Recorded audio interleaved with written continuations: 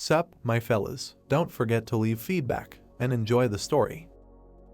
The guy was lying on a hospital bed with a phone. He had loved games since childhood. The hero was constantly in the hospital and therefore constantly played them. Games became an important part of his life. The guy frowned. The game over splash screen appeared on the screen. The hero asked discontentedly why the artificial intelligence was so stupid. Why did he decide to cure it? However, if you do something for a long time, you eventually get tired of it.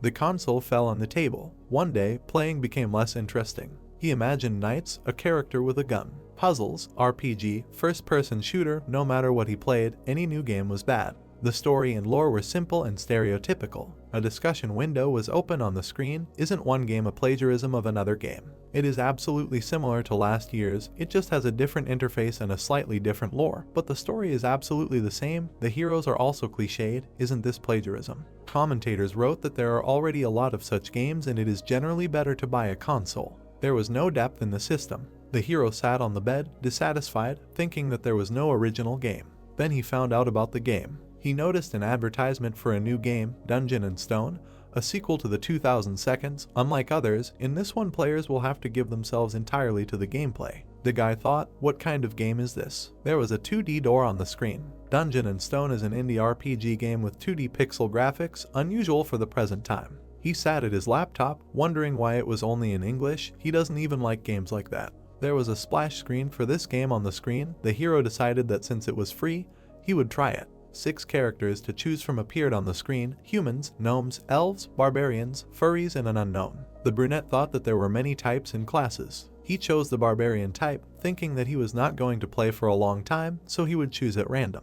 The game menu appeared on the screen. The hero thought that he had not played a vertical scrolling game for a long time. He noticed what he had to do. The player sat leaning on his hand and thought that the illustrations were beautiful. The setting sun was shining through the window. Then it got dark. He looked at his watch, exclaimed that it was so late. The brunette became obsessed with Dungeon & Stone. Frowning, he thought that this game was very interesting. There were pixel characters on the screen. Dungeon & Stone has several features that can be called unique or very bad. First, the game requires an NPC ally, and when the hero dies, you have to start all over again. On the screen there was a splash screen with a dead character and a button to start a new game. At first it was fun. The guy grabbed the laptop and cursed, saying that he died because of the Reaper, although he almost got there. The nurse asked him to be quiet. He took off his headphones and apologized. Frowning, he thought that 3 up, 4 left, 1 down. There's a trap. Then he was so stubborn that he just had to beat the game. It was such a failure that there were no tutorials in either Korean or English. His fingers tapped on the keyboard, thinking that no matter how long it took, he would beat the game himself. The hero frowned at the screen.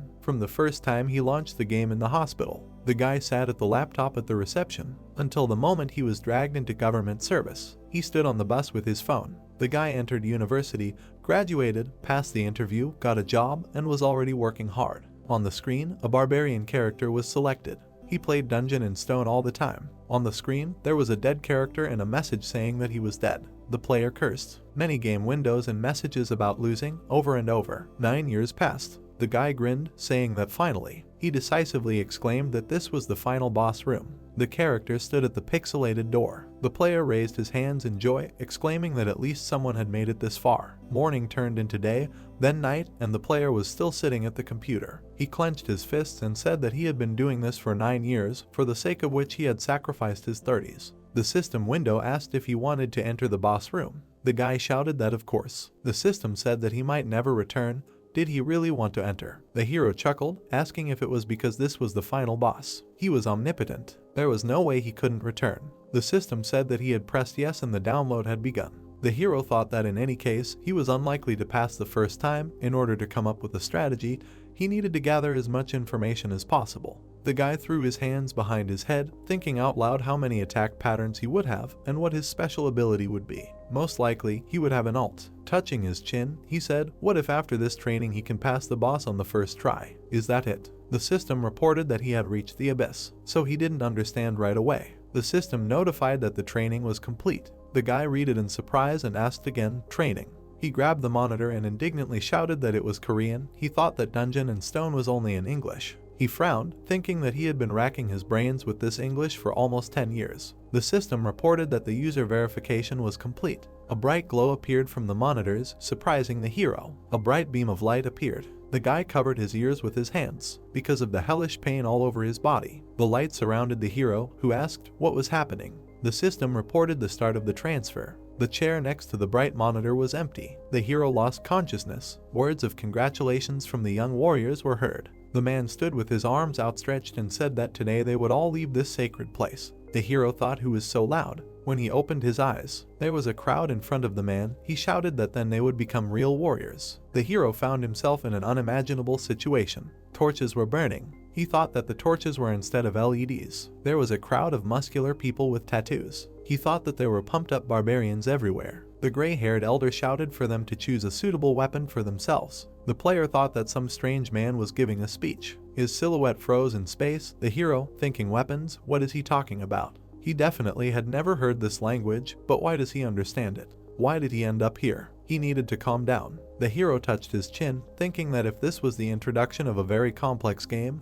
what should he do now? Mentally answered that he should understand the situation and gather information. He looked at his palm, thinking that his body seemed fine, and then he was surprised. He clenched and unclenched his fingers, thinking that he had rough hands, powerful muscles, and tattoos. The muscular barbarian clenched his fists. Did he think this was his body? Frowning, the hero thought this was him. An order was heard for the one who was called to come forward. The brown-haired barbarian looked ahead in surprise and heard Vanon's third son, Karek, being called. The warrior approached the elder. He chose a weapon. The barbarian raised it up. The leader said that the double axe was an excellent choice. The silver-haired man announced that Karek was now a warrior and called Fenelon's second daughter, Einar. The hero frowned, thinking that this was a familiar situation. The young fighters were choosing their weapons. The blonde barbarian clutched a sword. The man said that she chose a sword. The next barbarian raised his hands up. Words were heard that a spear was an excellent weapon for a smart man like him. Then they would be recognized as warriors. The barbarian smiled next to the elder, who shouted that he would come with the young ones with the blessing of Rafdonia. This is a settlement with a large castle in the center. The hero's eyes widened in shock. He was sure that this was Dungeon and Stone. He remembered the pixel characters and that he had chosen a barbarian. Looking ahead in shock, the hero thought that he had chosen a barbarian as his starting character and started the game. He remembered the hero standing at the pixel door and realized that he had indeed just played a barbarian. The player was amazed, wondering what had happened. A man next to him exclaimed that it couldn't be. The red-haired barbarian exclaimed that this was Dungeon and Stone. He was shaking, asking what was going on and why he was here. The protagonist thought that his eyes were darting and there was horror on his face. He watched the red-haired man, noticing that he was different from the other barbarians. The hero frowned, thinking that he was not the only one who had gotten into the game, that he was the same as him. An angry cry was heard. Who dared to open his mouth? The hero was amazed. The elder angrily towered over them. The guy thought, when did he get here? The chief barbarian asked, was it him? The hero exclaimed sullenly that no. He glanced sideways at the red-haired man and thought that it was all because of him. The red-haired man apologized in fear. The gray-haired man said that it was him. The time traveler asked in fear, do they want to say that this is Dungeon and Stone? Without listening to the end, the elder swung his axe. The hero looked at this in shock. Drops of blood fell on him. He thought, what the hell? The man towered next to him. The guy mentally ordered himself to calm down. He looked forward, thinking that if he showed emotions, he would also die. Surrounded by a red aura, the leader said that Kadua's son, Orm, was possessed by an evil spirit.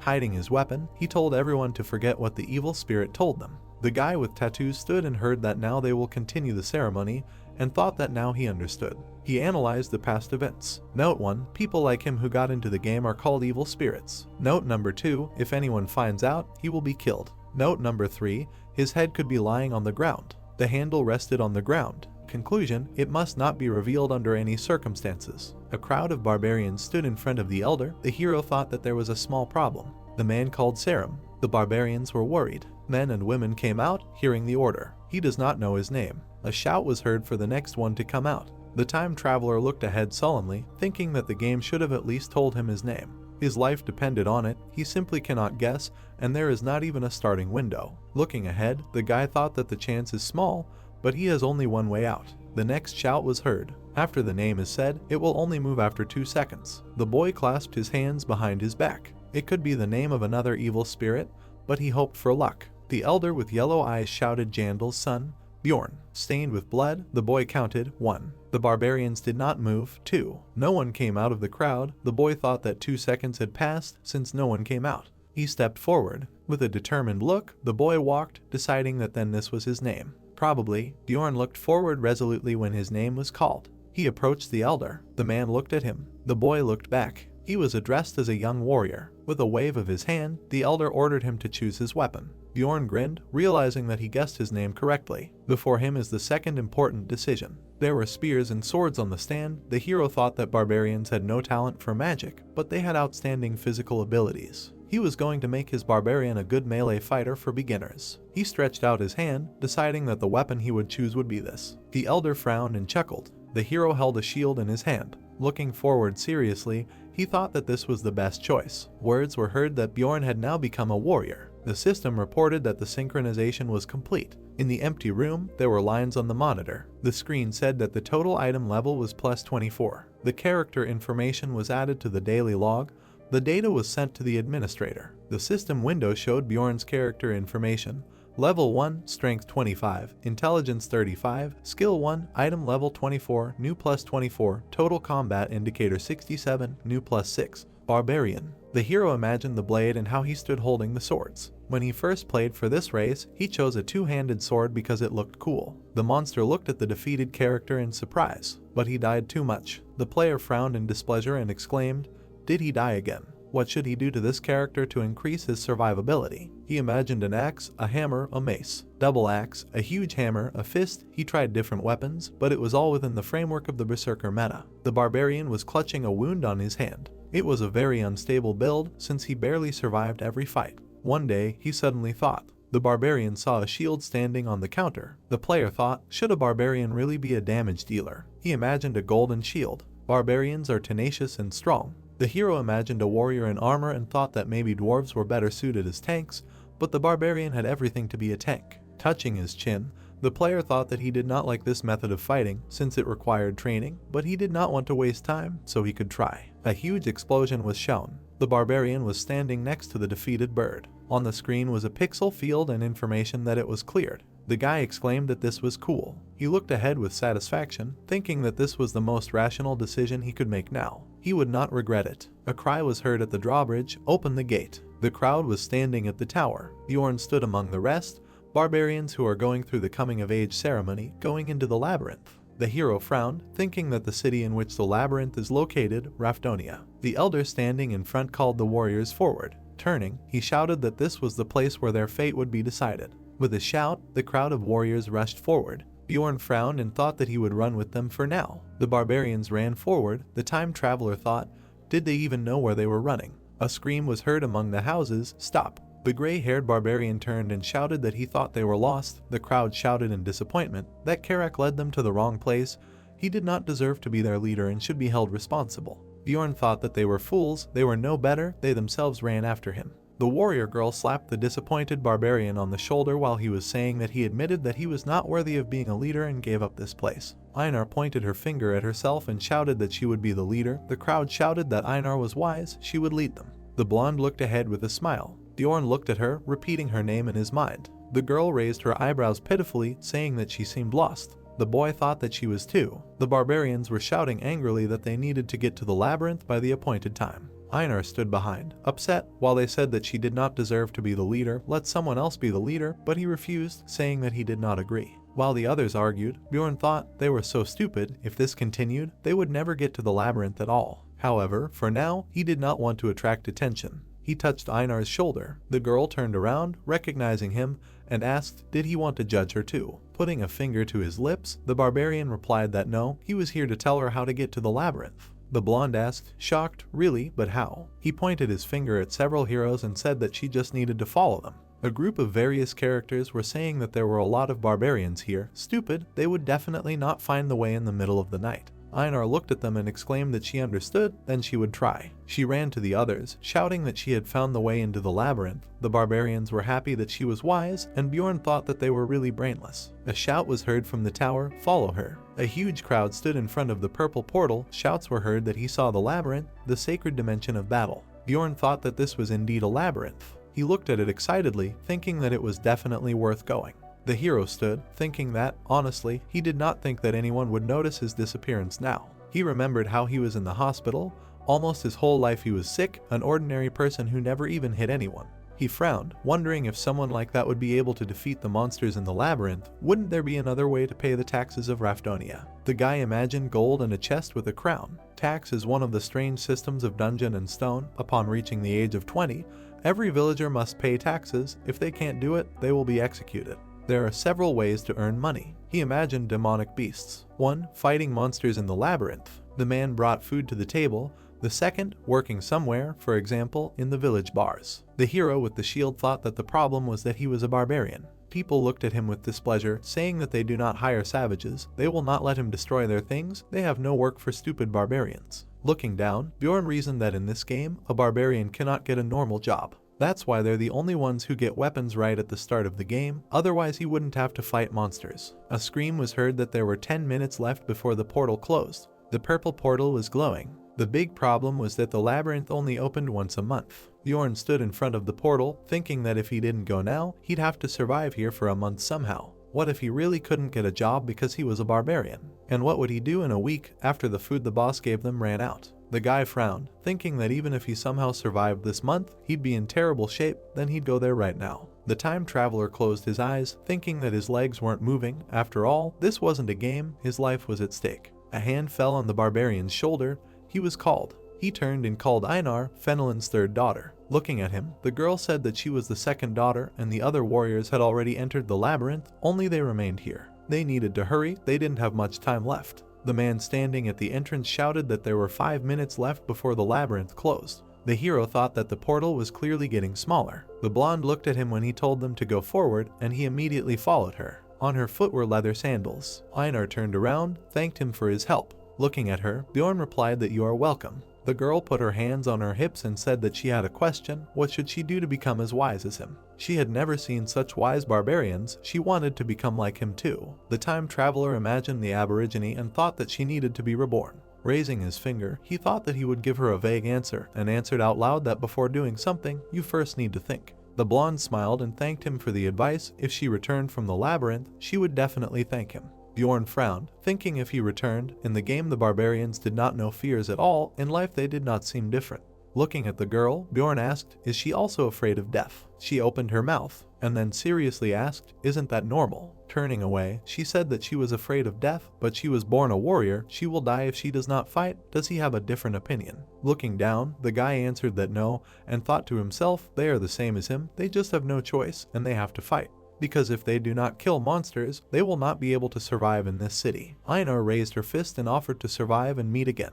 The hero thought that perhaps this is why barbarians learn to overcome their fear, to move forward. They are truly incredible. He clenched his shield and decided that he was a barbarian too. A scream was heard about a minute before the labyrinth closes. Smiling, Bjorn thought that he was afraid, but the man at the passage shouted that the labyrinth was closing soon. The guy thought that he had no other way out. His body is not only a barbarian. The guardian of the passage tried to stop him, shouting that it was dangerous, but the barbarian resolutely ran into the portal. The hero thought that he also had the mind of a man who had raised thousands of characters. Looking ahead confidently, he decided that he would definitely survive here. The system reported that he had entered the first level, a crystal cave. A drop of water fell. Bjorn looked ahead gloomily. He stood with a shield and asked, what is this? Where is he? Bjorn stood with a shield behind his back. He is an expert in Dungeon and Stone. Looking ahead, the brunette thought that he had come to this conclusion. The barbarian clenched his fists, and the real guy stood surrounded by papers, because he combined the body of a barbarian and knowledge of the game. He would be able to survive, so he thought then. The guy exhaled and cursed. He looked ahead, saying that he saw nothing. He imagined 3 tribesmen, and then imagined the game window, thinking that there, on the first level, in the crystal cave, there were crystals on the walls, so there was no need for torches. He thoughtfully touched his chin. Bjorn imagined the stone labyrinth and thought that no one would tell him that this place was a dark region, the outskirts of the first level, a very rare location where there was no light. The hero stood surrounded by darkness, thought that usually the dark region was not the starting location. He thought that no, this was reality, nothing could be guaranteed, considering that the starting location was random. Unlike the game, here you could end up in a dark region. He moved forward, calling the status window, equipment window, character information, status, inventory, skills, daily log. Frowning, the barbarian cursed that nothing worked as expected. He touched the wall, thinking that there was no point in standing here, he should try to move. Leaning on the stones, he walked forward. Frowning, the hero thought that he was going too slowly, maybe crawling would be faster, but he needed to be careful. There was. The hero frowned, covered in a red glow. He screamed because his foot had fallen into a goblin trap. Sharp teeth were digging into his foot. The system reported that the character had stepped into a goblin trap. In shock, Bjorn covered his mouth, thinking that he needed to calm down. He couldn't make any noise. The warrior with the shield crouched, thinking that the goblin, the monster that used traps on the first level, he was sure that whoever had left this trap was somewhere here. The guy frowned and looked one way and then the other, thinking that maybe he wasn't here. He thought that maybe that was it. If he was lucky, he could go somewhere for a while. Covering himself with his shield, the player thought that such thoughts were the most dangerous. If he was unsure of the situation, he needed to assume the worst-case scenario. He imagined a goblin with a red eye and thought that if there was a trap here, then there was a goblin somewhere nearby. If the goblin heard his scream, a monster peeked around the corner, he would see that he was trapped. The monster's eyes glowed red. It would wait in the darkness until the hero weakened. Covered in sweat, Bjorn thought that this was how Dungeon and Stone worked, then he would do what was necessary. He tried to unclench the teeth with his hands, thinking that this trap had paralyzing poison. If only the barbarians had given him leather boots instead of these useless sandals. The boy clenched his teeth angrily, thinking what was the point of thinking about it? Stop whining and get to work. If there was a fight, he would have to get it over with quickly. With a bloody leg, Bjorn called the goblin. He thought that the poison seemed to be spreading. His right leg was numb. The paralyzing poison didn't even scare him. Leaning on his good leg, the barbarian said that he knew he was hiding, so let him come out. He thought that at least something good, but why so quiet? With an angry look, he shouted for the goblin to come out. He stood in the middle of the dark corridor and thought that maybe this was all just his illusion and there was no goblin here, even if he was just acting like an idiot. Frowning, the brunette told him to stay where he was, and he was leaving. He would become an idiot who survived. Standing on his healthy leg, the guy said that his mother was a goblin. The green monster stood behind and heard that his father was a goblin, and his brother was a goblin, so he was a goblin. The guy thought that this was dangerous. The bleeding did not stop. The mind became clouded when you lose a lot of blood, as if he had drunk. The barbarian turned his gaze, hearing footsteps. He thought that he was coming. Turning around, the guy asked what was wrong, angry that he had affected his family. He analyzed that the steps were behind him. Most likely, he had already come closer. There was darkness behind him. The boy thought that although he knew he was here, it was hard that he couldn't see anything. He should try to run a little. He took a step forward. Green paws were walking. Bjorn turned around. The goblin was standing behind. Frowning, the hero thought that he was following him, but keeping his distance. When he stopped too. The monster was giggling. Bjorn thought that he was happy that his victim would soon die of bleeding, waiting for him to slowly die in horror from his laughter. So smart, now he didn't even hide his voice. Good, time to change the plan. Clenching his fist, Bjorn stepped forward. He crouched, and then fell to the ground. Pressing his forehead to the ground, he thought, good, as the monster wanted, the victim fell. The goblin stood behind, surprised. Mentally, Bjorn called to come closer. The green monster made a questioning sound. A small stone bounced off the barbarian's head. He turned around with a smile and thought, did he just throw a stone at him to check if he was dead? He was so smart, definitely smarter than the barbarians. The sound of a goblin was heard. Bjorn decided that he was coming. The monster with an axe came closer. He extended his hand. The barbarian looked at him with an angry look. The goblin was surprised. Standing up, the brunette said hello. He swung his fist. The green monster stuck out its tongue. The guy was amazed that he couldn't reach it. He extended his hand, mentally not understanding what was happening. The barbarian with red eyes reached for the monster and thought that the body was moving on its own. He slammed the goblin into the ground. The player thought he felt it moving. Swinging, Bjorn shouted that he was stronger. This body was different from the weak one in which the guy lay in the hospital all his life. A flash appeared from the blow. The barbarian screamed that the victim here was a goblin. The hero thought it was the barbarian's body. He screamed and hit the monster. There were flashes from the blows. The goblin's body flew off. Blood spurted from the green mouth. The hero angrily swung his arms. Blood splashed. The monster lay on the ground. The system reported that he had defeated the goblin, +1 experience. The barbarian stood next to the monster. He was amazed to see that his body was disappearing just like in the game. A red crystal remained on the ground. He picked it up, thinking it was the currency used in Raftonia. He brought it close to his eyes and said that it was a 9th grade magic crystal, its price. He imagined baked goods and said a piece of bread. Bjorn smiled, thinking that he had gone through such shit for this. Leaning against the wall, he said okay. He imagined dragons, monsters with an axe, goblins. This is a place where labyrinths and monsters exist. Dead monsters leave objects and disappear. He imagined people of different races near the buildings and thought that beyond the city territories there were other familiar game scenery where other races coexist. This is definitely the game world he knows about. The barbarian's feet were covered in blood. He walked, leaning on the wall, and thought that he could never consider this reality a game. A trail of blood stretched across the ground. The system reported several times that he was still bleeding.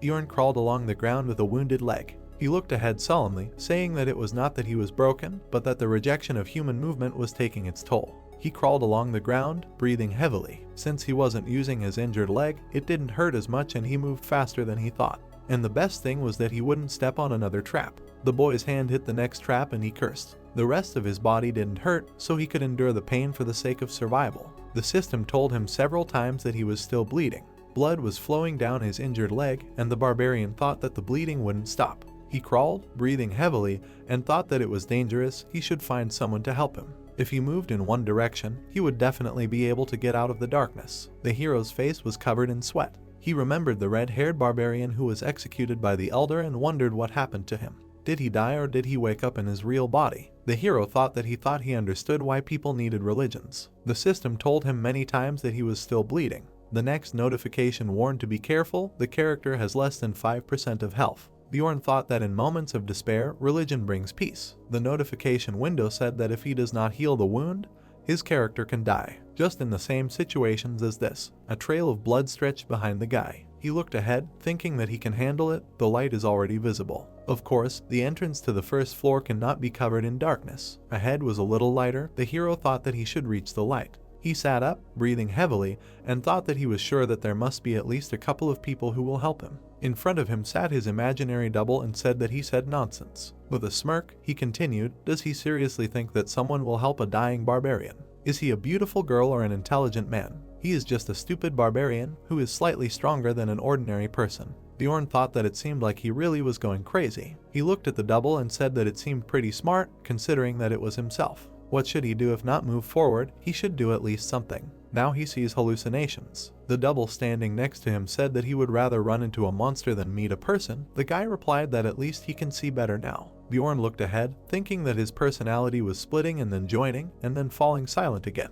He was definitely going crazy because he had lost too much blood. The barbarian thought that he had to survive at all costs. The double asked, survive? Let him just look at himself. How was he going to do it? Bjorn begged for at least someone, please. The double sarcastically asked how soon he would die and suggested giving up, because it would be safer there. The hero answered that he should shut up, he would never give up. With the last of his strength, the brunette crawled forward, and noticed the light. The system warned of caution, the character had less than 4% of health left. He moved, breathing heavily, begging to meet at least someone. Suddenly he saw a group of characters ahead and was surprised to think that they were adventurers. The red-haired guy pointed his finger and told Draus that there was a dying barbarian. The blonde asked again. Notification windows appeared that the character had less than 4% of health left, that he was still bleeding. The system reported that the character had less than 2% of health left. The next window reported that an achievement had been received. Condition, health dropped below 2%, reward, psyche continues to increase by +1. The man crouched next to the barbarian and said that he looked like a newbie.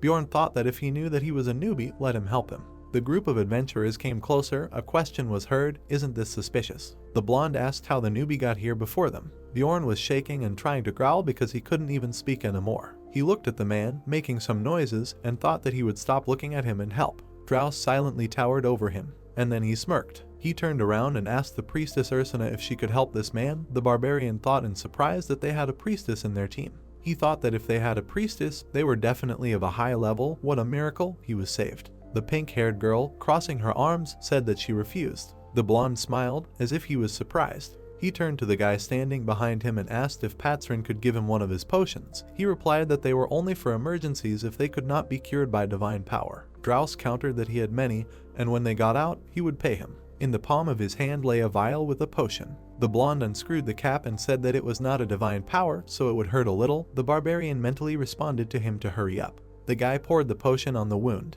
The system reported that the hero's health was quickly restored, continuing. The barbarian's eyes widened in shock, thinking what was this? Bjorn screamed in pain. It felt like his body was melting. So that's why they don't use the potion in the middle of a fight. He thought it was so painful. The vial was lying on the ground. The injured leg was completely healthy. Bjorn rose to one knee. He looked ahead, thinking that he really thought he was going to die. Draus waved his hand and asked, now tell me how the newcomer got here before them. Looking at him, the brunette was surprised to hear that if he knew about the secret passage, he would like to buy this information and thought that was his intention. Perhaps it was even better, there was nothing more suspicious than help without a reason. The exhausted barbarian said that he did not know how he had entered the labyrinth and ended up here. Draus touched his chin, saying that he had read about it before, that due to spatial instability there was a chance that he would be thrown into the dark region. But the chance was so small that it happened once every few hundred years. The brunette asked again in surprise, once every few hundred years. He looked at the girl and the old man and thought that they had a mage and a priestess, and on his first journey he encountered something they had never encountered before. The adventurers looked at the barbarian. Draus said that it was an interesting story and thanked him.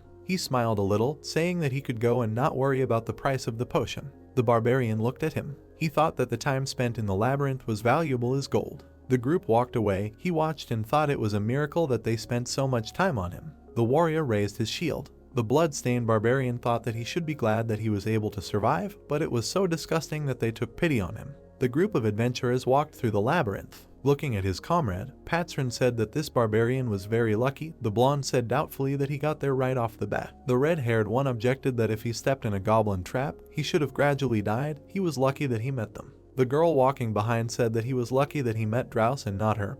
He didn't even want to use his potion, he was so greedy. The guy smirked, answering that there were many like him, and asked the priestess if she didn't think so. The pink-haired girl remained silent. The girl with the tail waved her hand and asked, does he think everyone thinks like him? If it weren't for the temple rules, she would have cured him. Patron chuckled and asked, does she think so? He's met too many two-faced people. The friend approached and told Patron that he really should learn from Draus. The red-haired asked, and asking out of pure curiosity, where is the secret passage? The girl exclaimed that yes, because barbarians do not like it when others help them. The blonde smiled and said that she was too kind. He looked at the trail on the ground and asked, when will this barbarian's bloody trail end? The archer covered her mouth, saying that given his willpower, she did not think he was just lucky. Draus said he was sure it would end somewhere here. The blonde pointed in the other direction and said that if they wanted to take a shortcut, they should turn here. The priestess noted that it was convenient to have a guide. The girl with the bow said with a smile that Draus was simply incredible. He remembered the entire map of the first floor. Usually guides only know the approximate route. Draus looked ahead and chuckled. There was a gray rectangular stone ahead. Words were heard that it looked like they were the first here. It was good that they hurried. The palm touched the stone. A silver portal shone ahead. The group leader smiled, saying that it was good.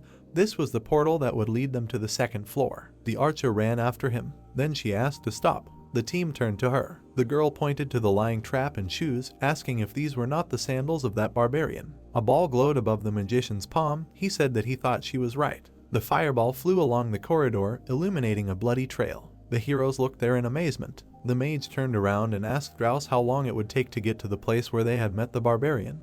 He replied that if they didn't take a shortcut, it would be about 15 kilometers. The man chuckled and said that he had been crawling for so long in the pitch darkness. What kind of monster was he? The archer glanced sideways, hearing that he must be crazy, and called out to Patron. The red-haired man looked ahead, thinking that if he were in this situation, could he crawl into the void for hours? He hadn't realized it then, but now that he thought about it, this barbarian was reaching out his right hand to them. He remembered the boy's trembling hand. He remembered the stone in his palm and thought that he really had shown them his magic crystal. Even after so much suffering, he hadn't forgotten about it. Draus looked at the stone. Patron chuckled, thinking that since he had nothing else to thank them with, he said out loud that he was taking his words back. He asked his friend what was the name of this barbarian. Imagining the drops of blood, he thought he was lucky. Such people usually die quickly anyway. No, such psychos can't be killed so easily. Bjorn screamed. He punched the goblin. No matter how hard it was and how much pain they were in, they would never escape through death. The tablets of victory over the goblin appeared one after another. After his game with death, he defeated the goblin again, defeated another goblin.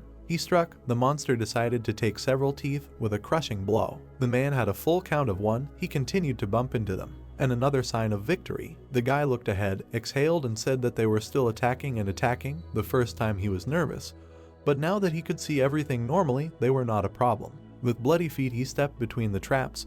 The traps were set up haphazardly on the floor. He said that those who set these traps were not very smart. They should have at least covered them with earth. And then another goblin attacked from behind. Their direction of attack was predictable, as was the place of the ambush. He turned around and threw him aside, shouting that he had missed. He looked up. The only problem. He gritted his teeth and said that he was very hungry. The young man turned around. The leader of the tribe was giving him some provisions. The bag was torn. Bjorn held it up in front of him. He was upset. It seemed like crawling on the ground wasn't such a good idea. Out of 7 days worth of food, 5 were lost. The boy was eating. He sat and looked ahead. It seemed like he would have to economize now. He threw the last piece into his mouth. He thought about why this dry bread was so delicious. He felt the sweetness when his saliva dissolved. He looked away and thought about how thirsty he was. There was nothing around him except crystals. Where could he get water? There was a hunger system in the dungeon and the stone. A game map appeared. It worked in the labyrinth. He would never run for water because he only needed to eat. But this wasn't a game now. The boy opened his mouth and exhaled. It was already difficult, and in reality it was a disaster. The young man headed forward, thinking about how it just looked like a game of peace. He frowned. Since no one was given water, the source could be found in the labyrinth. Suddenly heard the sound of water, went into some room and saw a man. Who I turned to him. It was a man.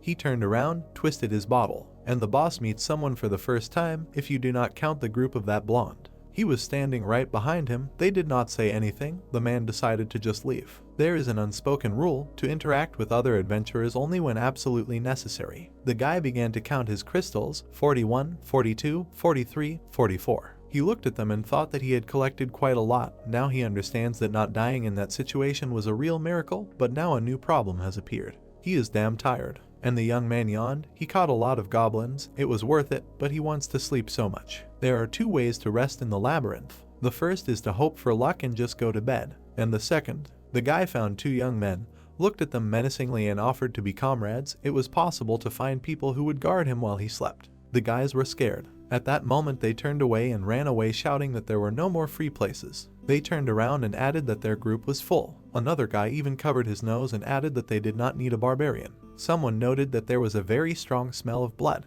The guy in one sandal was left alone. Who would have thought that everyone would refuse him? He was angry, clenched his teeth. He thought that he did not want to join them on a permanent basis, just to spend the night together. Suddenly someone called out to him from behind. It was a nice guy, a brunette. He smiled and asked if he was looking for a night companion. The guy angrily turned and asked what he said, wondering who this guy was. The brunette smiled again and asked if he was mistaken. He looked like a reliable barbarian, so he decided that he could get some sleep. The young man approached him. He thought that he would have said so right away, telling the guy that he was looking for a night companion.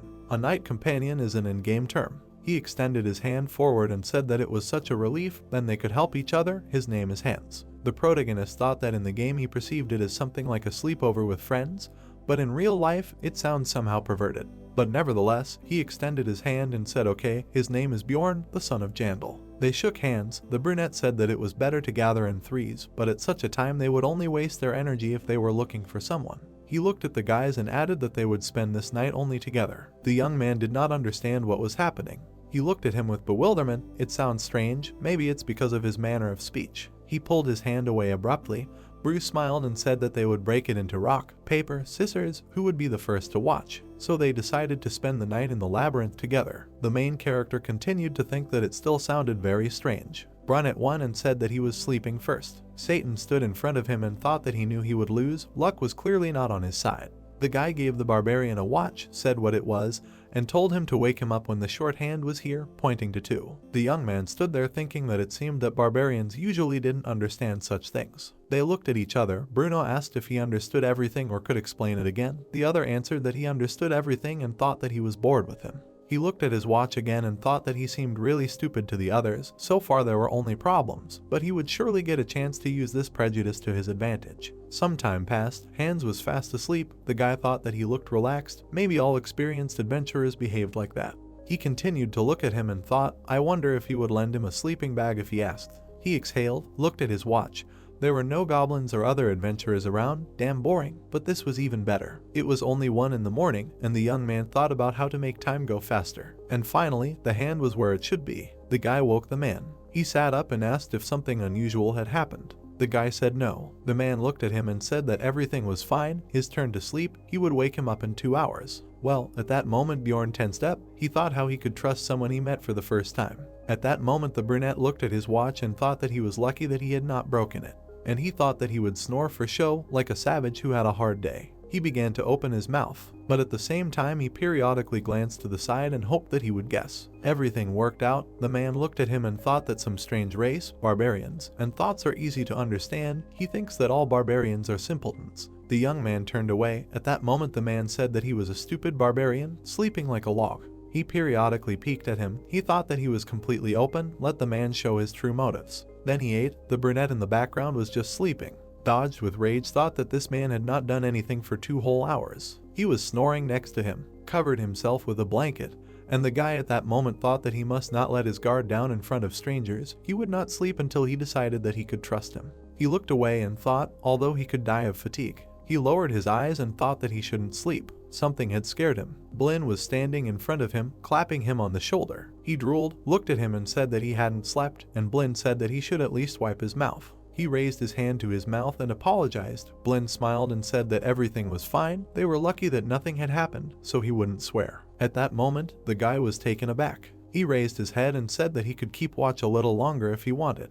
Well, Blin smiled and said that everything was fine. He looked tired. It was his turn anyway. Let him go to bed. The barbarian looked at him and responded with gratitude. He remembered how the guy came up to him and asked if he was looking for company for the night. He looked kind. He remembered how he introduced himself and spoke to him first when he was in a difficult situation. He remembered how he accidentally fell asleep. He didn't even scold him for falling asleep on duty. He remembered how the guy laughed and said that everything was fine, refused to punish him for a mistake in a game he knew well. The guy lay down. He understood perfectly well that there were no such kind people in this game. Suddenly something hit him next to him. The brunette hovered over him and asked him with a smile if he was awake. He swung his hammer over his head and told him to sleep a little more. At that moment, the hammer struck right over the guy's head, but he was able to dodge. He jumped up sharply. The brunette looked at him in bewilderment. He did not understand how he dodged. The barbarian ran forward. The man was still looking at him in shock. At that moment, Bjorn was already standing in front of him and was ready to fight. His eyes were burning with anger. He began to make excuses, asking him to stop. The guy did not understand why he was making up this excuse now,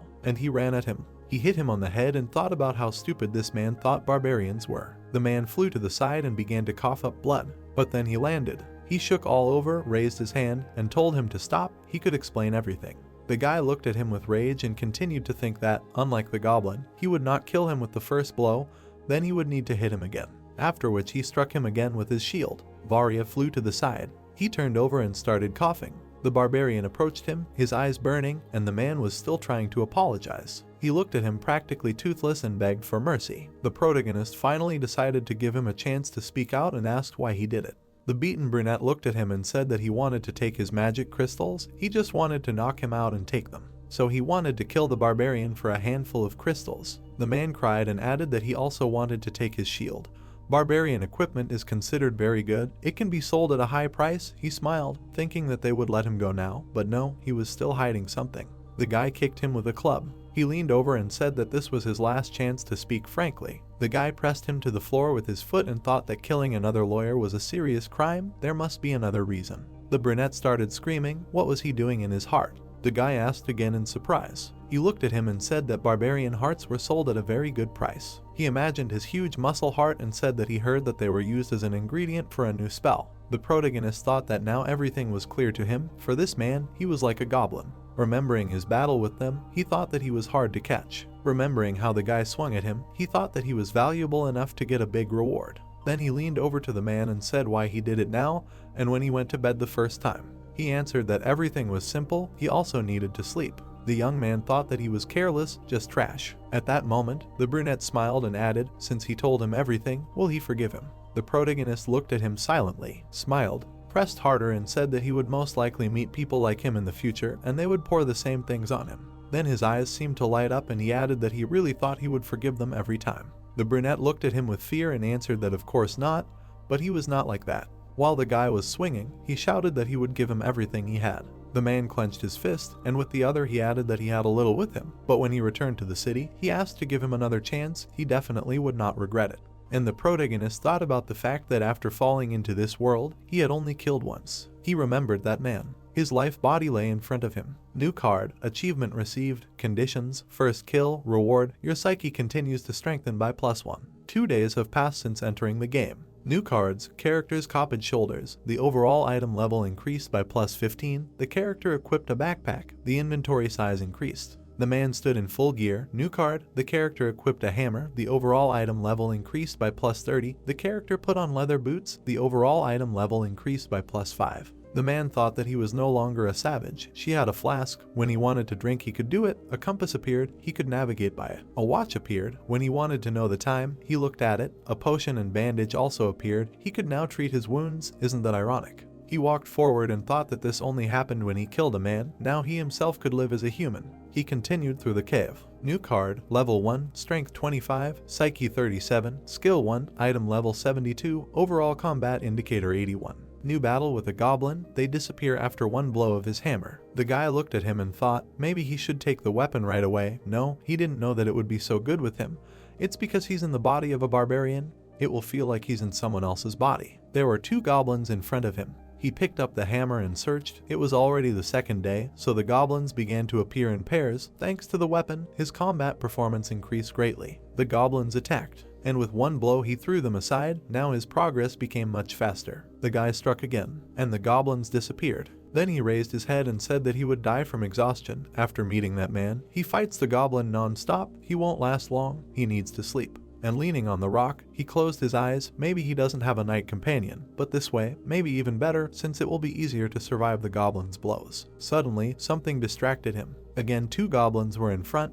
These creatures, as soon as you start to fall asleep, and they also appear. The man swung and shouted furiously that he was tired of them. Not even 10 minutes had passed. A moment later, dust rose, and he leaned against the wall again. Since he killed everyone in the area, please let them stop appearing. The young man lowered his head. He really wanted to sleep a little. Well, suddenly the sleeping character was attacked by a goblin. The guy opened his eyes. Something had already been stabbed into him. He did not notice him at all, frowned, and killed him with one blow. The second goblin looked at this in shock. He turned and told the next one to come. It looked very scary, as if the goblin was scared, and he decided to just run away. The guy thought that he really was running away. He did not even have the strength to catch up with him. Then he looked at his wound, thinking there, if he was a little lower or the goblin could jump higher, he would have received a knife in the throat. L23 elixir, thinking about how he did not allow the thought that he could not notice them. He really needed to rest like a human, but first he needed to treat the wound. He poured the elixir on the wound. It glowed, but for some reason the treatment with this potion was more painful than the blow itself. The barbarian continued to move forward. Hours had passed since meeting hands. He thought that usually at this time, people begin to look for companions for the night, but now that he knows how valuable the hearts of the barbarians are,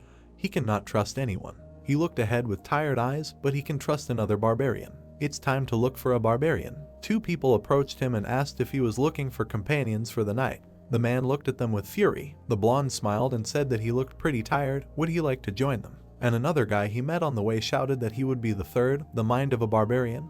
He could be trusted. These were all people. Unlike last night, now they themselves wanted him. The guy exhaled, answered everyone that he was looking for another barbarian. Considering that yesterday he was covered in blood, and with one sandal, it was not surprising that no one wanted to take him as a companion for the night.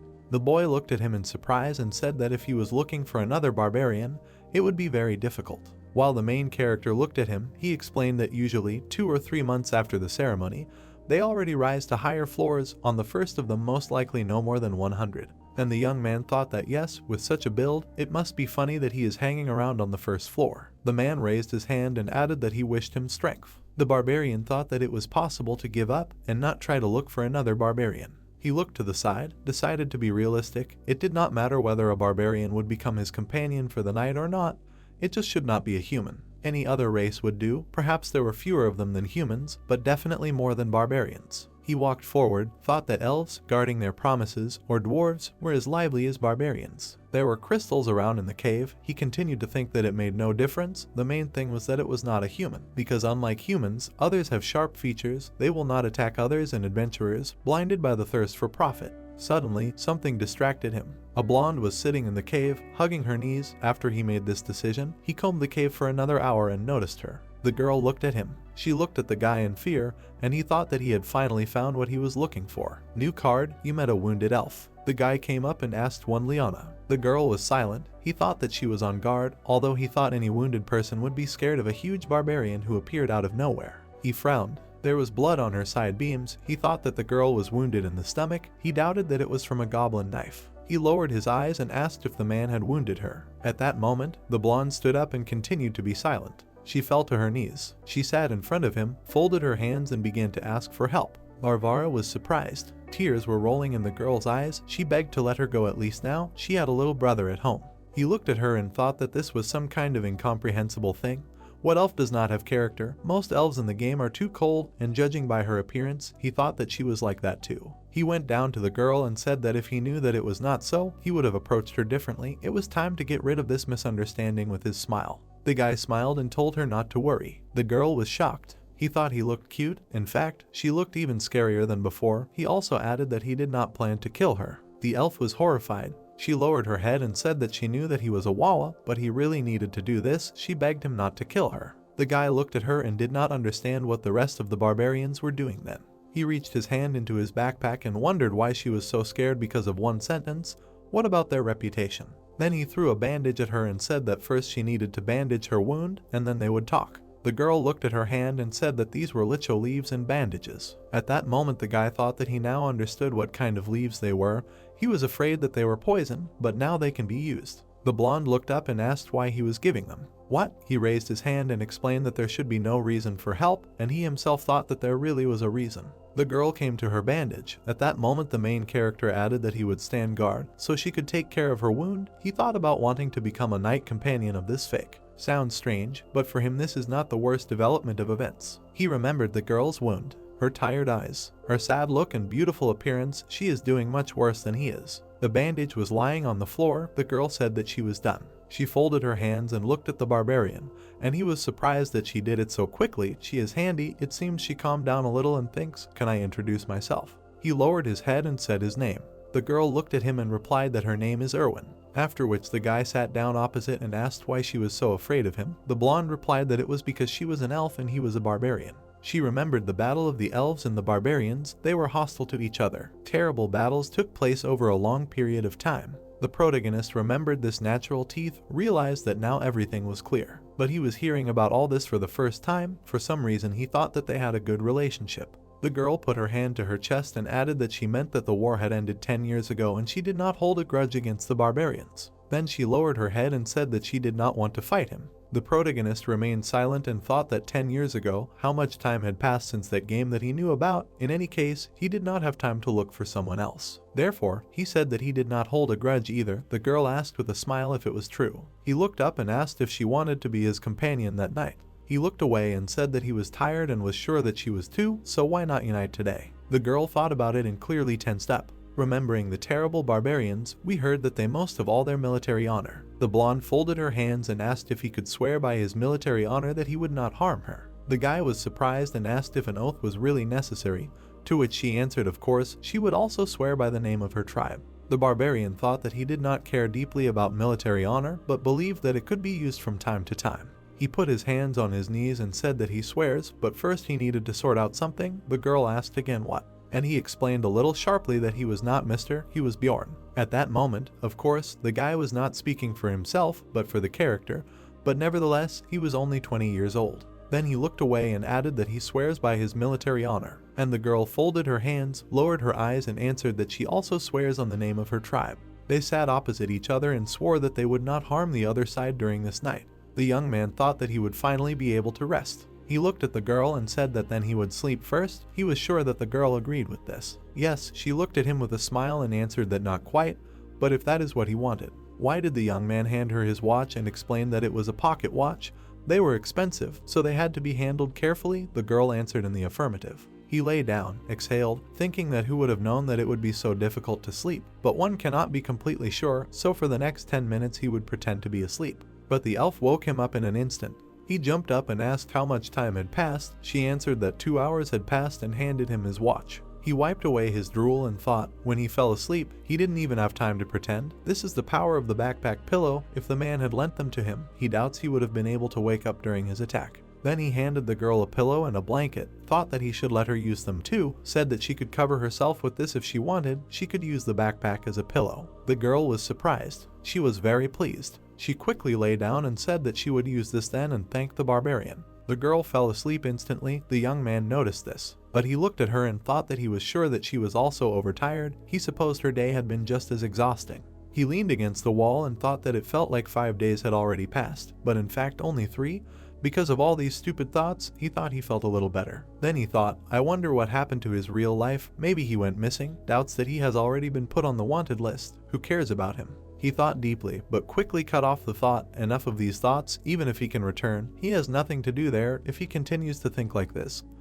His will be broken. She looked at the clock, it changed a few more times, and it was time to move on. He looked at the girl, 10 minutes left. He frowned and thought that maybe she was sleeping soundly, and he allowed the thought that he could ask her again. Looking at the girl, he continued to think that she was an elf, so she would be useful in battle. But if they became allies, he would have to share the reward with her, so his share would decrease, although goblins began to appear in groups. He thought hard. He himself could easily handle 4 goblins, but safe sleep or more magic crystals, which is more logical. 2 people came out from around the corner. One of them started whispering something to the other.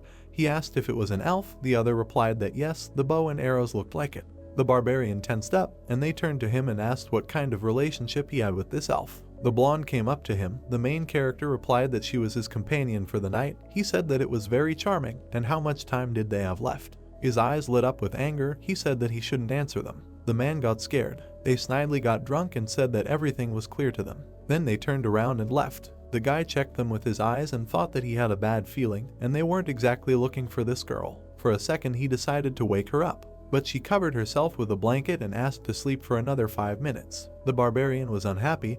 He thought that she was in danger, and she decided to fall apart here. He continued to wake the girl up, but she didn't react. At that moment the guy grabbed the blanket and thought that she was pretending to sleep. It was obvious that she was holding the blanket near her face. The girl Izuke opened her eyes. The young man lifted her up, grabbed her by the shoulders. He came closer and asked why she was pretending to sleep. The girl began to cry, and she replied that if she got up, he would leave her. He looked at her and thought if she was really worried about this. They were not unofficial allies, just companions for the night, guarding each other tonight, nothing more, and as soon as she opened her eyes, their oath would end. The guy stood up, gathered his things, and thought about what happened to those 2. The girl suddenly jumped up and replied that nothing. He turned around and asked then why they knew her. The girl replied that most likely they were from the same clan as the people who injured her. She imagined the country's symbol on their clothes. They have the same one. They are from the Crystal Union. The protagonist frowned, thinking that there were not 2 of them, but a whole group. The situation was getting worse and worse. He needed to break up with her. The girl looked at her pitifully and thought that she was only 21 years old.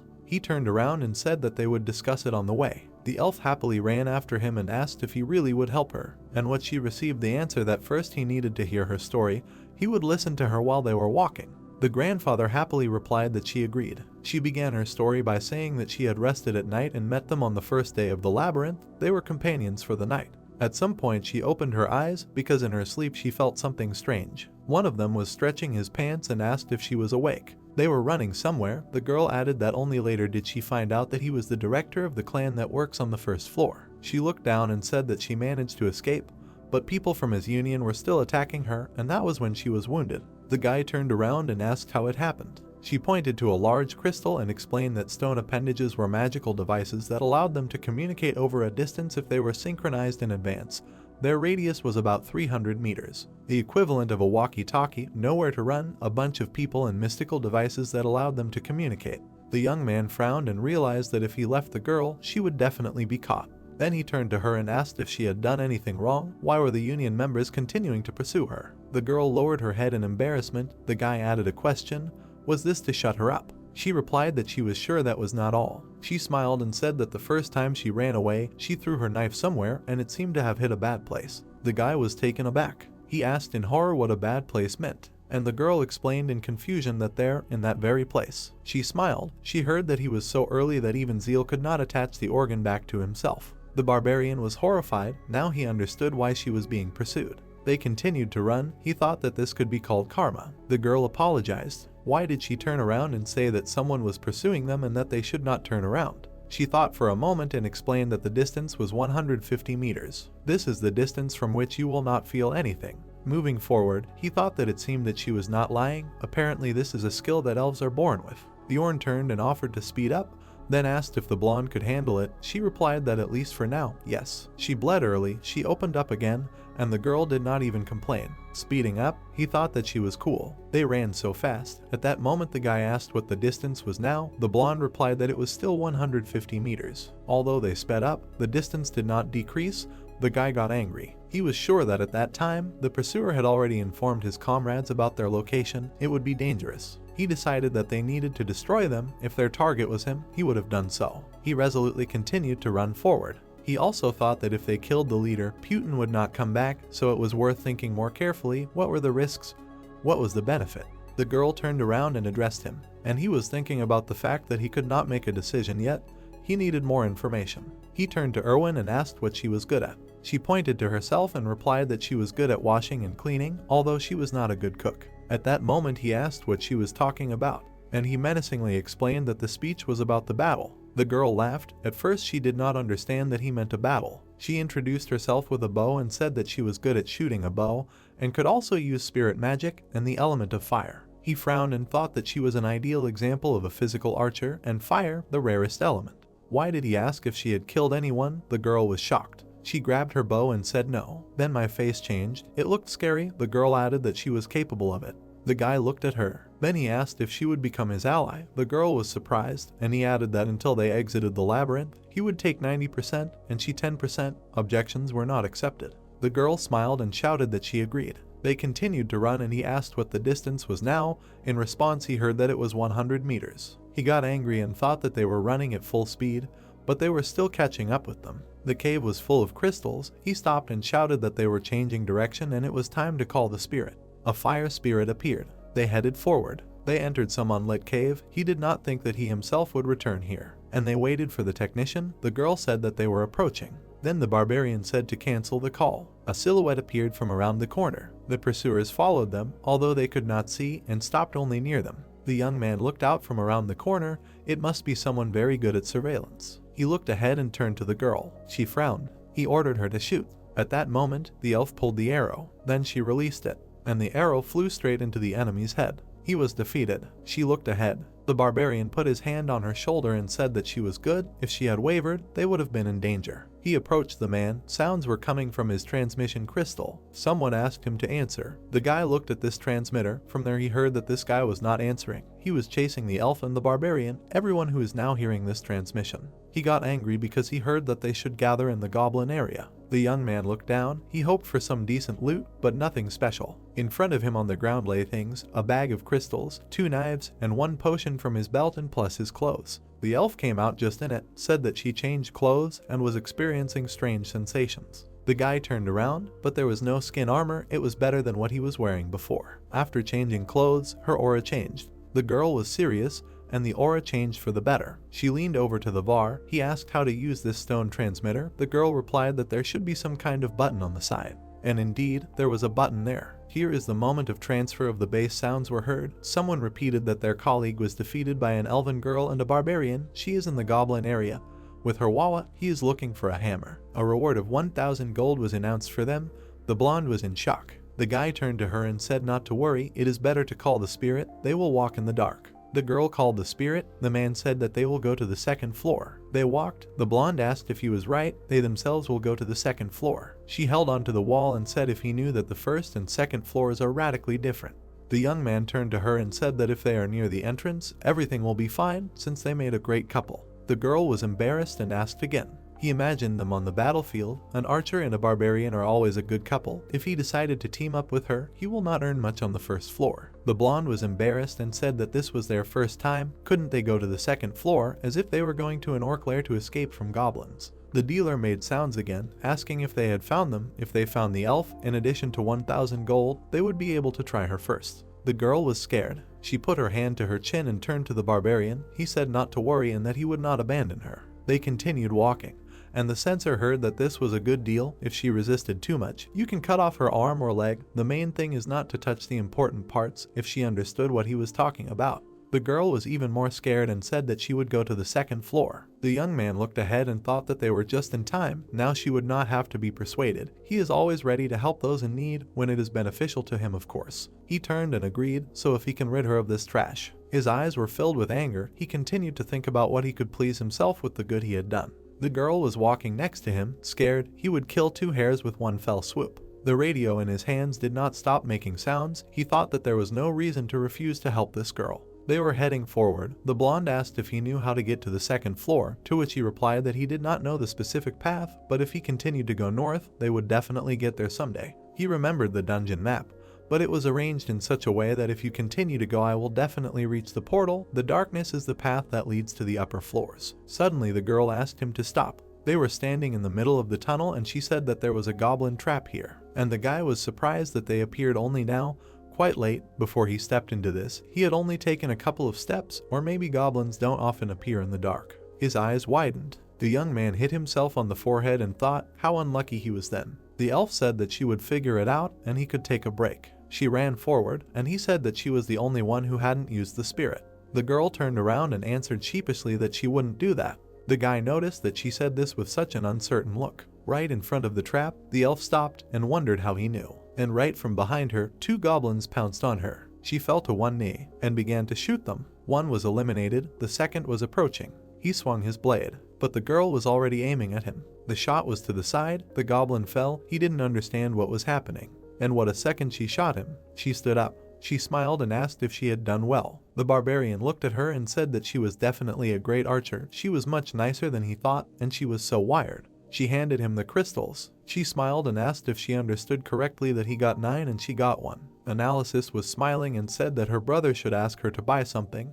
If they continued in the same spirit, she could even earn a little. The Viking looked at her with confusion and said that she should try, and the girl replied that she would try. The guy did not understand if she was trying to judge him. The radio spoke again, the data was updated, the reward increased to 20,000 gold, alive or dead. The girl was upset. They walked forward. The young man said not to worry, no one would look for her in the dark. It seems these people have problems with teamwork. At that moment, the words of other members of the group were heard from the radio. Someone went on another hunt. Someone asked if they wanted to relax with him. He noted that many were not interested in it at all. And yet it was suspicious. Everything was going too smoothly. Considering his bad luck, something bad was about to happen. The girl noticed something. She screamed. There was a pack of ghouls in front of them. He was surprised and asked why there were ghouls here. On the first floor, different monsters appear in different areas. Ghouls should be in the south. He frowned. They had wandered too far and reached the border. The blonde asked fearfully if she should fight them herself. The experience system in this game is very strange.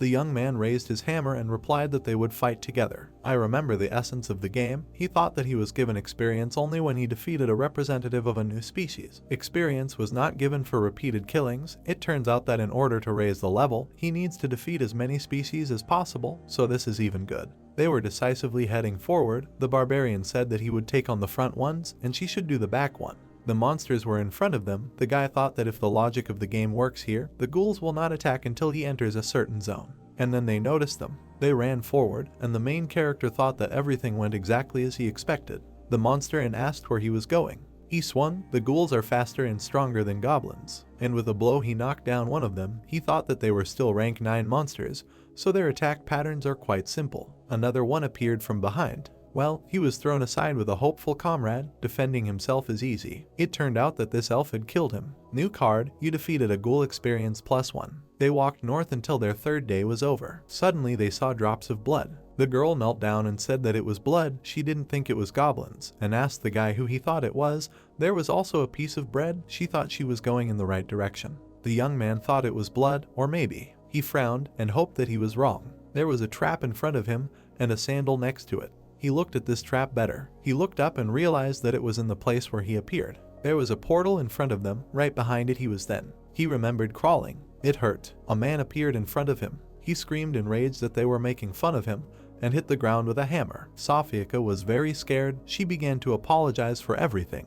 The portal was within 10 meters of his starting position. He grabbed his head and thought about how if he had just gone the other way, how unlucky he was. It was crazy. The blonde was horrified. She started saying that if she had done something wrong. The young man did not understand what was wrong with her. Then he turned and said that it was not because of her, so that she would not worry. The girl asked why then, and then it dawned on her. Blood, bread, sandals, his reaction. She looked down and said that he had just gone through, and the young man was surprised that she had guessed what had happened to him. The blonde folded her arms and thought that he must have lost a precious comrade, telling him that she was sure that he had gone to heaven. And the guy thought, no, of course not. He would not believe it. She was obviously wrong.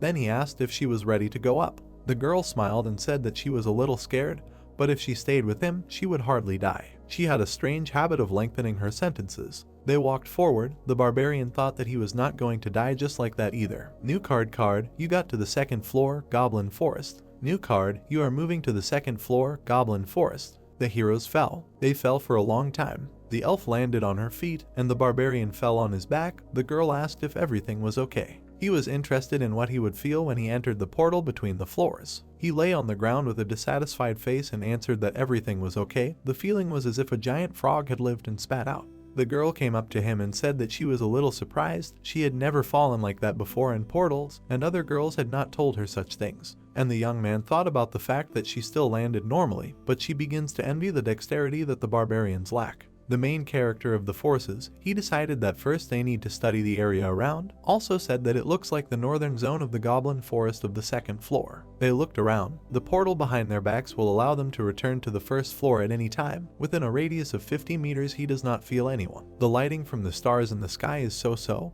Well, there is no point in waiting until it gets lighter because they are inside the labyrinth. He looked at the elf and asked if this is really the second floor, but she had never heard that there was such a forest on it, and he answered her that she was probably told about another second floor. He imagined a forest full of goblins. On the first there are 4 portals, each of them leads to different zones. The first is just a forest. The second is a beast's lair with wild wolves. The west is the land of the dead, full of zombies, and the south is dark rocky mountains, full of stone monsters. She raised her hand and shouted that she remembered, and any of these zones leads to the 3rd floor. Did she understand correctly? The young man stood up and replied that everything was so. The girl asked what they would do now. He replied if she knew how to return from the labyrinths to the city. The elf thought about it, replied that they could simply be thrown out when the labyrinth closed. He imagined the game process, replied that everything was correct. On the first floor this happens after 168 hours. On the second after 240 hours, the labyrinth spits out adventurers from the floor when time runs out. He looked back and added that the Crystal Union was unlikely to come here because they did not know how to work in a team. So they would stay on the second floor for all 168 hours and wait for the moment the first floor closed to leave the labyrinth. Night Forest. He added that it was not worth sitting for so long near the portal doing nothing, so they would look around a little. The guys moved forward. Varvara went back and the girl said that she was in the forest again and felt nostalgic. She put her finger to her chin and added that although they understood that there were only monsters here, it felt just like a fairy's abode. She stretched out her hand forward and said that there was a trap here. They should try to walk in one step with her. Then she pointed to the path and said that there was a trap here too. The guy didn't understand. He didn't see anything. And the girl threw a stone and said that it was there, under the leaves. Then she threw the stone in that direction and there, indeed, the trap slammed shut. The young man thought that this was some kind of fairy detection skill, and he could rely on her. The blonde turned and asked what he would say. He looked ahead and thought. Why did he answer that she was a good stone thrower, mentally noting that it was better not to praise her for no reason? The girl asked in surprise if that was all, and he replied that from now on she would always be responsible for finding traps. He turned around and said that there was no need to rejoice over such trifles. He already considered her an experienced adventurer. The fairy was very pleased. She pressed her hand to her chin and agreed, as if she was beaming with happiness, repeating that she was an experienced adventurer, and the guy thought that I was very easy to manipulate her. Then they looked around. The blonde noted that something was wrong here. There were traps, but there were no goblins nearby. The presence of a trap on the second floor does not mean that someone is guarding it. It is rather a feature of the zone than something specific. They went further. The barbarian said that it was enough to talk and they needed to concentrate. In the game, this place was also called the Goblin Forest. In addition to disguised traps, goblins appear here in groups of slightly more than 10. He imagined a huge group. Sometimes mutants, archers, or warriors are among them. The deeper you go from the portal, the more of them there are, not to mention high-level monsters. Something bright was burning in the forest. It does not matter to them, because they will stay close to the portal. After looking at this, the guy said that they will first deal with the traps in the area, and then expand the exploration zone so that you cannot be afraid to run to the portal in case of danger. The girl agreed. They increased the search area and beat the traps with stones. The fairy found them well and eliminated them. There would be a lot of problems if they accidentally stepped on them while they were walking back and forth. The girl beamed with happiness and asked if she had tried hard enough, and the barbarian clapped her hands and said that she was a good girl and an experienced adventurer. Then she heard something. She turned to the young man and said that there was a group of goblins nearby. He looked at her and asked how many there were. The girl put her hand to the ground and said that she was not sure, definitely more than 10, they were about 50 meters away. She raised her head and said that it seemed that they had not noticed them yet, and asked what they should do next. The main character looked at her, answered that they would fight. How close could they get to them unnoticed? To which she replied that they could get within 30 meters. The barbarian frowned and replied that then I would act as agreed. He took a step forward. The girl walked ahead, and he thought it was amazing how she could walk on the grass without making a noise. It must be some kind of fairy feature. Goblins appeared in the distance. The blonde waved her hand to the barbarian and began to aim at them. She fired the first arrow. She took a step forward. The protagonist ducked and wondered if she had hit. He hadn't heard anything, it was too far. Then he rushed forward and ordered her to stay behind. The girl agreed. Goblins were running at him. He gritted his teeth, and the second floor was very different from the first. There were an incredible number of monsters, 3 times more enemies here, and they were dangerous. Although they were ordinary goblins, there were also mutants. In theory, he should be scared, but he didn't feel any fear, on the contrary. The man rushed at them in response. The warrior's heart that he had received trembled. He fought the first goblin with cries of Sparta, hit him, and he flew to the side. The next ones were next. 2 were flying from different sides. He hit one and the other. Another hit. He looked to the side with angry eyes. He swung and killed. Then something distracted him. The next goblin drew a blade right in front of his face, but the guy managed to jump back. He braked on the ground. It was dangerous.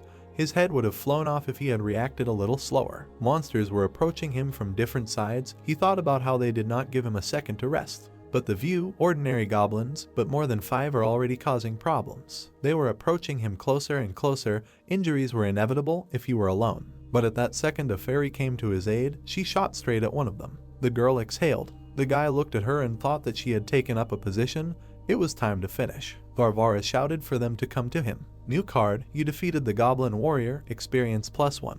On the ground he was stripping the crystal. They had received 11 magic crystals from defeating the first group of goblins. The guy picked it up. Compared to the first floor where he could collect about 44 in a day, the rewards were impressive. He thought he would like to take armor or weapons, but they disappeared along with the goblin. He extended his hand with 2 crystals to the girl and told her to take them. The warrior's magic crystals were more valuable, so he gave her a couple. She was very happy. Then he leaned over and said, "It's time to move on." He couldn't wait to see what he had earned all day. They met a new group of opponents when they went beyond the 3 kilometers radius. Goblins began to appear every 5 minutes. Another battle. This time they had an archer. He looked straight at the guy and then disappeared. The guys took a position. The guy shouted that this was a magic camouflage and the girls needed to concentrate. She took aim and agreed. And it will be harder to fight for the archer. The goblins were running towards them. The young man didn't think they would lose. He struck the first blow. Then the second. Everyone flew to the side. At that moment an archer was aiming at him. But in this case it is enough to be attentive. He turned around and noticed it.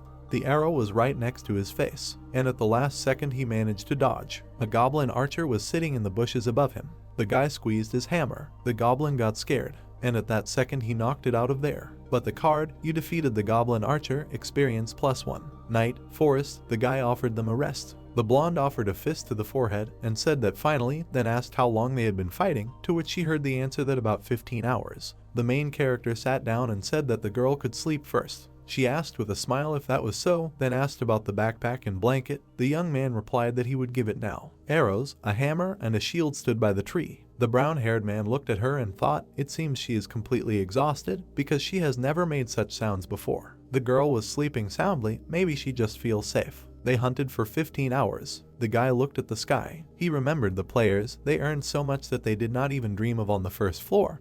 But the further they go, the more often they meet other adventurers. They only go in groups of more than 3, but also have different races among their members. He looked at the stars and thought, they always pass by silently, but he loses patience even from just seeing them. She lowered her eyes. Adventurers are much more dangerous than goblins. He watched the girl sleep, thought that especially now, when he has someone to worry about.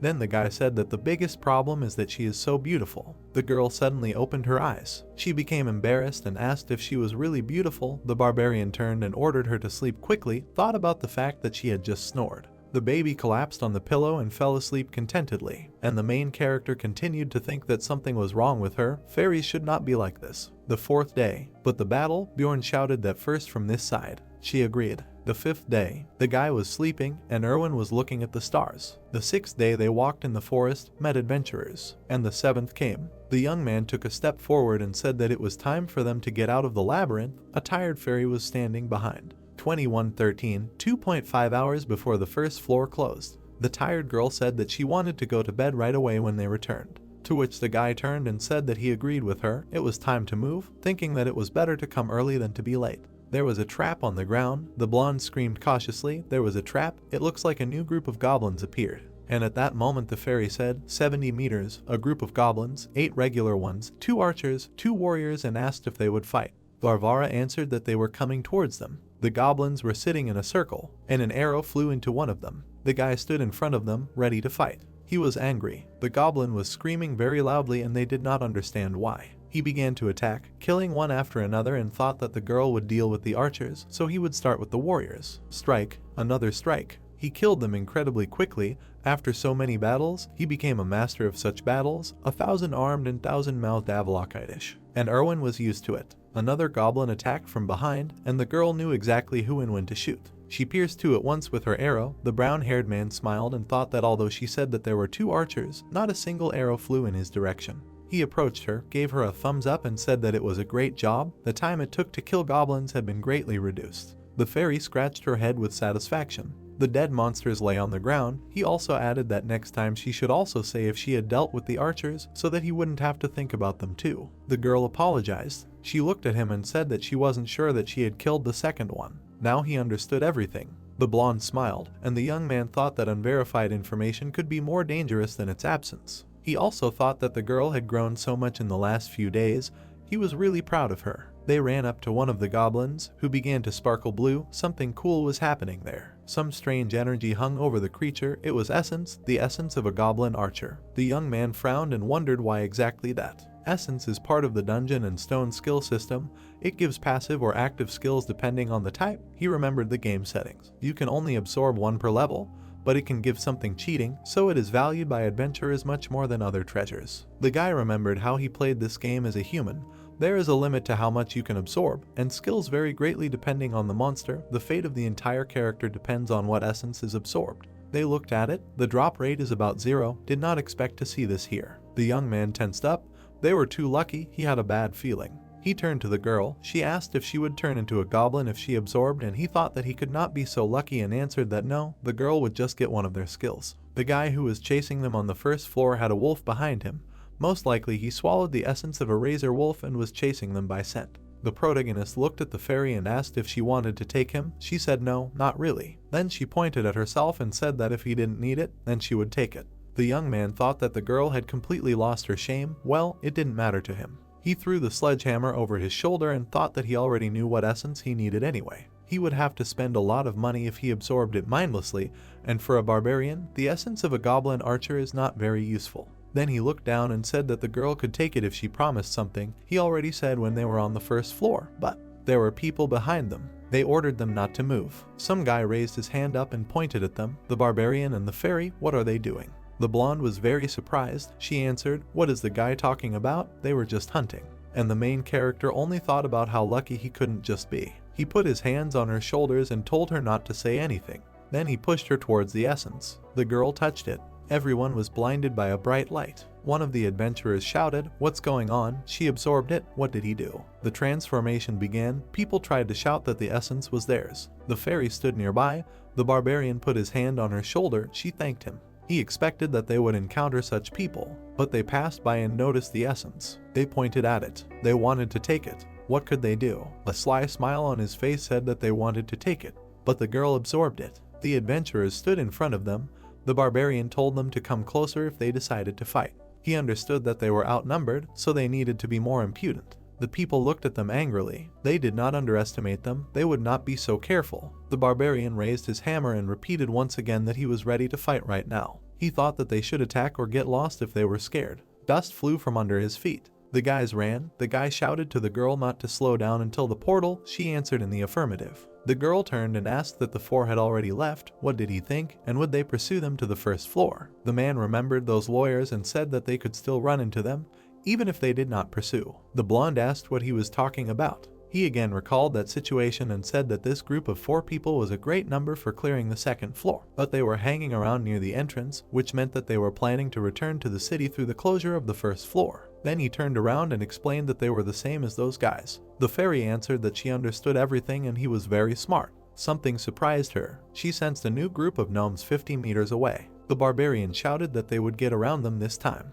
and she looked him in the eye and replied that it wouldn't work because they were running straight at them. He got angry and didn't understand what was going on. Usually the goblins didn't find them first, thanks to the girl's detection abilities. He wondered if it could just be a coincidence. Then he turned around and said to change direction. The girl agreed. A second later, an arrow flew right past her. The guy managed to pull it back. He looked to the side and realized that it wasn't a goblin who shot. He looked to the side and said that these were the same guys, while the girl held her throat and said that she could have dodged it herself. The guys were surrounded. On one side there were goblins, on the other adventurers. They specially lured the goblins and were waiting in ambush on the other side. He shouted that they would fight. He understood that they wanted to exhaust them. The blonde looked at him and asked again. The essence was activated. Each such essence has its own specialization. The girl absorbed the essence of the goblin archer in the game. It increased her characteristic points. The girl's characteristics were revealed: agility +2, field of view +6, trap detection +6, poison resistance +4, flexibility +4, perception +2, accuracy +8, obsession +7. She also gave passive and active skills. The first skill is passive, poisoned arrows. When using a bow, poison damage is added to the attack. The second skill is active, thief's steps, gives the user camouflage. The young man looked at her. The fairy said that she did not know how to use them, but he replied that she had already done so. Everything around shone with blue flame. The girl raised her hands, and the guy noticed that he turned on simply from desire and did not need to say anything. He handed her his backpack. He turned around and said that he would deal with the goblins himself and that she needed to find the crossbowman. The girl, shocked, asked if it was too dangerous to go alone, and he answered that they didn't have time. She needed to keep her head down and wait for the signal, and then shoot the crossbowman. She would have one try. Then he ran away, adding before that they shouldn't do anything until then. The girl tried to stop him and asked what the signal would be, but he didn't answer. He took a step forward. He stood in front of them and thought that the goblins were on the left. He ran towards them, and those guys didn't show up after the shot. He swung his weapon and decided that it meant that they would show up after he killed the goblins. He eliminated them blow by blow. There were more than 10 of them. The fight continued. 2 of them were warriors. He swung a sledgehammer. No arrows were flying in his direction, so he already thought that the archer was gone. But at that very second an arrow flew into his shield, which meant there was an archer after all. He would have to watch the archers as well. He was furious. One of the goblins had thrust his sword straight into his back. He had turned around and killed him while he was defending himself from the other goblins, and he had to keep in mind that there was another crossbowman somewhere out there, and he was left without the help of a fairy. The monsters were attacking. There was blood all around. The wounds were growing. He hit the ground with his hammer. He was kneeling. It was already hard for him. It was becoming dangerous. Suddenly, something distracted him. 2 arrows were flying straight at him at the same time, one from a goblin and the other from a crossbowman. He looked at them and realized that he couldn't block both. He needed protection from a crossbow, and he turned his shield towards the crossbow arrow. Another arrow pierced his elbow. The guy looked at it and thought that it was also poisonous. He could not move his hand now. He threw it aside. He had one hand left. He needed to choose between the shield and the hammer. He pulled out the arrow and left the shield. The real threat was not the goblins, but those people. He swung. It was easier to kill these little things with a hammer. Then he hit the goblin with the shield, thinking that without a shield he would not be able to block the crossbow shots. The battle continued. The goblins attacked from different sides. The brown-haired man looked at them and wondered how many more there would be. He stood there exhausted, but at some point they began to run away. The guy looked at them and thought that there was no point in chasing them. He could rest a little. At that moment, the people were standing in the bushes and wondering how he dealt with all the goblins himself. They pointed a ball at him, said that they did not expect this. It was amazing. At that moment the main character noticed them. He said that he knew it was them and thought that the crossbowman was with them. They added with a vengeance that it was of course them, asked where the fairy was. The guy looked at him furiously and said to attack, and that the man in armor replied that it was immediately obvious that he was a barbarian. Full of energy, even after the fight he became like a goblin. His eyes lit up and he added that he had a lot of wounds. Maybe he would let him go if he told him where the fairy had gone. To which the barbarian smiled. Let him go. I wonder if he thought he was stupid. The man took a step forward and asked why he was laughing. What a psycho. Okay, we need to beat him up first, and then they will ask questions. Everyone prepared for battle. They were ordered not to lose their vigilance, to imagine that they were fighting a giant monster. The battle began. The young man stood waiting for the attack, his left hand barely moving. Wondering if the fairy had found the crossbowman, he needed to send a signal unique to this world, which would definitely attract attention. He raised his middle finger up with a smile. He looked and thought that he needed to use this signal. Seeing this symbol, the opponents began to ask what he was doing, and he stood thinking about whether the girl had understood the signal.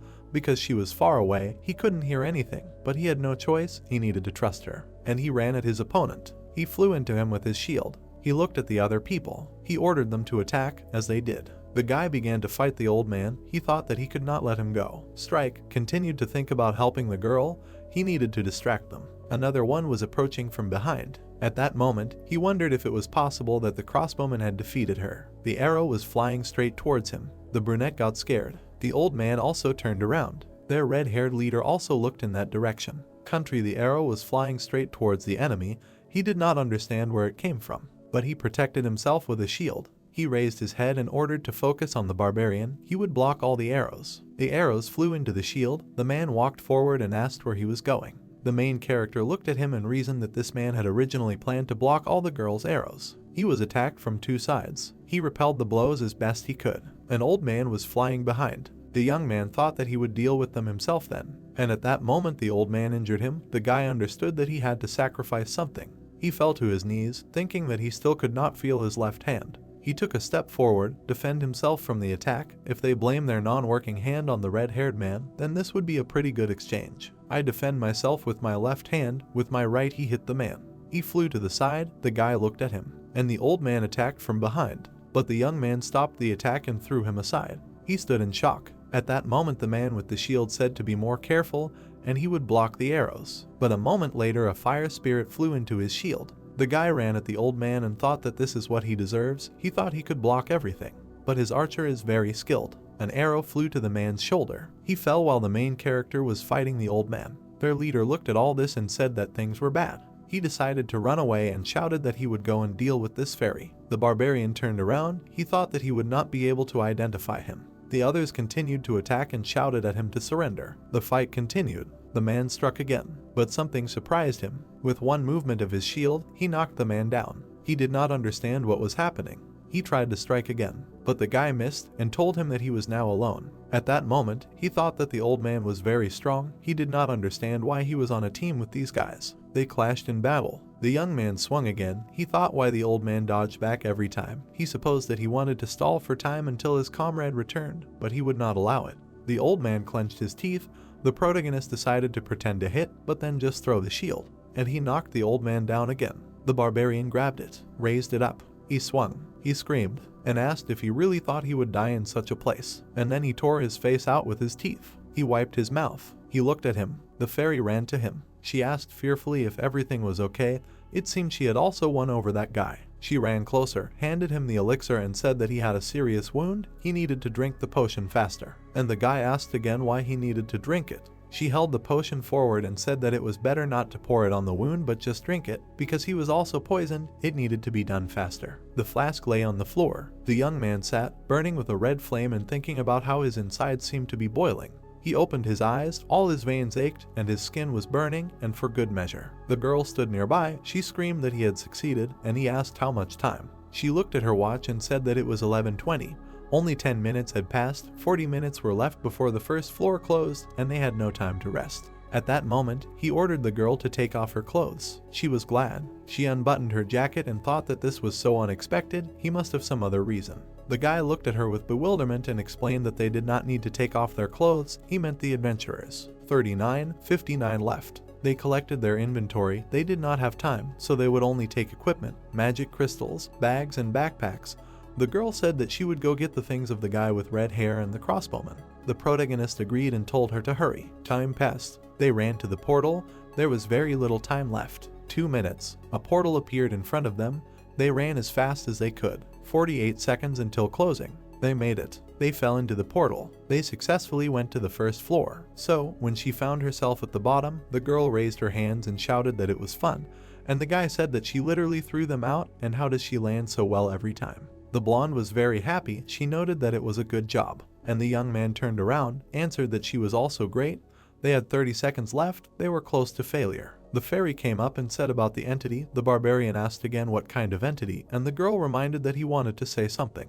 But he turned away and said that they had little time, so they would talk on the other side. 10 seconds left. He wondered what was the name of that tavern. He thought hard. 4 seconds left. He screamed, "Black Whale, they will meet in the tavern Black Whale." The girl answered that it was good. 1 second left. The labyrinth closes. The character is transferred to Rafdonia City. The barbarian clenched his teeth. He looked ahead and thought that he had returned. There was a huge fortress in front of him. The guy stood in the middle of the crowd and thought that although it was not surprising, because all the adventurers gathered in one place, but how many people there were. He looked at the time. It was 12. In the labyrinth, time does not go like in the city. No matter how much time they spent there, when they returned to the city, it would always be noon the next day, so they had to move the clock to noon. And the pillars waved to him another barbarian.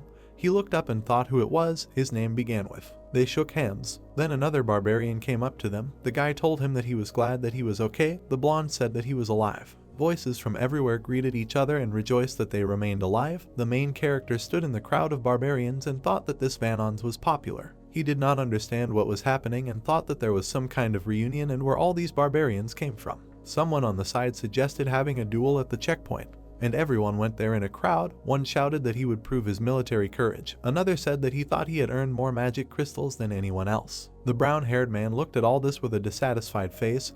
He was asked if he was going. He answered that he was going. There was a blonde girl in the office. She was counting stones, 24,476 stones, 28,420 stones, 41,498 stones. And then it was the main character's turn. In the background, the other barbarians were happy that someone had more than 40,000 stones and he was incredible. The guy put 3 bags on the table. He was asked if these were all the magic crystals. He answered that they were. And with incredible speed the blonde began to count. Then she said that she had counted everything, and she announced that in total, the guy had 182,413 stones. He was shocked. Everyone ran up to him and started praising him, saying that he was better, that this was a record for all time. But the main character didn't understand what was happening. He wasn't very happy, and everyone else was saying that not only magic crystals, he also had a hammer and shoes and a bag. Everyone was saying that they were jealous of him, that he was a better warrior. And he understood why they had such a violent reaction. Everyone around was laughing and clapping each other on the shoulders. And the young man smiled and thought that of course, he was the first barbarian who entered the labyrinth with nothing and came out as a civilized man. He raised his hammer up and shouted that he was a better warrior. Everyone around chanted his name, started throwing him up in their arms, continuing to shout his name. The members of the chancellery started shouting that they couldn't make so much noise here. In response, they apologized. They could be heard even on the street. When asked to be quieter, they didn't answer that they agreed, but they continued shouting. It was always so loud at the checkpoint. The barbarians came again. City. Everyone is sitting and talking. The main characters are thinking that it is better to follow the rest of the barbarians for now. Maybe there is something he does not know, so he will wait until everyone returns and then follow them. Fairies were standing in the distance. He saw his friend there. The blonde was standing and smiling. She was telling her friends that she now knows how to use spirits, and others were asking if it was true and said that fire spirits are impatient. The young man continued to watch her and thought that now it was clear what kind of people she usually hangs out with, and there were savages next to him. He envied her. At that moment, the girl turned and waved at him. He thought that she was looking here. Great. And he whispered to her that they should meet tonight. The blonde replied that she agreed. At that moment, another fairy looked at her and asked if she knew this barbarian. The girl replied that she did not. And the barbarian next to the guy also turned around and asked where he was looking. Maybe he knew this fairy, to which he replied that he didn't know anyone. After which the brown-haired man shouted loudly that he thought so. It can't be that the best warrior had some kind of connection with these cowardly long-eared ones. The fairy heard this. She was clearly unhappy, and Bjorn sat and burned with shame while they exchanged glances. He thought that because of the madness of these barbarians he would definitely go crazy. What is this? Romeo and Juliet. Then he turned to the side and saw that the last barbarians had left the office. He thought that they had finally finished. He leaned over to his friend and said that it was time for them to go. Everyone had already returned. He agreed. They were heading forward. The guy was thinking that in such an atmosphere it would be impossible to talk to the girl, to talk to her at night. Suddenly he looked to the side. Someone was shouting "Father." A little boy ran up to the man and hugged him. He said that he missed him very much, and the little boy replied that he missed him too and how he chewed. The young man remembered that there was something similar in the game. A picture of everyone hugging and rejoicing that they were back. The joys of happiness of families and friends. But not only a lot. A woman clung to a man and asked where her husband was, and another apologized. Another woman sat in tears. Her daughter came up and asked where her brother was, and she just repeated no, no, no. The man was kneeling on his successes and saying that it was all his fault, and the girl replied that there was nothing they could do. The protagonist had played this game many times. They were heading forward. He walked and thought that seeing all this live, they were on a screen with graphics, was strange. The barbarian looked down. Someone raised a glass up and offered to drink. Everyone started pouring alcohol into themselves and shouting, "Let's drink." At that moment, the protagonist was sitting at the table and thinking how terrible they were. As he said earlier, he went with these barbarians because he thought that he might miss some necessary step. Varvara continued walking in the tavern, and the guy thought that they were just getting drunk and it was unlikely that he could miss any step. He was just wasting his time here. He leaned over to his friend and said that he needed to go somewhere, and the latter asked why he was already leaving. Everyone turned and started asking why he was leaving and how it happened. The brown-haired guy thought why he was a hero, they would leave him, he hoped for it. Loyalty, everyone followed him and started shouting, well, nothing can be done, good luck, best warrior. Day, sun. The guy walked down the street and looked around. He came back and thought that he should be calm. There were no monsters or people here who would harm him. People were walking and chatting around, discussing what they would do this evening, offering you a drink, discussing that this time the husband went to the labyrinth. There are laws and rules in this place, hence the feeling of relaxation. He approached the clothing store. Even if he falls here, he will be able to get up as if nothing happened, maybe even someone will help him. He had a shirt in his hands. Maybe this place is another world, much wilder than the 21st century on planet Earth. He went into some building, came to room 305, washed himself in the shower. Despite everything, it is quiet here. Raised his head up and thought that living in this city may not be so bad. You from the bathroom and thought how good it is. Then fell on the bed, looked at the ceiling, covered his eyes with his hand. Lay and thought that honestly he wants to go home. He wants to go home. He really wants to go home, even if no one is waiting for him there. Night, city, time 21:18. The young man stretched on the bed, then looked out the window and thought that he left the labyrinth at lunchtime, so he must have slept for about 5 hours. Then decided to go meet a girl at the Black Whale Tavern. A passing man looked at him and replied that this tavern has not existed for 10 years. The guy asked again if it really did not exist. The man replied that yes, the owner's son got carried away with gambling, so both the owner and the name changed. This place was great for generations. Such a pity. Varvara was surprised and thought that he expected this, but the game world is lagging behind these times. Then he asked what this place was called now. The man replied that it was now the Python's Fetters. Night, he approached this tavern. He looked at the sign and thought if this place really was this tavern and the Black Whale, in the game it looked different. He also thought that he looked similar. He could at least read the language of this world. He should go to some library later. He went in there. People were walking around inside, carrying drinks. It was a complete mess. Erwin stood up and waved to him from behind the table. He thought that here she was, and with the woman next to her, they saw each other during the day. She looked at him menacingly and said that he was that barbarian. Then he introduced himself and asked who she was, and she screamed that she was her older sister. After which the young man asked if she had a name. The girl introduced herself as Teresia. He thought that she did not want to tell him her full name. After which he asked why she was there, and the girl stood up and slammed her hands on the table, adding that she had a question for the barbarian. With anger, she asked why he invited such a young girl so late at night to such a tavern. They sat at the table. The girl repeated that he invited her sister to such an inappropriate tavern last night, and then dared to ask why she stood up for her. The fairy looked straight at him and added that he was an insensitive barbarian. The guy did not understand what was happening and asked what did he mean last night, to which the girl answered him that he was making a fool of himself. Why did he turn to the girl and ask how many hours ago they left the labyrinth? She became embarrassed and answered that about 30 hours had already passed. He thought in bewilderment that 30 hours had really passed. In shock, she thought again that not 4 but 30 had passed. He jumped up and thought that it was not surprising that after sleep he felt so rested, because he had slept for more than a day. The girl looked at him with a smile and he mentally apologized to her. Then he apologized out loud, explained that he had slept all this time. The girls were shocked, and he understood that apparently they had never seen barbarians apologize. After which the girl tilted her head to the side and explained that since he was a barbarian, she did not expect him to come on time, so why did he call her sister here? The young man understood that he could go on and on here for a long time, but he decided to do it differently and said that he had the right not to tell her about it if she was so interested. She could just ask her sister later. The woman smiled and said that it was interesting. He was also a newbie. A spark of hatred flared between them. He asked what this had to do with the conversation. If she was going to take care of the girl for the rest of her life, she should throw such an attitude away, to which the fairy replied that it was very impudent. He put the bag on the table and said that it was 350,000 stones. He looked ahead and said that this was the amount the girl earned for the essence. Then he looked away and thought that he had a feeling that he had seen this scene in Korean doramas. The woman threw the money back at him and told him to take it and get lost. Then she folded her hands, looked at him and asked why he did not take it. She frowned and said that, as she thought, he had some kind of goal. The boy turned to Irene and asked if she agreed with her, but the girl could not answer. He turned away, looked down and said that the deal was that she would help him earn the desired amount. The blonde cried out if this was all, and he answered that yes, and they split it in half. At first, she was happy, then she was taken aback. She lowered her head and apologized. The boy thought that they made a good team. Why did the sister look at him and say that from now on, the girl would only go to the labyrinth with her? She also looked at him and added that this time they followed tradition, allowing her to go to the labyrinth alone, but only because this was her first trip to the labyrinth. She never wanted to send her alone after that.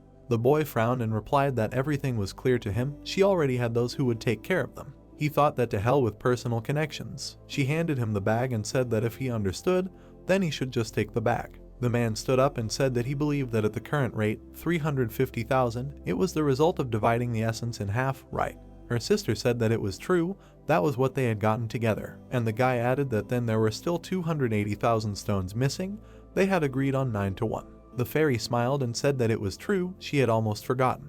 Then she put another bag on the table and said that it was 280,000 stones, and the guy thought that she was trying to cheat him. He looked down, he thought about the fact that now he understood why Varvara hated fairies. He told his sister that if she was done here, could she leave? He had something to talk about with the girl. The woman asked if he really had something else to say, but at that moment her sister grabbed her hand. She looked at her and said that she really appreciated her coming here with her because she was worried, but she thought she could go, she should thank the mister and say goodbye to him. The sister looked at her and said that it was true, she was not a child anymore. She pointed her finger at the man and made him swear. Then she shouted that she wanted an oath that he would not sleep with her sister, and then she would leave immediately. At that moment, the blonde jumped up and asked what her sister was talking about. The guy looked silently, thinking only about sleeping, that is, everything else is not forbidden. While she stood in front of him, he swore. Then he hit himself on the chest and said that he swears by his military honor. But at that moment he was thinking that he did not care about military honor. The older sister stood up and said that she could leave now. Then she stopped and said that she almost forgot. She turned around and smiled, then thanked him for saving her younger sister. At that moment, the fairy leaned her head on the table. She looked at the barbarian in tears and asked what he thought she should do. She had never contradicted her sister like that. Should she be angry with her? At that moment, the guy looked at her. He thought that considering that she was smiling, he doubted that she could be called evil. And out loud he told her not to worry. The girl replied that she was Rada. Then she lowered her eyes and said that she thanked him for his offer, but she had long ago decided that she would work with her sister, then apologized again. The young man put his hand to his chin and said that she did not need to apologize, and he himself thought that if he received an invitation from a high-level elf, he would not be able to refuse either. Then the girl handed him the bags and said that these were 63,000 stones, the magic crystals of the red-haired man and the crossbowman. She had already taken her share, so he had nothing to worry about. Then she raised her hand and added that she left 2 backpacks at her house. There were too many things there, so she thought he should see for himself tomorrow. The boy looked at her and thought that she knew what he wanted to ask, although he did not even have time to say anything. He had already resigned himself to the fact that they would not be able to work as a team, but he still felt very sorry. They sat opposite each other and the little girl asked how she could repay him, but the guy asked again. She looked at these bags and said that she would definitely repay him for helping her. He thought that this is why her sister made him swear that he would not sleep with her. She supposes she was worried that he would ask for something out of the ordinary. Bjorn sighed and thought. He looked at the bartender and said that nothing came to mind yet, but there was something else. Would she like to eat? The girl thought about it and answered that she was not hungry, and he replied that he would order only for himself then. She lowered her eyes, moved closer to him and said that then she wanted alcohol, because yesterday she deliberately did not drink it. The fairy put her hand to her chest and said that she wanted to drink her first return drink only with him. Return drink is a culture of drinking alcohol in the game. For elves, who live only in temples until they come of age, the first return drink means a lot. The young lady raised her hand and said that he should say thank you for this. The guy confusedly replied that he was glad and thanked him. The blonde was embarrassed and smiled. In the labyrinth they went through so much together, so they should share their first return drink. Then she turned away and added that of course for him it would not be the first return drink, but the young man interrupted her and asked what she was talking about. This is the first for him too. Why did he rise and say that it seems he already told her? He is only 20 years old. The blonde in shock asked if he really was not joking, to which the barbarian smiled and said that this was the first time for him in the labyrinth. There was a lot of food on the table. The girl laughed and held a glass in her hands. She said that the mister tried very hard. The young man extended his hand with the glass forward and replied that the girl did too. They clinked glasses. After some time, the table was already empty. The blonde looked at the guy embarrassedly and said that he was wearing a shirt today, and he noticed that she was wearing a skirt. Drinking another glass, he thought that enough personal conversations were enough. It was time for them to move on to important things. He wiped his mouth and said that the girl said that she wanted to pay him back. He thought of a way. She scratched her head and asked how. He came up to her and said that this should not be done here. Security would come for them. The girl was embarrassed. She fixed her hair and suggested going to his room. This idea sounded great. A sigh was heard behind the door of number 305. Bjorn's voice asked Erwin to move something wider. The hero was breathing heavily. The man was twisting the arm of the blonde lying in front of him.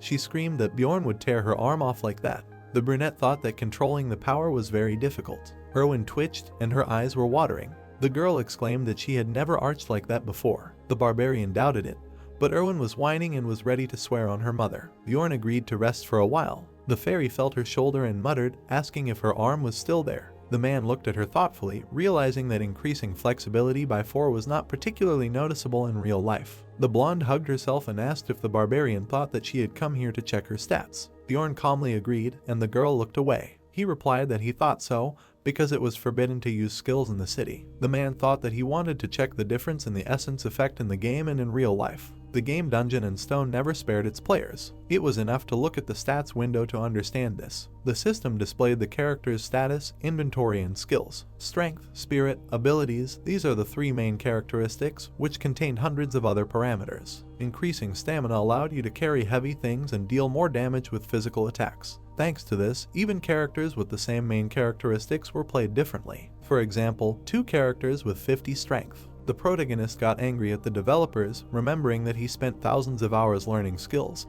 but even after 9 years he did not understand the effect of some parameters. Bjorn stared at Erwin sitting next to him. He thought that the fairy received an increase in the possession effect along with the essence. The hero only knew that this characteristic was low level and was in the spirit branch. The girl smiled at the interlocutor in confusion, and there was a blue glow in her chest. She suggested doing something else, but Bjorn interrupted her, asking if Erwin felt any changes after the labyrinth. The fairy thoughtfully touched her chin. The barbarian suggested that it could be obsessive thoughts or incontinence. The girl imagined a bag of cookies. The blonde remembered that she used to dislike them, but after returning from the labyrinth, she ate a whole bunch. The man frowned. He suggested that obsession increased desire. This explained why it was hard to notice the effect in the game.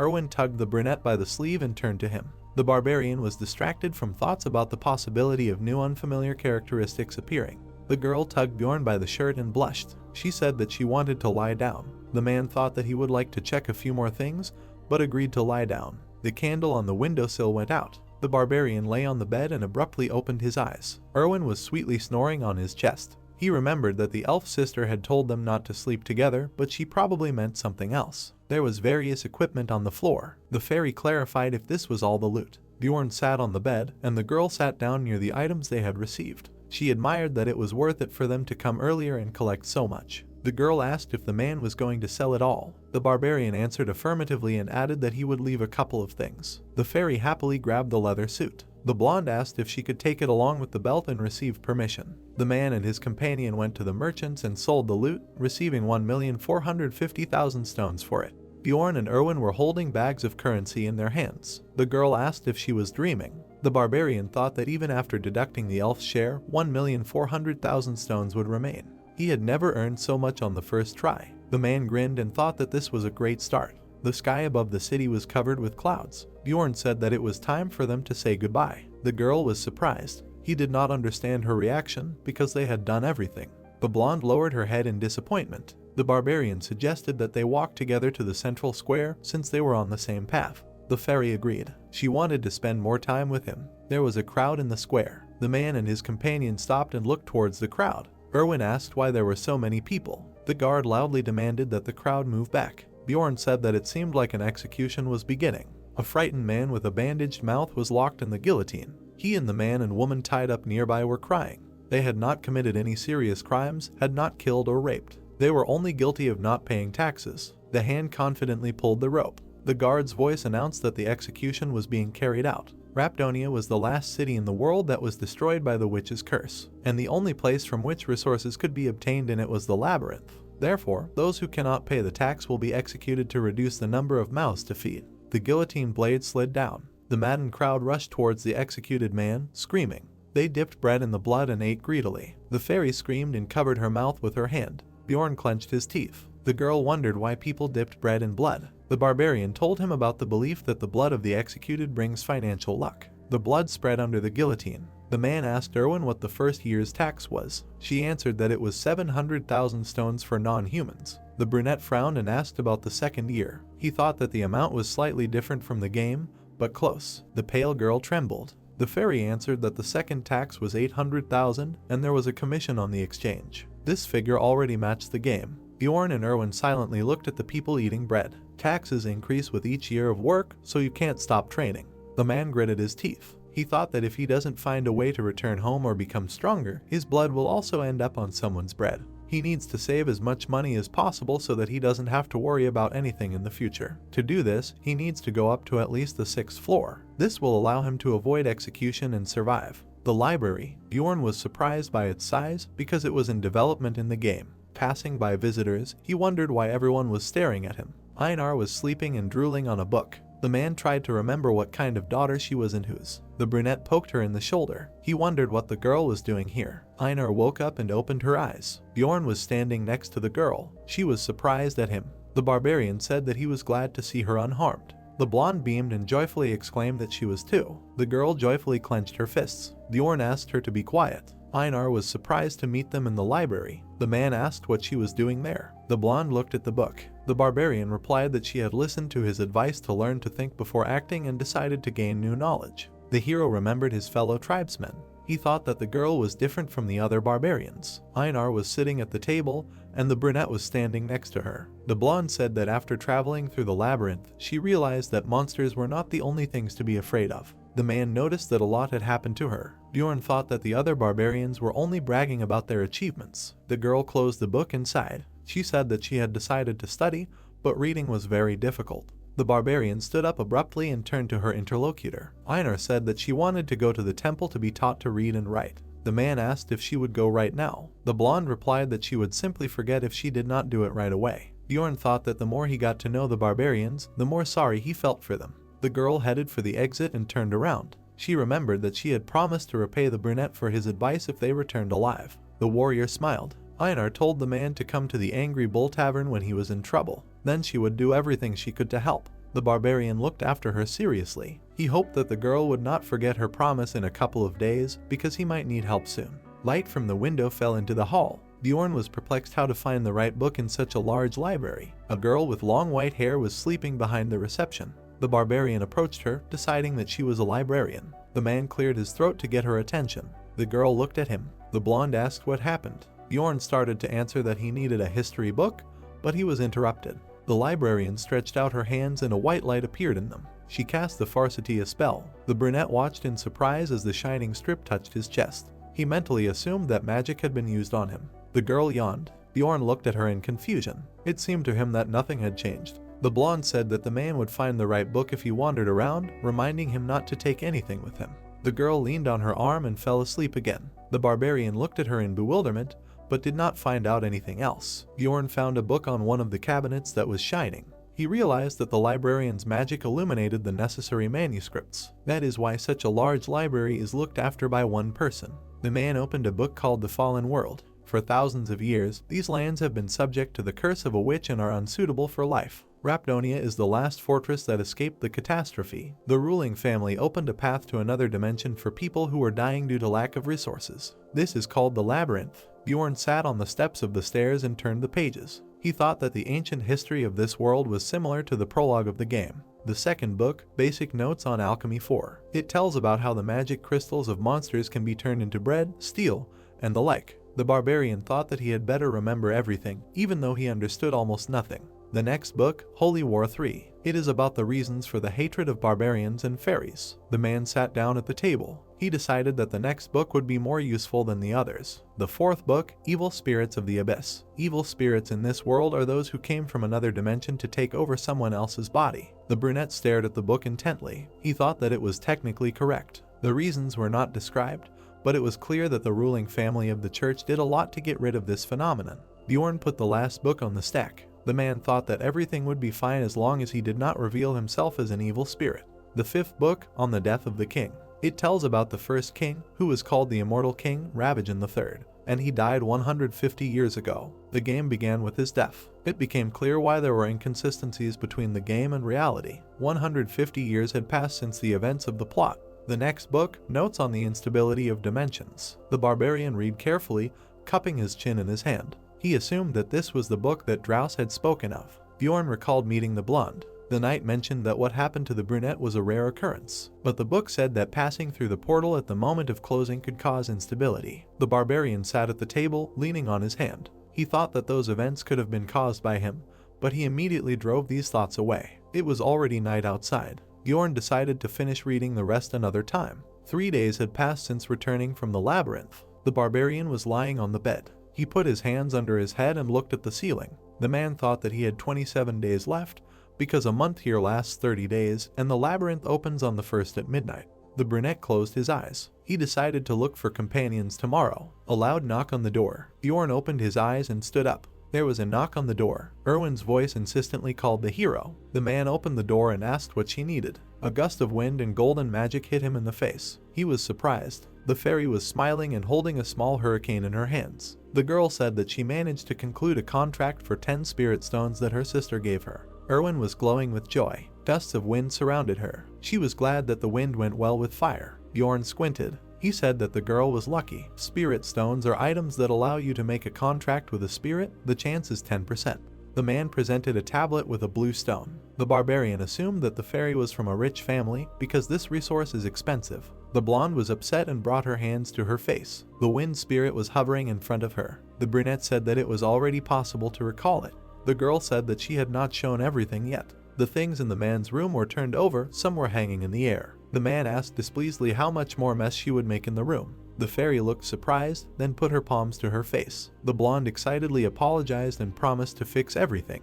The wind spirit put everything in its place. Erwin sank down on the bed and exhaled. The barbarian crossed his legs, sitting on the floor. He noted that she really cleaned up quickly. Bjorn congratulated the girl on concluding the contract. The fairy smiled and thanked her. The man looked at her seriously. The hero asked why he was wasting time coming here when he could be preparing for the labyrinth. The blonde looked at him with confusion and drooped. She said that she came running because she wanted Bjorn to be the first to know. The barbarian assumed that the girl was thinking about some special connection between them since he was her first companion. The man thought that it would be better, of course, to maintain a working relationship. The hero smiled and extended his hand to her. Barbarian merchant mode. He said that he planned to live here for a long time and the girl could come if there were problems since they were comrades. Bjorn decided to remain friends with her. The fairy was touched. She smiled happily. The barbarian thought that it was useful to have more connections. 26 days until returning to the labyrinth. The hero knows how to use this time best. Bjorn came to the Angry Bull Tavern, where the barbarians were staying. The man with the scar on his face turned around. He heard it was Bjorn, the strongest warrior. The brunette frowned and thought how noisy they were. The man with the scar led the hero inside. He asked if the brunette wanted to stay there for 300 stones a night. Bjorn was surprised at the cheapness. His interlocutor said that they slept 10 people to a room, but they would find a bed for the brunette too. The hero imagined this picture. He understood why the price was so high. The brunette looked at the barbarian with the scar and said that he had come to see Einar. In the corridor, the men ran into a warrior. She was surprised at Bjorn.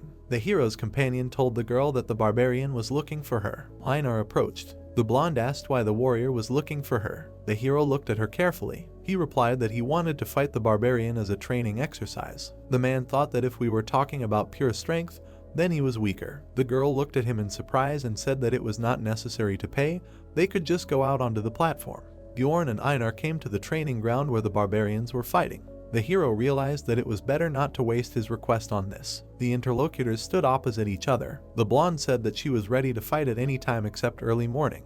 The barbarian decided to start right away. Bjorn took a fighting stance, and the warrior drew her sword. Everyone around noticed them. The hero quickly rushed from his place to the opponent. He came to learn, but did not want to lose. The girl swung and cut the air with her sword. The barbarian found himself lying on the ground with a broken nose, covered in dust. The man thought that this was a crushing defeat. Someone nearby shouted that Einar was now the best warrior. The blonde threw her sword over her shoulder and approached her opponent. She asked if everything was okay. The brunette answered in the affirmative. He thought that the warrior was very good and he himself would not waste his time. The man wiped the blood from his face with his hand and demanded another round. They fought again and again until it got dark. Bjorn was breathing heavily and leaning his shield on the ground. The girl wiped the sweat from her chin. She asked if her opponent wanted to continue because she needed a break. Einar was strong. The hero decided to call it a day. The blonde encouraged him that he had tried hard. The brunette thought that the warrior was stronger than ordinary barbarians and was unlikely to betray him. The girl turned to her interlocutor. Bjorn asked if she would go into the labyrinth alone. Einar answered that she would most likely because she did not have the money to form a group.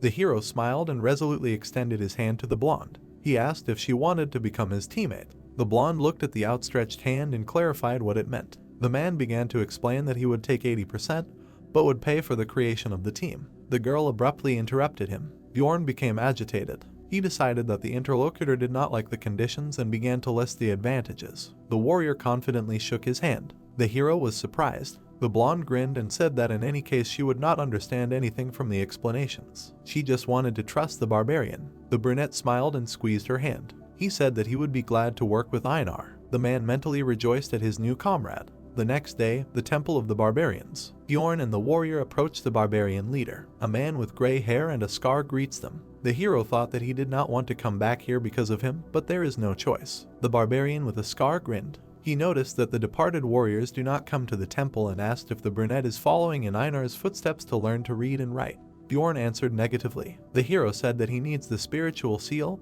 or rather the seal of the immortal. The barbarian looked at his interlocutor with determination and pounded his chest. He thought that the seal was a necessary skill for clearing the labyrinth. The non-human races had different features. Fairies could make contracts with spirits to borrow their power. Dwarves could receive the blessing of armor, which increased the effectiveness of equipment. Beastmen could receive contracts with ancient animals called spirit beasts. And barbarians had the spirit seal applied. The gray-haired man loomed over the hero. He asked how the brunette knew about this, since the young warriors did not know about such things. Bjorn tensed under the barbarian's gaze. The hero felt that he was suspicious of him again. However, it did not matter, since the brunette had specifically visited the library to learn about the seal. Bjorn frowned and looked away. He replied that he had read about it in a book. He was interrupted by loud laughter. The barbarian leader patted the hero on the back. He cheerfully clarified that the brunette had learned about the seal from books. The gray-haired man smiled broadly. The chieftain said that he was proud of Einar and Bjorn and would not refuse. He smiled slyly and said that the hero would first need to pay 800,000 stones. The barbarian chuckled and asked if the brunette could handle it. The protagonist looked resolutely at his interlocutor and answered with a statement. Einar was surprised. Bjorn understood that it was difficult to earn so much at the beginning of the game. At higher ranks, not only money would be needed, but also rare materials. The brunette held out bags of stones in his palm.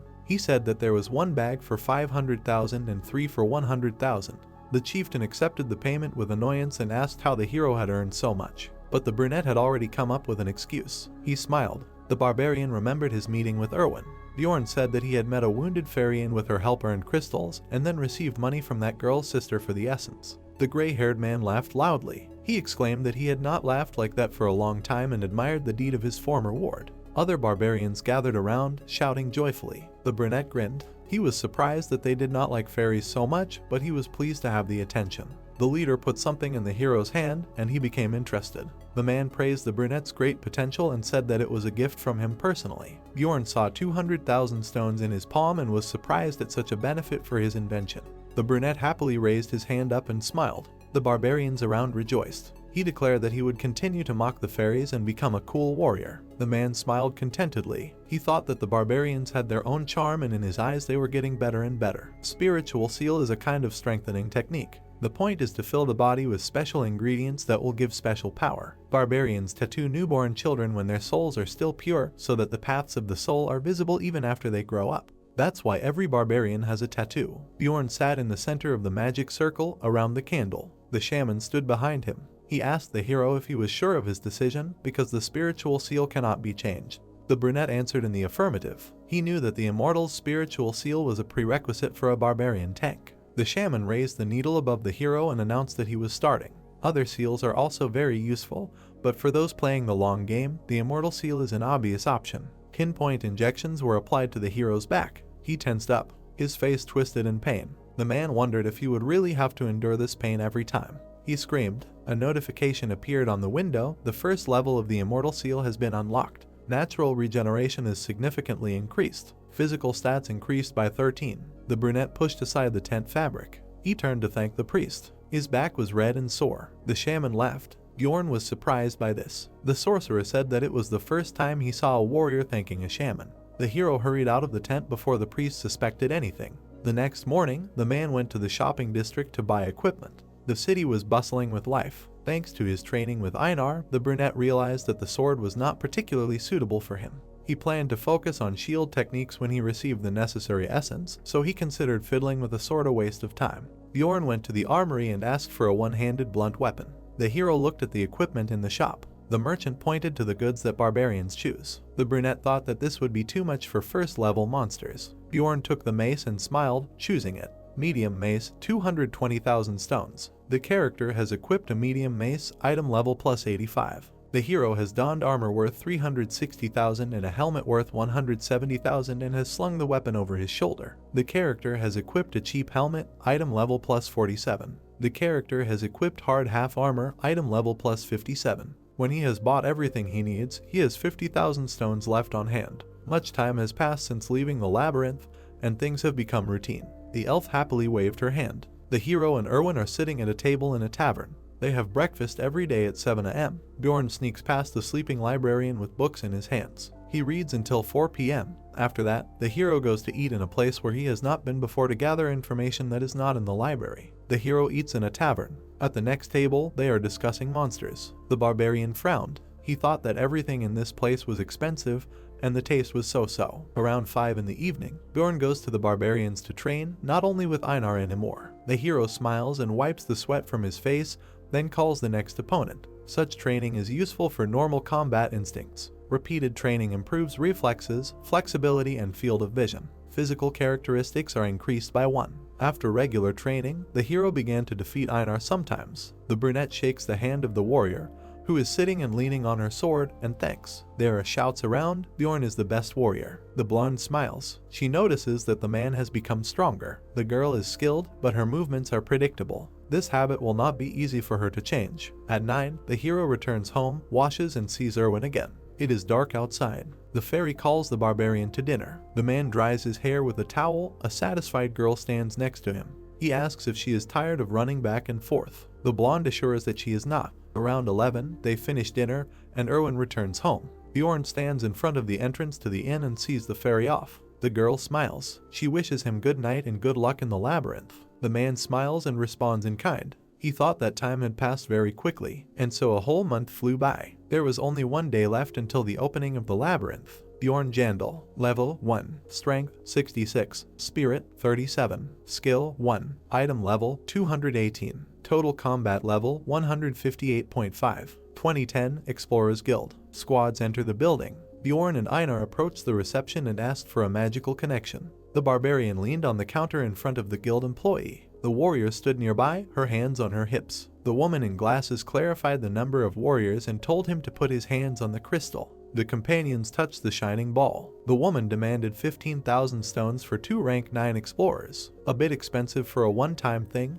but it is necessary. Bjorn was silent, and the blonde was indignant. After all, you can buy a lot of meat for that money. The starting point is set randomly, so a magical connection is needed for both barbarians to end up in the same place. The woman in glasses looked at them calmly. The brunette asked how the rank of an explorer is determined. The employee answered that it is determined by the total amount of essence in the soul, and the price changes depending on the rank. The partners looked at the woman. Bjorn wanted to ask something else, but she interrupted him. The magical connection will last 24 hours. The brunette suggested going to eat. The warrior sat at the table and stared at the food. She was amazed. Bjorn ordered the most expensive dinner in this tavern before going into the labyrinth and spent 800 stones. The barbarian chuckled that it was nothing to him. The blonde drooled over the meat. The brunette suggested trying it. She took a piece. Einar beamed and squeezed her fork. The girl exclaimed that it was very tasty and like a dream. Bjorn watched his companion eat quickly. The warrior declared that she would earn a lot of money to eat like this all the time. 10 minutes until the opening of the labyrinth. The warriors crowded around the portal. The barbarian frowned. He noted that the portal was very large. A group of young barbarians came running after the ceremony. The brunette turned around to look at them. Bjorn was surprised that they managed to get there on time every time. Einar rubbed her nose and remembered the old days. Although only a month had passed, the barbarian noticed that the portal had become brighter. He heard, "You can enter." The warrior resolutely clenched her fist and called her companion. Bjorn stopped her and said that he wanted to check something. The blonde happily agreed. She said that she trusted the brunette. 1 minute until the portal closed. Einar panicked. The girl asked if it was time for them to enter. The barbarian watched the portal, which had become smaller. The guard declared that the portal was almost closed. The man called out to the warrior and told her to run immediately. They rushed into the portal. The guard did not have time to stop them and warn them of danger. Darkness. Bjorn opened his eyes. He put his hand in his duffel bag. Einar was panicking nearby because she could not see anything. The man told her to calm down. He thought they had entered a dark area. The brunette calmly lit a torch. The barbarian said that this time he took them with him. The blonde was surprised. She pointed ahead and asked what it was. In front of them was a stone slab. Bjorn replied that it was a monument with which you can open a portal directly to the second floor. The man smiled predatory. Every gamer should know how to use bugs to their advantage. A blue glow emanated from under the hero's palm. A bright light appeared in front of them. The girl was shocked. He told her that they would go into it. System message about opening a portal. Experience +2. The character levels up. The maximum amount of essence increases by 1. The foot stepped on the ground. She asked how he did it. Dark earth squelching underfoot. The remains of stone structures. The man was holding a torch. The chieftain said that it takes 3 days to get to the second floor. He found a way in the book. Einar noted that he was cool. The second floor should not be a problem. A view of the road opened up in front of them. Quiet, heartbreaking screams. This is definitely the land of the dead. The companion looked at the companion. He asked if she felt it too. The guy put his hand on his chest. Something moves through the veins and fills his entire body. The companion showed a thumbs up. It seems that his soul level has increased. Soul level. Character level. The system message about the increase was in the dungeon in stone. The character window opened. Bjorn, level 1, Scylla 25, Spirit 36 +1, Skill 1, Item level 24, Total Combat level 68 +1. The mana needed to use skills grew with the level, and also the amount of essences that can be absorbed. The hero stood at full height. At level 2, he will be able to use 2 essences. Einar turned to her comrade. This is strange. The soul level rose, although he did not kill monsters. It seems to him that opening the portal is considered the first achievement. He already knew about it, so he tried. The warrior sat on a mountain of defeated enemies. Experience in this world is called an achievement, but when hunting, it can only be obtained from the first monster, so over time, raising levels is increasingly difficult. Several heroes headed for the portal. One of the ways to break through this wall is to speedrun the portal. Experience is given for each opening, a simple method of raising the level. Jero smiled. I need to remember this trick, to use it to the fullest before others find out. Bjorn turned to his companion. This will be their secret. If anyone asks, let her say that it took 2 days to get here. She agreed. Good, now she will not blab. The warrior carried a torch in front of him. Sooner or later, experienced explorers would get here and ask how newbies got here before them, so it was better not to be seen by anyone. Leafless trees stood on the edge of a cliff. He suggested leaving here. After all, he was more afraid of other people than monsters. The hero tied the torch to his helmet, calling it the candle barbarian mode. Other explorers have been using this method for a long time, but it was still a little embarrassing. Einar put her hand to the helmet. She was surprised that it was not hot. He noted that it was a magic tool and would burn for 3 days. Various enemies appeared on the screen. Strong monsters can be found in the lands of the dead, unlike the goblin forest. The stone bounced off the trap, but there are no traps here, so it is a little easier. He and she stood in heroic poses. In other words, an ideal place for 2 barbarians. The companion noticed something. Monsters appeared in front of them. They were ghouls. Only 3, because the first day. On the 3rd day, the number will triple. She took the sword in her hands, saying that she was already tired of walking around doing nothing and would figure it out herself. The earth shattered from the jerk. She carried out a series of attacks. She smiled. Easy. The second floor will be easy. But suddenly she heard something she did not expect. Einar grabbed her comrade by the hand. She asked what kind of scream was that made the blood run cold in her veins. He thought that she was big, but she was afraid of such trifles. These were banshees. They rarely attack first, let him just ignore them. Out of fear, she hid behind his back. Are you sure they don't need to be killed? Isn't it dangerous? The guy replied that their attacks wouldn't work anyway. If they attacked first, they would receive a curse. The girl imagined the banshees. They would hunt them until the heroes left the labyrinth. Completely frightened, she said that it was not in vain that she went with him. Out of fear, she strangled her companion. A new group of monsters appeared in front of them. They were skeletons. Einar relaxed. She drew her sword. She said that she would take care of them. The warrior advised to aim for the core between the ribs, but with one blow she completely destroyed the enemies. She turned to her friend. She asked what he said. He answered that nothing. A system message about defeating a skeleton. Experience +1. After that, they walked north for almost 8 hours. The ground squelched under their feet. They met different monsters. Monsters without eyes. Elder ghouls that were twice as big as normal ones. A skeleton with a bow and sword. Mutants that turned into skeleton warriors and skeleton archers. Another monster came at them. They did not pose a danger. Besides, only the first day, there are very few of them, and his combat capabilities have increased slightly. Bjorn swung. The mace was perfect in weight and length. With one blow, he smashed the enemy's head. Therefore, the skulls were broken much more effectively than with a hammer. The monster struck at his back. The vest-shaped armor reduced the area that had to be covered by the shield, so the fight was more aggressive. The skeleton fired an arrow at the hero. The steel helmet hardly protected against the crossbow. The arrow bounced off the armor, but it dealt with the rotten bow of the skeletons easily. The enemy fell from the blow of the mace. He looked at his comrade. The guy had become better at destroying the enemy, and there was someone nearby who was no worse. She chopped down enemies, the warrior thought. It seemed that she was the goddess of the ancestors of the barbarians. The skeleton was going to attack from behind. At first, he did not understand why she screamed every time in battle, but the guy struck him with a shield. But then he started doing it himself. Both stood in heroic poses. A refreshing feeling if you compare the fights with Erwin. The barbarian team is something. System messages. Victory over the Elder Ghoul. Experience +1. Defeat the skeleton archer. Experience +1. Defeat the skeleton archer. Experience +1. Bjorn stood after the battle. There was a wound on his hand, from which smoke came. He said that it would heal soon. It was almost closed. Einar was delighted. Is this the spiritual seal? The guy confirmed. His wounds were healing quickly. The seal of the immortal improves natural regeneration. Healing a wound half a centimeter deep takes only a minute, and stamina is restored faster. It hurts terribly, but the effect is worth it. He touched the ground with his hand. It became dry, a different soil. The warriors stood in anticipation. The banshee's cries became louder. He told her to get ready. The fog revealed the forest. Monsters of the 8th rank will appear soon. The sounds frightened the girl. Her comrade told her to take a position. A three-eyed monster appeared in front of them. It is the demon of death. He knew the labyrinth had the ability to absorb light, but how could they not notice him until he got close? The demon let out a scream. He looked scarier than he imagined. Both concentrated. Bjorn reminded him to aim for the head as he had taught him. There was no point in attacking other places. Both rushed into battle. The demon blocked the blows. The barbarian struck and cursed. He looked at the demon. His skin was too hard.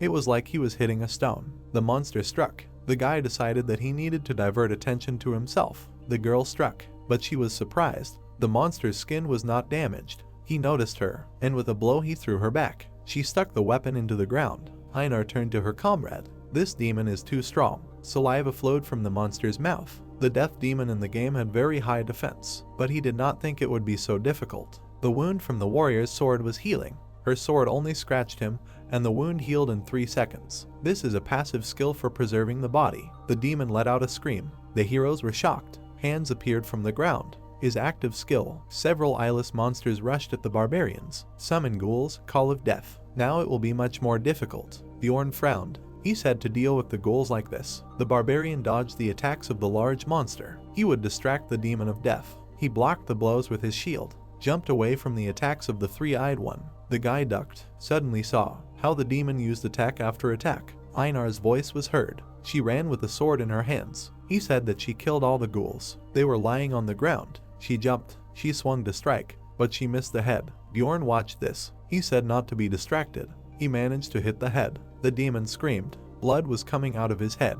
The guy was smiling. Good hit. It must have dealt good damage to cause so much blood. But then the monster attacked back. The barbarian cursed. He wiped the blood from his nose. It was an attack that would have smashed a goblin. The monster's wound was healing. It healed right away. The monster didn't understand what was happening. It was hitting too slowly. It couldn't keep up with its regeneration. So what to do? Not try to hunt it, but go back to the 9th rank monsters. Einar grabbed the demon's leg. Her veins tensed. The guy got it. She was trying to upset its balance and hit the monster in the leg. Great idea. The demon fell to the ground with a crash and couldn't get up. The heroes loomed over him ominously. He laughed. They used to kick rice cakes like that when they went on a school trip. His comrade laughed. It seemed as if even childhood trauma was being healed as his partner burst into tears. Both struck at the monster. This is how barbarians should hunt. System message about the death demon's victory. Experience +2. There was a red stone on the ground. A large magic crystal. The girl held it in her hand. Bjorn said that it was only worth 100 ordinary ones. She was surprised that a death demon cost 100 crystals. The guy did not express any emotions. He said that with ghouls it would be 300. The reward is really small, you can't argue with that. Einar rummaged through her bag. She asked how much bread cost at the tavern. The barbarian answered about 300. The warrior was happy. She could eat one of those for each death demon. An interesting way to count money. Her friend raised her fist up. No time to relax. Time to hunt. The warrior smiled. Hunting with barbarians is not so bad. Erwin is a bit passive. He remembered how she suddenly became sad. They were fighting another three-eyed monster. After that, they hunted only death demons. As soon as they saw one, they grabbed it by the legs and knocked it down. They started attacking the lying demon. If they hit its head like a rice cake, it would soon die. In this way, they caught about 70 death demons. The forest was in a purple haze. At the very beginning of the game, the dungeon and the stone had a very low chance of dropping essence, so most people played with what they got. They decided that was enough for today, and they set up camp. It was profitable for him to hunt death demons, because they dropped essence with good synergy to his seal and also a useful passive skill. But this time, nothing dropped. The next day, there were 2 monsters. Death demons began to appear in pairs, but they still knew the method of dealing with them, so it turned out to be easier than he thought. The heroes knocked down both demons, first one and then the second. A crowd of monsters was chasing the barbarians. If they didn't do it quickly, they were surrounded by ghouls, which was quite dangerous. Death demons do not pursue prey outside the territories, so you just have to run as fast as you can. The team peered around the corner. After midday, they stopped appearing in pairs. 3 death demons for 2 is too much. A wise warrior should be able to avoid a deadly battle. The pair found a new place to rest. By the end of the second day, they stopped hunting. The place looked comfortable. Footsteps were heard. Another group of people appeared behind them. They were tense. The hero tensed. He was about to ask what they were doing here, but his companion reached for her sword. If they had nothing to do, then let them go. They were scared and ran away. The barbarians watched them go. Einar said that they would have to leave. They knew their locations. They needed another place to camp. Humans could not be trusted. The warriors were looking for a new place to rest. She did not like humans last time either. Had something happened to her while exploring the labyrinth? He watched her go, decided what to ask another time. The heroes looked around. She noted that they did not think they would find a place as good as the previous one. He suggested not to look anymore. Suddenly, cries for help were heard. The hero paid attention to it. They could not understand where it was coming from. Both were ready. The girl noted that such sounds were not made by those who were attacked by monsters. Explorers were killing each other. Opposite him was a silhouette waving his hand. There were bodies lying on the ground. 4 fresh corpses. Foam was coming out of the mouth of one. No monsters, traces of a camp and poisoning. Opposite him stood a woman. In her hand was a dagger. She examined the heroes. Newbies. A marauder. A man attacked a man. People who hunt other explorers. Instead of collecting magic crystals from monsters, they collect other people's equipment. Someone put his foot on the chest of the lying man. Naturally, such activity was punishable by death. The barbarian was collecting things from the corpse. But if you think about it, no one had tried him for killing 6 researchers. People were going to attack him. It was self-defense. Outside the labyrinth, no one would know anything if there was no one to tell. The redhead tossed the dagger. Was this the first time they saw a marauder? She looked at the hero, the barbarian. He looked at her calmly. They had problems. She looked professional. He looked at his opponent. About 170 centimeters, tall, fit. Red hair to her shoulders, a torn right ear. There was a tattoo under her eye. With such signs, she should be known, but since he hadn't heard anything about her, she was very good at her job. Einar grabbed her sword. In other words, she never leaves witnesses. The girl assumed that she was very strong. Black paint on a white background. A total of 4 corpses. There were 2 corpses near the tree. High-level equipment, among them a mage. One of them was foaming at the mouth. They looked like explorers who had reached at least the 5th floor. Black marks on a white background. 3 had no visible wounds, poisoned. The 4th must have had resistance to poisons. The marauder looked on without interest. Was this her team? She grabbed one, who knows, and searched his pockets. Most likely, they considered her a friend. Calmly turns her back and searches the bodies, not at all afraid of 2 newbie barbarians. She put the sword in her bag. Judging by how this huge sword fits, she has an expensive traveler's bag. Without turning around, she addressed the barbarian. He could not even imagine how much stronger she was than them. They looked without distraction. The only way to get out of here alive. Einar looked at her comrade. He offered to give a fight. The heroes began to run away from the marauder. He said no and told them to run as fast as they could. The redhead watched them go. They continued to run. They bought a little time, but they did not know when she would chase them. He looked away. There were notches on the trees. The hero left marks on the trees, just in case. The heroes ran on. They will follow the marks to get to the portal to the 1st floor. Suddenly he noticed something. There was a group of people ahead. One of them pulled out a knife. 4 people. He turned to them. It is difficult to trust people, but they have no choice. A marauder was chasing them and they asked for help. The leader gritted his teeth. He demanded a guarantee that they themselves were not marauders. The barbarian started shouting. He swore on his warrior's honor that it was true. The people calmed down. The barbarian thought that this oath was definitely cheating. The bald man looked at the heroes. If they defeat the marauder, then all the reward and things are his. The guy agreed. He extended his hand. He told them to come closer and he would use the gnome skill, and he began to use it. He added that then no one would notice them. The skill of the gnomes. The gnome sat in front of people who did not notice him. Everyone within a radius of 3 meters blends into the surroundings. A very powerful camouflage ability. The downside is that you can't move, but this way you can avoid the battle. The whole group started to move into the shadows. How lucky. The bald one smiled evilly. Both barbarians walked into the trap themselves. A message that the character was under the effect of suppression. The heroes felt something. Froze in place. Surprised that they couldn't move. They couldn't answer. They were tricked. These people were marauders too. Bjorn was shocked. The essence that an explorer of their level could knock out, the active skill of a stone golem, suppression. You need to take at least the slightest damage to remove this effect. The marauder rummaged through the barbarian's back. He was interested in how much they had collected. The other one touched Einar's face. He felt sorry for them that they had caught a woman, and this was a barbarian. The one standing next to him smiled. He noted that her heart was expensive. Black ripples ran across the white screen. He felt their disgusting desires with his whole body. The hero looked at the marauder. Toto mocked him, saying that he was scared. You can't free yourself from this skill with just one look. He took out his knife. Someone noted that you need to kill with one blow. This one noted that he never made a mistake. The barbarian couldn't move. Are they really going to die like this? The knife was approaching his throat. Almost touched him. If he took any damage, the blade cut the skin. He was able to move, and immediately tilted his neck back. He tilted his head back before the dagger pierced him deep enough. Blood was coming out of the wound. Bjorn grabbed the club. Everything according to plan. The marauder didn't understand how it happened. The club hit him in the face. The others were shocked. One of them ordered to kill him. The warrior took the knife from his throat and threw it at his friend. It hit her in the shoulder. The barbarian took a fighting stance, left the rest to him, and fell to his knees. She pulled out her sword, and with a blow, she cut the enemy. She took a step, swung, and chopped another one. She looked at the last one. He was running away in fear. She hissed after him. Bjorn was lying in blood. So much blood, don't take it away, friend. He held out his hand. She burst into tears over him, promising revenge on his killers. System message. Achievement received. Conditions. Health indicator 0.1%.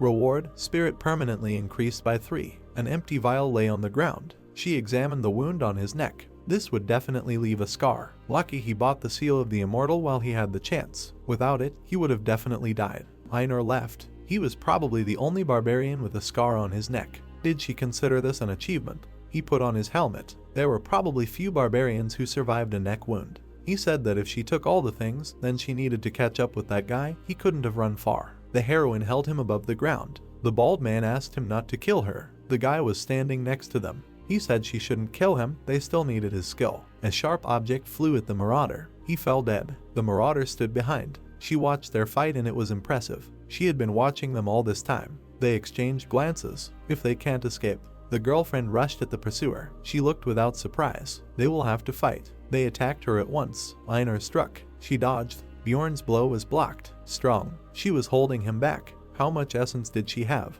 He dropped the mace. If he can't knock it over, he grabbed it. He will push. He held her, but suddenly he felt something. He fell to his knees. There was a stab wound in his back. His whole body stopped moving. She pierced his entire armor and pierced his back with a simple dagger. How? The redhead looked at him. Could she really use aura? Then they had no chance. Her comrade swung her arm, but the enemy made a series of quick blows. Blood flowed from the barbarian's mouth. The guy looked at her. The girl tossed the dagger. She offered him to surrender. The basilisk's paralyzing poison had already spread throughout his body. The warrior was scared. She surpassed them in strength, speed, in everything. Would they really die here? The dagger was right next to his face. She sat down in front of him. If they swear not to tell anyone about what they saw, she will spare their lives. The warrior could not move or believe. She was going to do this from the very beginning. She did not really want to kill the barbarians. The marauder was unperturbed. She owed the barbarians. Now it was clear why she simply watched their fight. She wouldn't have to kill them herself if those marauders had done it.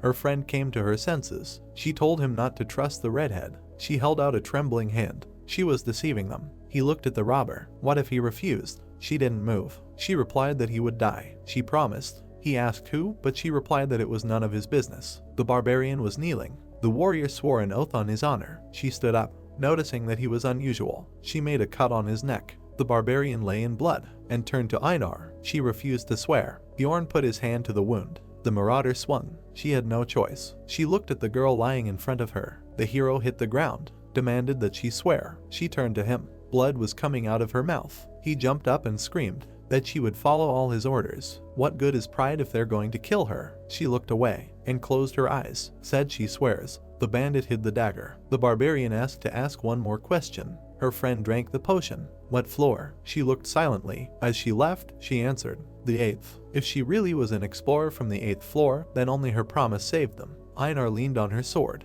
But next time, everything will be different, Marauder. The heroes left the portal. The warrior fell to the floor. He looked at her, asked if everything was okay. She replied that it hurt. She remained lying on the floor. She was no longer a warrior anyway, so she had no right to complain. It was worse than he thought. Is it really so shameful to beg for mercy with honor in war? She began to rise to her feet. Only the strongest warriors survive. They had a chance to defeat her in the future. She replied that she didn't understand everything when he talked a lot. She looked away, but she understood a little. He listened to her silently. She would endure the shame and the desire to kill herself, to become a strong warrior like him again. He looked straight at her. He wouldn't understand her feelings anyway. Black and white background. There would come a day when they would take revenge. They made a stop. Both had been on their feet for 20 hours, and although he was mentally destroyed after such events, he could fall asleep. The guy continued to think. He hardly felt as bad as Einar, but still bad. She was sleeping. He remembered a group of people, just like that time when he was saved by the blonde guy's group.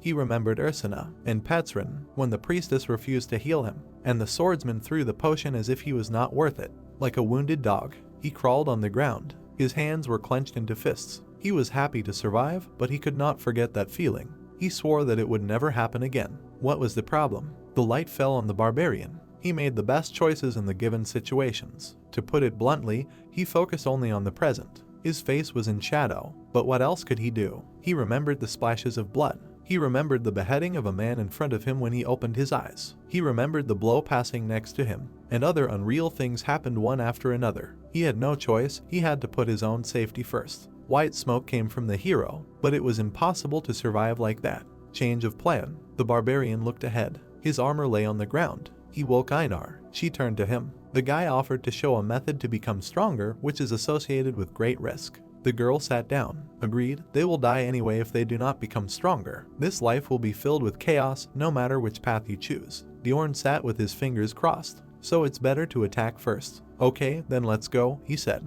And he frowned. Into the rift. They will find and destroy chaos. Anything that doesn't kill him makes him stronger. The corpses of a dwarf and a wolf on the dusty floor. The system window. He defeated the dwarf, experience +1. He defeated the shaved-maned wolf, experience +1. 4 types of monsters at once. He didn't know there was such a place on the first floor. That's why it's popular. The barbarians walked in the dark. Too difficult because of the many different monsters. And you always need torches because of the darkness. There's no reason to go here unless you want to take a shortcut and buy yourself some time.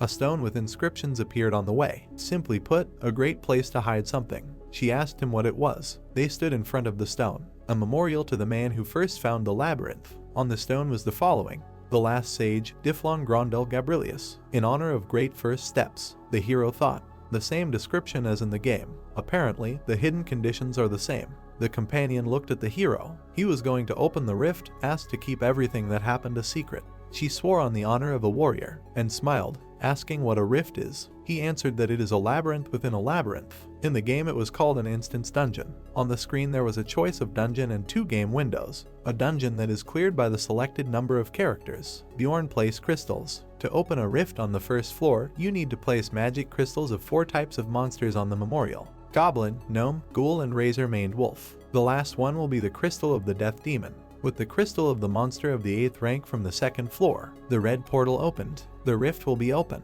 The crystal of the death demon will open an instance for 5 people. The difficulty depends on the number of participants who will be with them. The character entered the rift on the 1st floor.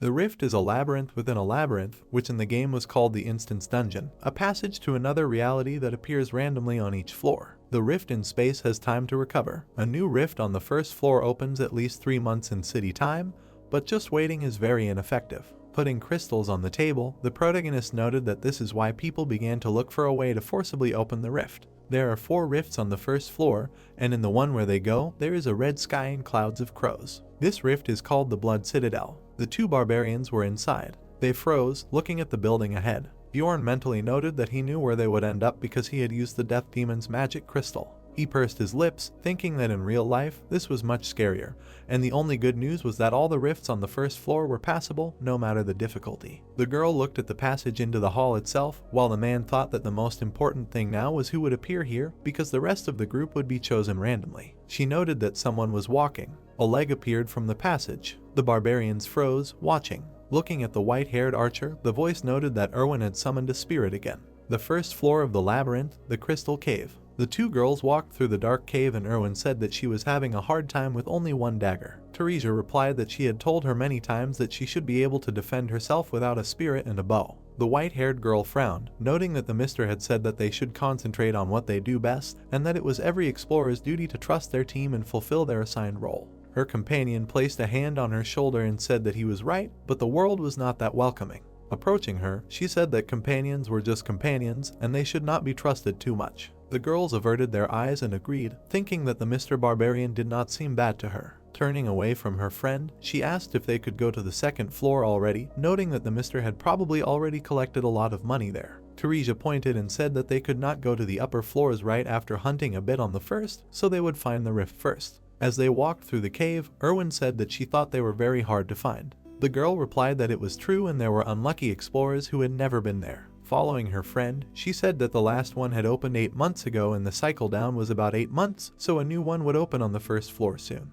Erwin replied that the mister hadn't said anything like that. The white-haired girl frowned, mentally noting that this barbarian was also a newbie and probably went up in the most inefficient way. She smirked. Erwin turned around when the girl asked to trust her, noting that in a year she would become much stronger. Hearing the sound, Teresa frowned. She saw a rift ahead. The girls ran towards it. They were approaching a burgundy portal. The white-haired girl extended her hand. A moment later, the rift disappeared. The girls caught on the spot, realizing that they hadn't made it in time. Bjorn and Einar heard the loud laughter of the first member of the group. A short man with a long beard appeared, asking if they would send him here before him. He smirked, and the barbarian recognized him as a dwarf. A woman's legs appeared in their rift. A sorceress in a pink dress and with a staff said that she had been wondering where she would end up all this time, and eventually arrived at the Bloody Citadel. The blonde smiled sweetly, and they recognized her as a mage. She approached along with the others with her henchmen, and the man wondered if there were any mages left on the first floor. Looking at her and the dwarf, he thought that it was a good combination. He frowned, thinking that she had given an excellent one. Einar asked him how cool the mages were, after which she noted that she had once seen one in the library. Remembering the white-haired girl, she said that she was of the 10th rank. The warrior told her that mages were a very valuable resource for the city, so only the truly strong could enter the labyrinth. As the sorceress laughed, he said that in other words, she was strong enough to be here. The blonde noted that he was very perceptive. She pointed her finger and told him that she was a 6th-tier mage named Allure Raven. Bjorn mentally noted that she seemed a little arrogant, but in the game, all mages were crazy idiots, so she was somewhere on the level of a saint. The man next to her bowed as she introduced her professional porter Tarjan. The dwarf extended his hand and said with a smile that his name was Hikrad Murad, and he had been exploring the labyrinth for 3 years. The barbarian thought that now he understood where he got such good equipment from. The protagonist shook his hand and introduced himself, after which Einar also told her name. Bjorn frowned. Looking at the dwarf and the sorceress, he said that they did not look like those who would work on the first floor, and then asked what was the reason for this. The blonde laughed into her fist and said that she could not give details, but she heard that a rift was supposed to open here soon. The brown-haired man noted that he had the same reason. The man mentally noted that they decided not to tell him the details, and this looked like a kick on the stairs. Raven looked at her teammates, saying that in this case they could divide the loot between everyone except Tarjan. She asked if everyone agreed to listen to her. The dwarf turned and said that he did not mind, since following the advice of the mages in the labyrinth was common sense. The sorceress said that she was very grateful for this. The barbarian closed his eyes, thinking that since a mage appeared in the team, it would be better for them to follow her, because it was the mages who convinced the ruling family that evil spirits should be destroyed. He began to say that he also agreed. Einar clenched her fists and loudly exclaimed that she did not agree. Her face distorted with anger, and she screamed that she wanted Bjorn to lead the squad, since he was the wisest warrior, and he was not like normal barbarians. He asked her to shut up already. The girl continued to exclaim that he even reads 6 hours a day.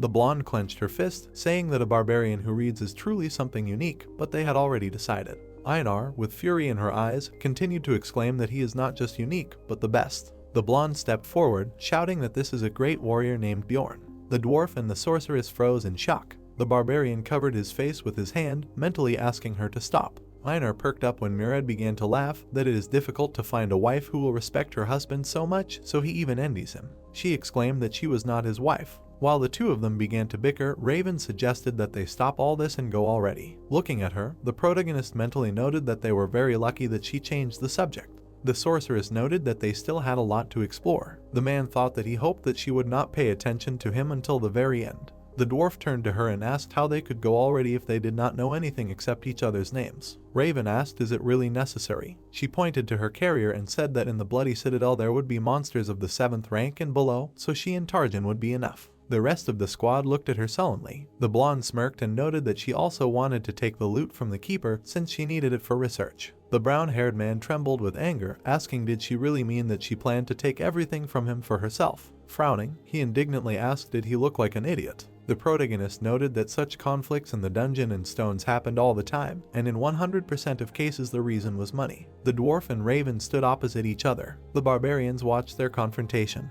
and the man mentally noted that the loot from the keeper was the flowers of the rift, and for successful mages, research came first, and for ordinary adventurers, money. The girl tightly squeezed her staff and declared that in return she would give them all the magic crystals from this rift. Bjorn mentally noted that she had stepped on a money mine. Continuing to frown, Murad told her to stop feeding them scraps, after which he exclaimed that he did not agree. The blonde replied that she thought it was fair, since there was no guarantee that anything would fall from the keeper at all. She pursed her lips, and the protagonist noted that she was very depressed, since, apparently, she did not expect such a development of events. The girl looked at the dwarf, saying that in that case she would give up some items, but the essence would definitely be hers. The brown-haired man agreed and suggested throwing dice to decide which of them would get the rift stone. The barbarian realized that the two of them had been thrown out of the discussion altogether. He stepped forward and intervened in the conversation, mentally noting that he could not return empty-handed. Pointing a finger at himself, he said that he did not need the essence or items, he wanted the rift stone. The sorceress cast a dark look at him, noting his greed, and then asked why he even thought they needed 2 barbarians in the party. The dwarf also darkened and said that this was too much. The man mentally noted that this did not work, and just a minute ago they seemed quite friendly to him. Bjorn showed 2 fingers and said that he agreed to give the stone, but then they would take 2 essences from ordinary monsters. The sorceress and the dwarf exchanged glances. The blonde smiled sweetly and said that it sounded good, and the brown-haired man agreed with her. Looking at how they started to have a sweet conversation, the protagonist thought that this was the maximum that could be bargained for, although there would still not be a suitable essence for their level. He mentally noted that they had become sweet again, as if nothing had happened. The man frowned, seeing how they walked ahead with smiles. Looking at their serene smiles, he thought that he was once again convinced that he should become stronger. The barbarian sighed deeply. Raising his head, he thought that he did not care how many times they kicked the ladder under him, because he would still climb to the top. The system noted that the character had entered the Bloody Citadel. The Bloody Citadel was divided into 4 parts, the first of which was the drawbridge at the entrance to the fortress. Next was the battle zone behind the outer walls, then the underground prison behind the walls of the inner castle, and the last one is the place of worship of demons in the Lord's room. Approaching the entrance, the party saw gargoyles at the door. Looking at them, Bjorn noted that these were monsters of the 8th rank, which most of the time just sit in one place and look like statues. The stone monster began to move weakly, while the man noted that as soon as he got closer to them, massive wings slid to the side because the gargoyles immediately began to attack. The protagonist's legs were dragged in stone, and he cursed. Raven blocked Einar's path with her hand, while he thought about the fact that the most obvious method to defeat them was to sacrifice a member of the party to petrification, while the rest would fight. The sorceress grinned smugly, because with a mage, everything changes. She pushed her staff forward. Bjorn's legs began to free themselves. While the gargoyle was jumping on him, he was thinking about the creatures that couldn't cast the petrification curse. He and Einar hit her with their weapons, because such an opponent was practically an enemy for them. The dwarf frowned and screamed loudly. He jumped on the second gargoyle. She was sitting on the ground. The brown-haired man swung his sledgehammer. The weapon was reflected in his red eyes. The system awarded +1 experience point for the victory. The whole team stopped for a while. The man wiped his face with his hand, noting that they had fought well. The barbarian looked at him askance, mentally noting that he was quite skilled, since he was dealing damage from top to bottom. The blonde saw a red crystal on the ground. It flew up and moved into the porter's bag, under Alice's words that the magic stone was moving. Raven smiled widely and said that this was a spell for collecting crystals, and she would divide them after they were done. The dwarf laughed and thanked her, then suggested they move on. He gave a powerful blow with his sledgehammer. Having broken through the door, the team entered the room. The man frowned and said that it was very dark in here, so they needed a light source. The sorceress exclaimed that she could easily solve this issue. A cloud of light appeared on her palm. It flew up, illuminating a small squad of monsters. Looking at the fat mutants, Bjorn mentally noted that these were the dead, monsters without a rank, who do not give experience or crystals, and their bodies do not notify unless an essence drops. Standing some distance from them, the sorceress said that attacking them would be a waste of mana. The dwarf agreed, noting that she really felt sorry for these guys. The monsters rushed forward. Einar, Bjorn and Murad ran at them, answering that they needed to figure it out quickly. The girl cut several undead with a quick blow. Then the brown-haired man attacked one of them. The protagonist raised his weapon. He destroyed several monsters. Suddenly his eyes widened. On the floor he saw the horn of the undead commander. The barbarian and dwarf looked at it, and Einar asked how to use it. The man answered that she would find out everything soon. After a while they all stood in front of a steel door, and he said that his hammer would not take it. Raven said that we would figure it out. She read the spell. A bright light from the staff hit the door. The others covered themselves from the dust. The protagonist's eyes widened. He saw that the sorceress was convulsing in the middle of an empty passage. She smiled sweetly and suggested moving on. Bjorn mentally noted that the mages were too strong. The team entered the first part of the drawbridge at the entrance to the fortress. The girl stood at the cliff, saying that as she thought, it was raised. She turned her head and asked Einar to blow the horn. The barbarian took a deep breath. A loud sound was heard a moment later, and the system noted that a long-dormant magic seal had been activated. The blonde's face distorted in surprise. The bridge began to slowly descend. Her eyes widened. She warned the others that the bloody water around them began to rise. Coming closer to the cliff, the girl saw hands and shouted that there was something there. The man mentally noted that there was dark bloody water and a red sky, and this place was called the Blood Citadel for a reason. Raven smiled widely and asked her not to worry, since these were just ordinary dead people. She shouted back that she was not worried at all. A large hand grabbed the bridge. The dead began to climb up, surrounding the squad. Bjorn noted that the goal of this test was to survive under the spell of countless undead, and that it was quite a difficult part, but only for normal groups. The sorceress smiled, saying that the spell was already ready. She waved her hand, asking everyone to come closer to her. The protagonist thought that this part was easy to pass when you had a mage with area attacks. A bright light began to shine around the staff. The magical attack passed through the monsters, destroying each of them. There were many corpses lying around the team. When the dwarf said with a surprised face that this was stunning, Raven replied that these were just ordinary undead. The barbarian clenched his teeth, thinking that he guessed that she was strong, but did not think that there was such a big gap between them. The blonde adjusted her hat and said that they only had to wait for the bridge to lower. Bjorn thought that he did not expect them to cope so quickly. The bridge finally lowered. Standing opposite him, the commander decided to move on. The first part of the bloody citadel was passed. The protagonist found. Looking at his teammates leaving, he mentally noted that it was slightly funny. They all easily crossed the drawbridge of the outer wall and headed to the inner castle, and in a normal situation they would have met many monsters, but Raven raised her staff and cast a spell. The party was surrounded by corpses of the dead and skeletons with swords. The barbarian frowned, mentally noting that even though she couldn't kill everyone this time, the spell was still powerful. As the remaining creatures approached them, he thought about how she was able to kill 90% of the enemies with one swing. The death demon loomed over him, and the man thought that most likely, due to his fast regeneration, he remained alright. The sorceress waved her hand, telling them to destroy the remaining monsters. The dwarf, Bjorn and Einar ran forward. They stopped at the death demon. The two barbarians used the double grab technique and knocked it down. Murad's face darkened, seeing how they finished him off, and then asked, "Is this always how they hunt?" Raven, holding a staff in her hands, cast the spell again. When a shell appeared around the monsters, the protagonist realized that this was a spell to worsen wounds. He mentally noted that the death demon was famous for its passive regeneration skill, and if you block it.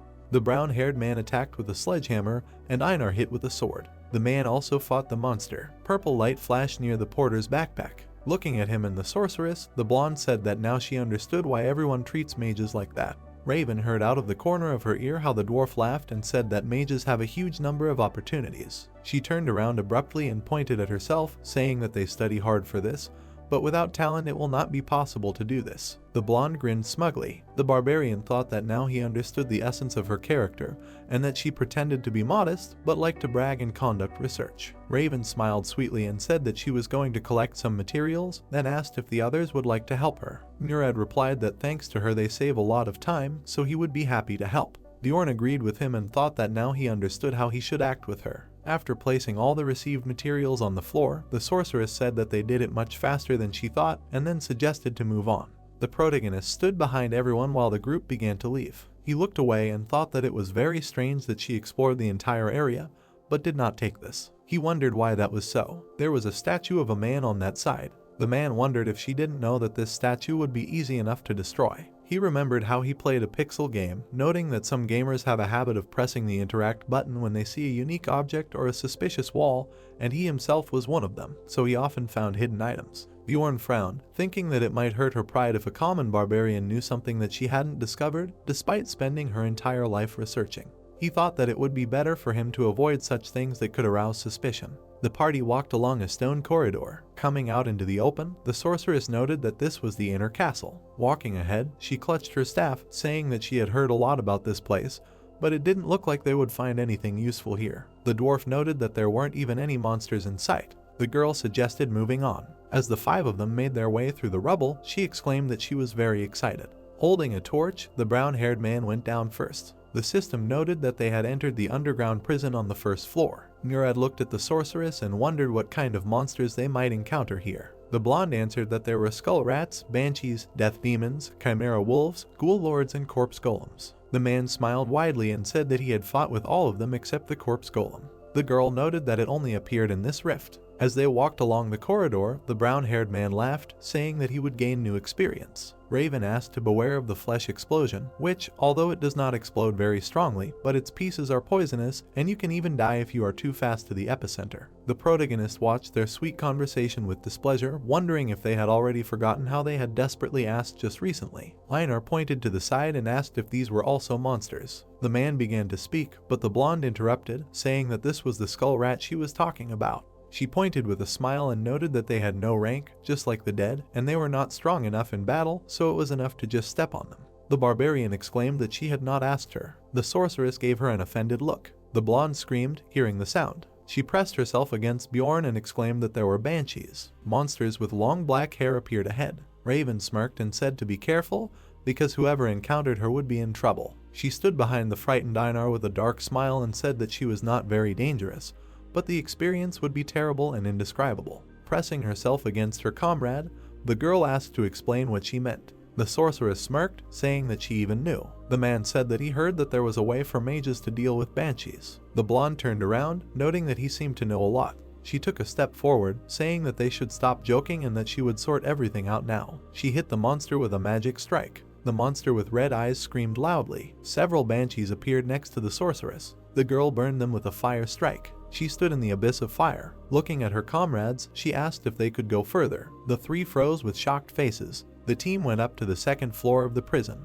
They were met by a chimera wolf with 3 snakes on its back. Lord Ghoul was also there. Looking at the dark rooms, the barbarian noted that the internet of the underground prison reminded him of an evil scientist's lab due to the many monsters and objects. He thought that the fun was just beginning. The dwarf looked up and noted the girl's strength, after which he asked if she was scared. Raven touched the cold wall and replied that it wasn't really that big of a deal since she was constantly doing autopsies herself and there was nothing special about it. She noted that it was here. When everyone else stood next to her, she said that there was a secret door here if she remembered the map correctly and that they would meet a corpse golem behind it. Bjorn mentally noted that she had prepared herself since the map was usually found in the guard room. Everyone dropped their bags after saying that it would be better to leave their things. The protagonist lit the torch on his helmet when asked. The girl said that she would open it now. Entering the passage, the team saw a pile of corpses. Looking at the flowing liquid and the abundance of bodies, the man noted the terrible smell that hit his nostrils, and the endless piles of corpses blocked his entire view.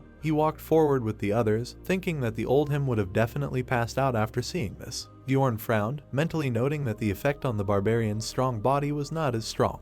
The porter gave in first and vomited. Raven also began to cover her mouth with her hand. Then she vomited too. The protagonist thought about how the gatekeeper was used to looking at things like this during autopsies, but that didn't change the disgusting smell. The dwarf waved his hand and noted that it was good that at least the barbarians were feeling okay, after which he suggested moving on. There were many bodies thrown up ahead. Approaching them through the dark liquid, the man wondered if this was really a mountain of corpses. Everyone froze when voices began to come from there. Murad, Einar, and Bjorn stood with shocked faces, listening to the cries of a gloomy voice asking for help. The barbarian's eyes widened. The system noted the appearance of the first boss, the corpse golem.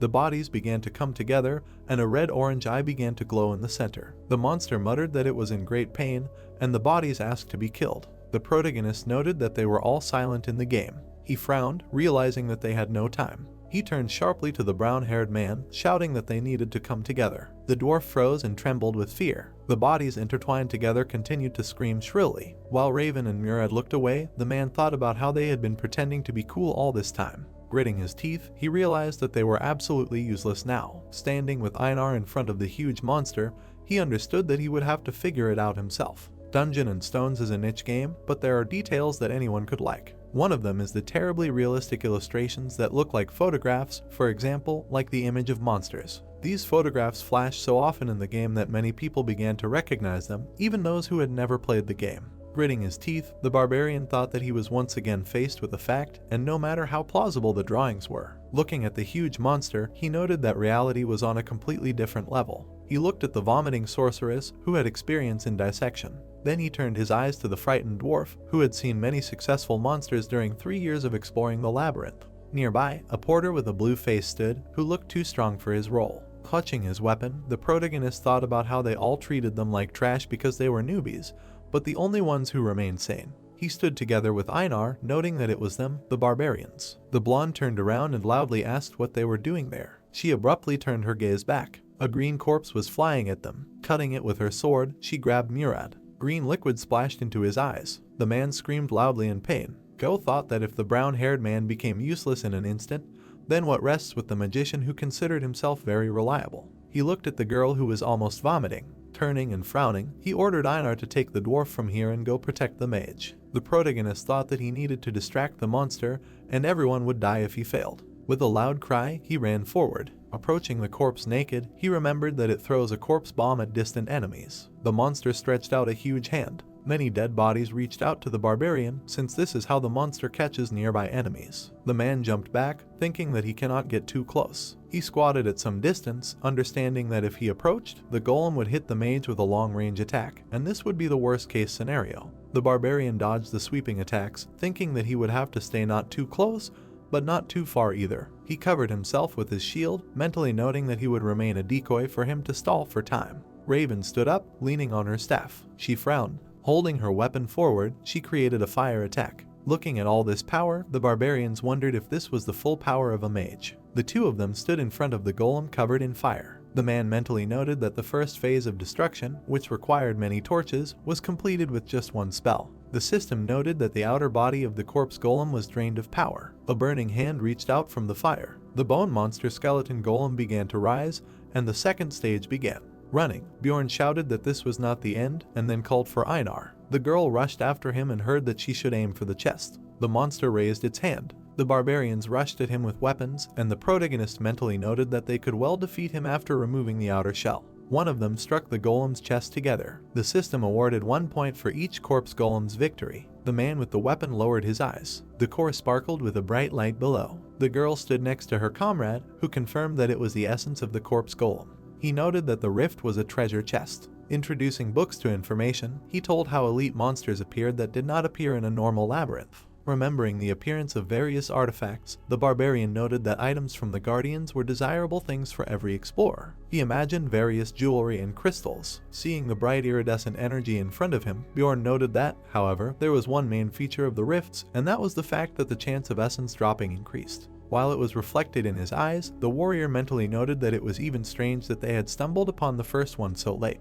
While the others were coming to their senses, the girl asked him what they were going to do. The protagonist replied that she should go to them. Looking at the dwarf and the sorceress in a terrible state, he noted that they were the ones who did almost all the work, especially since they had an agreement. The man imagined two monsters, thinking that he wanted two essences, one from the death demon, and the second from the wolf chimera. Remembering the corpse golem, he mentally noted that he did not expect it to fall to them from an elite monster that only appears in the Bloody Citadel. The barbarian touched his chin with his hand, mentally noting that its characteristics are quite suitable for a tank. It gave high pain resistance, high bone density, and added weight. Imagining bones, he thought that the movements would be dulled due to the drop in perception, but the other characteristics are worth it. And bone density gives a bonus to defense and growth by 55 units at once, also gives weight, which helps to knock down the enemy and reduces damage from enemy weapons, will increase by 21. Imagining a muscular man, Bjorn thought that pain resistance is also useful, and a nice bonus is strength and resistance to poisons. However, he noted a problem in the skills. The first skill was an active flesh explosion, which undermined any selected part of the body. The protagonist thought that it causes great damage, but you will have to pay with your own health.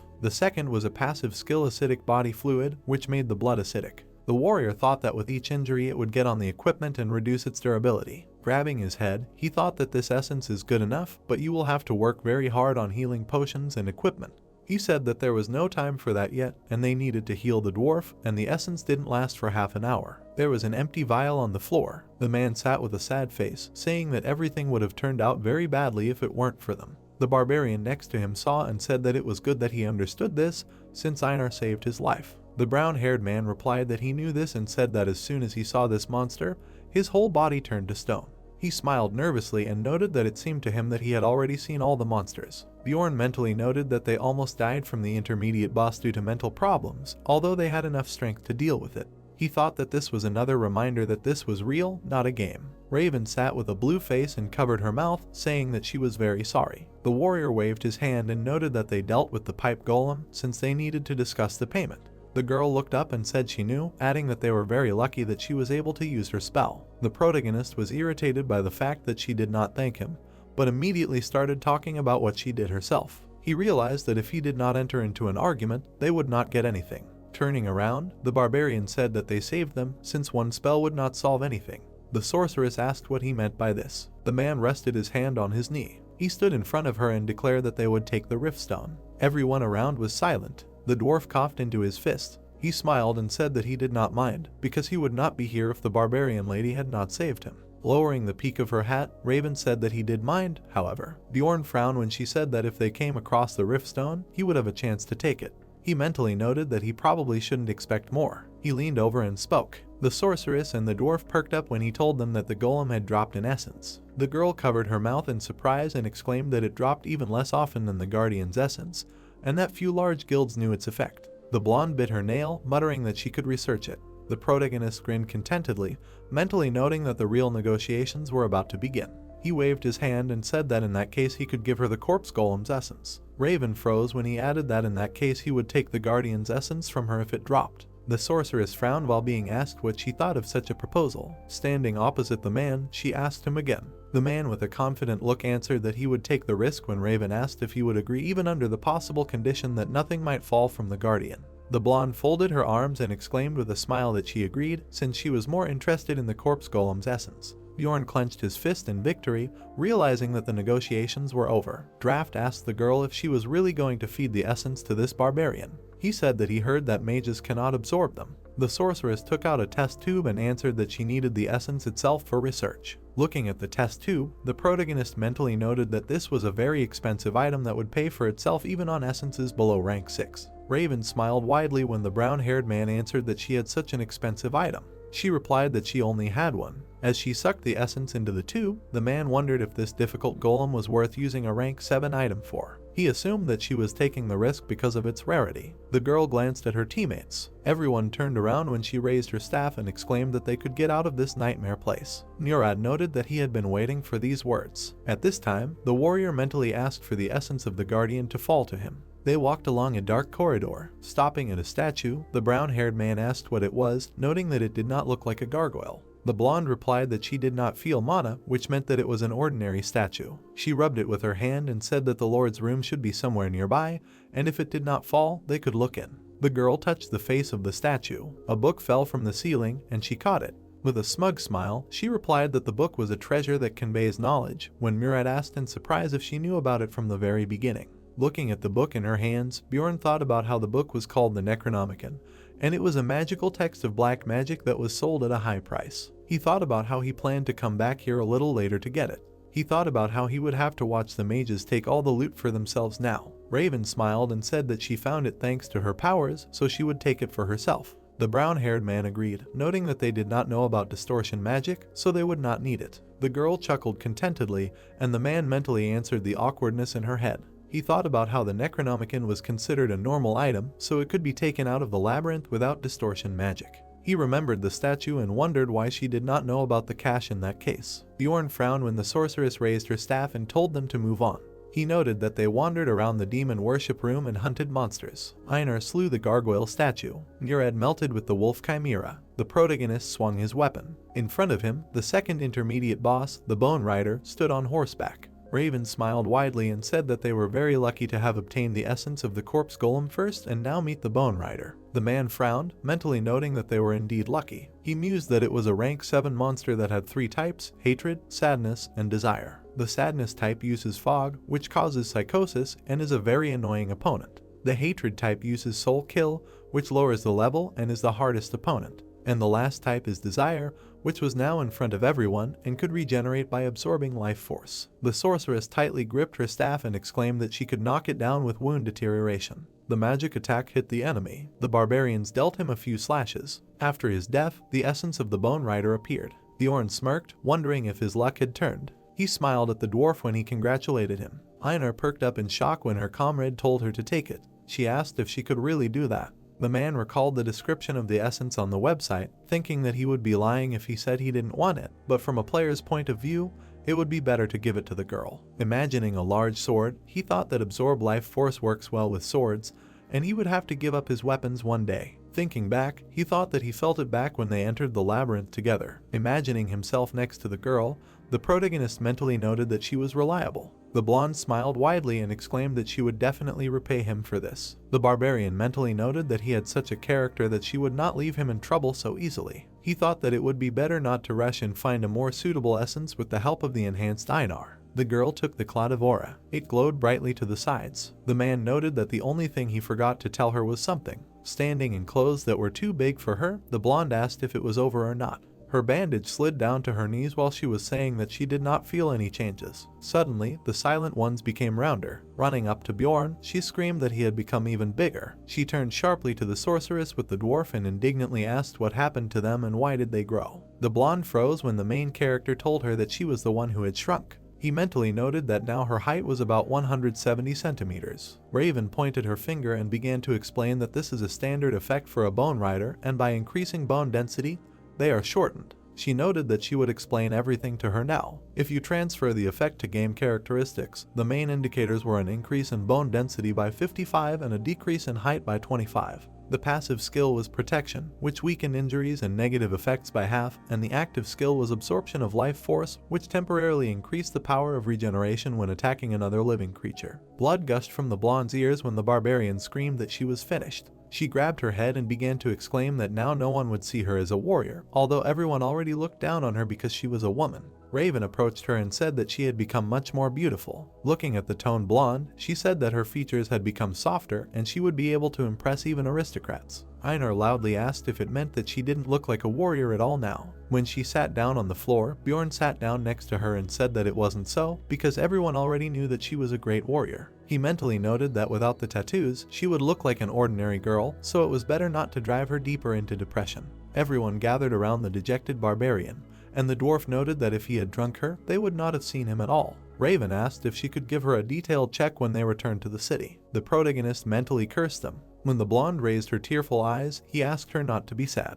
A large monster came out to them, after which he offered her to test her new power. Looking at him, Einar began to rise. She answered with a gloomy face in agreement, adding that she still had a debt, even though she was no longer a warrior. The girl swung her sword. She sharply hit the monster. Shocked Raven and Murad loudly asked if she really killed the demon with one blow. The man approached his surprised friend, exclaiming that she had become much stronger. The blonde with tears in her eyes asked if she was still a warrior then. She and Bjorn began to jump happily when he shouted that she was now a great warrior. The others slowly walked away from them. They found themselves in front of a short door, and Raven said that further on was the keeper's room. The brown-haired man smiled and said that it was fun, but the journey was coming to an end. The sorceress put her hand on her cheek and said that she was a little sad, but now she began to understand why some people work with other researchers. The barbarian frowned as they discussed luck. Looking with gloomy eyes, he mentally noted that luck really had been with them all this time. He remembered himself in the hospital. Then he remembered his girlfriend's betrayal, wondering if there were situations in his life when everything went easy and simple. Then he remembered his first day as a barbarian and asked what the worst case scenario could be in this situation.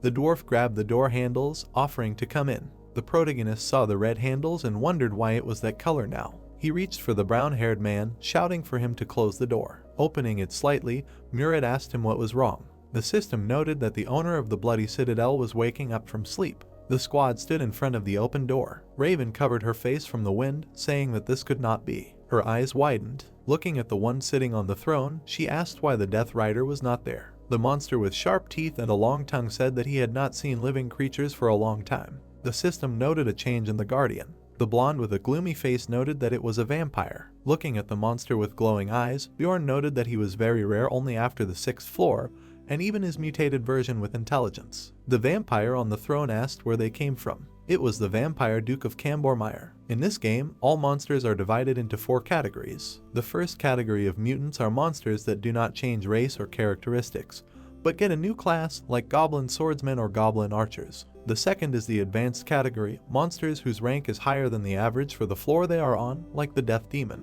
The rare category is monsters like the Corpse Golem, which can be found in special rifts or mimics, which are very difficult to find on normal levels. The last type is those that have an individual character and name, advanced mutants, named monsters. The squad ran down the corridor and the dwarf asked what was that, and how did the vampire end up here. The barbarian told him not to talk and run silently. Gritting his teeth, he mentally noted that this was a rank 5 boss, that he could act outside the box, and that he was strong in both close combat and black magic. The porter ran with the sorceress in her arms, who exclaimed that it had never happened before that a guardian became an advanced mutant. The man thought that he himself knew this, and monsters of this level only appeared in the rifts from the 3rd floor. Continuing to run with the others, he thought that he understood her surprise, because even he, having spent thousands of hours in the game, had never met a vampire duke. He remembered himself at the computer, thinking that he only knew what he saw on streams. The blonde clutched her staff tightly and asked the protagonist how he guessed, noting that he said to close the door before they opened it completely. Bjorn, without slowing down, repeated that everyone should run silently. He wondered if curiosity didn't subside even in such a situation. Frowning, he replied that he simply felt something. He noted that he noticed the unusual color of the door handle. The barbarian remembered watching the video on his phone, mentally noting that he had tried to find the vampire duke in the game hundreds of times, repeating yes with that player, but never succeeded, and, finally, watching the recording over and over again, he noticed a small detail. He noted that the only difference was the color of the door handle. Browsing to the bridge of his nose, the man thought that if he had not been so distracted by his enormous luck, he might have noticed earlier. Murad ran after him and asked if it would be better for them to fight, since they still could not leave until they defeated that thing.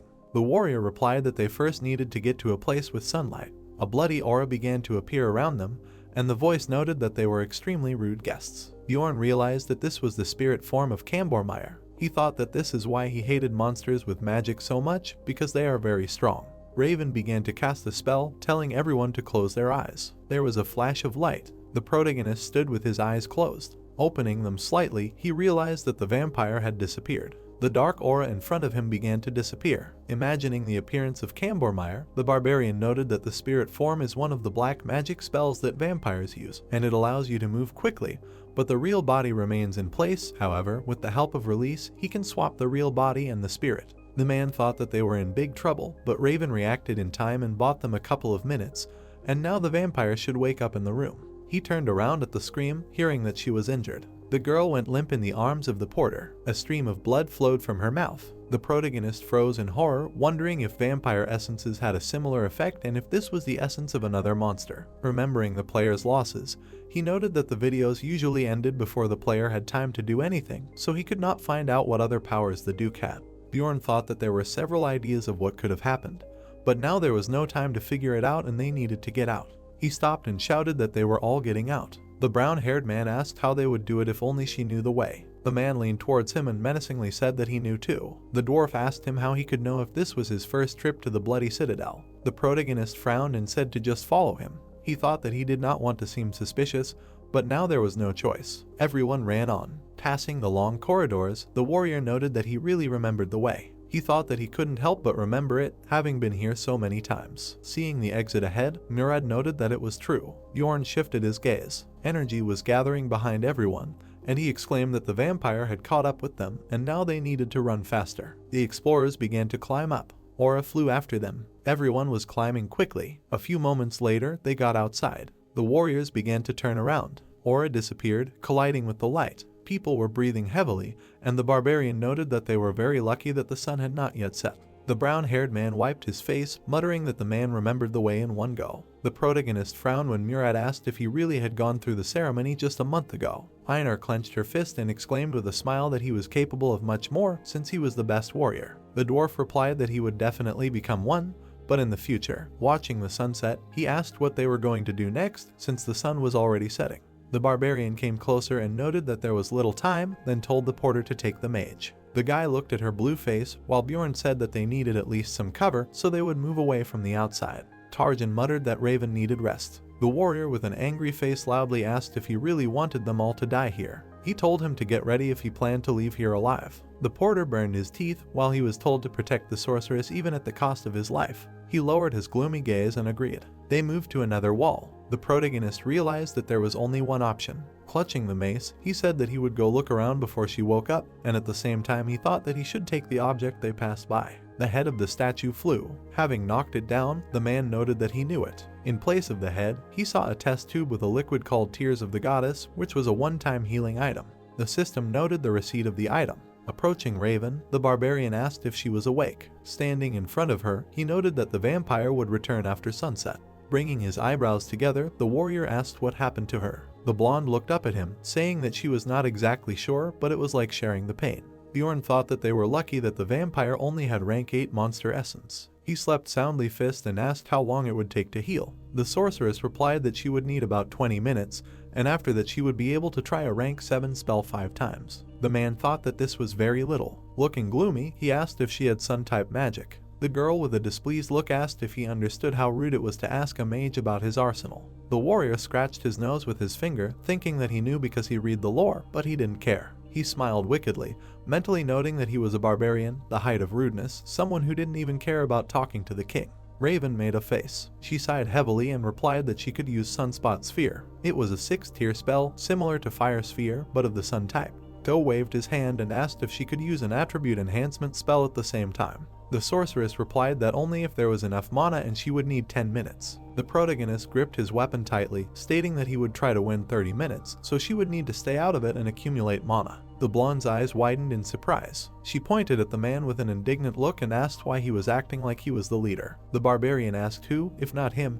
and then noted that this question was not so important now. The girl said that she agreed, but the brown-haired man, remembering the moments in the dungeon, showed a thumbs up and said that he trusted this boy since he had an eye for human nature. Studio time, night fell. Cambormeyer smiled bloodthirstily, saying that this was very strange. Fluttering along the corridor, he said that he could not contain his thirst for blood when he saw them. Sticking out his tongue, the vampire asked if they knew the reason. Opposite him stood a ready squad, and Bjorn mentally noted that there were 30 minutes left until the spell was ready. He thought that they should hold out at any cost. The monster had black claws on his hands, and he spread his wings. The vampire Duke roared loudly. He flew into the air. The barbarian with the others stood opposite and asked the porter to take Raven and step aside. He pursed his lips, mentally noting that everything was just like in the game, and although they had comparable intelligence to communicate with each other, the conversation ended in a couple of phrases. The vampire rushed at the opponents. His red eyes were flashing. The monster raised a clawed hand. He hit the dwarf's shield.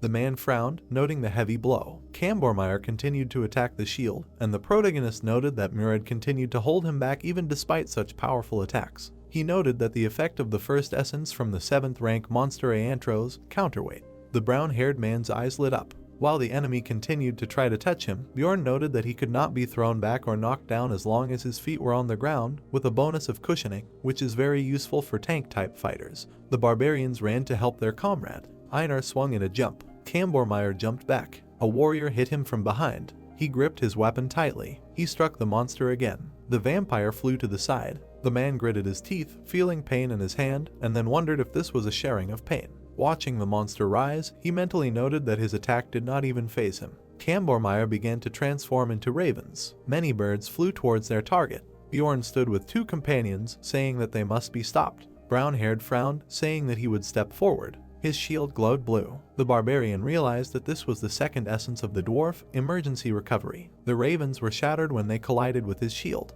The warrior clenched his teeth tightly, mentally noting that he blocked everyone he could, but blood splattered everywhere and it was dangerous if it touched. Red and black seals appeared on Murad and Amid's foreheads, and he realized that they had already fallen under it. Looking at the seal, he noted that this was a vampire skill. The man bit his lip hard. The system noted that the victims were selected, and the Cambormeyer vampire received physical ability enhancements depending on the number of victims within a 100-meter radius. The protagonist looked at the vampire, thinking about the sacrificial seal enhancement skill. The monster smiled contentedly. He also had the skills Eternal Life, which increased regeneration, and Blood Master, which allows you to obtain the skill of the target whose blood was absorbed. It was said that vampires rely on these 3 skills, which are very strong in combat.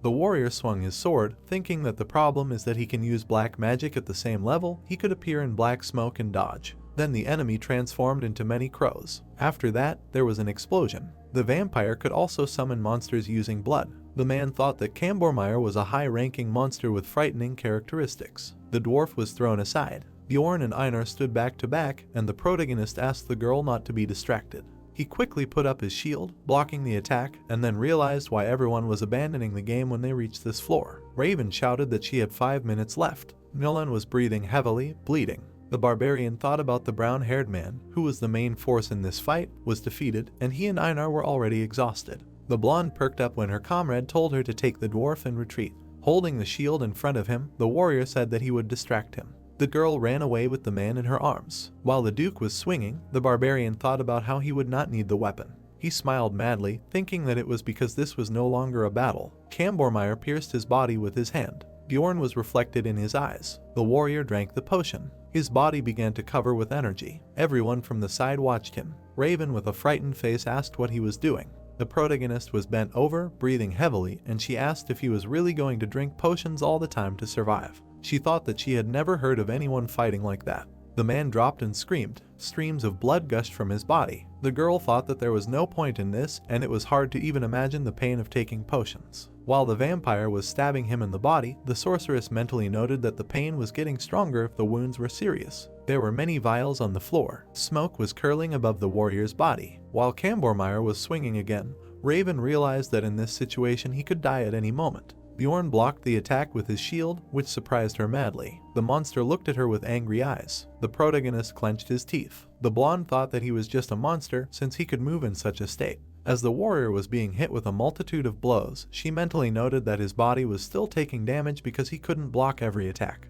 The blow was aimed at his chest. He blocked it. The girl noted that he didn't miss a single attack on his vital points. She sat with her staff in her hands, saying that it reminded her of something she once read. As the warrior continued to fight the monster, she quoted that the true value of a barbarian is not in his physical strength, but in his strong mind. Oka said that she seemed to understand these words now. The man clenched his teeth tightly. The porter looked at the blonde and asked if they should leave here. She asked if he was completely crazy, noting that they were fooled into running. Looking at him with a gloomy look, Raven mentally noted that the only way to leave was to defeat the Guardian. Sitting on the floor, she wondered what he was even doing.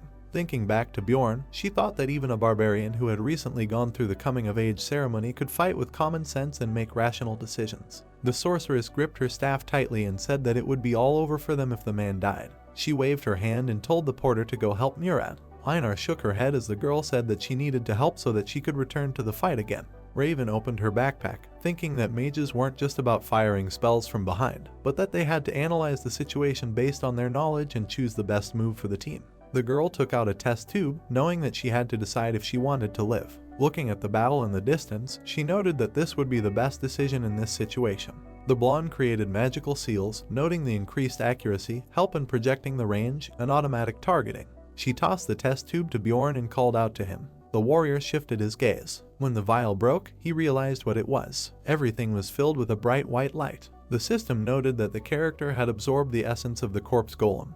His resistance increased by 70, strength by 15, bone density by 55, poison resistance by 12. Light energy sparkled from his body. The man froze, and the silhouette of the corpse golem appeared above him. A system window with its characteristics appeared. The hero thought that his head was empty and his vision was blurred. He opened his eyes and thought that at a crossroads, a person is always important to choose. The vampire rushed at him. He thought that he needed to choose what to sacrifice and what to keep. He blocked the blow. The vampire swung. Bjorn thought that he had thrown away his weak heart by force. The monster struck. The hero thought that he would not be able to block every attack. He decided that he would have to ignore insignificant things like arms and legs, but protect key points. Time stopped. A system window appeared, stating that the character had absorbed the essence of the corpse golem. The broken ampoule lay on the floor. Bjorn blocked the blow and thought that the vampire's claws could not cut bones. The monster stopped. The hero thought, was it possible that he had been fed the essence? It was painful even to think about how he would have to change his training and development plan because of this. He thought that, if he assessed the current situation, this was a very fortunate development. The man flew away. He thought that the doll that was being beaten one-sidedly could now move. He dodged the blows, and he thought that even such a trifle increased his chances of survival by an order of magnitude.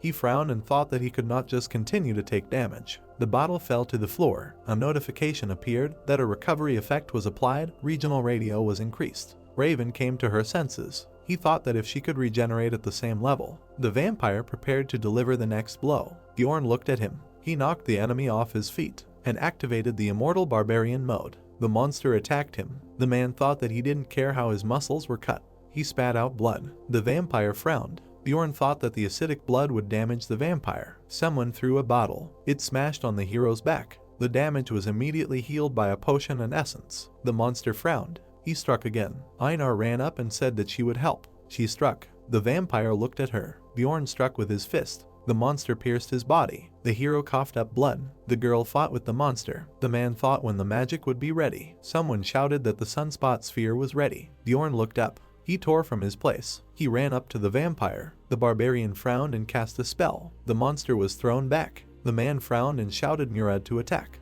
He smiled. A notification appeared that Murad was charging lightning, and then a notification that he was using a discharge. He sent the discharge to the vampire. A system window appeared that the vampire Duke of Cambormeyer was receiving the stun effect. The hero bent down. He took out the essence and thought that despite the dangers, he had saved them until the very end. The man remembered how he received the tears of the goddess. He clenched them in his fist and shoved them into the monster's mouth. He hit him. A notification appeared that grace appeared at the place of destruction. Everything around was glowing. A notification appeared that under the influence of grace, all of Duke Cambormeyer's resistances were temporarily sealed and damage was increased. The vampire coughed up blood. A notification appeared that a strong shock changed the status from stunned to paralyzed. The girl screamed at the hero to get away from there. A notification appeared that Raven was using the 6th rank Sunspot Sphere spell. A fireball appeared above the sorceress. She looked ahead and said that it would hit him if he stood nearby. The ball flew towards the hero. He frowned and thought that he should have run away earlier. There was an explosion. A notification appeared that the character was under the effect of the sphere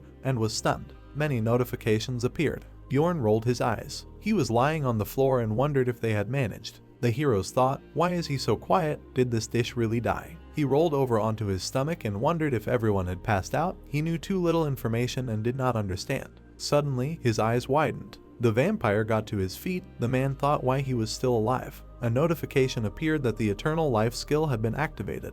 Muscles were regenerating.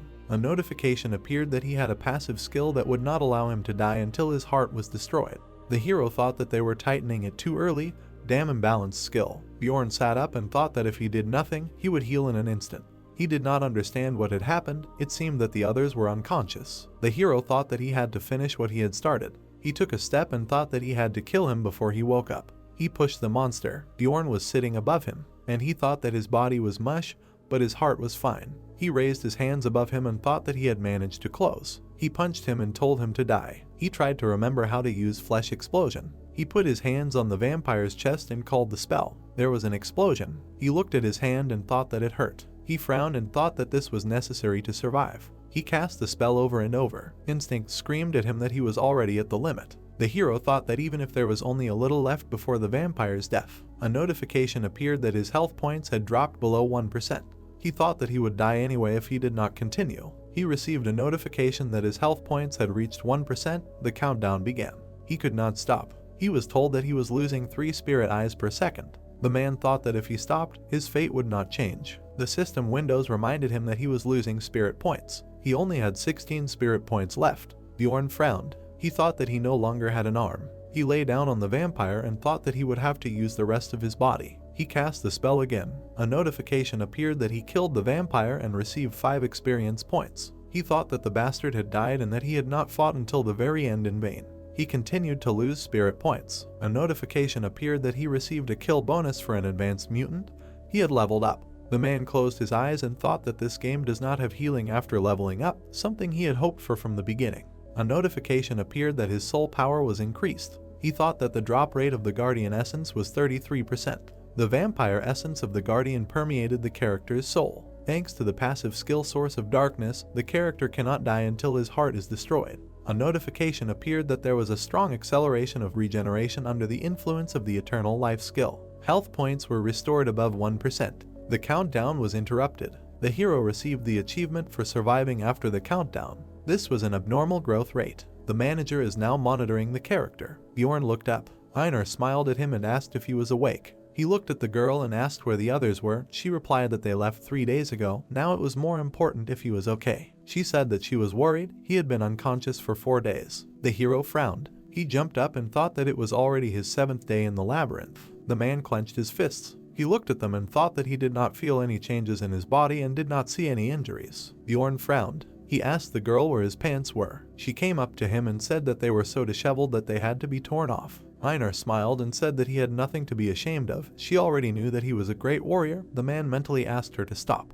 He turned around and asked what happened while he was unconscious. She answered that the dwarf took the numbered item and the sorceress took the rift stone. The hero thought that since he survived, the enemy dropped essence, and that meant that they got all 3 keeper items. Einar said that they agreed to roll dice for the rift stone, but the sorceress continued to insist. Raven looked ahead and said that it would be more honest to cover her expenses with this. Nurad scratched the back of his head and told them to figure it out themselves. Einar said that the potion said that it was not very important, but I continued to argue, and then the sorceress said something strange. The blonde frowned and said that the main character had taken the best thing anyway, so she wouldn't complain if he didn't get the rift stones. Bjorn thought that it seemed like she was the only one who realized that he had absorbed the vampire essence. If you add the amount for the corpse golem essence and the cell that she spent on him, it really was a loss. He thought that he didn't regret such a distribution. The warrior crossed her arms over her chest and said that she went and collected different items, and then just walked through the portal, didn't even wait for him. How greedy and wrong she was. The man thought that he agreed with her on this. They hit themselves in the chest with their fists. Bjorn thanked her for always being able to put up with her. She said no problem, they were partners. Einar asked if they should leave too. The hero replied that there was still business. His pupils narrowed as he thought, even if the sorceress had gutted all the items in this place, that thing would have remained.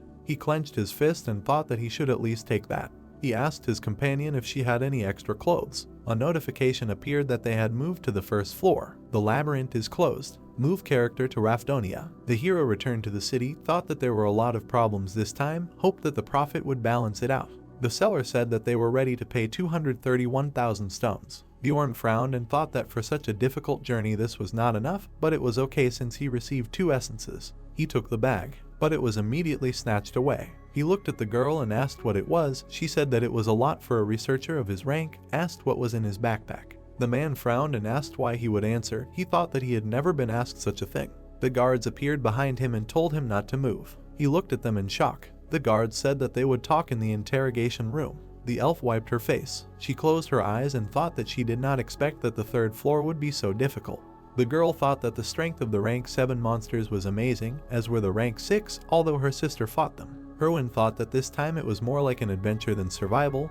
Mr. would probably be very surprised. She stood in line and thought that she did not see him here. Could he have gotten lost? The elf looked up and thought that she wanted to show him her new essence. I wonder if he will test it again. Bjorn twisted her arm. She thought that she was a little worried, but she still wanted to see him.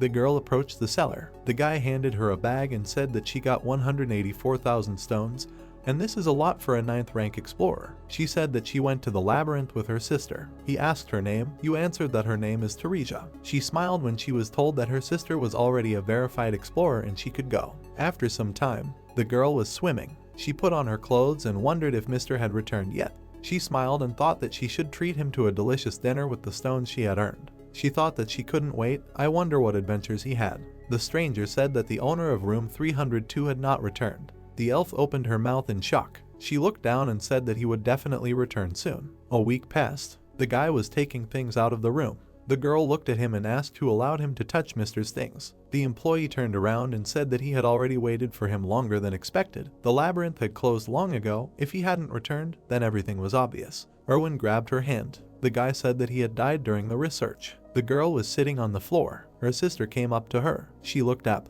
Teresia leaned over and said that she had already been explained the situation. How much longer was she going to sit here? The elf darkened and said that she had to become stronger to protect everyone dear to her. Bjorn frowned and thought that he had been sitting in prison for a whole week, accused of being a looter. The man held a notebook and asked him during the first interrogation where he got this crossbow, had the barbarians really started using it. He replied that this weapon was from the guy who tried to kill him, taking the attacker's things had never been a problem. The man smiled and said that first they would figure out who attacked whom first. The hero frowned and asked if they were going to lock him up for such a stupid reason. He realized that something was wrong. There was an unwritten rule not to hand over questions to the investigators until there was solid evidence of a violation, no matter what they brought. The man sat up and said that a few days ago the rules had changed. They decided to investigate 9th rank investigators to reduce the number of attacks on others. The barbarian thought that life had always been hard for those without strength and power. They probably decided to pick on everyone with no connection and a lot of loot, like him. He frowned when asked where he got it. The hero replied that it was the weapon of the guy who attacked him first. He remembered the incident when they encountered a group of marauders, but he did not mention the girl because she might realize that he was possessed by an evil spirit if he broke the barbarian's promise. The investigator adjusted his glasses and asked if he survived compared to the scar on his neck. Bjorn looked at his neck and wondered if the scars were also healed by the vampire essence. He didn't want to, but he had to talk about the rift. The man laughed and asked where a vampire could have come from on that floor. Barbarians are not good at lying. The hero frowned and told him to call a mage. They could check everything with memory magic. The brunette stood up and said that they would not call a mage for him. Only researchers of the 7th rank and above could ask for this. The man asked even if he paid for everything himself. The man turned around and said that they would take his money anyway after his death. Why waste it on something useless? But he would think about calling someone from the guild. Bjorn thought that the first day had gone as badly as possible. 2 days later, a notification appeared that the character's spirit indicator was above 90 and he had resistance to mental magic. The wizard turned around and said that his mental barrier was too strong and a mage from the tower would be needed here. The hero thought that the 9th tier mage spell had not worked on him. The man frowned and said that he could not call such important people for such a trivial matter. Even when the hero mentioned Raven and the dwarf, he refused to listen. The brunette smiled and told him to just confess and give up. Bjorn thought that he continued to press him to confess frankly. Morning, the 7th interrogation. The researcher showed him the stone and said that they had received solid evidence. The hero wondered if this was the communication stone that he had taken from the Crystal Union. The brunette smiled and said that it seemed that the crossbowman was not his first victim. They checked the unique number on the communication stone to determine its affiliation and received evidence from the Crystal Union. The hero's face darkened when he was told that he would be executed in 3 hours. He thought that the point of no return had been passed. Words could not solve this matter, but if he simply broke the bars, he would still be wanted as an escaped bandit. There was only one way. He frowned and thought that he had to prove that they were guilty. The man took hold of the bars and thought that he would definitely survive. A notification appeared that the character had activated the flesh explosion. The hero's hands caught fire. An explosion occurred. He left the cell. The guard was sitting on the floor. He was trying to find his weapon. Bjorn hit him when he tried to warn him that he had escaped. The hero held his hand and thought that it was time to get out of there. His hand had healed. He took a bunch of keys. The prisoners stretched out their hands and asked if he had really escaped. He had completely lost his mind. They asked to let them out. Bjorn frowned and thought that for sure some of them had committed real crimes. He thought that the innocent barbarian did not care about this. He let everyone out. They were shouting freedom and his name. The prisoners called him the Barbarian of Freedom. Researchers Guild, hall on the 1st floor. One of the guards looked to the side. There was an explosion. The prisoners ran out and shouted freedom. The girl stretched out her hand and shouted for the researchers to catch all the prisoners. There would be a reward for this. The fight began. The hero thought that the prisoners would be tied up sooner or later. They didn't even have normal weapons. He frowned and thought that he didn't have time. He ran up the stairs and thought that he didn't just want to escape. The guard stretched out his hand and said that the prisoners were already here. He couldn't be allowed to see the head of the branch. The barbarian's hand caught fire and he cast a spell. His hand exploded. The prisoners grabbed their heads. Someone shouted that it was acid again.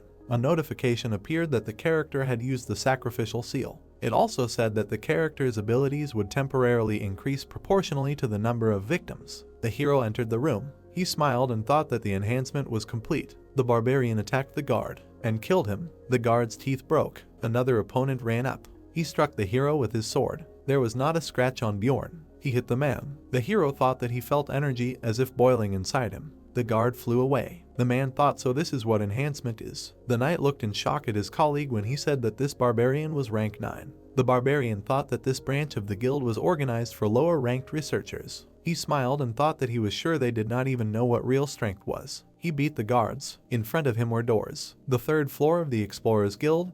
The office of the branch manager. The hero entered the door. He looked to the side and saw an ambush. Bjorn fell to the ground. The man smiled and wanted to say something. Suddenly his eyes widened. The barbarian stood up and thought that his blood was acidic. He looked to the side. The girl was standing behind the desk and called the branch manager. She covered her mouth. The warrior held his eye and said, "Don't touch her. She is the daughter of the head of the district." The hero thought that he hit the jackpot. The man took his hand away from his eye and said if he did anything to her, he fell. Bjorn thought that his plans had changed. He hadn't planned to do this initially, but the presence of the head of the district's daughter changed everything.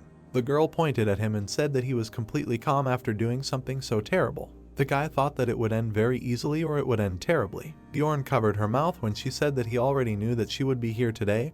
He had planned it all. The barbarian thought, what's wrong with this narcissistic woman? He looked at the guard and told him to bring the investigator who was in charge of his case, the leader of the Crystal Union and the mage from the magic tower, or this woman would die. The guards looked at him in shock and ran away. The hero took a deep breath and screamed. Everyone looked at him. He thought it was time for his counterattack. He said his name was Bjorn. He looked at the people and said he was a rank 9 explorer who the Explorer Guild tried to frame and kill. He swore to God he was innocent. The hero frowned and said those bastards from the Explorer Guild framed him, but he was innocent. He thought they wouldn't be able to hide it if he made a big scene like this. The magic tower. The girl asked, does the Explorer Guild really need her? The old man looked at her and said it was from the branch manager. Some crazy guy is wreaking havoc there. Raven turned and asked again. The man said he freed the prisoners there, took the district chief's daughter hostage to call the mage. She replied that he must be really stupid. She snapped her fingers and said she would go anywhere there was someone she needed to find. She was curious to see what that person looked like. Bjorn was holding the girl. Raven looked at him in shock and asked what he was thinking. She flew up to him and said did he think he had multiple lives or something. He wondered who it was, but it was him again. He said it looked like she was aware of the situation anyway and asked her to use memory testing magic. The girl frowned. He asked her to hurry up. He didn't have much time. Raven approached and agreed but asked him to fulfill one request of hers in the future. She landed on the balcony and said he promised. She looked at him and asked if he had any equipment against psychic spells. He replied if he looked like he had anything on. The investigator ran up to the man and asked if he was okay. He put his hand on his shoulder and asked what happened here. They took care of most of the prisoners on the first floor. He looked forward. The hero turned around when he spoke to him. The man pointed at him and said that he was the one who started this mess. The branch manager said he knew it. He let go of his head and said that this porcelain said that he was framed. Was he the one who led the investigation into this case? The manager looked at the man and asked what evidence he had that he was the looter. The investigator raised his hand and said that it was impossible. The man said that the prisoner brought too many magic crystals for the 9th rank investigators. He added that his backpack was full of equipment that seemed to have been stolen. He said that they tracked down the owner of the message stone they found in his backpack and received information from the Crystal Union that he had been killing innocent people and stealing their belongings. Bjorn said that this was a testimony from a member of the same clan, a testimony that was not proven with magic. The managers asked why they did not verify it with magic. The man pointed and said that he kept lying. He said that he was stabbed in the neck but survived, then said that he had no scars because he absorbed the essence of a vampire in the rift. The manager asked again. The man replied what was the point? How could a vampire be in the rift of the first floor? The man frowned and said that he was sure that he lied because he knew that magic wouldn't work on him. How could he trust him and bring the precious mages from the magic tower itself here? He adjusted his glasses and thought that this was the end of the barbarian. Raven looked at him and said that it was true that he absorbed the vampire essence in the rift of the first floor. Everyone looked at her in shock. She raised her hand and said that she was there, but what should they do? He can't use magic on her. The investigator approached her and asked what she meant. He bowed and said that even if she knew him, she shouldn't protect him. The girl frowned and asked if he meant to say that she was lying. He said that he didn't mean that. She raised her finger and asked what he meant then. Did the investigation of the researchers with his pathetic powers make him start looking down on the mages too? The man fell to the floor and apologized. He said that I didn't mean it that way. The hero thought that the mage of the magic tower was close to the nobility. There were many different schools of magic. They were united into a group, that this is how he should protect his rights. He thought that for a simple worker to doubt the magic of the magic tower, he dug his own grave. The manager asked how about stopping this. He looked at the sorceress and said that even for her, if she was not aware of the situation, this might seem absurd. She crossed her arms and said that there had never been vampires on the first floor before. She pointed her finger at the man and said that this is not something the manager of the branch of the Explorers Guild should say, is it? The guy frowned. The girl said that even now, long after the appearance of the first labyrinth, there are still mysteries that they do not know the answers to. She said that they can never predict what might happen there, but he tells her that something can't happen. Raven frowned and asked how he could be so sure. Bjorn looked at her and thought that she was ruthless even to a branch manager. She really was a mage to the core. A man walked into the room and said that he must be the Barbarian. He closed his eyes and said that his name was Niall. He looked at the hero and said that he had caused quite a stir. The girl looked at him and called him. The hero thought that if he was her father, then he was the head of the district. The Explorers Guild manages clans, uses command spells, and trades various information for the benefit of other explorers. The management system in the guild is very simple. Each of the hundreds of branches has its own branch manager with 13 regional managers above them, and above them all is the guild master. The 13 regional managers are the second most important. Bjorn thought that there were things that even they couldn't stop him from doing. The man fell to his knees. Looking at the manager, he asked what was going on. Niall replied that he had heard that he was looking for him. The man with glasses opened his mouth in shock. The protagonist walked up to the man sitting on the floor and said that he was Hearts Young from the Crystal Union. Pointing at him, he noted in a dark voice that he had been told that he had given false testimony about the message stone. Raven reached out to Hearts' forehead while he was trying to justify himself. Kneeling down, she said that he was lying. Everyone in the room froze. The Barbarian mentally noted that now he would definitely not be able to escape from this situation, since the mage from the Tower of Mages herself confirmed his slander. While the liar backed away, Niall clarified Bjorn's name. He called him innocent. The guy let go of the girl and asked what they were going to do with him then. Hearts clenched his teeth as the manager said that since he was the cause of this with his lies, they would decide what to do with him after a thorough investigation. Brown-haired said that it would be good if they investigated the clan he belonged to. Looking at things, the manager replied that in any case, the Crystal Union had been causing a lot of trouble lately and he would personally take care of it. An inspector with glasses ran up to him when he said that he would be fired. He began to exclaim that he had done everything according to the rules. The man darkened and asked if he was trying to shift his unprofessionalism onto the guild. He said that all the cases he had handled would be thoroughly reinvestigated. Niall's face was reflected in the inspector's glasses as he listened to the words that if there was anything wrong there, he would be punished accordingly. Brown-haired waved his hand and said that he thought they should talk about how they would compensate for all of this. Bjorn grabbed his things as he was told that first, he would be promoted to a rank 7 researcher and all of his equipment would be replaced with new ones. The boy furrowed his brows and asked indignantly why the promotion was a reward when he could become a rank 7 researcher anyway with a rank 5 essence. He approached the manager very closely, who said that he only had 2 months of experience. The Barbarian said to bring him a rank 7 researcher in that case, and he would show them who was stronger. Starting to blaze with fire, he loudly asked to be brought here. Niall told him to calm down, noting that the whole thing was that they had never encountered something like this before. Raven stepped forward, defending the warrior. She glanced at him.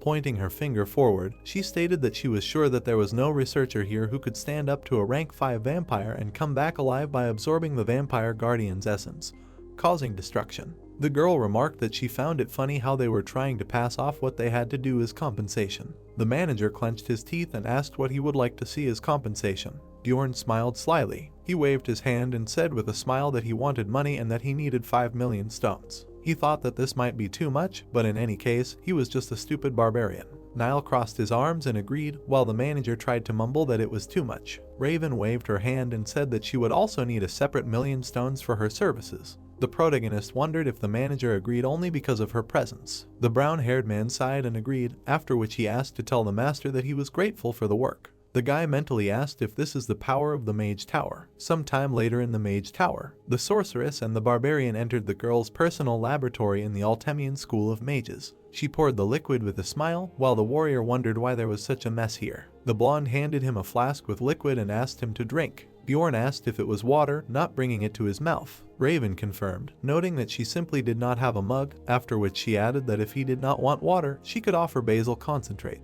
The guy looked at the liquid in the flask, saying that this would do. He mentally noted that it seemed that the flask had previously contained strange liquids and monster organs. Sitting down on a chair, the protagonist asked why she brought him here. The girl began to laugh and answered that he promised to fulfill her request. Remembering the face in front of him, Bjorn mentally noted that he agreed that only because of this, that he was in a hurry. He thought that perhaps there was nothing wrong with being friends with a mage. He pointed his finger and said that he would barely agree to fulfill it if it were in his power. The blonde started to say that what she wanted to ask for was. She waved her hand and said that she wanted to study the essence that he ate. Frowning her light eyebrows, the sorceress said that it would be useful for him as well, because this essence might have some features that they don't know about, since no one had ever received it before. The guy mentally noted that her eyes had changed, and now they were full of a desire for knowledge. Remembering the vampire Duke, he thought that it was good that the corpse golem that she wanted to study was quite rare. However, a vampire had never appeared as a guardian in the ruins. Looking at how the interlocutor extended her hand to him, the brown-haired man mentally noted that she was very excited, and then wondered if it was possible to consider the magicians in this world as graduate students. Raven said that it wasn't a bad deal for him anyway. The protagonist frowned and asked for a moment. He asked if that was why she had said that condition when signing the agreement. When they were all sitting in the office, the girl remarked that it was good that the documents didn't mention what had happened here. She waved her hand and said that if they promised not to record that Bjorn had eaten the vampire essence, then she would agree to those conditions. The barbarian thought that he was grateful that she was so considerate. The blonde turned away and muttered that she couldn't say that it wasn't so. She glanced back and told the warrior to come to her once a week and help her for 3 hours for half a year. Looking at her, the protagonist said that it was too long and he could agree to 3 months, and she would have to share the results of the study with him. The sorceress noted the fact that he survived thanks to her and received 5 million on top of that. She pointed at herself and asked if he thought he should be grateful to her. The guy thought he did, but that was another matter. He started to rise from his chair, mentally noting that in order for the cooperation not to end in a short time, he needed to show what kind of person he was. He asked if she should be the one giving him money. Raven, looking up, asked why she should do that. The protagonist leaned towards her, thinking that anyone who didn't stand up for their position was just an idiot. Frowning his dark eyebrows, he said that she fed him the essence of the corpse golem without his consent. The blonde pushed him away and indignantly asked how that could be a problem if she gave him the essence for free. The protagonist clenched his teeth and said that she fed it only because she wanted to survive. The girl asked if he thought it was to save him. The warrior's expression darkened and he didn't care because he didn't want it. He said to pay him 10 million stones, because from what he heard, that's the amount needed to destroy the essence in the Hara. The sorceress indignantly asked why he would even get rid of such a precious thing. Browsing to the bridge of her nose, she exclaimed that he was just a crazy barbarian. While he clenched his fist, the warrior answered that it was all because it was not the essence he wanted, and in other words, she gave him a serious wound. Raven screamed that she heard that it was an extremely rare thing for a researcher, and then asked if he shouldn't pay her. Straightening his back, the guy said that this was a biased behavior of a mage, because they themselves cannot absorb them. He told her to ask other researchers. The girl turned around abruptly and said that she was sure that he was saying this because he believed that she did not know any interpreters besides him. She put her hand on the ball. The connection began. A male voice asked who it was. The blonde put her hands on the table and greeted Patrin and gave her name, reminding him that he had met with her mentor. The man on the other side said that he remembered, and then asked why she was calling him. The sorceress frowned and said that he wanted to ask a question. She asked how he would feel if someone accidentally fed him an essence that he did not want. Her face darkened when Patrin said that he did not know why she would bark such a strange question, but Bjorn smirked contentedly when he added that the answer was obvious. The girl frowned. The boy smiled while the man said that, for starters, he would be very angry. Raven asked, puzzled, what about the very rare rank 7 essence? Her body began to tremble when Patrin said that nothing would change, because an essence that was not in the plans would only get in the way. The brown-haired man smirked smugly while he said that it was difficult for mages to understand. Or the blonde's face darkened while she listened to the words about how researchers cannot absorb everything and expect to rise higher on the floors. She glanced sideways at Bjorn and asked what compensation he would ask for then. Patrin said that he would ask for money. The sorceress shuddered in fear when he added that he thought 15 million would be enough. Leaning her hands on the table, she listened to the words about how the more essences you absorb, the more it costs to disperse them, and he does not understand why those who call themselves servants of God love money so much. Without turning around, the girl asked what would happen if they couldn't compensate him. The man from the ball replied that if that happened, and the person responsible for it was standing in front of him, he could break his neck right there. The satisfied protagonist sat on the chair, mentally noting that some people lacked imagination. Imagining the person inside the ball, he mentally noted that the researcher was familiar with the tower's mage, and was probably very experienced since he understood the importance of combining essences very well. Imagining different people, he noted that if you ask the same question to rank 9 researchers who barely managed to survive, the answer will be different.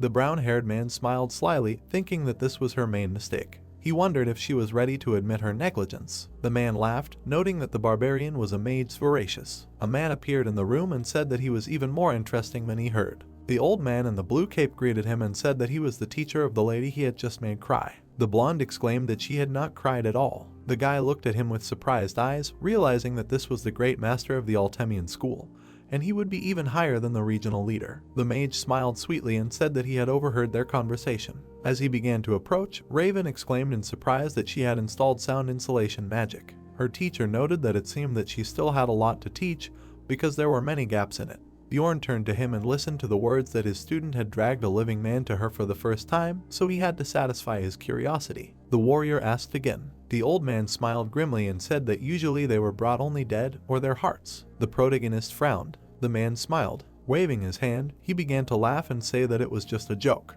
The brown-haired man lowered his head, thinking that he was a barbarian who understood the mood of others well. He asked the name of the magician. Pointing at him, he thought that he should also answer with a joke and then said that he would split his skull. The guy smiled slyly and said that it was just a joke. The old man looked at him with shocked eyes. The protagonist wondered if he didn't like it when people said all sorts of nonsense and called him a joke. Patting him on the head, he continued to say that he was just joking.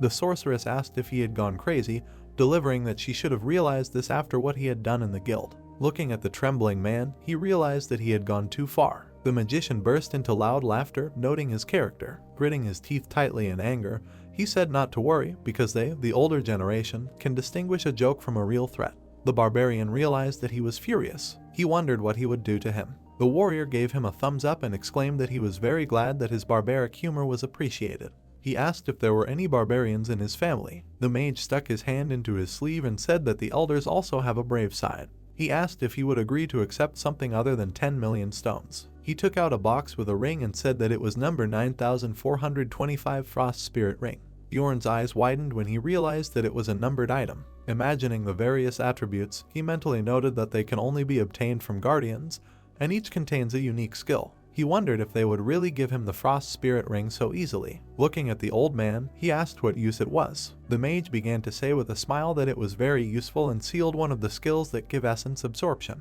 Looking down at the boy, he noted that having acidic blood could be quite problematic. The warrior frowned, thinking that even the headmaster didn't know about one function of this ring. He said he agreed. As he left the lab, Raven exclaimed after him that he shouldn't forget to come twice a week because he promised to help her. She pursed her lips, hoping that he wouldn't forget. The girl looked at the teacher and began to apologize. The old man told her that it was okay because that numbered item was useless and no one would buy it. Clasping his hands, he added that its market price was about 1.5 million stones, and that stupid barbarian would regret his decision. The warrior left the tower. Remembering the statue in the rift, he thought that in this world, mages were considered the pinnacle of intelligence. But Raven didn't know about the tears of the goddess, which gave him confidence. Looking at the ring in the box, the main character thought that they were no different from the newcomers to the game and simply did not understand the value of this ring. Night fell. The man with a shocked face asked if he really hadn't died. Bjorn stood at the counter and was told that his room had already been given away. He asked where his things were. The brown-haired man replied that he had thrown them away. The guy glared and said in an angry voice that he had another week. The owner began to apologize and say that he would compensate for everything. Gritting his teeth until veins appeared, the barbarian thought that this cannot be forgiven. His eyes suddenly widened. He wondered how long ago this behavior became the norm for him. Remembering the initiation, he mentally noted that from the moment he appeared in this world, even when they wanted to kill him, his mind remained calm. He remembered the man under his foot, and how he swung the weapon at him. The barbarian thought that when he killed for the first time, he only thought that it needed to be done, so the process was simple. He remembered his escape from prison. His hand was covered in wounds from the explosion, but he had no doubts. Thinking about the recent argument with the mage, he mentally noted that the 29-year-old office worker Lee Hansu would never do something like that. Bjorn thought that these were just changes influenced by the reality around him, but the discomfort continued to grow, and now he was sure. Imagining himself surrounded by flames, he mentally noted that after each fight, the instincts that were sealed deep in his body burst out, and his mind became simple, rough, and aggressive like a barbarian should be. The boy imagined himself now and himself in the past side by side, wondering if his consciousness was merging with his body. He thought that for survival, it was better this way. Extending his hand, he asked for 30,000 stones, and then he would forget everything. The man slammed his hand on the table and declared that his things were not worth even half that amount. He perked up when the protagonist asked if they were really sold. Bowing, he reminded with a dark look that he said that he threw them away. After a while, he was lying on a spacious bed, thinking that now his life was more like a human one, and this room was worth twice as much as the last one. Looking around it, he noted that there was a normal window. There was a hot bath in the hall. Throwing his hands behind his head, the brown-haired man mentally noted that it was also closer to the square with the portal. He said that he was interested in how Einar was doing, and that he needed to meet her tomorrow to divide the spoils. The next day, the angry Bolin. The blonde froze in shock. She hugged the barbarian and began to loudly ask where he had been all this time. Looking at him, she asked if he had heard the news. Bjorn asked her what she was talking about. Several warriors clenched their fists, exclaiming that she was talking about the Liberty Barbarian, who the whole city was talking about. The protagonist froze with a gloomy face, trying to understand if this was about him. He answered that he heard it for the first time, and then asked if they knew his name. One of the guys looked up and said that they did not know, but it was strange that no one said his name. Brown-haired realized that the guild was able to preserve his anonymity. The barbarians began to victoriously clench their fists and shout that they were very proud that such a person appeared in their tribe, who alone fought against 100 and refuted false accusations. Gathering in a circle, they continued to rejoice, saying that he released everyone from prison and gained freedom. The guy mentally noted that he did not think that this would be such big news. Seeing a large building, Einar said that this was Carmelby. Walking along with her comrades, she noted that she was coming here in person for the first time. Introducing the circle, Bjorn noted that Carmelby is District 1, which along with Districts 2 through 5, forms the belt surrounding the Golden Road and is home to the middle class with many artisan and merchant shops. Stopping at the establishment, the protagonist told the blonde that this was her share. He mentally noted that the equipment they took from the bandits in him, which had turned into scrap metal, amounted to about 800 stones, and upon leaving their home, they had items worth 500,000.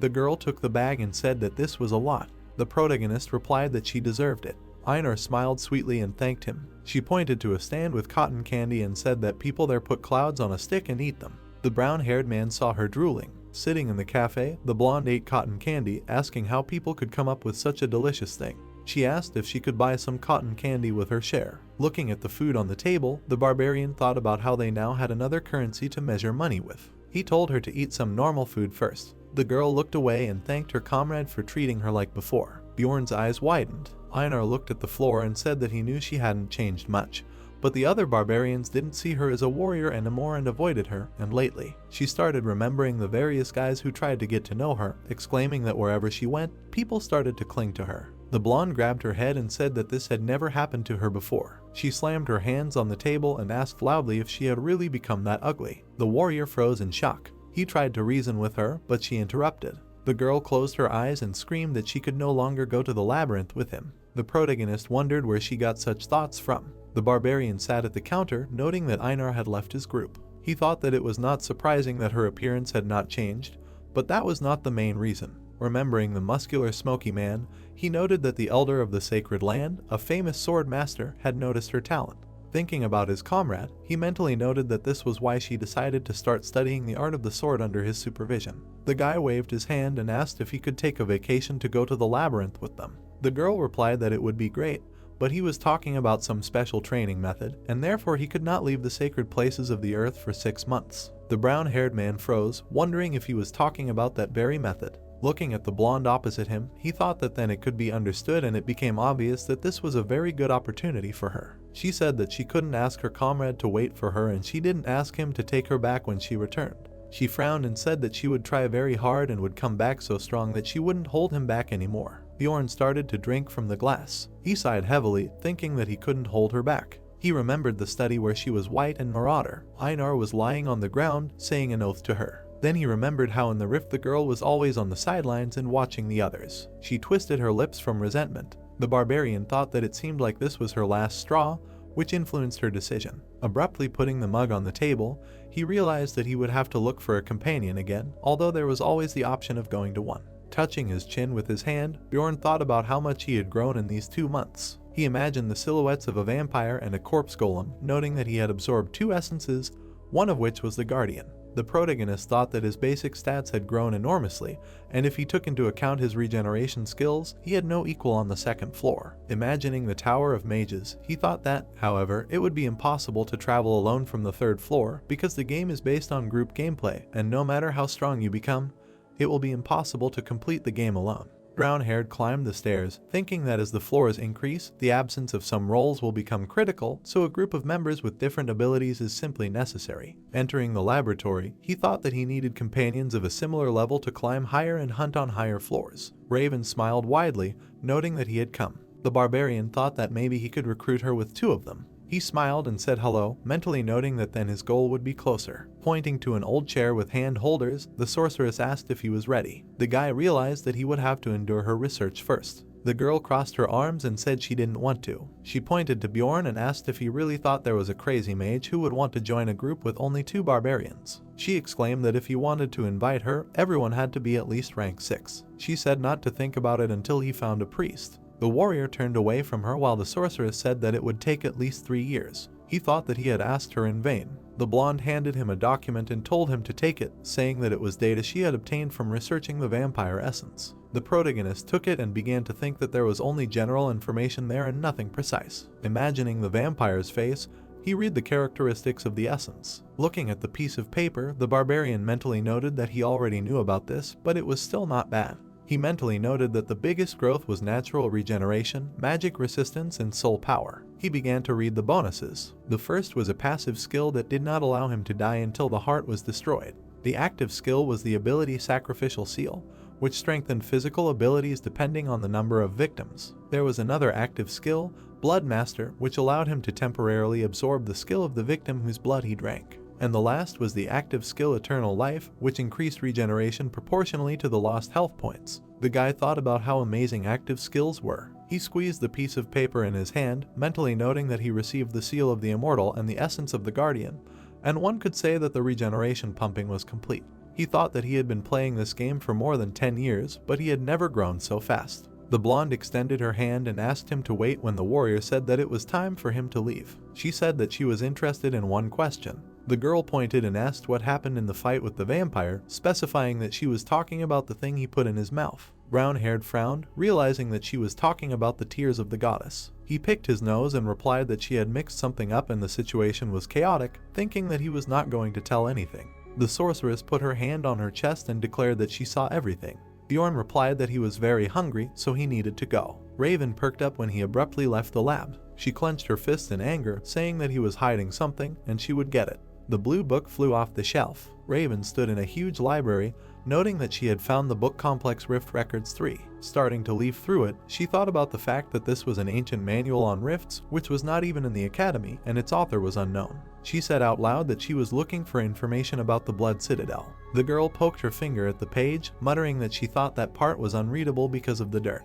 All she could read was a few words about the golden mask and the tears of the goddess. Pulling out another book with magic, the blonde said that they seemed to be mentioned there too. She found the right page. Imagining a bottle of liquid, she read that the tears of the goddess were an expendable relic of unknown origin, and when destroyed, it gave a strong holy blessing to the area. Remembering the image of a man on the stained glass, the sorceress read that 150 years ago, during the collapse of changes, Cardinal Andron used 3 such items to save the Holy Pope, but they were not mentioned publicly anymore. Raven realized with a surprised face that it was a relic. She thought that the effect was similar to the one she saw. Remembering the bright flash, she wondered if it was a coincidence. As Bjorn descended from the tower, she mentally asked herself how a barbarian who had recently undergone the ceremony could know about the place where the tears of the goddess were hidden and how he could immediately understand their effect. The protagonist walked with a gloomy face. The golden mask is an item that drops after defeating the main boss of the Bloody Citadel when many conditions are met. The guy sat on the bed and looked at the mask, mentally noting that it allows you to change the face of the wearer for 30 days, and it can be used 5 times. Remembering his game model, he noted that he had dropped it in the game, but there was no interest in changing the face of a 2D pixel character, and he sold it for 500,000 stones. Sitting in the inn room, the warrior thought that, however, this was reality now, and he had already managed to face the forces of law and serve time in prison, and if suddenly the whole city became his enemy. Looking at the mask, he thought that this item might be useful to him. People were chatting in the inn. Teresia was eating and heard the words that the Crystal Union had been disbanded. She turned around a little when they said that an entire clan had disappeared just one night. Imagining the emblem of the moon and 3 crystals, she thought that the Crystal Union had created a huge information network using communication stones, and they offered various services for the first floor rookie day. The girl noted that it was a clan of explorers that was growing quickly. 3 men were sitting at the table, and one of them said that these people had never been real explorers. The other man agreed. The white-haired girl sat with a gloomy face, thinking that at first everything was fine, and some good guys found salvation there when they could not pay their taxes. Looking at the empty mug and plate, she mentally replied that, however, once they grew a little, they got into disgusting things. Getting up from the bar, Teresia thought that they avoided strangers, regularly bullied and did terrible things to newcomers. Remembering the situation with Erwin, she thought that it was enough just what they tried to do to her sister. Remembering Bjorn, she thought that she did not want to admit it, But without that barbarian, everything could have ended very badly. Leaving the establishment, the girl mentally noted that she thought that she would have to deal with them somehow, but that was no longer necessary. At this time, one man asked why they fell apart so quickly, and another told him that it was all because of the Barbarian of Freedom. The white-haired girl thought it was very ironic that the Barbarian was even here. The visitor crossed his arms when his companion remembered that it was about the guy who broke out of prison to clear his name.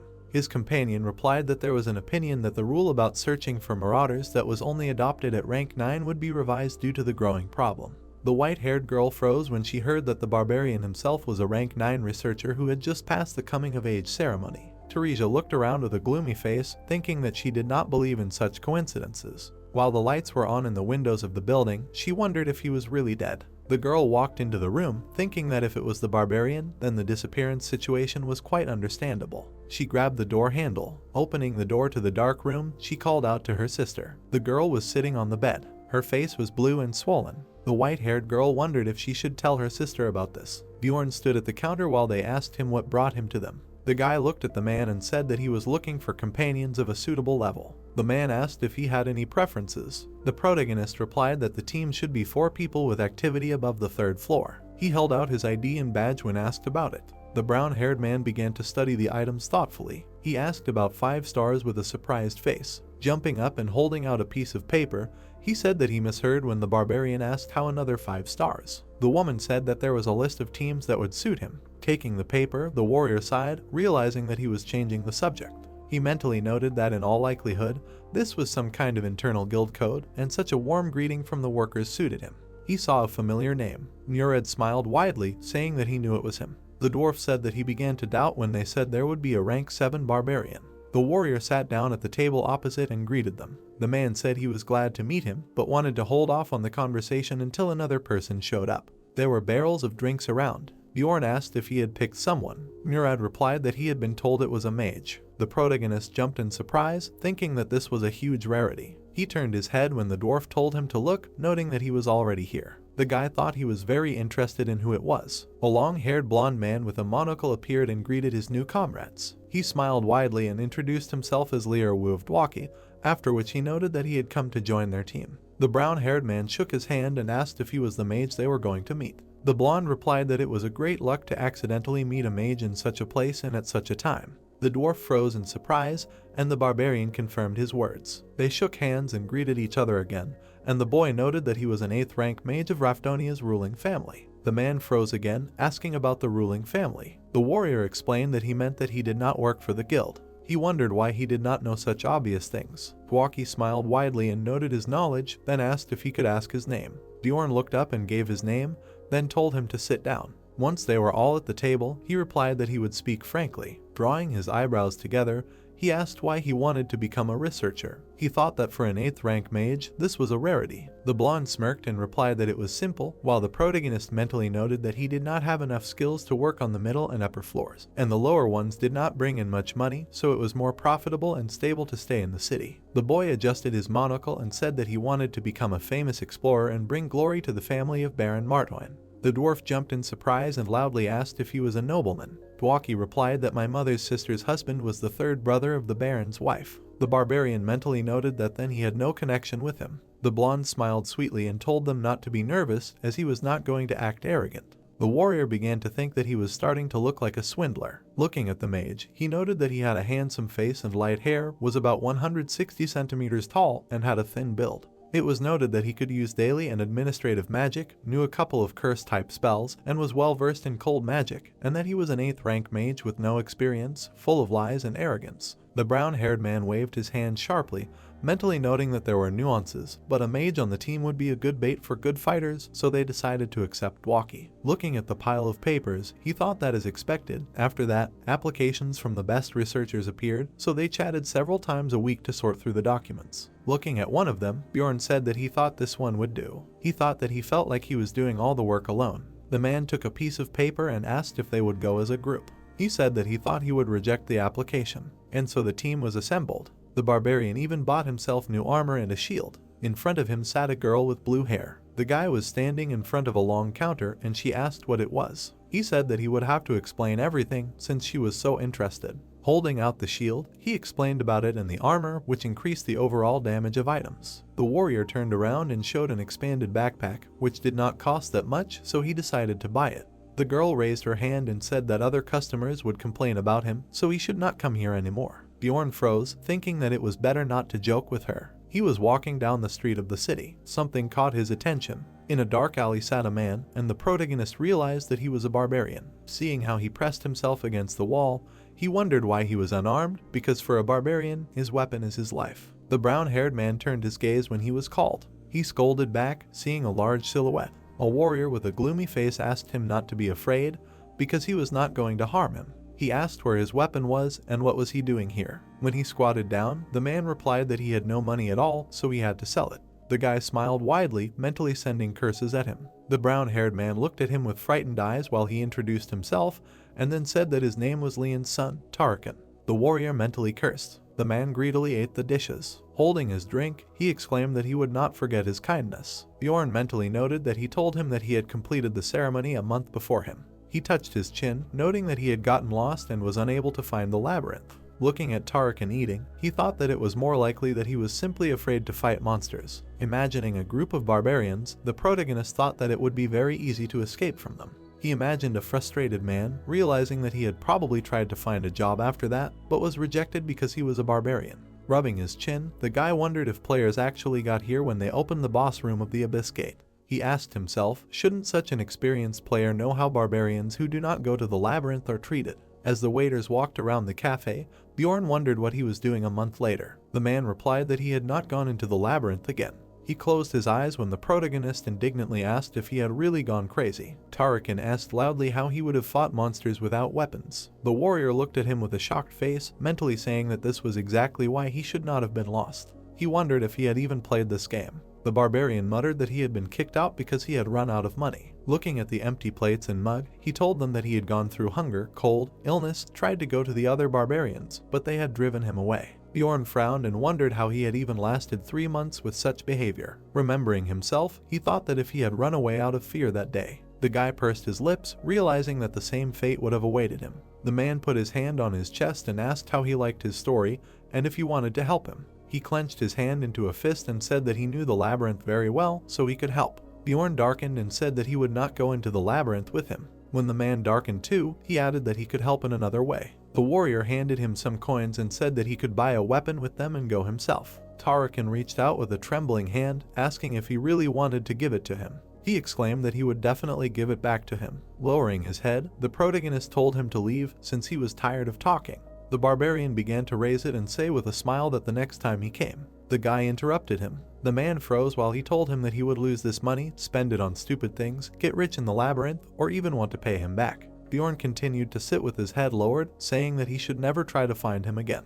Raising his eyes, he told him to answer if he understood. The brown-haired man answered affirmatively. Warrior video at night on the bed. Frowning, he thought that he had behaved disgustingly. He remembered the blonde knight. Thinking of other people, he noted that a logical person would say that he was stupid, and an emotional one would be angry that he had helped the barbarian so little. Lowering his gloomy gaze, Bjorn thought that both points of view made sense, and although he might be hypocritical, this was the best thing he had done. With a sparkle in his eyes, he asked Tarakan to be sure to survive. The day of entering the labyrinth, the system noted that the player had entered the Crystal Cave Labyrinth. Gwaki looked around with a smile, asking where they were going. While the blonde looked around happily, the brown-haired man noted that even though he was 25 years old, he was a real dumbass. A dark-haired man approached the mage and asked him to wait a little. It was Braun Rotmiller, a rank 7 researcher with 8 years of experience. He looked at the compass and said that the direction was correct, and he thought everything would be fine if they followed the predetermined route. The protagonist thought that it could be said that he was the most normal explorer of their group. Next to him was Murad, the tank and leader of their group, exclaiming that he had not been to the labyrinth for a long time. The barbarian and tank of the 7th rank was Bjorn. The girl twitched her fluffy ear and said that she could not wait to rush into battle. A red-haired girl named Misha Karlstein walked forward. She was a 7th rank beastman with 5 years of experience. She smiled widely and offered to quickly cut off the head of some monster. The guy thought that she had a strange habit of saying Naya at the end of her lines, and although she claimed that it was an innate feature, he had never encountered anything like it before. The girl clenched her fist when the dwarf said with a smile that he would do everything as the princess said. She exclaimed that she already told him not to call her that. While she continued to clench her fists, the brown-haired man thought that she seemed to have said that she was the 13th princess of some tribe, but he did not remember exactly. Rottmiller turned around and suggested that they move on. The protagonist walked behind everyone, and the brunette in front, asking everyone to stay together. This is how their team's first exploration of the labyrinth began. Led by Rottmiller, they reached the portal to the second floor in 10 hours. The man held a compass in his hand and said that someone had arrived before them. He sighed tiredly, adding that they were moving at maximum speed. The protagonist thought that the time was good, but he was still dissatisfied. He mentally noted that the man used the guide's skill to understand the direction to the portal, but he himself was not a guide, so the result was impressive. Heading towards the portal, the brunette said that they needed to go in.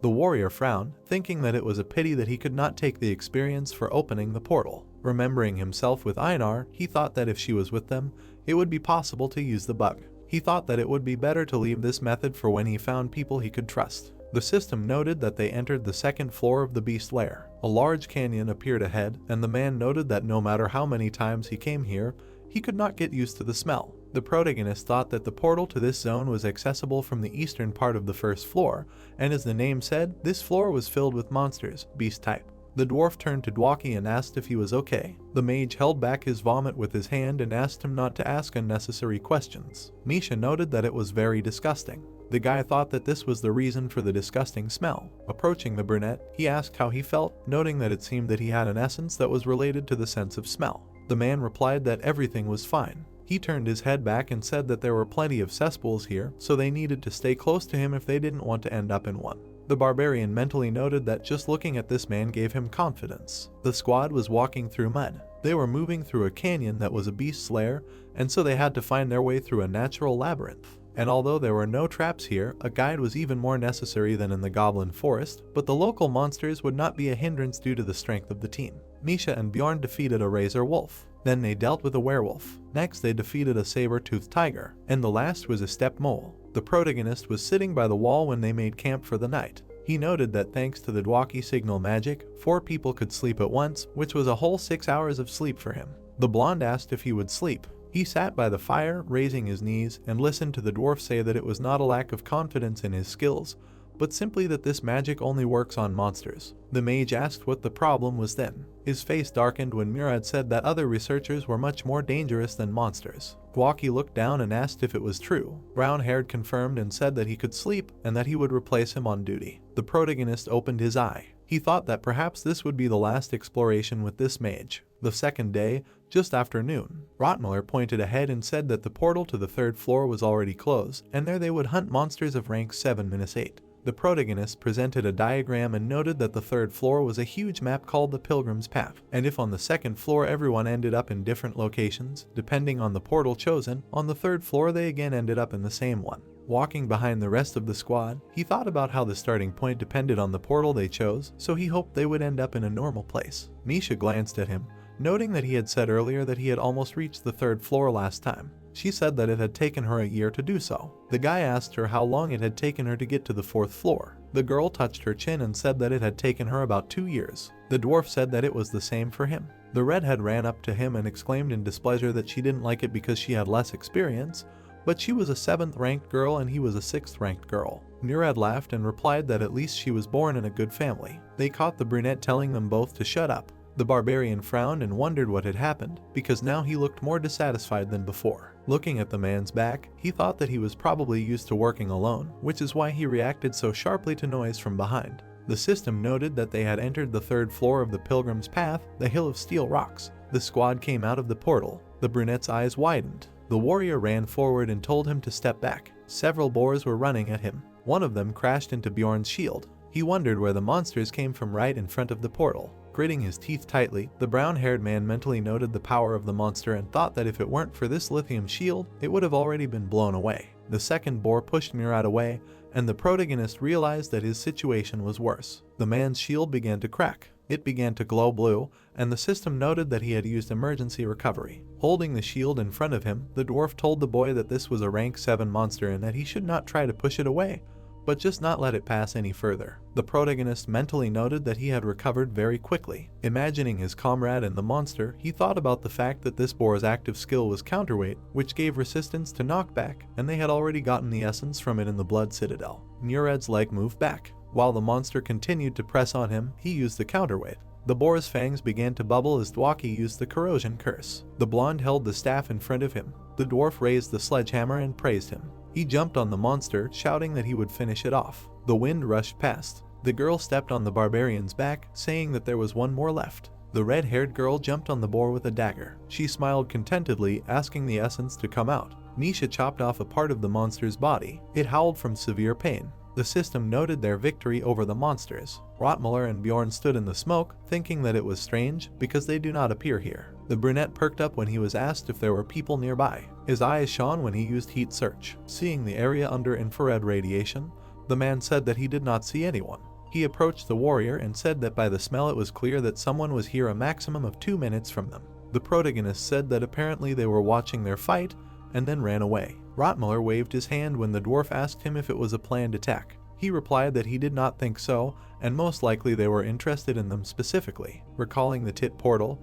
he said that luring monsters to the portal was a common method of marauders, and they used the moment when less vigilant bandits came out. Misha's gaze darkened, and she suggested beating the crap out of them, noting that they could get a reward for the marauders. Dwaki clenched his fists while the others said that they were hard to catch, and they had no evidence, so the blame could be pinned on them. The blonde grew more and more gloomy, and the dwarf said that he suggested leaving a warning about the marauders in front of the portal on the second floor and moving on. It was already dark as they walked along the canyon. Misha noted Rotmuller's intelligence, adding that she had never heard of such an attack. The man said that he himself saw him for the first time in person. The girl noted that there were not many opportunities to encounter marauders now. She turned around when Bjorn asked how many times she had encountered them. The redhead answered that in the last 5 years, he had run into them 8 times. The guy's mouth dropped open in surprise, thinking that it was too little. He said that he thought that explorers ran into them all the time, since he had run into them 5 times in 3 months. The dwarf and Misha started laughing, saying that he had no luck at all. The brown-haired guy said that he had heard that 150 years ago the situation was really bad, but recently the number of marauders had decreased greatly. The barbarian froze when he laughed and said that maybe they had met them because of him. He was trying to figure out where he had sinned so much. The warrior started smiling when Rotmuller intervened and said not to laugh at him, since most likely it was Misha who was lucky. He said not to worry too much, since he himself regularly met them once every 3 months. Bjorn wilted, realizing that it was still less than his. The brunette asked him what was wrong, but he replied that everything was fine. The system gave them experience for defeating monsters. The team stopped, and the man suggested setting up camp here since they had reached the edge of the location. The guy thought that there were fewer monsters here, and although the place was a little inconvenient, it was a good option. Dwaki perked up when the dwarf asked if he was okay and noted his bad appearance. The blonde looked down with a gloomy gaze, and the barbarian thought that before he couldn't be shut up, but now he was silent all the time. The mage sat with the others by the fire and said that his fantasies about adventures were ruined. He rested his chin on his knee and said that he knew how it sounded, and that now everyone thought he was young and naive. The warrior remembered his surprised face and Rotmuller's words, noting that explorers kill other explorers. Then he remembered Misha's words and replied that some even think that it's normal to get money for this, and it's definitely not a fairy tale. The redhead put her hand behind her head, listening to Dwaki's question about whether he would have to kill a man someday too. Bjorn turned to him while the boy was saying that he was trying to prepare himself for this. He asked if he was ready. The blonde looked up at him. His monocle reflected the fire as he answered in the affirmative. Placing his hands on his knees, the mage said that, however, he was not sure that he could do it when the time came. The warrior mentally noted his determination without self-confidence, and that he was full of fear and confusion. The dwarf looked at him and called out. The protagonist frowned, thinking that this was much better than people who acted confidently and then began to cry and wail when faced with death, but Rotmuller smirked and said that it was important not to overestimate your strength, because it was much more reliable to say something you were sure you could do. He crossed his arms and asked if everyone could spare him a minute. The squad looked at him in surprise as he said he wanted to show them something. All the boys stood up. They froze with stunned expressions. Small glowing balls were flying around the night landscape. While Misha and Bjorn stood there with their mouths open, the brunette said that this was a sight that could only be seen at this time of day. He smiled broadly and said that no one knew why this phenomenon occurred on the 3rd floor. Dwaki stood there with admiration in his eyes, and the man said that the reasons were not so important when you saw something like this. While the blonde looked at the view, he was asked if he felt the desire to continue exploring. The wind swayed his hair. Soon the light disappeared, and the labyrinth remembered the familiar darkness. Everyone went to bed, and Bjorn remained on duty by the fire. He looked at the magician. The guy was lying with his eyes open.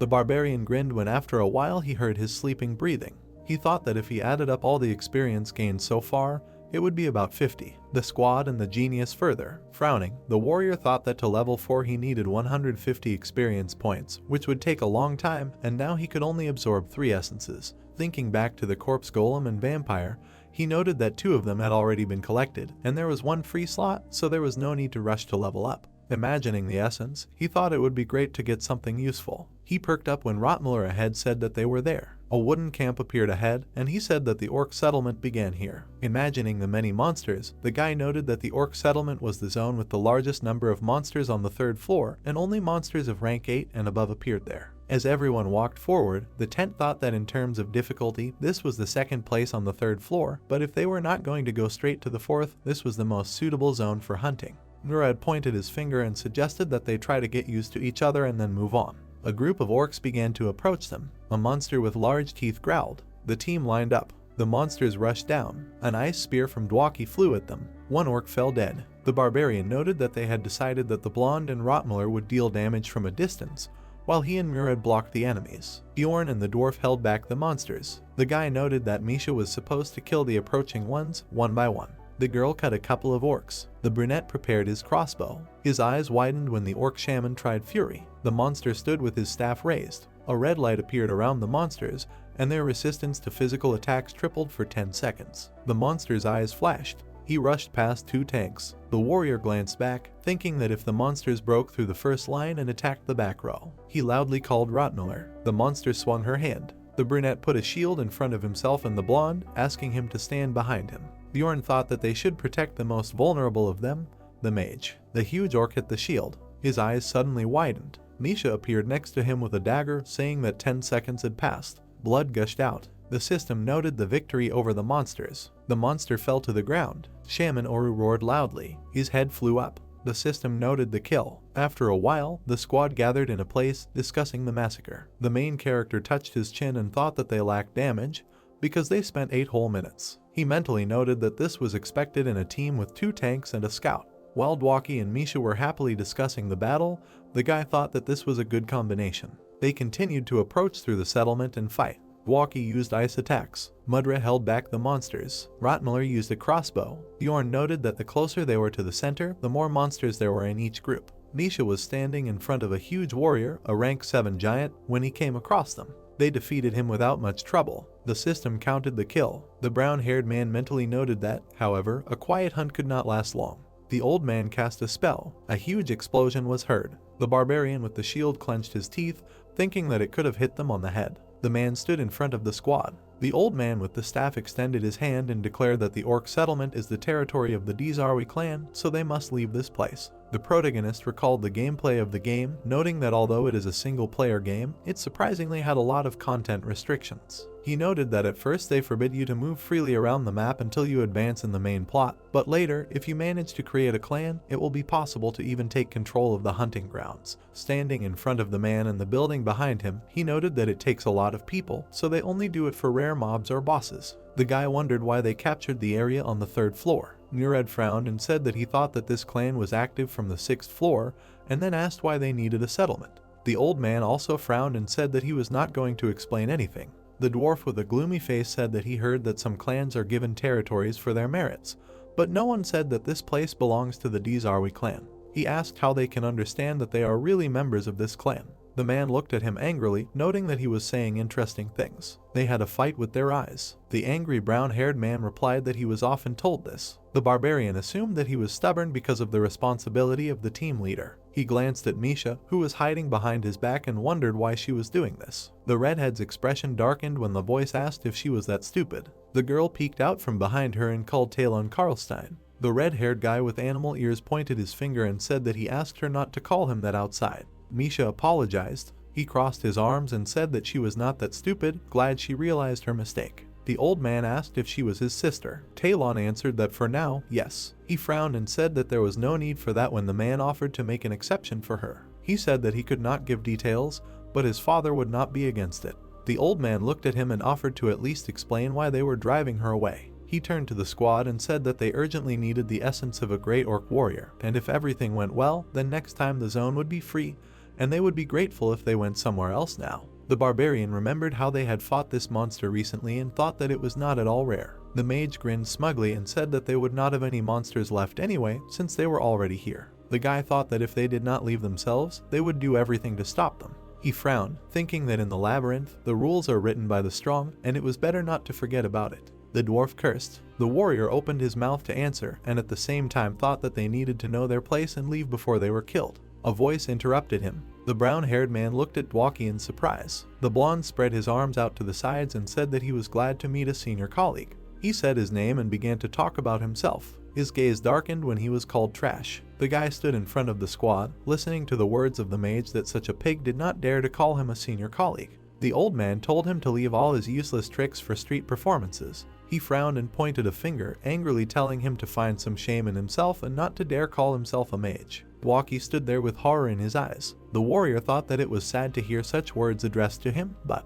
he clenched his teeth when Murad indignantly asked if that was too rude. Bjorn mentally asked him to stop arguing and get out of here. The dwarf and the mage looked at each other with angry glances. The old man noted that he told the truth and then asked what the problem was. The brown-haired man offered to check his right. He raised the sledgehammer, using the discharge. The barbarian mentally asked if he was seriously going to fight the clan of the 6th floor. The man's entire body sparkled with lightning. He ran forward with a scream. The old man stood with a gloomy face. His angry eyes flashed. Bjorn slammed his comrade's head into the ground. He froze, holding his shield. Nisha and Dick Halka stood with shocked faces. Brunette lowered the crossbow. The warrior held the dwarf, telling him to stop. He clenched his teeth tightly. The mage from the clan smirked and said that the brunette had a great team, and he would have to thank this barbarian. The guy thought that they were almost killed now. After a while, the squad was standing in another place, and the man apologized. He guiltily closed his eyes and said that he lost control. Rottmuller crossed his arms, noting that because of his actions, they could have been killed.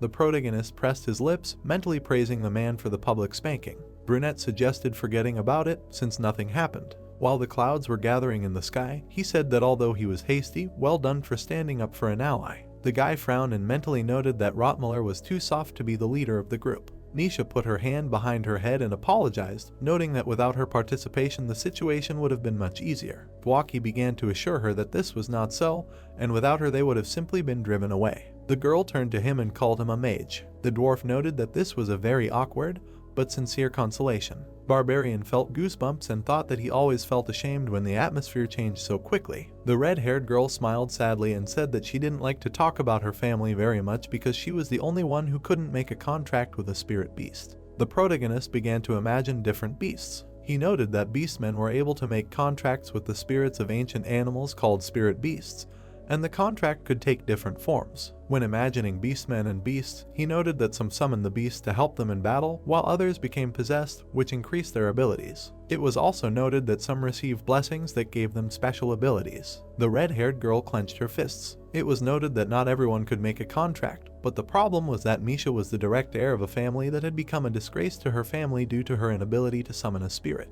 The girl closed her eyes and began to tell how she had a good relationship with her brothers and sisters when she was a child. She remembered how she had fun with them. She said that, however, when she became an adult and was not chosen by a spiritual beast, everyone began to ignore her. The woman's hand waved her away. The girl walked ahead with the others, asking them not to touch her. The older brother looked at her with disdain. The red-haired girl said that they began to call her a half-breed, saying that her blood was dirty. The girl lowered her face, listening to how she was an illegitimate child. Remembering how she left her brothers and sisters, she said that her mother died almost immediately after she was born, and there was no one to tell the truth, so she could not stand this attitude, left home and learned to fight. Nisha, with a gloomy face, said that this is how she became a researcher. Murad, with tears in his eyes, took her hands and said that she had been through a lot, and he was glad that she shared it with them. The girl replied that she told him because he considered her a true partner. Looking at them, the barbarian grew gloomy and mentally suggested ending this conversation. The brown-haired man asked permission to tell a little about himself. Imagining himself next to an anvil, he said that he wanted to become a blacksmith.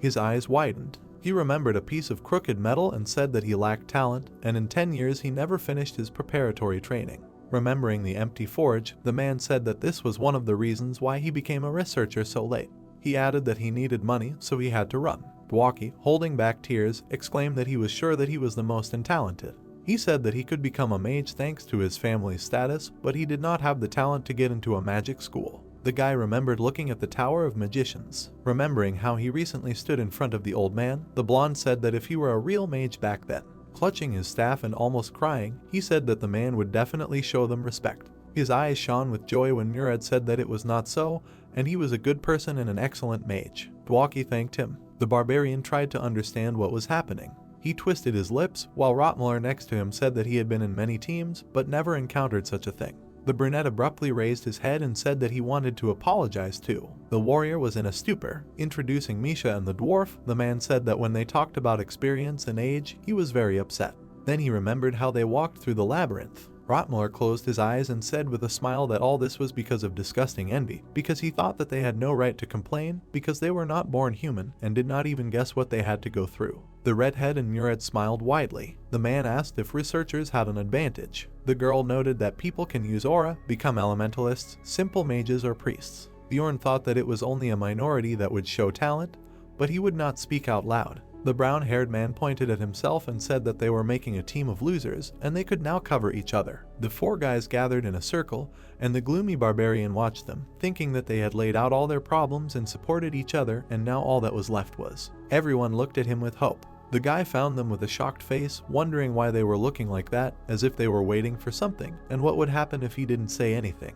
In his mind, he screamed that he was not used to such groups. Opening his mouth, he began to speak. Clenching his fist, the warrior loudly shouted that he was left without a mother. Everyone looked at him with horror. He wondered if this was too little. The protagonist added with a gloomy face that she died when he was born. Clenching his fist, the brown-haired man exclaimed that his father went into the labyrinth and never returned when he was very little. Putting his hand on his chest, he declared that he was now an adult, but he could not see them, even if he really wanted to. The whole group froze in silence. The barbarian mentally asked how they were and noted that this was not a lie, but Einar's story. Misha and Rotmuller looked at him sadly, and the man said that it seemed like it was very hard for him.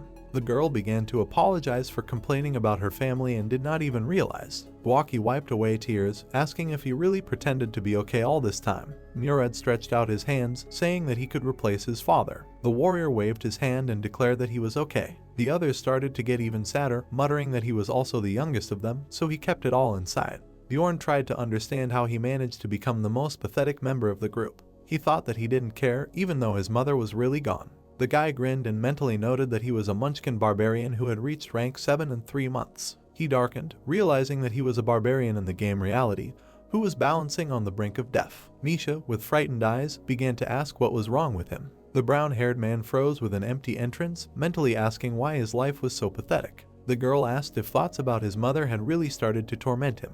While she was trying to bring him to his senses, Rotmuller asked what they were going to do next. Murad suggested going to the witch's forest. The frozen one slightly twitched to the right. The red-haired girl asked why exactly there, and not to the Green-Tail Swamp. The brunette said that the journey would take 6 days. The mage asked what about the 4th floor, since he had heard that the forest wasn't very suitable for warriors. The dwarf crossed his arms and said that it was too early for them to go to the 4th floor. He furrowed his brows and said that he had seen many teams underestimate the difficulty and die there, and it wouldn't be too late to go there once they had worked on their teamwork. The warrior rubbed his chin, thinking that the witch's forest was an area that only went to when absolutely necessary, and it was a bad place for hunting. He guessed that Murad was insisting so much because the 4th floor wasn't any better. He imagined a large dragon, noting that there were rank 7-8 monsters there like the 3rd floor, but sometimes there was a rank 6. He imagined a skeletal horse, noting that sometimes you could walk there for 4 days and only meet one monster. Imagining a giant snake, the boy thought that, however, the point was that you would meet someone no matter what. He remembered himself during the defeat and said that he died there many times because he went unprepared, and the dwarf's fears are clear. But the barbarian with a gloomy face called Murad. Frowning, he confidently said that he thinks it would be better for them to go to the 4th floor. Bjorn looked at everyone and said that he thinks they can go to the 4th floor. He remembered the battle. Murad and he are pretty strong tanks. Even against a monster of the 6th rank, they will be able to create an opportunity for escape. He also thought that, frankly, he will not have to escape from the vampire. His companions were ready for battle, and he thought that of course they lacked damage. But the team has a mage and 2 experienced researchers. Hunting will be slower, but they should master the 4th floor. Why did he see how they whispered? The girl told the boy that he says the right things, but she is worried because he is a barbarian. He agreed. She also added that even a broken clock shows the correct time twice a day, offered to listen to it this time. The young man replied that he thought nothing bad would happen. The barbarian was furious. He cried out that he could hear them. Murad said that he still thought it was dangerous and offered to vote.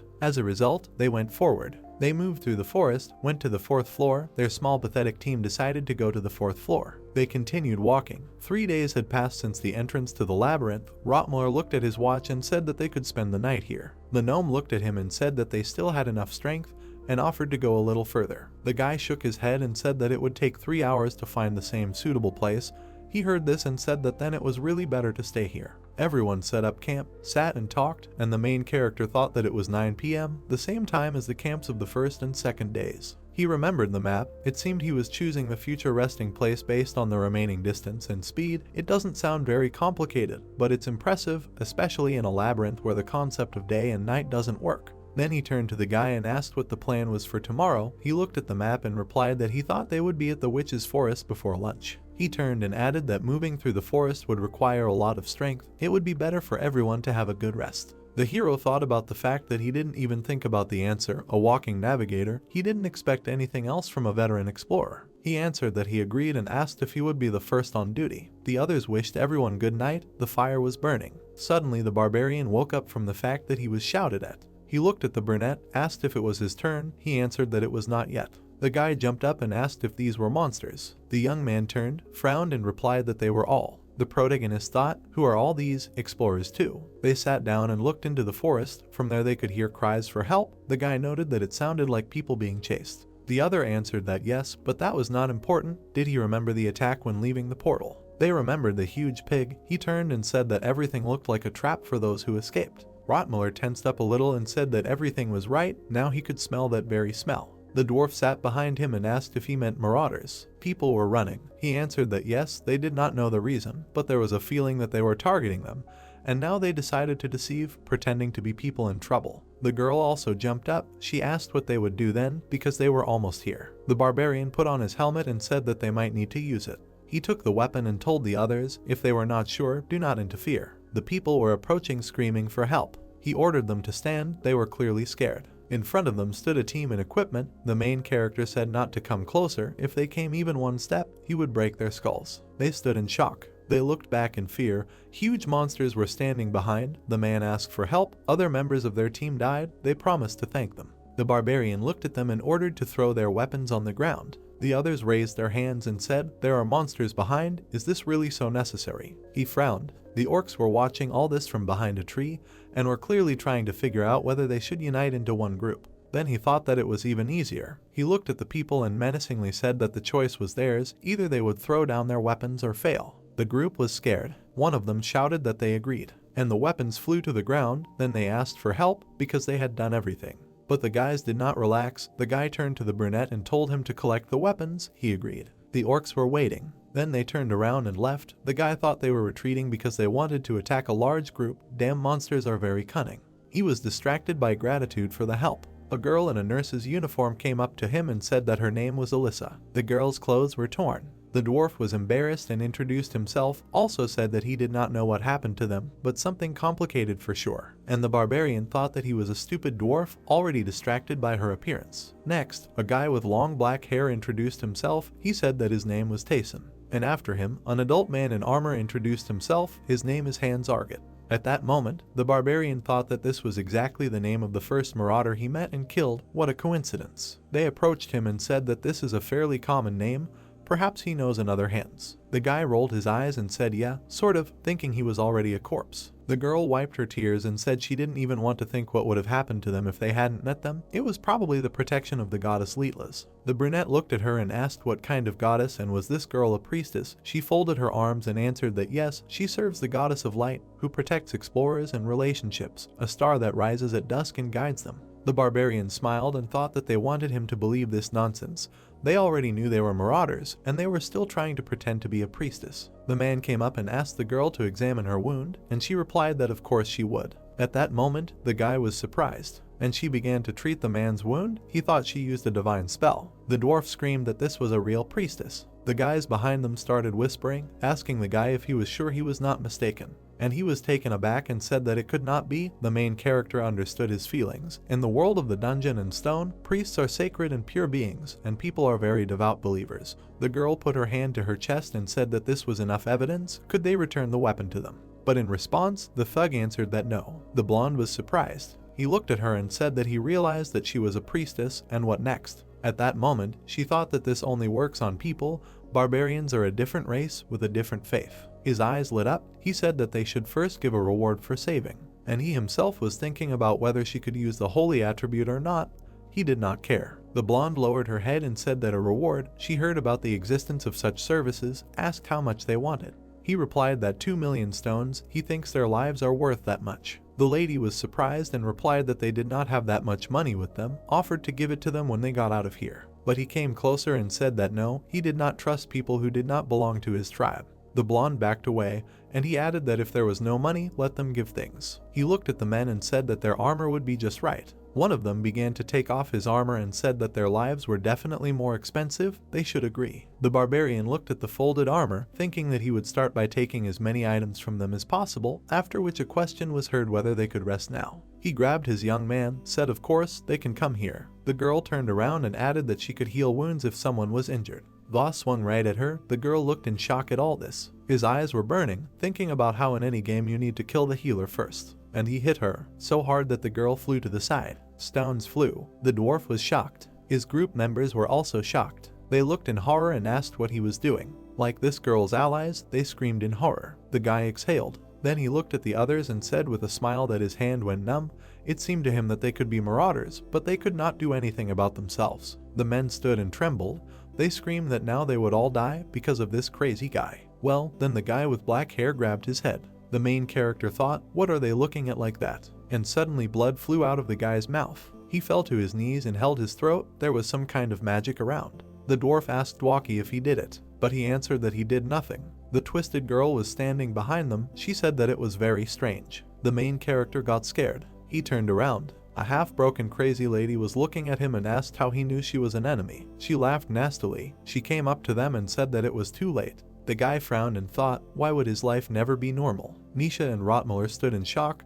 They did not understand what was happening. They froze as if they saw a corpse golem. He looked at them and screamed for everyone to remain calm. He would figure it out. He hit her with a hammer again. The girl fell to the ground. The man with the red beard was in shock. He looked at all this and screamed, what is he doing? Why hit a corpse? What's wrong with it? And he turned around and said that she scared him. Better defense than attack. And he thought, damn, if this woman came to life, then there is only one answer. He imagined the symbol and thought it was a Karui priest, a hidden class that a priest who reaches the 5th floor can get. He imagined a regular basic priest.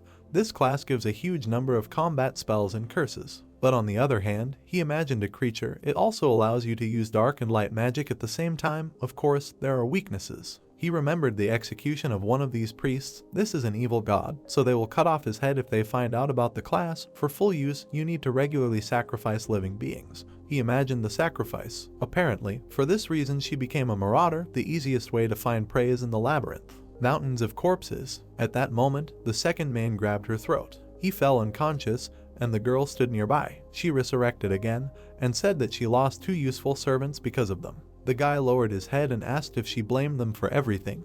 It seemed that her parents did not raise her at all. He turned and shouted that those guys had died for her too, so she should have died when he blew her skull out. She asked what the hell? And he answered that he could not stand it any longer. She had to come up, and he would avenge them, their comrades. The guy continued to scream. Everyone looked at him and did not understand what was happening, and he only thought about how he wanted to take their things. He could not wait until then. New card, Alyssa uses the call of death. 2 comrades stood up, their eyes glowed. Murad noticed this and told everyone to look. The dead had risen. They began to scream, and the hero thought that the standard priestess skill, the call of death, usually he summons the dead, but with the steals of subordinates you can get strong undead. They all turned around. The dead were running straight at them. The girl ordered them to deal with the enemies, calling them her servants. They ran quickly and pounced on the group. They were ready to accept the fight, and the battle began. New card, Misha uses the poison attribute. The girl slashed the dead man with poison. At this point, Dwaki used ice spears. They hit the corpses. The dwarf simply held them back. The protagonist thought that they understood each other without words. Teamwork is at a good level. But the ice magic did not work. The dead continued to walk. They have resistance to ice and poison. Their attackers cannot inflict normal damage. The barbarian turned around and shouted to his comrade, and he said that it was almost ready. Then Rottmüller turned around, gritted his teeth and shouted that everyone should step back. He threw an incendiary cocktail. It flew right into the face of one of the dead, and it caught fire with a bright flame. The guy thought that fire copes best with it. The girl raised her hand up and shouted that it was useless. She began to use the flame of the dead. Everything was shrouded in purple flame. She began to absorb the fire. The barbarian turned to her and thought that the only attack that could work against the dead had become useless and they could not use the holy element. He turned to his comrades and, holding the dead, shouted for them to attack the priestess, and he and the man with the red beard would hold off these two. The battle continued. He had taken the armor and weapons in advance so he could buy the necessary time. The team began to attack the girl. They shouted that they would then leave the dead to them. Approaching the blonde, she shouted no, after which she began to use the shadow guard. Something began to appear. The guys stopped. The girl raised her hand up. In front of her was a magical protector. She smiled and said to bring her the head of the enemies. The cat attacked him. The brunette did the same. The blonde sent a nice copy, but the girl continued to laugh. At that moment, the girl with red hair was in shock. A strange feeling enveloped her. She thought it was a curse. Two shadows loomed right on the dais. Someone ran up sharply. It was Murad. He turned around and said that the barbarian told him to help them. She turned around and asked, was he alone then? At that moment he was trying to stop the dead. The woman was furious. She was screaming. She looked at them, ordered the dead to protect her and insulted them in every possible way. Over smiled. He grabbed one and the other and said with a smile that they were busy now. It was obvious that the priestess was scared. Then she flew up and said that she would not forget this humiliation. Then she used her spiritual form. The barbarian looked at her and thought that no, they could not let her go. The blonde looked at his hand and said that he would never get out of here alive. She looked at them all from above, and flew away. The main character raised his head and thought that the situation was not the best. They almost coped, but she ran at the last moment, also with a great offense at them. He was surprised, began to understand that the effect of reducing strength, low-level decomposition, tracking, vengeful spirit walking, decreased endurance was received. The new card said that more than 15 curses were cast on him. He looked at his hands and thought that this crazy priestess left her entire arsenal on him. It's good that the blonde understands them. He approached him and said that the curse should be removed, and he asked again. Von Knopf frowned and said that he understands this magic. The guy answered embarrassedly that he did. Then he scratched the back of his head and added that he could use a couple of spells, but not remove them. He looked at the barbarian and smiled, and the barbarian was furious. He thought that the guy was just useless. New card, the physical characteristics of the characters can be permanently reduced if the curses are not removed by magic or holy power. The barbarian got scared. He started thinking that the situation was bad. He ran forward. The gnome ran up to him and asked if he was okay. He replied that he could handle it. And he was thinking that he felt so bad now, as if he was dying. A curse hung over him. He thought that it was because he had to run under the effects of curses. If it weren't for the vampire essence, which gives resistance to magic and darkness, he would have fallen off his feet long ago, and the others were also running with curses. She cursed them too. They shouted that they would soon be there. They had to hold out a little longer. But they only had 2 or 3 effects, and the woman who had arrived had put more than 15 curses on him. He remembered her burning eyes, and how she had said that he would never get out alive. He kept running and thought that he couldn't believe that he got exactly the energy reduction among all the curses that affect stamina. Stamina is spent with every movement, but it wasn't the life force that suffered, so high natural regeneration wouldn't help. He gritted his teeth, kept thinking that in the game the character stopped moving when stamina dropped below 10%. If he moves, then there should be 30% left. The new card is yours. Achievements, conditions, energy level drop to 5% or lower, reward, permanent spirit points +1. The guys kept running. The brunette turned around and said that there was just a little bit left. They were almost there. The barbarian was running with all his might. Some strange crow appeared. It was as if he saw the face of the curse. Everything around was shrouded in magic. It was a witch's forest. 5 hours before, there was a fire burning. The guy reasoned that he couldn't believe that he was in the sights of a priestess. And Varvara told him that her skills were at least on the level of the 5th floor. None of them would survive a one-on-one fight. They looked at the dead man. Then he extended his hand and added that if they hadn't taken the weapons and attacked first, some of their group members would have died in an instant. Misha smiled and said that reliable barbarians are the best. She waved her hand and added that she thought that guy was mistaken when she saw the holy power. Then bam, and he smashed her skull. Then he turned to the sorcerer and asked if he could track her, but the guy said that he was afraid that there were no traces. He lowered his head and said that they had revealed her identity, so she would definitely come back to kill them before leaving the labyrinth. The blonde laughed and said that then how about doing the same as before? He thought he did well. The protagonist got angry. He looked at his partner and said what they would do if monsters attacked from behind in the middle of the battle. Then he shouted that this was why they needed to move to the witch's forest. Everyone was scared. The witch's forest is the area that surrounds the portal to the 4th floor. Monsters of rank 7-8 appear here. Many monsters have a spiritual body that ignores physical attacks, so for a group with 2 warriors, this is not the best place, but right now it is a good option. They walked forward. New cards. The character found himself in a special zone. All status effects, except for zone effects, lose power. The girl was surprised. She began to shake her hands and scream that she felt lighter. The brunette also touched his hand and said that everything was right. It seemed that the curses lost their effect.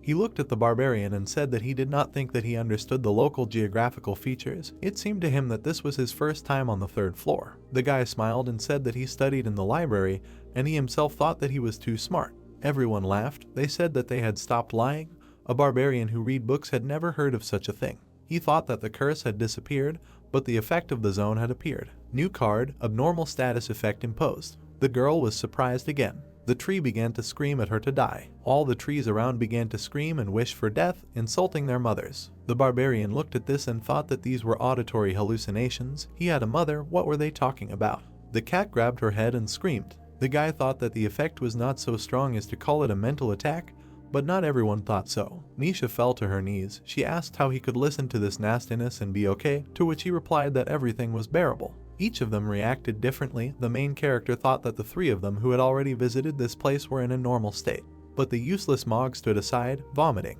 I watched all this and thought it was a little interesting. The trees continued to look at them. A hallucination and disorientation effect appeared, as if he was looking at the world through a crooked mirror. The whole world around seemed to be floating. He looked at the blonde again and asked if he could use magic in such a state.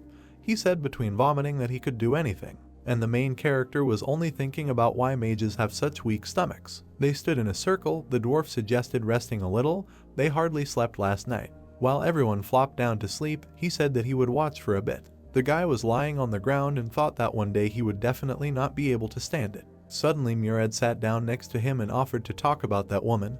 At first he called her a lady, but the barbarian responded very harshly to her. He remembered how a blonde approached him in the guild and said that when he came there to recruit a team, some girl pestered him with questions. He remembered her face and said that it seemed to him that it was her. The barbarian was shocked. The man raised his hand and added that in the Bloody Citadel, when they walked together, he received a numbered item called the Guardian's Bracers. Thanks to it his explorer rank was raised. Perhaps she heard about it somewhere. Number 3112, Guardian's Bracers. He presented the equipment, usually found in rifts above the 4th level, an item from the 3000th.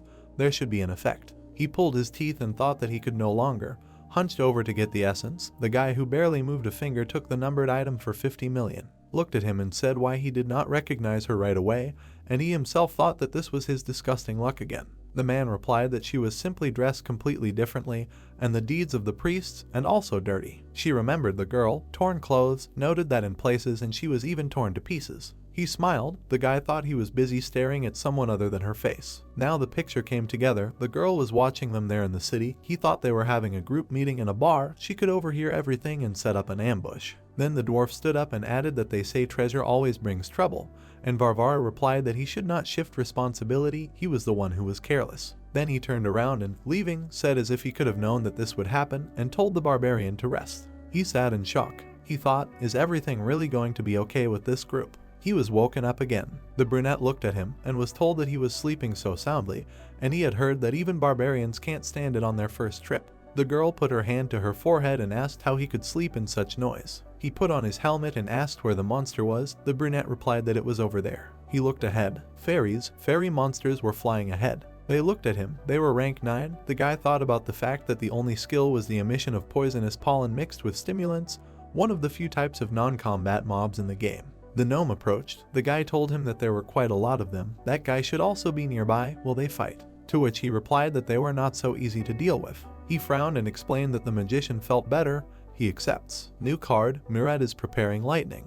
He swung his hammer and sent a discharge at the fairies. They were all electrocuted. Card. You defeated the fairy. Experience +1. The falling fairies were reflected in his eyes. The team stood in a stance. A monster came out to them. It was a rank 7 monster, a half-troll. A monster that appears only in the witch forest and has a habit of chasing large groups of fairies. It was huge and scary. He swung and hit Murad's shield. He was very surprised. He fell to his knees and began to shake. The hero thought that he did not have such pain resistance as he did.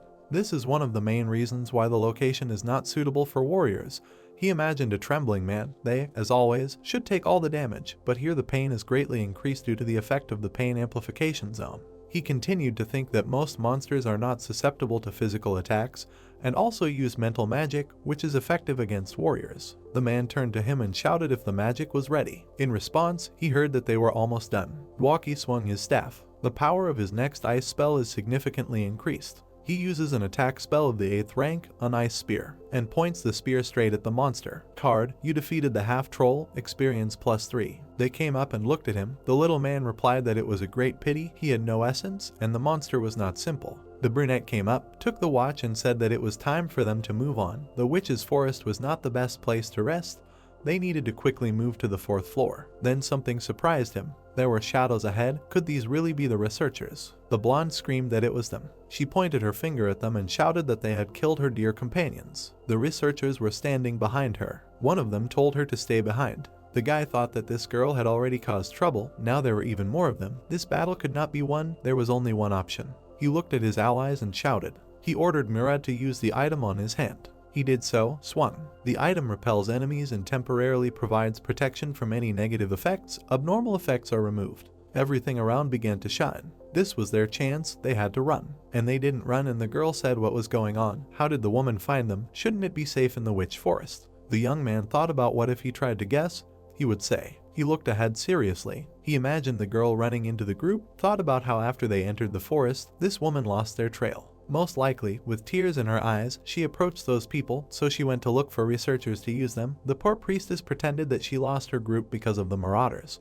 But then she remembered her crazy face. Now she is trying to pit them against each other to devour everyone. He ran forward and thought that the effect of the item only lasts 5 minutes, but will probably end soon. And he said that it was enough to talk, it was time to run. They were heading forward, the effect of the item ended, the negative effects of the zone were active again. Scout. He looked to the side, the first one to notice the movement of enemies, the one who leads the team along the best route. Rotmuller ran. The labyrinth. They collect data in advance and then use their rich experience to enter it into the labyrinth. But it only works up to the 3rd floor. There was a forest around. The skills of a professional scout are revealed in front of the gate to the 4th floor in the witch's forest. The guy frowned. His key strength is smells. He used specific essences to enhance his sense of smell. He turned and shouted that they need to run here. In a bizarre forest, where even the trees try to lead you astray, he finds the way to the 4th floor surprisingly accurately. They continued to run. At a certain level of essence, you can smell the scent of magical power and use it to plot a route. He turned around and shouted that their scout is also not simple, shortening the distance at any opportunity. He continued to move forward and shouted to the others that they need to speed up. It was obvious that some of the group members were already tired. The main character was thinking that it all came down to who would get to the portal first. The problem was that they were tired. The girl was running with all her might. She tripped and fell. She was sitting on the ground. The guy came up and asked if everything was okay. She replied that it was fine, just the enemy's judgment. He should not worry and should run on, after which he put her on his shoulder and thought that it was not a cramp. Well, what nonsense. Obviously, she had sprained her ankle. The girl tried to scream at first, but then he told her to just not move. She agreed. They continued walking forward, and he abruptly asked about the fact that the dwarf was right in front of them. The girl turned and screamed at him not to say that they were lost. He remained silent, but he thought that at such a moment it was very bad. She began to hit him on the back and say that he should have run on. The sensor on his forehead lit up. It told him to be quiet. It was better to stay put. They would come back for them. There was a forest around, a dark forest. He thought that this time everything was getting dangerous. The witch's forest could not be passed without a scout. He sighed, and the girl asked how much longer they had to wait. They were alone in the huge forest. He got scared, heard a voice. Nisha raised her head and asked what they were going to do. Shouldn't they help them? He bit his teeth and answered that if they were guided by sounds, they would definitely end up in some disgusting place. They were attacked, so they would not be able to look for them. They first needed to get out of here. What is the most important thing in an emergency? Water, food, endurance, tools. He imagined all of them. These are important things, but if he had to choose one, he would choose fortitude. Suddenly something happened. They were running and the girl was saying that she didn't want to die like that. She had worked so hard and tried so hard, it was too pathetic. Well, the guy had a close tooth and told her to calm down, and he was thinking that when you get into such a bad situation, you need to accept reality and not try to deny it. The lady, with tears in her eyes, continued talking about how if she hadn't fallen there, but the guy interrupted her and told her to listen to him if she didn't want to continue in the same spirit. He was screaming and he was thinking that they needed to focus on the present. The girl looked away while he was telling her to take and drink the potion from his backpack and walk on her own. She agreed. They came to some strange place, stopped. The guy said they needed to rest for a bit. The girl stood to the side and said that she couldn't believe that she swallowed the potion while riding a running barbarian. She managed to think that she would die on his shoulders. Then he turned and said, "Is her leg okay? Will she be able to fight?" She answered, "Yes." They lit a fire. Thoughts continued. They spent 4 days in the labyrinth, and it will not get easier. They sat right in front of the fire. He thought, not only that, a tank and a melee fighter should last 11 days. Blade, sledgehammer, the worst thing is that most monsters are spirits, which they cannot attack, they need the power of attributes. He looked down and thought about the decision he had made. He looked at the girl and asked if she was married. She answered, "What kind of sudden question is this? Not married." Then he asked if she had a warning that under no circumstances should she show her naked body to unfamiliar men. The girl was clearly embarrassed and answered that circumstances are different and the questions are stranger. The barbarian scratched his head and answered that this is great. He took off his helmet. He approached her with a smile. She asked him to stop and not come closer. She covered it with her hands and asked what he was doing. She was not ready for this. He had to step aside. But the barbarian handed her a ring and told her to take it. He put the ring on her finger and said that he was saving it for a person to whom he could give it. She did not understand what was happening, asked again and again why he was giving it to her. And the young man came closer to her and told her to swear by her guardian god. In exchange for this he would always be with her. Misha was very confused. She asked if he had gone crazy. He stood on one ring and said that from the moment she accepted this ring, he swears on the honor of a warrior that he will always be with her and support her. He hopes that she can promise him the same. The girl put her hand to her chest and asked again if he was serious. It was a little unexpected, but she was receiving such an offer for the first time, so it's not that she is not happy. He replied that he was glad to hear it. At that moment, she, embarrassed, apologized. She turned away and said that she didn't think of him that way. The guy looked at her with bewilderment. The girl continued to say that she wasn't saying that she didn't like him, just really. His face changed and he didn't understand what she wanted to say. She stood up and screamed that she preferred skinny men. Varvara was shocked and asked what that had to do with it. She came even closer to him and said that she was saying that he didn't have masculine charm, a stupid barbarian. He was shocked. He started shaking his hands and said that it seemed like there was no misunderstanding. That's not what he meant. He was asking her to become his comrade. That's why he was giving her the ring. She looked at him in surprise and exhaled. Then she looked to the side with a smile and asked if it was true. He almost caught her. The barbarian looked at her and said that she could refuse at any moment. Well, then she would have to return the ring or 15 million stones. He stood in front of him and asked if she understood now. The girl spread her hands and said that she had never seen anything like this ring that was so expensive. He raised her hand and said that it was very cheap, it could fulfill her most cherished desires. And she thought that if he had not played the dungeon and the stone for almost 10 years, he would never have done this. The girl looked at him embarrassedly. He was thinking about what he was going to awaken Misha, the ring of the frost spirit. There was a large stone on it, a numbered item that he received from the master of the school. At first glance, it can be almost useless, but after destruction, a special effect appears. The ring breaks. He remembers how he sat in front of the monitor. At that moment the ring almost does not cause damage, but he figured everything out after several attempts. If it is put on by a beastman who has not yet made a contract with a spiritual beast, there was an explosion and a player on the map.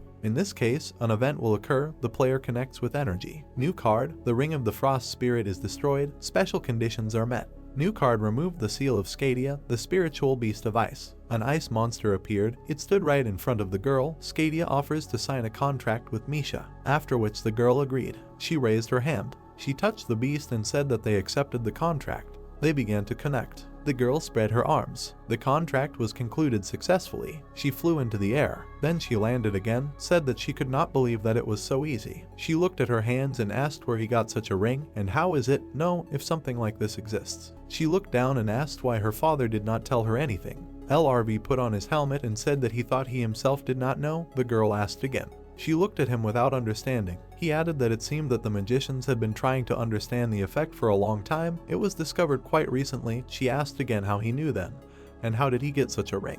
But the guy only said that the girl should get dressed first. She looked at herself, screamed when she managed to undress. The clothes were lying nearby. The barbarian pointed at them, adding that there was some useful marauder equipment nearby. She could take it. While the girl was getting dressed, she noticed that he was also wearing new clothes. Total item level plus 83. While getting dressed, she asked why she was naked. and he turned around and said because he had undressed her, all equipment was destroyed during the ritual. After which the cat screamed, "Why did he ask about her husband then?" The young man looked at her and replied that he thought that if she had one, something like this would have really angered him. While they were running, the girl said that he had thought about such things, but had not thought to warn her, to which he replied that he was in a hurry. He turned around and added that that was enough. Did she want to tell him anything? She stretched her hand forward. He asked what. The girl put her hand to her chest and embarrassedly thanked him. She turned away, and he asked if that was all. She added a big thank you. Well, the guy told her not to try to jump off, and at that moment the girl said that he really needed her to say it loudly. She smiled. He looked straight at her. She turned away again and began to tell that she once tried to commit suicide. She remembered that terrible day. Her father found her and saved her. She stepped aside. Bjorn said that then she should be grateful to her father. Well, the girl asked if he really thought so. There was nothing good in this story. She remembered her father, remembered what he said when she woke up. He turned to her. He turned and said that if she wanted to die so much, then she should do it in the labyrinth. How many more times was she going to disgrace their family? The main character frowned. He thought about the fact that her relatives were even crazier than she expected. The girl leaned against a tree and said that that was why she went to the labyrinth, not because she wanted to die as her father said. She just tried to escape from that house, remembering all the disgusting things that were said to her. She lowered her head and added that she thought that she could become a famous explorer even without a spirit, and then her father would pay attention to her again. She raised her hand with energy. She doesn't know if he will accept her like this, but it's still a good event. She took a step forward. She bent down and thanked the barbarian again. She stood in front of him and added that she will not forget his actions for the rest of her life. She will print it in her heart and will definitely thank him. He smiled and asked if she swears by the patron god. She smiled and said that she swears. Summoning. The man summoned a bear. Strengthening. His hands weeded with fire. Strength. The girl fought well. A beastman who has made a contract with a spiritual beast receives one of 3 types of improvement. In the case of the girl, she is forever imbued with the power of the spiritual beast of ice. The girl fought. This is the strengthening system. She struck. There was a huge ice dragon behind her. New card. You defeated the ghost. Experience +1. They walked forward. The guy thought that they had received the attack attributes that they wanted so much. Now they would be able to deal with monsters in spiritual form. They were quite weak for their rank, so there would be no problems. The girl actively fought with the ghost. She shouted that it was a strange feeling when she hit, as if the hand was not hers. And the guy thought that now she would be able to fight alone, but just like with the barbarian's spiritual seal. He imagined the seal on his back. The girl during the battle. They must strengthen the spiritual beast. She thought that she was only at the first stage, so she would not be able to add an attribute attack to the weapon. Watched the battle and kept thinking that she was a martial artist before, so she could fight even like this, but the witch's forest is too difficult for one person. There was a flock of ghosts in front of her. She turned around and shouted that there were more and more of them. Varvara ran forward with her and said that it was time for them to get out of here. They ran. He thought that the hardest stage of survival was just beginning. Night, forest, 11 hours had passed. They avoided large groups of monsters, attacked only small ones, and thus defeated many. New card. You defeated the witch's lamp. Experience +1. New card. You defeated the bear, owl. Experience +2. They fought actively. New card. You defeated the director. Experience +2. New card. You have defeated a low-level mutated spirit. Experience +2. You have defeated a lumberjack. Experience +1. You have defeated a homunculus. Experience +2. The crystal was shining. They looked ahead. The girl sighed and said that she had no strength, and the guy told her to quickly collect magic stones. He looked at them and thought that it was good that they met monsters of the 7th rank, and that blonde did not appear. She also thought that he destroyed the ring to awaken Misha, and now the passive skill of the corpse golem is active again. He looked down and thought about how his acidic blood began to corrode his equipment. He looked down. Even the lithium breastplate and shield had lost their shine.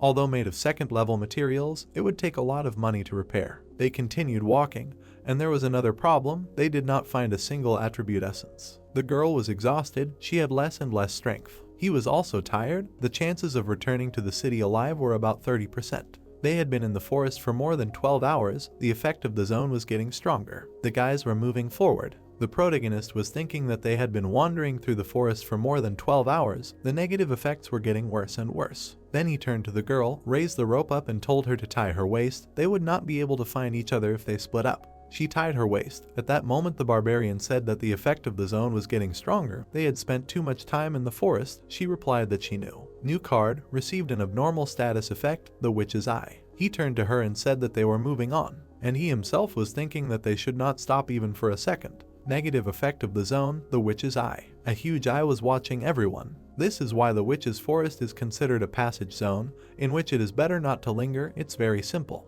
If you stay in one place for enough time, a Canavero, a monster of the 7th rank, will appear. A huge monster with 2 dogs stood in front of the people. The time it appears is reduced with each level of the effect. New card, you have been in the forest for more than 70 hours, the effect of the zone is strengthened, the witch's eye is raised to the 5th level. The 3rd day in the forest, noon. The barbarian clenched his teeth. He thought about how more than 60 hours had passed since their group split up. The girl lowered her head exhaustedly.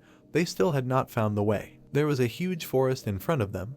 They were moving forward. He thought about how after activating the witch's eye, they could not stop to rest. At the 5th level, the monster appears in 10 minutes. He looked ahead, but killing one would take about 15 minutes. If they stopped, it would turn into an endless battle. They moved forward. He thought about how the only thing that could be done in such a situation was to stretch a rope between them so they could find each other if someone remained or fell. The girl exhaled. She said that she wanted to slow down a little. She was barely walking. The guy was thinking that this morning her condition had finally worsened, and it wasn't because of illness or wounds, it was because of exhaustion. He was pulling her up by the rope. She was pressing her lips together. He was only thinking about the fact that he had slowed down, but the rope was still tightening. She couldn't even keep up that speed. He turned around and looked at her. Perhaps most of the damage was due to the hallucinations she was seeing. Suddenly he turned around and told her to climb on him.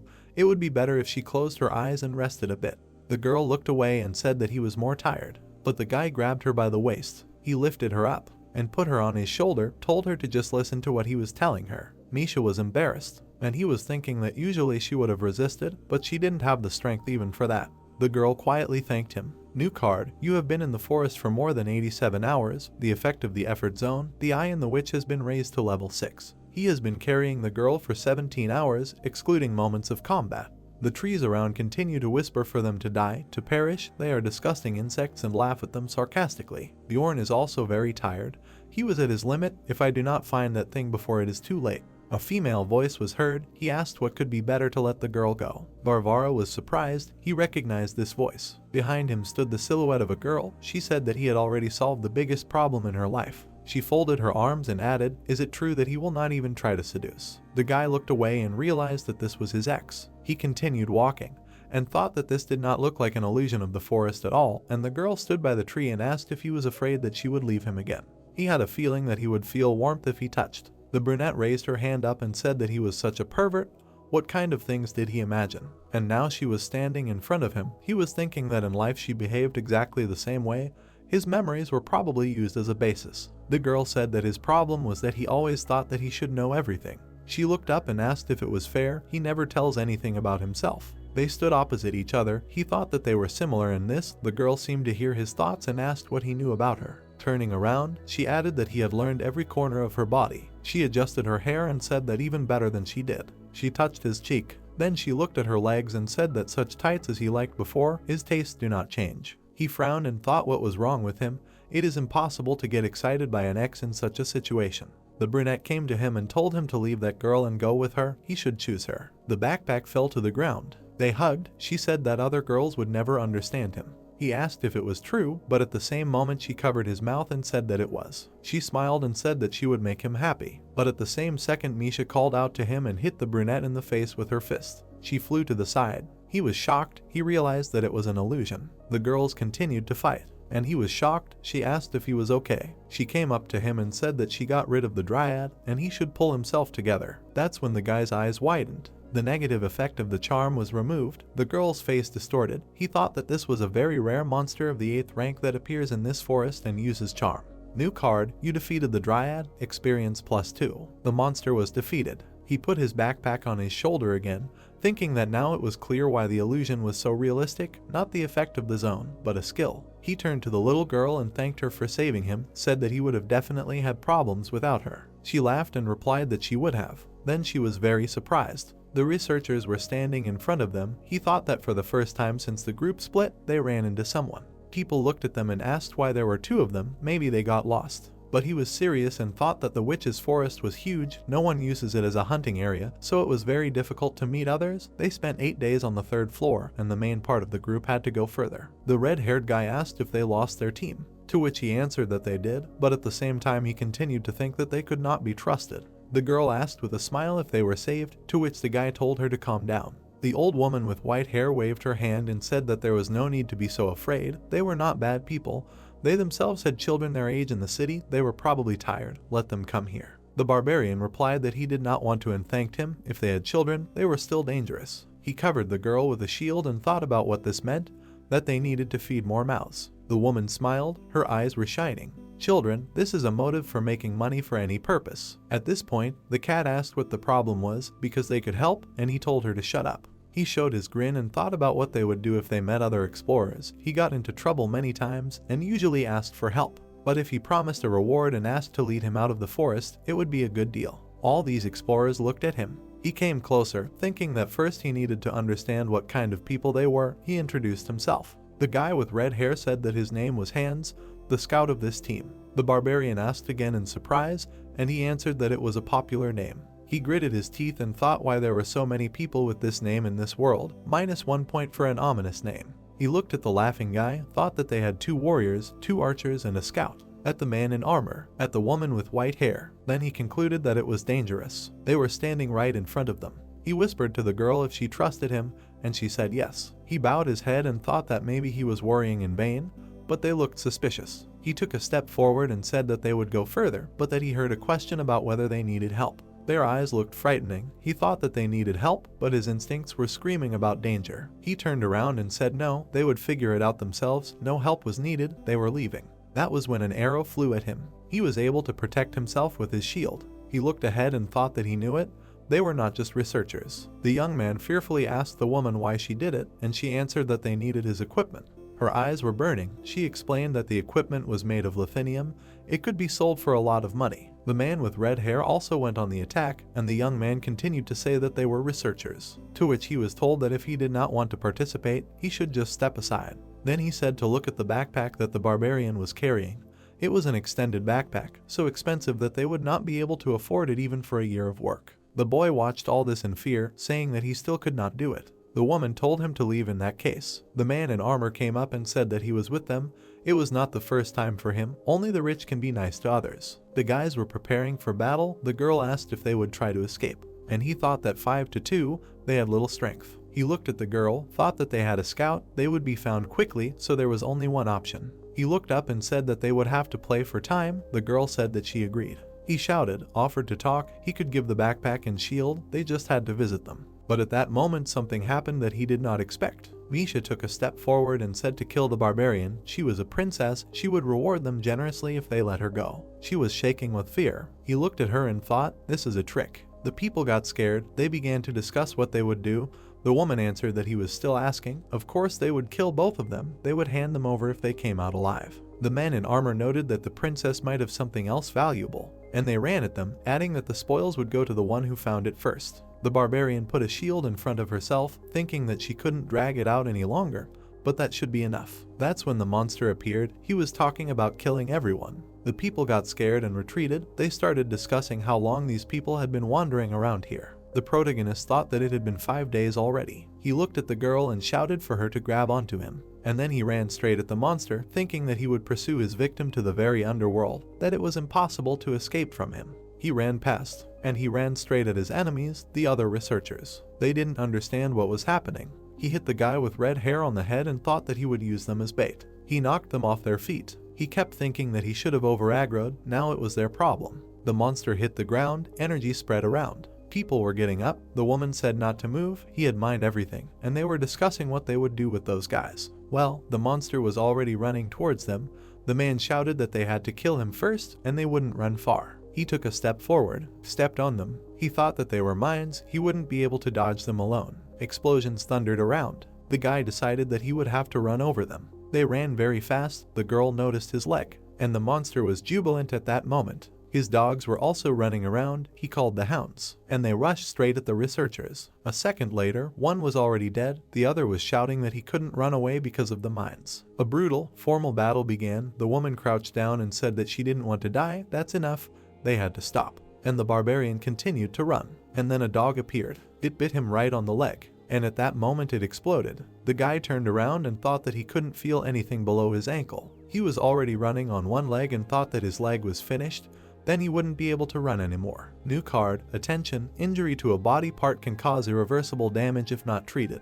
He decided to change the plan. He looked at the girl and shouted that he was leaving the rest to her. She replied that it was fine, he could throw her at the monster. The young man did so. The girl flew forward and attacked the monster. She struck. She looked to the side. The researchers were lying on the ground, begging for help. The woman extended her trembling hand forward, but the girl silently left. She continued to beg for help, but at that moment the dog attacked. After some time, the guys sat down on the ground. The girl poured a potion on the barbarian's leg, said if he was really okay, the potion would not cure something like that. He replied that she shouldn't worry. The leg was recovering. Regeneration increases due to the effect of the skill Eternal Life. It was almost completely restored. The guy thought that injuries of this level would be healed almost instantly. The cat cried out in surprise that the leg appeared, but the potion was not a very high level. The guy remembered the vampire. He thought that this was the regeneration of the essence of the vampire, the furnace, and the immortal, and the skill's Eternal Life in the game numbers his regeneration is about 150. If there is enough time, then you can grow a limb even without potions. Misha looked and asked who he was, did not even feel pain when he drank the potion. And the barbarian turned and answered that this is the mental fortitude of barbarians. He remembered how his friend also calmly drank the potion. She thought that in his case it was a matter of high pain resistance, but the effect is the same. He put on his boot, tied the rope. He went forward and said that it was time for them to leave before a new monster appeared. The girl asked how he knew they were dangerous. As they walked, he replied that one of them was called Hands, and he didn't like that name. The little girl looked at him in bewilderment, but he added that they had escaped anyway. She lowered her head and said that she would never have thought that the woman could change their attitude so abruptly. She could have been good.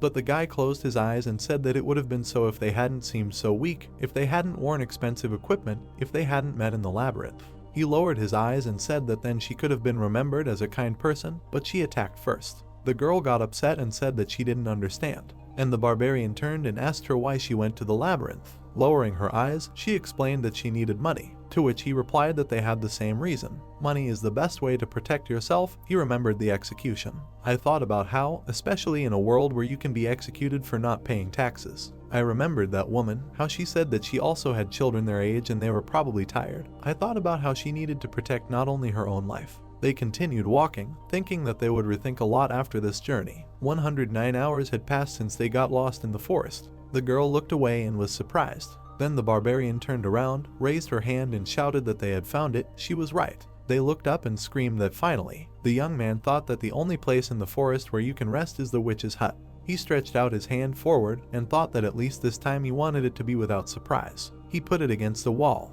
The character enters the witch's hut. The witch's hut was in the distance. It was a shelter that appeared in random places in the forest at regular intervals and stayed there for 8 hours. The effects of the zone are temporarily removed while you are there. It is a safe zone in which monsters do not appear. It is difficult to find, and there is no other way to rest in the forest. A fireplace was burning in the hut. They looked for the first shelter for a very long time, but the Kai pattern of the girl's eye quickly helped to find the next ones. He remembered how she noticed the house. There were 53 hours left until the labyrinth closed. The character entered the witch's hut. The current number of visitors, 5. The entrance was blocked. The barbarian looked at the house, and the girl looked at the grass and said that they had seen this place for the 3rd time, but she did not get tired of it. They walked forward. The girl asked if he thought the same, to which he replied that she should be quieter. He looked at her and said that someone was here. The girl asked fearfully how he knew. He explained that only 5 people could enter here. The portal closed behind them. She looked up and asked if someone had entered before them. He replied that they were right. They had to look. There was an axe and a helmet on the ground. He saw it and remembered. It was the same guy who had helped the blonde back then. He was lying in the grass enjoying the moment. The guy thought that he looked like a homeless person. What had happened? Then the guy swung at him. The girl said that there was someone in the hut too. He didn't think it was those same guys. He replied that they had to knock him out first, and he hit him on the head. The girl said nothing. Then she added that he had said that he would just knock him out, but in the end he had smashed his head. 3 tied people were sitting in the hut. The barbarian was thinking that it was surprising that he was still alive. They didn't come closer. The cat explained that they were unlikely to last long. They didn't even have to be tied up. And at that moment the barbarian poured the elixir on the head of one of them. He screamed. The guy sat down next to him and asked if he was awake, and the man realized that it was the same barbarian. He started screaming that there was a mistake. That woman used them. He remembered how they chased his friends. They caught up with the group, but there were only 3 of them. They wounded Rotmiller, explaining that they did not want to chase them through the whole forest anymore, so they wounded the guy who looked like a scout, nothing serious, just a scratch on the shoulder. The dwarf began to fight, then they were suddenly thrown back by some kind of light. They continued to look at them. The scout had an ice spear sticking out of his head when they came to their senses. He sat opposite the guy, and he thought that it looked like the group managed to escape, and the scream was because of the injury. The priest continued his story. They walked through the forest, lost the scout, so they could no longer pursue them and just wandered. He added that the problems began on the second day after his death. The girl pestered one of the researchers. She lifted him up, the dead appeared, she began the attack. They understood everything only after she absorbed his life force. The woman smiled and said that they were stupid, but did not understand that she was a priestess of Karui. The man raised his head and added that she deceived them. It was not their fault. He swore by the goddess they were not going to kill anyone for no reason. The barbarian ordered him to shut up. Well, the man screamed with tears in his eyes that he forgot to apologize, and added that they were very stupid when they fell for her deception. All the damage would be compensated. He also asked for mercy. The girl approached the barbarian, looked at him and said that she would agree with any decision he made. And he continued to think about what to do. He remembered the people from the dungeon and thought about how he killed people after getting into this world. But their lives were at stake. He was attacked by freaks who were not worthy of living. Then he looked at the shaking poor guys. He understood that this case was different. They created problems, but no one died. Yes, this time was completely different. He folded his arms and thought about whether it would be right to kill them. He imagined the trial, where he was the barbarian in front and he was the man.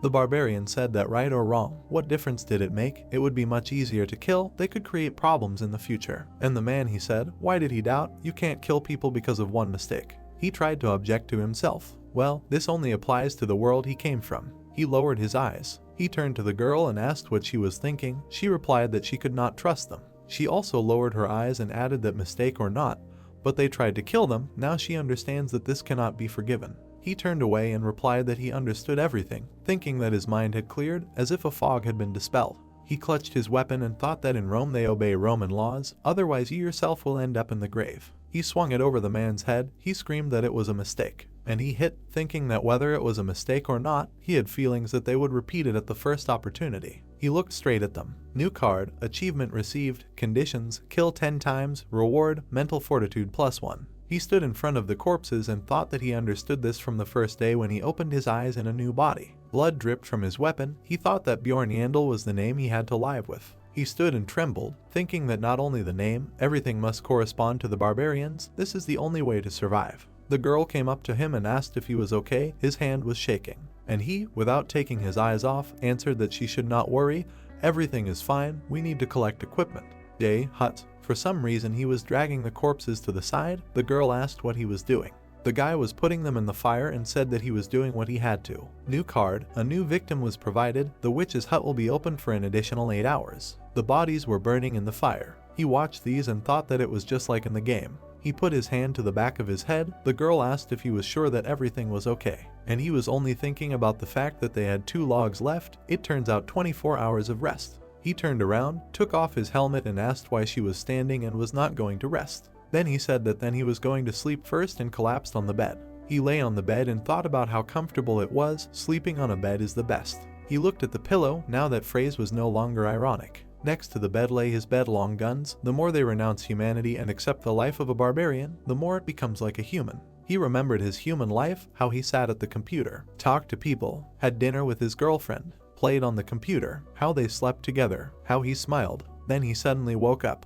A girl was lying on his leg. He sat on the bed, frowned and realized that it was a dream. He looked at his hands, realized that life in a huge body, and the fight with real monsters, this is his new reality. The body was burning out. He looked at it, slept for almost 7 hours. Suddenly noticed Misha, who was sleeping sweetly on him, thought when she managed to climb up here, wasn't the chair so comfortable. He closed his eyes and tried to wake her up, but the girl replied that she wanted to sleep for 5 more minutes. He got angry and screamed. She jumped up and started screaming that she was getting up and he was a stupid barbarian. There were 24 hours until the labyrinth closed and an hour until the hut closed. They ate, and the guy sold continued to think that the last day had come. If he held out a little longer, they would be able to escape from this forest and return to the city. The cat looked at him and said that this study was so difficult, she would take a bath immediately upon returning, then asked what he would do. To which the guy replied that he did not know. The witch's hut closes, the character moves to the witch's forest, the effect of the zone no longer works. They suddenly found themselves in the forest, quite scared. In front of them was a bunch of thorns. The girl asked what was happening, and he gritted his teeth and thought that the computer screen lit up red. Errors began to fly out. 5 offerings were made in the witch's hut, 6 offerings were made in the witch's hut, 7 relationships were made in the witch's hut, a special condition, 7 victims when wearing, was fulfilled. A monster appeared in front of them. The Lord of Chaos roams the floor. It was the Lord of the Floor. There was a huge monster standing in front of them. Its behavior was similar to the boss of the zone. In the game they are called floor masters, and each floor had its own master. They looked at each other. The girl screamed that the master was not a joke. She heard that there was no such thing here. The young man answered that in fact there was. It was just that the method of summoning was kept secret. He looked down and said that if some sick psycho decided to specifically summon him, you would get off with a couple of deaths. Erosion began. All the monsters dissolved in chaos. Monsters began to disappear everywhere. He thought that not only did he have an effect on the entire floor, but he also killed everyone he met until he died himself. An explosion sounded in the distance. Erosion temporarily blocked the portals. The protagonist thought that his summoning closed all the portals. It would not work to escape either. If you were on the 3rd floor when this monster appeared, prepare to die. The girl in shock asked why he appeared now, to which the barbarian replied that it might be because of them. He remembered how he burned the bodies, reminded the girl of this and added that this was one of the conditions of the summoning. Then he smiled nervously and thought that 10 years had passed since the last summoning. He thought that 3 bodies would not make a difference, but someone had burned 4 before him. The cat began to scream. What had he done? They would die because of him. He frowned and told her not to tell anyone. If people found out that they had summoned the boss, it would not end well. And she just continued to scream that she would die because of the stupid barbarian. He thought that just recently she considered him a savior, but she switched so quickly. He turned and said that the zone effect was no longer in effect. Now they would at least be able to leave the forest and they needed to get out of here. He remembered the symbol, and he said that they would go to the orc settlement. He remembered how they had been there before. This is the Dzarvi clan. According to the dwarf, it is a huge clan that operates above the 6th floor. They have hundreds of members. It is obvious that a meeting with a monster will end in death for them. To increase the chances of survival, you need to join them. He imagined their house. He looked to the side and thought that it is unlikely that the whole clan will be on the 3rd floor, but to control the area they need at least 10 teams. The girl looked ahead and said that there are so many people. The man stood in front and asked to calm down and listen to him. And the people below were shouting that they heard that they have strong magicians. They asked for money to open a portal, wanted to pay as much as they wanted, accused them of summoning the boss of the floor, asked what will happen to them now, said that they are a large clan and will not drive them away. Bjorn scratched the back of his head and exhaled. A girl was praying nearby. The light from her prayer was everywhere. The man in armor shouted for them to calm down. It was safe here. Their priestess had activated the hall destruction announcement, and the researchers were standing guard. Then he put his hands on the table and added that they only needed to hold out for a day before the floor closed, during which time the clan would fulfill the agreement with the royal family and do everything to ensure that a large number of people returned alive.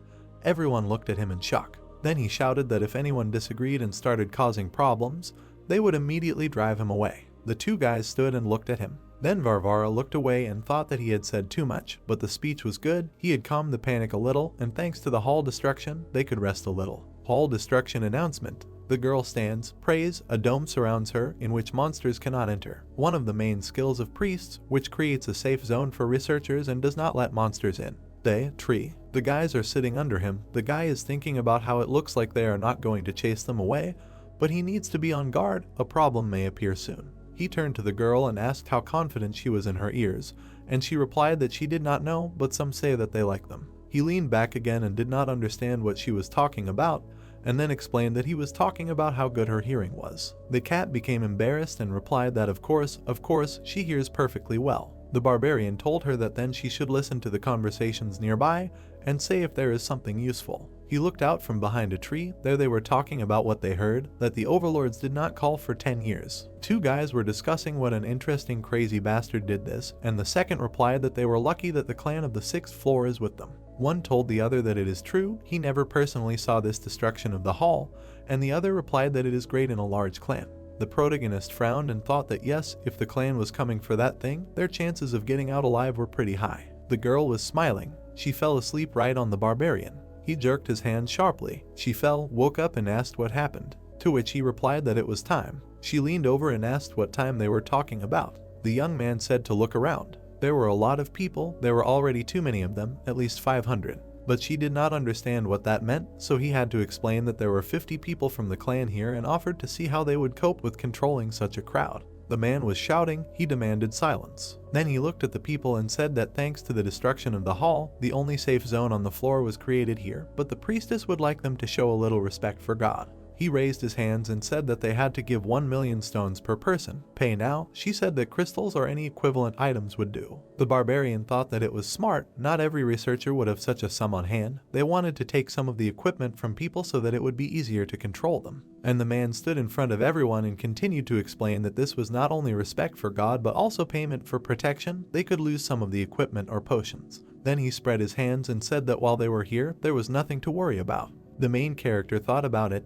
There were enough reasons to worry. Of course, the destruction of the hall is a very powerful skill. Well, it is not close in strength to the master of the floor. They are unlikely to kill him, but for now they will obey the rules. He looked at the girl and told her to take the things that are least needed. He also noted that they were lucky that they had collected equipment and should not give away theirs. The girl stood up, her hands were full of everything, said that she would be back soon, and the barbarian said to intercept the priestess's helmet. He also thought about the fact that they were offering him to die of hunger. The evil people looked ahead. The young man listened as they discussed that 1 million horses in one day was ridiculous, a disgusting situation. People left. The barbarian watched this. He thought so. There were people who did not want to pay. Why did the girl come? He praised her. She sat down next to him, and he reasoned that there were about 300 people left. They earned 300 million, and the number of people was reduced, and they earned 2 birds with 1 stone. He also thought that it would be better for everyone to pray to heaven. They sat under the dome, the girl ate, and he continued to think that if the Lord of the Floor gets here,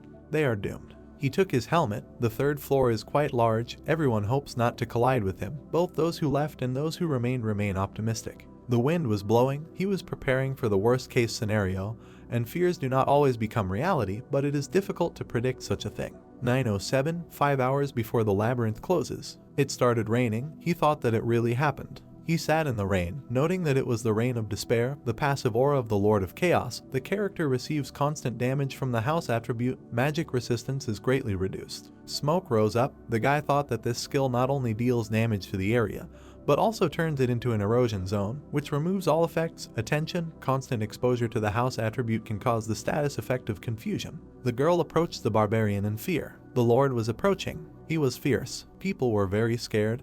They began to scream, ask him to stop him. They discussed whether they would run away, whether he would abandon them. They said that they wanted to die. They said that they took the equipment and promised to protect. They must keep their word. The monster was approaching. The squad leader said that in the end they came to this. The damage from the expedition would be serious. He shouted that the Chaos Lord was already here. It was time to get out everything they had prepared. The soldiers prepared themselves. The advanced endurance increase scroll was used. The energy regeneration scroll was used. The numbered item, the banner of the Sun Lord, was used. The weapon was filled with light. They were ready to fight. Varvara looked away and thought about the various auxiliary scrolls, numbered consumables that improve equipment. In no time, items worth tens of millions of stones were used and disappeared. The commander swung and said not to spare the supplies. They must return alive. The young man grinned and wondered if they were really going to fight him. He continued to look at all this. It seemed that he was not the only one who was preparing for the worst. For the first time he was happy about this. People headed forward. People gathered here, many of whom were scattered along the edge of a knife to get to this point, and it was not only about luck. Their leader ordered everyone to take positions. What is the difference between real raids and game ones? The monster was approaching. People stood in front of it in horror. Some hoped that they were just dreaming, others screamed that they would all die. And it was getting closer. They screamed not to try to block, but to calm down, to dodge. The answer to the curious question about the difference was quite simple. With one blow, the monster killed dozens of warriors. They screamed when the spell was ready. Melee attackers and tanks tried to avoid direct contact, and 2 can block the lightest attacks. He struck one after another. Someone ran away and screamed not to approach him. Warriors returned to the first line immediately after healing, even if the body is in terrible condition. The man was offended. He was all battered, but continued to move forward. Of course, there is an exception. Another guy stood over his comrade and said in a trembling voice that he should not have died like that. The commander screamed not to be distracted, to concentrate on the battle. Current situation: one warrior was instantly torn apart, blood was everywhere, 3 ranged attackers died from the monster's breath, flames engulfed everything around. The barbarian stood and watched this. People in the background were discussing how 4 people died at once. They took $1 million worth of things from them. The researchers do not understand what they are talking about. The clan is doing everything possible. The monster was heading towards them. The warriors are holding the first line. The mages were creating a shield at this moment. They were trying to suppress it. Card: the Lord of the House draws power from the source. He screamed. The commander ordered to stop the attacks. They can't continue to damage him. First they need to destroy the spheres. The protagonist was worried, but they know about the dark spheres. The monsters continued to attack, and everyone else shot and aimed at his spheres. It seems that they also know about the second phase, since they are trying to prevent it. The barbarian looked at this. The guys in front asked why these idiots do not attack the monster. He mentally answered that they understand the strategy of victory. He continued to think that then they will be able to survive until the closure of the labyrinth. 22:37. The young man looked at his watch and thought that there was a little more than an hour left. He frowned. 11 people died. This is about 20% of their forces. It is not scary. The worst can still be avoided. However, people stood and discussed that these fools are definitely finished. Someone asked how many people have already died. He looked at this and thought that the real problem is the researchers. They are starting to panic. He noticed that every time the monster went berserk, someone who had paid for protection died. People were engulfed in flames. He thought it was only their fault to waste time near such a battle and not to pay attention to the situation at all. Nisha turned and asked that everything looked very good.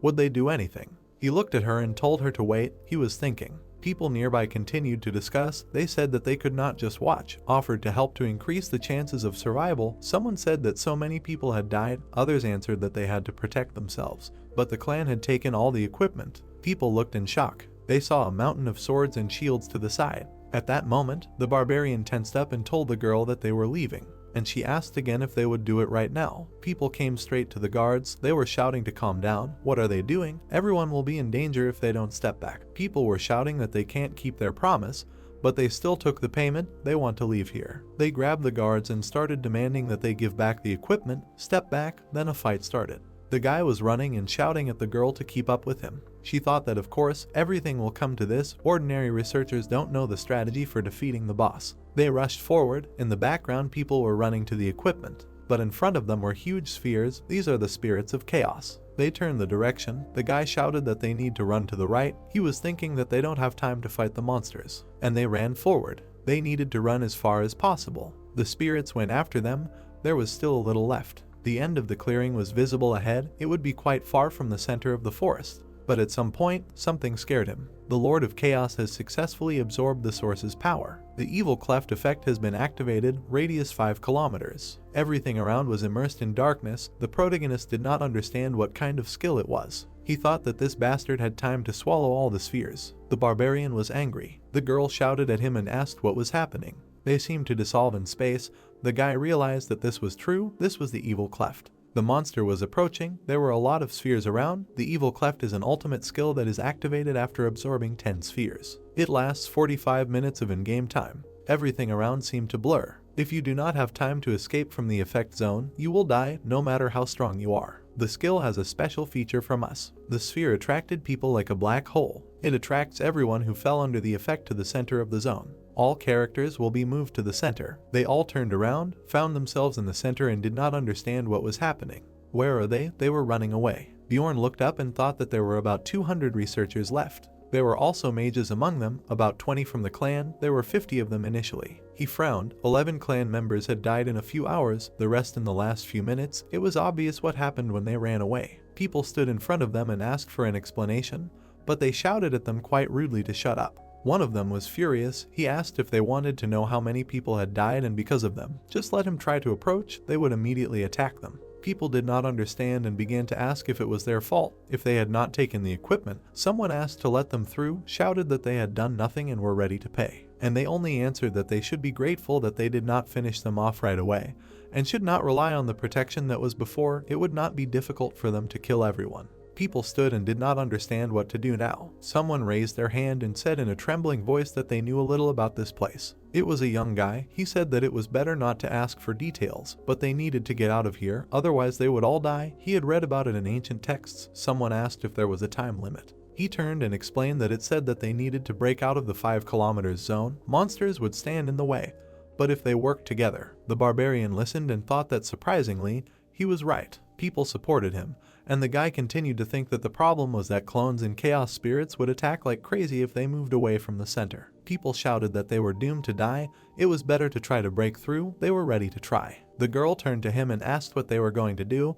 The people were going to leave. He understood that more than half had left. They would not bet on such a low chance. He took a step forward and called her. He decided to bet on what looked more reliable. A soldier stopped him on the stairs and told him that if he came closer. But before he could finish speaking, the guy looked at the girl and asked what he was doing there. It was Talon. Bjorn smiled and said that they hadn't seen each other for a long time, but he replied that he shouldn't act like they were old friends. The protagonist asked if they had found the orc essence, heroes. The young man answered with a smile that they were a little lucky, but then his face changed dramatically, and he cried out, "How does he know?" The guy smiled, thinking that the first bet had worked. He lay bloody on the ground. 23 people survived, 3 priestesses, 6 mages, 12 ranged attackers, and 2 melee. The commander was angry. He didn't understand why there were only 2 melee fighters. It was the vice captain of the Dzarvi clan, Erasmagrain. He grabbed his head and imagined all the events of that battle. Many warriors died during the commotion because they could not get support. They tried to buy time, but allowed the boss to absorb the spheres. A magician approached him and asked what they would do next. He thought that everyone already knew that they had little time. The man continued to think the lack of warriors would be fatal. 2 attackers from the previous battle would not be able to clear the way. People continued to attack, and he thought that especially this swordsman and spearman, they do not have people capable of fighting from defense. He bit his teeth and thought that one person, one such warrior would be enough. He walked forward. They turned to him. They said that the researchers were leaving. Asked to give an order. They had little time. They said that they needed to act while the monster's attention.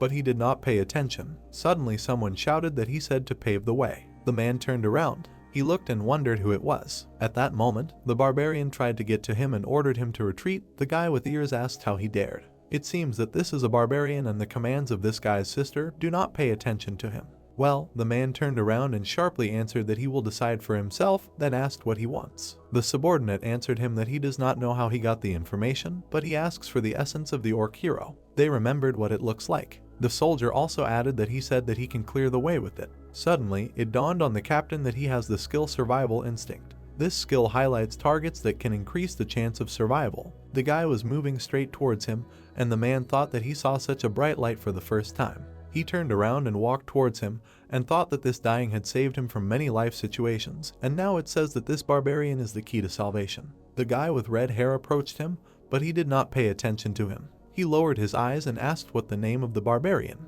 He looked at him with a smile and said that his name was, thinking that the second bet was right, after which he introduced himself. The knight with a scar on his forehead looked at Bjorn carefully. He introduced himself as the vice captain of the Dzarvi clan. His name was Magrain. The knight asked how the barbarian knew that their clan had come for the orc hero. The brunette looked at his interlocutor seriously and replied that it was his assumption. The hero remembered their meeting with the clan. He explained that the knights had no need to occupy an entire settlement on the 3rd floor and use such consumables for the sake of ordinary orcs, so their goal was higher. Orc hero, rank 5 monster. Hidden boss that can be summoned using an altar in the orc settlement and 777 orc magic crystals. A huge amount of supplies was prepared due to the small chance of summoning the orc lord instead. The knight thoughtfully scratched his beard. The barbarian clarified that since there were supplies left, it meant the orc lord had not appeared. The vice captain smiled. The beastman behind him looked confused. Iraz asked the brunette why they should bet on him. The barbarian grinned. He replied that he had the seal of the immortal,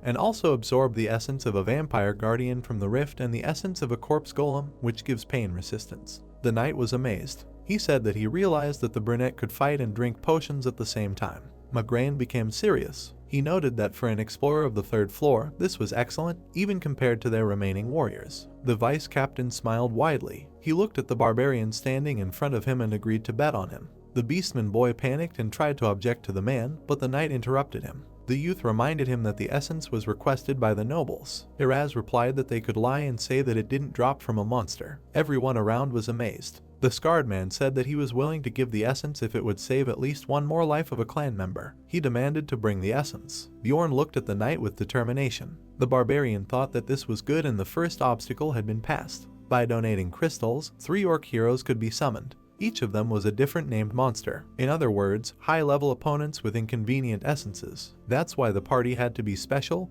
even though it was only rank 5. Each orc brother dropped an essence of a certain color. Danish, red essence with Cry of Passion. Velta, blue essence with Banner of Struggle. And Targas, with one special skill that could be a great basis for the main character's build. What would it be? Bjorn took the flask with green essence. He was nervous. The barbarian uncorked the flask. The man thought that something very bad was about to happen. The essence of the orc hero permeates the character's soul. Strength increased by 70. Agility increased by 35. Fighting spirit increased by 40. Physical defense increased by 20. Bone durability increased by 30. The barbarian was enveloped in green light. The man clenched his teeth. His hand trembled with tension. He felt the strength boiling inside him. He wanted to master the fighting spirit skill faster. The brunette was shaking. The vice captain of the Dzarvi clan looked at him. The knight told the barbarian to take off his equipment. Bjorn began to take off his helmet. Migraine looked at his subordinate, who was carrying scrolls and potions for the barbarian. The brunette thought that a large clan was providing appropriate support. The hero thrust the backpack at the beastwoman.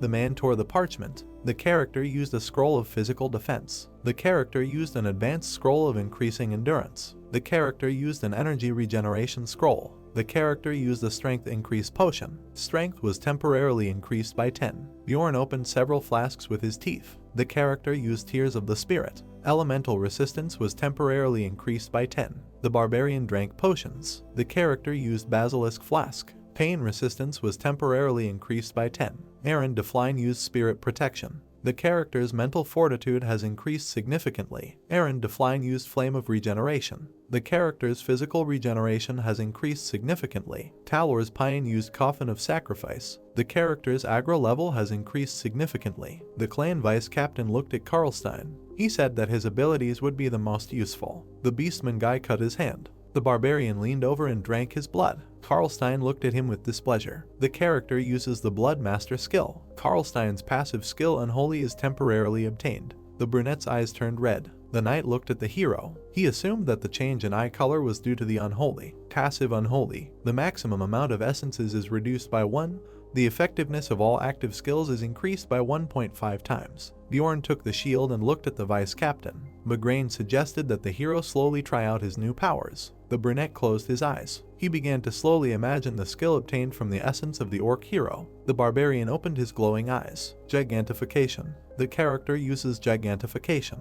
Veins appeared on the barbarian's arms. The knight looked at him in amazement. The hero's clothes were torn. Karlstein watched in fear. The character's body size, aggro level, and physical characteristics increase. Bjorn became huge. Everyone around him was knee-deep. He had no clothes left. Barbarian hero mode. The beastman girl blushed, looking through her fingers at the hero. The man next to her was stunned. He called the barbarian a real monster. The vice captain pulled off his cloak. His charges looked at the hero in surprise. Migraine asked the brunette to cover himself and demanded that he bring more cloaks. Bjorn tied the cloaks on his belt. Preparations for the exit were complete. The hero smiled. The knight looked at him. The man with the scar asked if they would make it in 30 minutes. The barbarian answered in the affirmative. He took a deep breath. The veins on his face bulged. The brunette shouted loudly, "The Hela." The barbarian ran at full speed. He thought that nothing was impossible for him. The vice captain pointed with his hand. The man ordered everyone to follow the barbarian. Bjorn ran forward. He was followed by 23 clan members, Misha, and 40 researchers who decided to stay with them. The beast girl ran with a backpack on her front. The warriors ran with her. They were allowed to join in exchange for all the equipment, but Migraine offered to pay with their lives. There were symbols on the researchers' heads. The character used the sacrificial seal. The character gains a boost in physical abilities depending on the number of victims within a 100-meter radius. The brunette bared his teeth. The instinct for destruction and strength overwhelmed him. He rushed at the monsters. The monsters pounced on him. They were small clones of Ryakis. The barbarian struck them. For him, 2-meter monsters were small. Ryakis' hatred is activated. Bjorn punched the monster. The character takes a lot of damage from the chaos attribute. This is why having a tank in the evil cleft is so important. The hero clenched his teeth. Smoke oozed from the wound on his shoulder. The clones deal damage to the person who destroys them. It is enough to make even a barbarian with an overinflated pain resistance feel numb. A red glow emanated from the barbarian's chest. Thanks to the vampire essence, it was enough for him to protect his heart.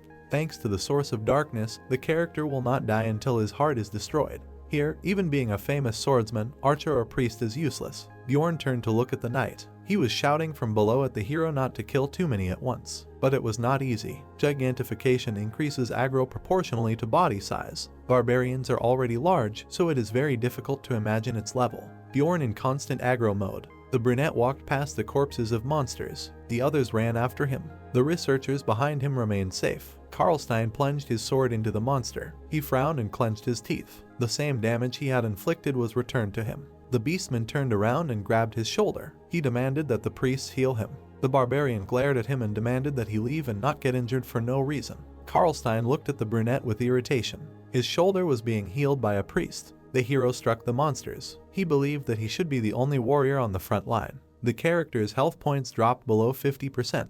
All resistances and defense are increased by the passive skill path of the hero. The barbarian swung. This was the skill he wanted the essence for. This skill increases all defense when HP drops below 50%. The maximum effect is reached at 20%.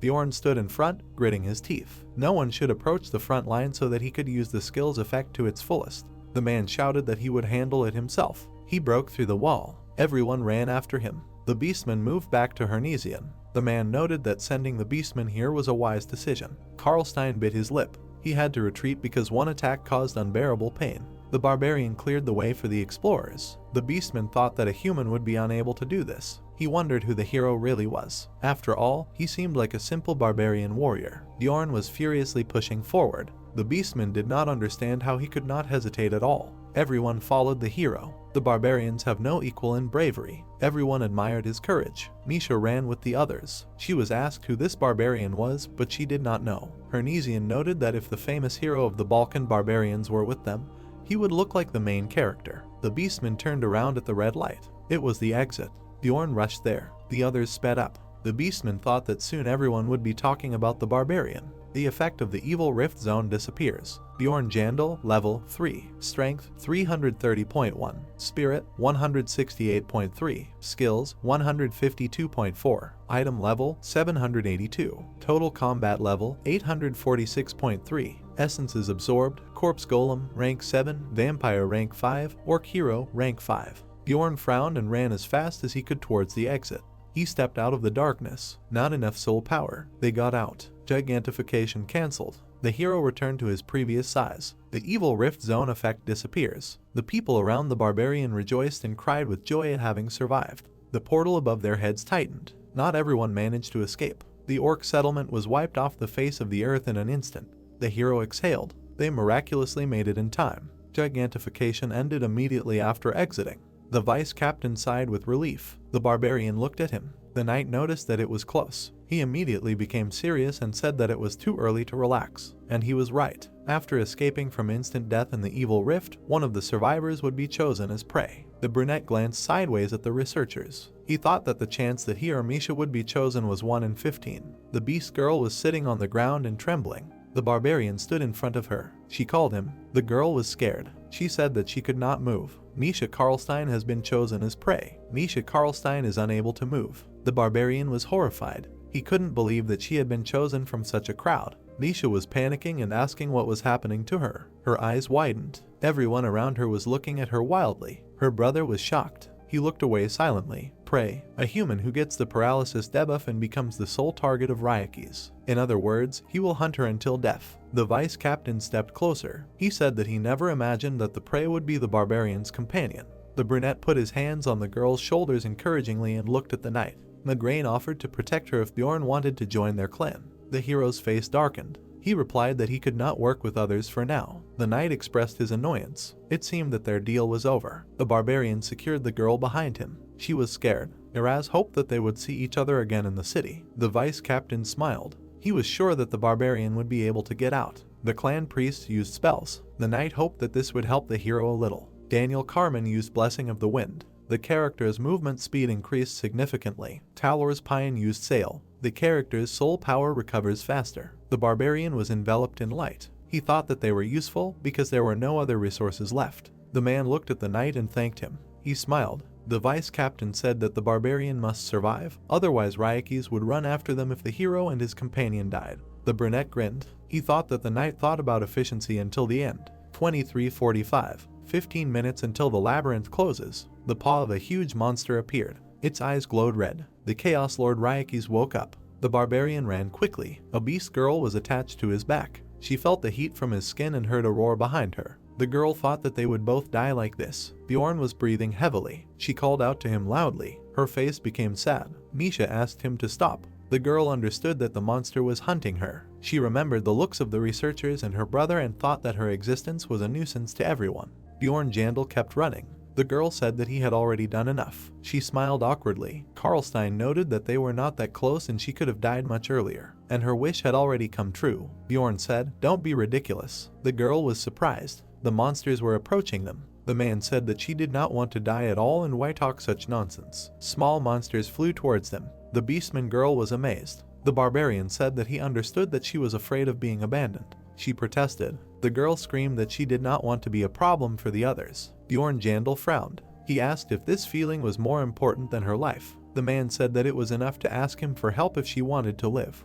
The girl was surprised. Simple words, like the barbarians themselves. But she understood what he was trying to say. Bjorn did everything to help her survive. The girl looked down sadly. Misha thought that in his eyes she was pathetic and whiny, and saying such stupid things is not what a person who is trying to help wants to hear. She leaned against him and said that she would be there for the rest of her life to help if he saved her. Bjorn replied that this was not the first time the girl had said such a thing to him. Karlstein smiled through her tears and said that she would give him all the money from this research. The man chuckled and said that it sounded better. The blessing of the wind ran out. The buffs from the Dzarvi clan ended. It began to rain. There were more spirits and Ryukis was on their tail. The barbarian increased in size. The character used gigantification. The character's body size, aggro level, and physical characteristics increase. The man continued to run. His steps became longer. He turned to the girl and asked for the time. The barbarian thought that with the remaining soul power, the skill would last for 2 or 3 minutes. The girl looked at her watch. 196 seconds left.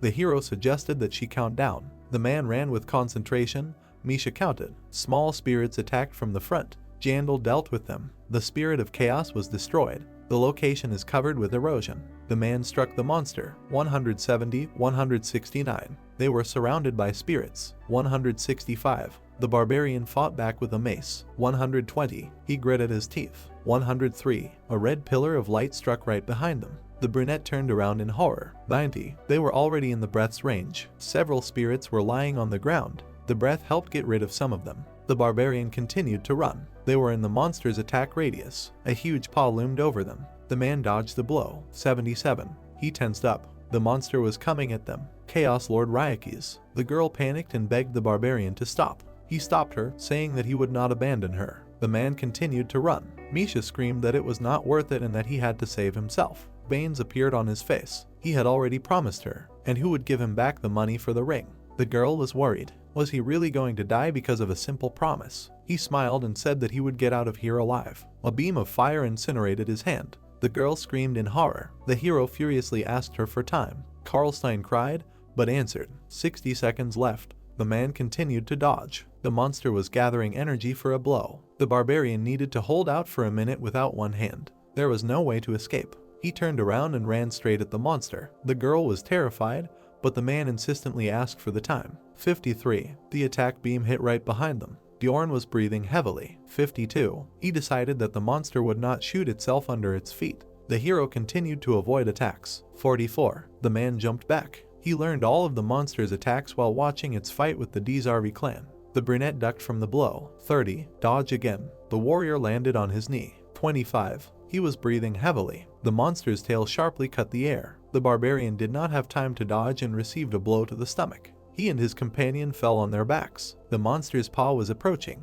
There was no way to dodge this. They would die. The hero clenched his teeth. The character's soul power was depleted. Gigantification is cancelled. The man shrank. Ryuki's claw missed. The barbarian immediately jumped up. How timely. This is the end. 10. Bjorn Jandal grabbed the monster's claw. 9. 8. The brunette sank his teeth into the monster's skin. 7. Ryukis tried to brush them off. 6. 5. 4. The Lord of Chaos swung his second paw. 3. They were grabbed. 2. The monster opened its mouth. 1. The barbarian bared his teeth and said that it was too late. The labyrinth is closing. The character is transported to Rapdonia Square. A crowd of people are looking at the open portal. People are waiting for their relatives. Researchers were thrown out of the bright light. Everyone is panicking and calling the guild. The townspeople approach the lying barbarian. Is he really dead? The Beastman girl opened her eyes. She is behind the crowd. Everyone is shocked by the hero's condition. The girl breaks through the people. Bjorn lies without an arm, covered in wounds. Someone demanded to quickly contact the temple. Misha, trembling, touched the hero. She muttered that he cannot die. The girl heard a heartbeat and cried with relief. It seems he is simply unconscious. The crowd continued to discuss the Lord of the Third Floor. Even from the Dzarvi clan, there are more than 30 dead. There are men sitting at the counter in the tavern. They are discussing that tomorrow the guild will announce the real number of victims. They heard from one of the survivors that everyone got out thanks to one person. And it is not even Vice Captain Migraine. His name is Bjorn Jandal. The brunette is lying on the bed. His arm has recovered. The barbarian who reached the 3rd floor in the 3rd month of exploration. He was given the nickname Little Balkan because he follows in the footsteps of the hero, who was braver and more majestic than anyone. Character fame +1. Character fame +1. Character fame +1. Character fame +1. Warning, the chance of special events has been increased. A man is sitting at the table in the office reading the news about the protagonist. He thought that in all his time working, he does not remember anyone reaching the 3rd floor in such a short time. In addition, his essences are beyond the limits of ordinary explorers. Too fast growth. There were similar cases in history. They had people who were born under the star of a special destiny. They were forever remembered by everyone as heroes. Looking at the barbarian, the man said that he wondered who he was, a hero or an evil spirit. These events ended the 1st season. The barbarian's mind flashed with memories of their battle with the Lord of Chaos. He opened his eyes and sat up in bed. The beast girl was sleeping next to him, holding a rag in her hand. So he had returned. The man patted her on the head, together with her. 2 days later, in the tavern, everyone was discussing the last trip to the labyrinth and its fame. Little Balkan. Who would have thought that there would be such a person among the explorers of the 3rd floor? Character fame +4. Bjorn and Misha were sitting at the table. Rotmiller, Murad and Dwaki approached them. They greeted each other. Everyone was happy to see the barbarian and the beast girl unharmed. Misha and Rotmiller began discussing the incident in the witch's forest. The hero crossed his arms in displeasure and suggested that they order first. The barbarian slammed his mug on the table. The dwarf was happily wolfing down his food. Bjorn asked him what had happened in the labyrinth. Murad said that he had used the guardian's bracers again to create a crack. The barbarian and his companion were surprised. How could it be used so often? The hero thought that the dwarf used that combo. The redhead replied that with the help of emergency recovery, the number of uses of the item's ability can be returned. Dwaki watched in surprise as Misha tried to feed the barbarian. The dwarf said that after they ran a decent distance, they managed to heal Rotmiller. He added that due to the large distance, he was unable to find the barbarian and the girl using the search skill. Then they entered the forest, and on the 3rd day they encountered that crazy woman. The beast girl jumped up and asked how everything went next. Murad replied that they escaped and went up to the 4th floor. Rotmiller noted that they were the only ones who managed to successfully enter. It dawned on the barbarian that they took advantage of the entry restrictions. On the 4th floor, the Sky Tower has a structure in which the color of the portal periodically changes, and those who enter before it changes climb a 100-story tower. In addition, after completing the tests on each floor, they do not recover. In other words, it is completely safe. The dwarf sighed that it was unbearable to spend more than 10 days on the 1st floor. The barbarian mentally resented that they had to stomp 1,000,000 kilometers. Murad added that in the very first test, they got an essence. The hero was shocked. The redhead said that it was the essence of a rank 7 monster mimic. It was absorbed by Rotmiller. Bjorn opened his mouth in surprise and displeasure. And this is what you call a game. Rank 7 monster mimic. A rare monster that reveals essence from a very strong blow. And although we are talking about a non-combat type monster, it has an active skill treasure warehouse, which opens a personal subspace warehouse. The key point is that when you first open the treasure warehouse, various items are added randomly. The team received 2 million stones, magic crystals, 3 high-quality potions, and numbered items from the 8000 and 9000 series. The hero grimaced and was indignant.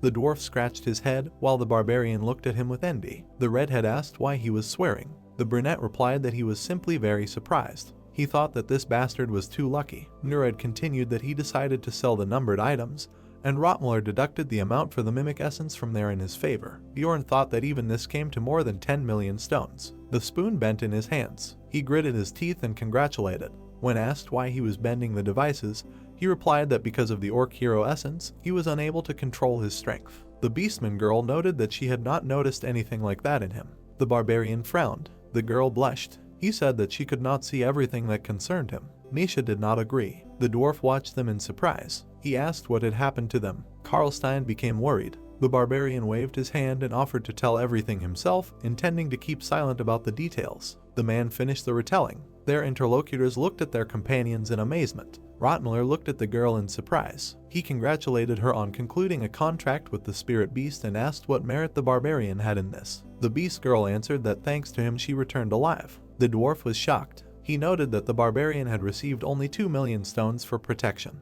The redhead considered that he and his team were also responsible for what had happened and were ready to provide 1 million. Bjorn was delighted. He thought that in front of him was not a dwarf, but a holy benefactor. Dwaki was delighted. The blonde declared that this was the greatest and most amazing story he had ever heard. The dwarf agreed with him and added that the brunette was worthy of the title of Little Balkan. The hero looked at the redhead in bewilderment and asked again. Murad replied that this was now the barbarian's middle name. The man's nickname was a comparison to Balkan, the barbarian hero of the previous era. Little Balkan. The brunette frowned. He thought that this was too fast, because this was not a game, but reality. Warning, the chance of special events has been increased. If his name suddenly became known, he would receive too much unnecessary attention. The barbarian was congratulated on his middle name and rank 5 essence. He thanked him tensely. The beast girl winked playfully and suggested talking about the most important thing, the distribution of spoils. Bjorn and Misha, research results. Plus team profit distribution, 2.44 million plus reward for reporting Karyo Priestess, 1.2 million plus 1 million in support from the Splinter Trio.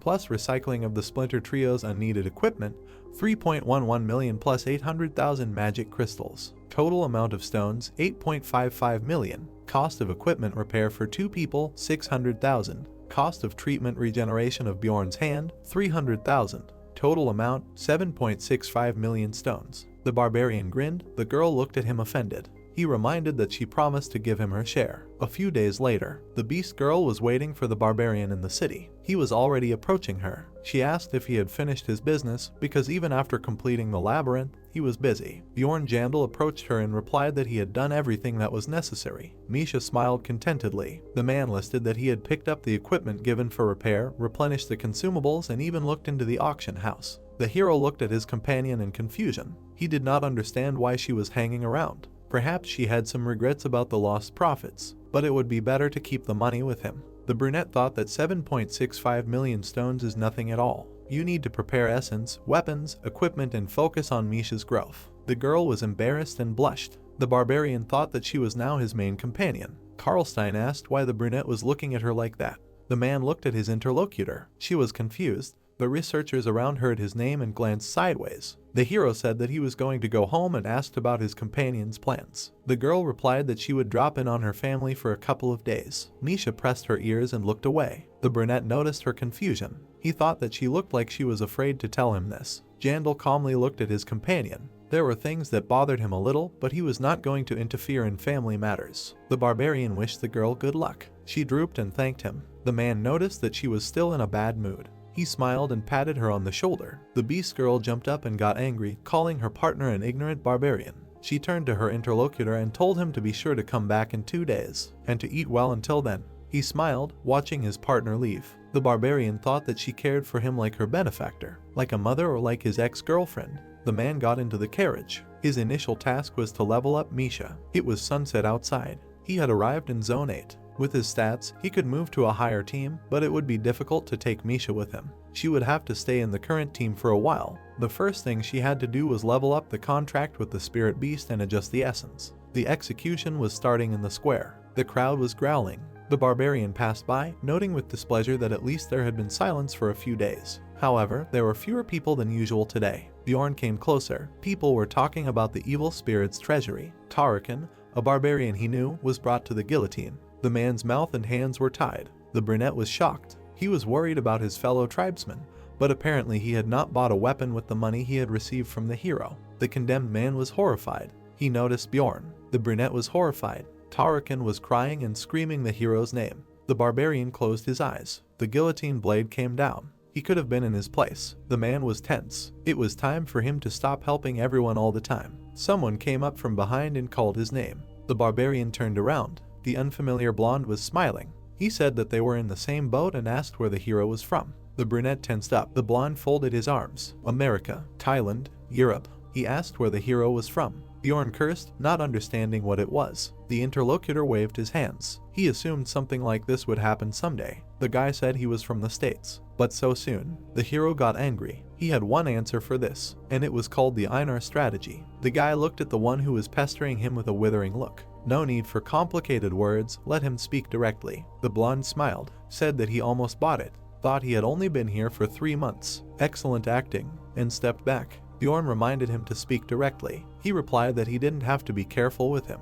After all, the hero was here because of the damned S1-2. The guy looked at him in surprise. This guy, he kept laughing and talking. In any case, he admired him. To make a name for himself in just 3 months. What did he want? The interlocutor smiled, said that he didn't have to say where he was from. One way or another, they were all foreigners here. The hero looked silently. The guy adjusted the backpack on his back. What is he talking about? They have some kind of in-game alliance. He can join too. The brunette pointed his finger at his interlocutor, asking him if he is an evil spirit. He got nervous, but answered with a smile. It is difficult to trust someone who speaks in riddles. True, he is an evil spirit. The warrior let out a cry. The tribal leader said that if he sees an evil spirit, he must kill it. The guy in green was confused. The barbarian was already raising his fist. Exactly. The barbarian will never tolerate immorality. The moon illuminated the roof of the garrison. He really is a small Balkan. The soldier and Bjorn were sitting at the table. First of all, he wanted to say thank you. Thanks to him, his younger brother got out of the labyrinth alive. Is he from the Dzarvi clan?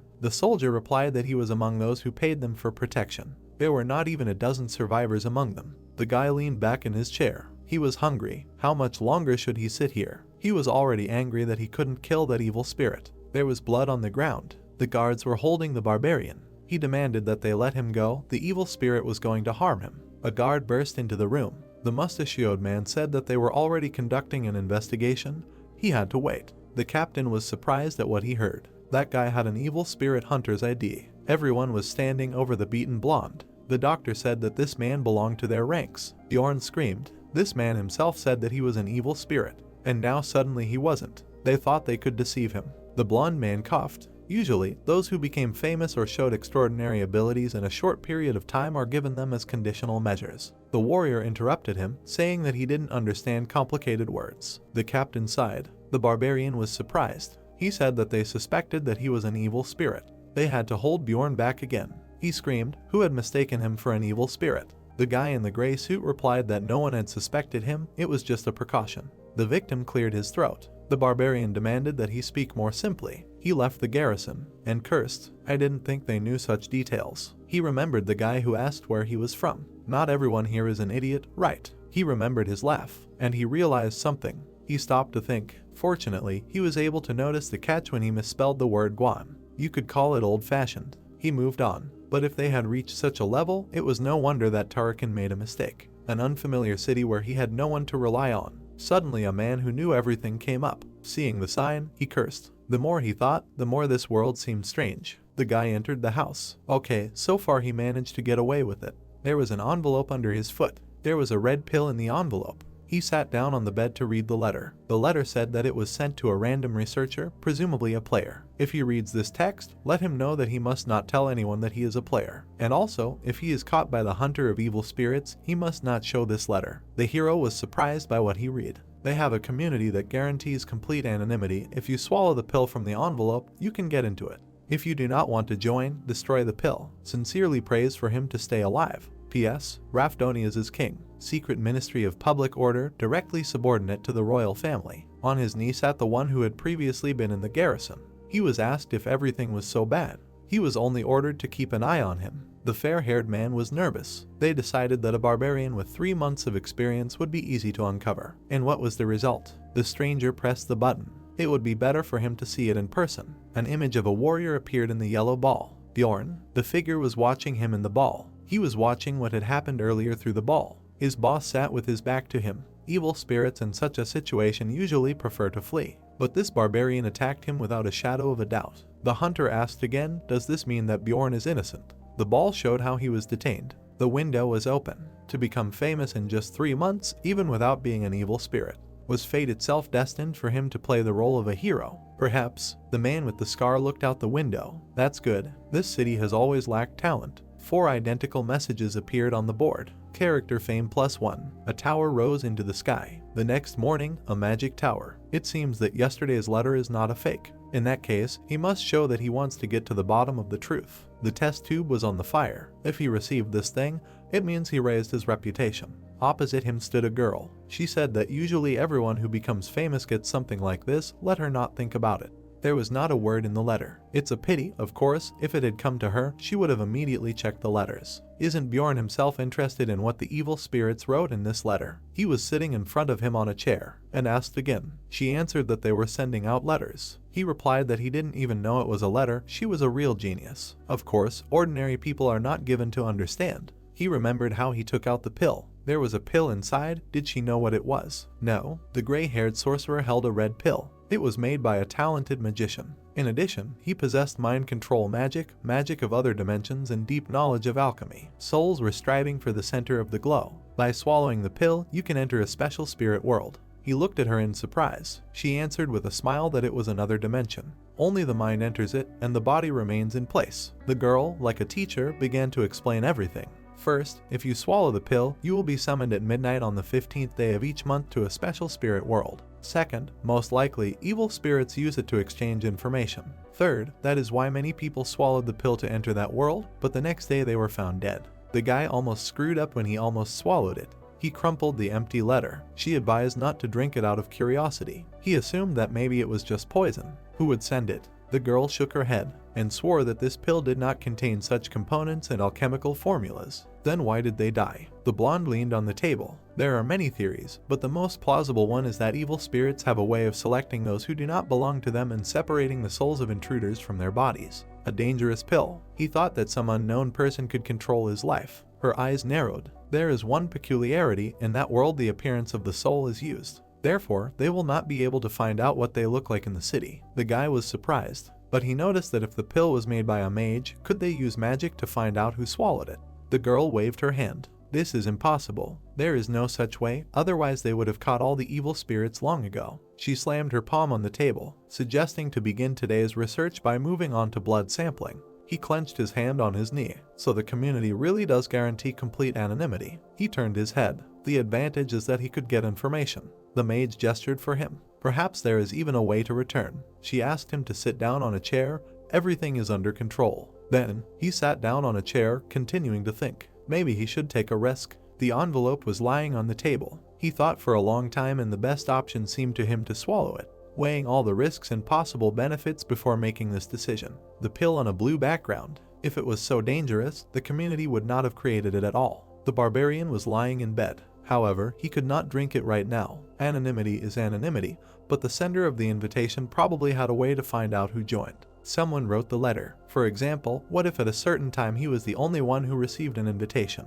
Then he would be seen through in an instant, as soon as he joined the community. The guy rested his head on his palms. If he was going to drink, it would be better to wait from 3 to 6 months. The rays of the sun illuminated the house. He did not need information that much. The Tower of Magicians against the background of stars. 15 days since returning from the labyrinth. There was a clock on the table, one of the laboratories on the upper floors of the magic tower. Hands reached for the magic ball. Lord, the figure stood at the table. What about the newbie, Queen of Souls? The answer from the ball that he did not appear. Really? The man's glasses reflected the ball. It seemed he really was not a player. Most likely, he leaned over the table. What should he do with the other letters that were delayed? They could no longer be delayed because of his whims. Let them send them in order. He adjusted his glasses. He had hoped for it because he had heard that he had chosen a shield at his coming-of-age ceremony. But it was not him again. A branch of the Explorers Guild. The hero stood at the counter. He had been promoted to a 6th rank explorer, doing homework-like tasks every day. Birds circled above the wall. He had not noticed how time had flown.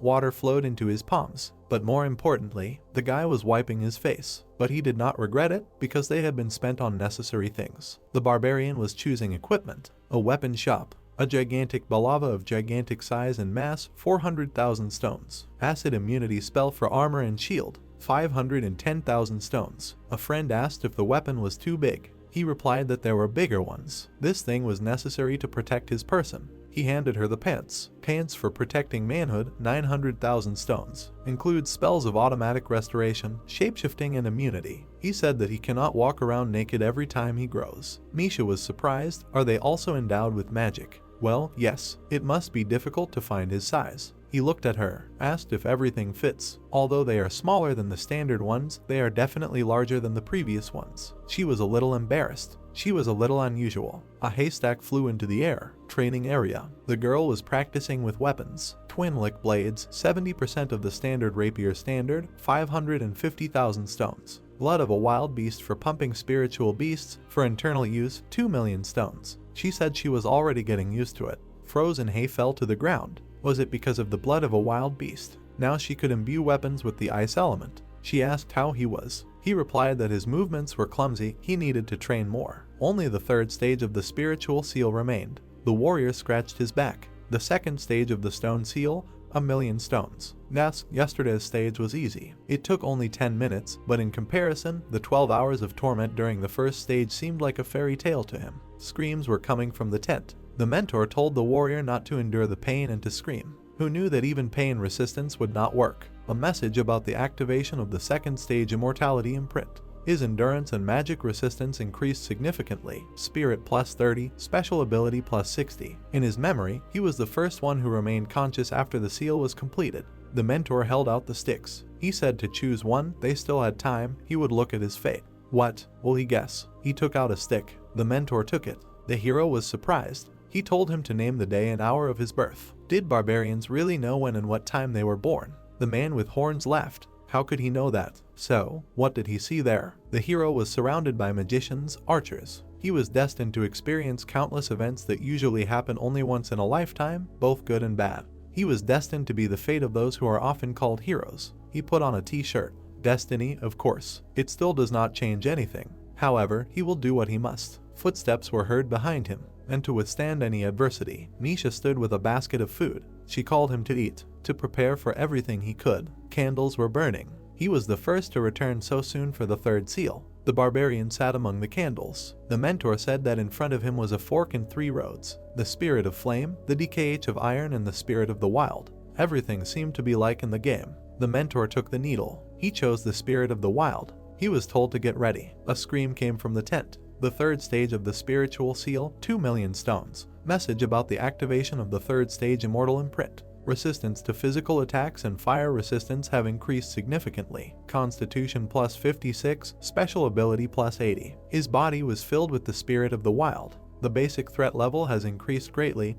He can use a surge of wildness. The effect of the spirit of the wild is obvious. Standing among the warriors, the barbarian let out a scream. Namely, an increased threat level. In other words, he could attract monsters even if he just breathes. In addition, a surge of wildness temporarily increases the threat level by 3 times, but in return gives a bonus to Constitution. He sweated, attract the attention of a crowd of monsters and at the same time increase endurance. Perfect for a tank. The guy laughed evilly. And if you also use Gigantism, which increases the threat level many times. He didn't even think that he would cope in just 3 months. The mentor leaned over to him, said that he was tired and that he had to go. But he stopped him. The guy turned to the man. Yesterday he hadn't told him everything about his fate. The mentor looked menacingly. He said that he should always and everywhere beware of those who were filled with resentment. There would be many such people in his life. The warrior asked to speak more simply. If he could dispel their resentments, he would get good luck. If not, he would bring trouble upon himself. Does the shaman even understand what simpler means? The shaman watched him go. Bjorn said that he was leaving. The barbarian left the tent. He had overcome the third stage of the seal. Einar jumped out of the bushes. He asked what she was doing here. She couldn't be seen here. But why? He approached the bushes where she was sitting. She had heard from the elder that he had received the name of a small Balkan. This was incredible. He replied that it was a trifle. What had happened anyway? She was glowing with curiosity. They were sitting in the forest. Bjorn finished his story. The girl was worried that he was alone, but he was on a team with Murad. He could be trusted. The girl looked tired. He asked why she had lost so much weight. Was the elder starving her? Not at all. She had compressed her muscles, and that was how it ended. He looked at her without understanding. There was such a thing. She herself did not quite understand. Someone shouted her name, noticing that she had run away again. The barbarian turned around. She had to go. She thanked him for entertaining her. He asked again if she was okay. Einar smiled, answering that only training had doubled. The main thing was not to sleep. That was exactly what worried him. He was already leaving. She called him. She could not say it earlier, but she was glad that he had become handsome. He was surprised by her words. Before, his face was filled with malice. She did not think that it was bad, but now he looked more relaxed. Maybe it was all because he could trust his new comrades. The voice called the girl again. She will return once she becomes a reliable warrior. He watched her leave. Leaves fell to the ground. Has the anger disappeared? Farsative. The girl was sitting at the table. He had become famous, she said. The hero turned his head away. Why did she suddenly speak first? Did she have something to tell him? Something like that, he answered. This was unnecessary. He turned and began to leave. He wished her well. In the past, he would have tried to get closer to her because he thought she would be useful as a mage. But now it was pointless. He had reached the 6th rank and even received a title. The floor creaked under his feet, and his current team already had a mage. The guy took a breath. Judging by her work as a librarian, she liked Waki. This is rationalization. The girl looked at him. Now survival is a priority. He is in no position to delve into other people's souls. His moral principle rejects idle curiosity. The barbarian remembered the beaten guy. That's why he was wary of those around him and weighed their every action. Bjorn extended his hand. The mode of a conscientious barbarian worker. He focused on their value and his own benefit. The warrior raised his club over the mage. He killed when they posed a threat, was ready for betrayal, and thought about how to squeeze more benefit out of them. Exactly. Keep cool in any situation, act for himself alone. Nisha smiled broadly, said that at this rate he himself would die. Leave her and go. He looked at her. He cursed. No wonder Einar noticed it. The floor creaked under his feet. He began to catch himself more often wanting to do something useless. His body became more resilient, but a problem arose. With every step, the wood sounded. Was there a way to solve it? He didn't know, but the current him was a barbarian. The guy returned to the librarian, told him to stop looking. If there is something to say, let him say it. She asked how he knew she wanted to talk to him, to be like a barbarian. The girl was embarrassed. He saw it in her eyes, not to restrain his desires. Bjorn, level 3, strength 386, spirit 198, special abilities 292, item level 967, overall combat level 1118,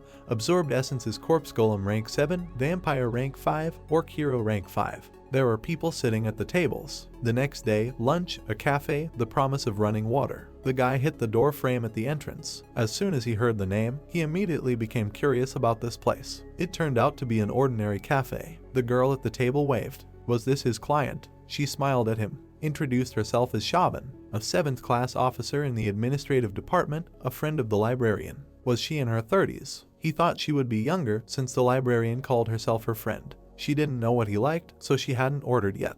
The barbarian sat down at the table. She asked what he would like. The guy answered about beer and meat. It would be okay if he didn't have any, he just didn't like sweets. It seemed he had taken enough revenge for the barbarian being called to that explosion at the unicorn factory. The tea was getting cold in the mug. So, what did she want? She asked. Hadn't Lagna told her? They were both sitting at the table. He asked again, were you talking about the librarian? The woman was surprised that he didn't know her name. She seemed to understand why. She wasn't a noble woman, but the guy interrupted her, thought there was some history behind the name, asked what she wanted. The girl exhaled. Sewer patrol. Usually they send guards to catch tax evaders and other criminals. However, the guy thought she was always holding back. Apparently, the previous squad died in an incident on the 3rd floor. Rocks fell on a group of people, so she needed a replacement. Yes, her friend recommended him. The warrior frowned. It was understandable, but why did she need him? There was obviously someone more suitable for such a task. This wasn't an evil spirit hunter, was it?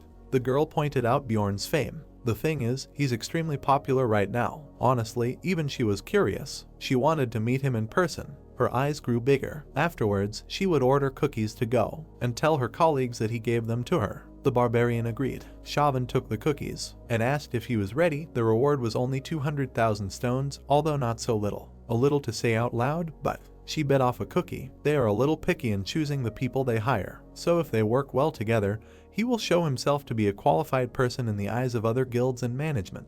It turns out that people will start to consider him reliable. She thinks he is already on assignments from different employers with his fame. The hero smiled. He said that not really. This is the first assignment he was offered. The title is a little useless. After all, no one seriously thinks that a barbarian will be a good worker. He pointed to himself and agreed to the job. An empty mug was left on the table. Having said goodbye, he left. The girl remained in the cafe. She had not met someone so interesting for a long time. There was still tea in her mug. She became curious because she never talked about other people. He is so innocent. And talking to him calmed her thoughts. She drank some tea. Also, he didn't seem to know anything about her past. She decided that he was a good person. It seemed she was getting ahead of herself. Shaban held a mug in her hand. "Okay, friend," she said. It seems it's time for her to find new friends. 2 days later, the entrance to the sewers. The water reflected on the walls. He didn't say it would stink like that. The group was standing at the entrance. Did he expect anything else from the latrines? He didn't think it would stink like that.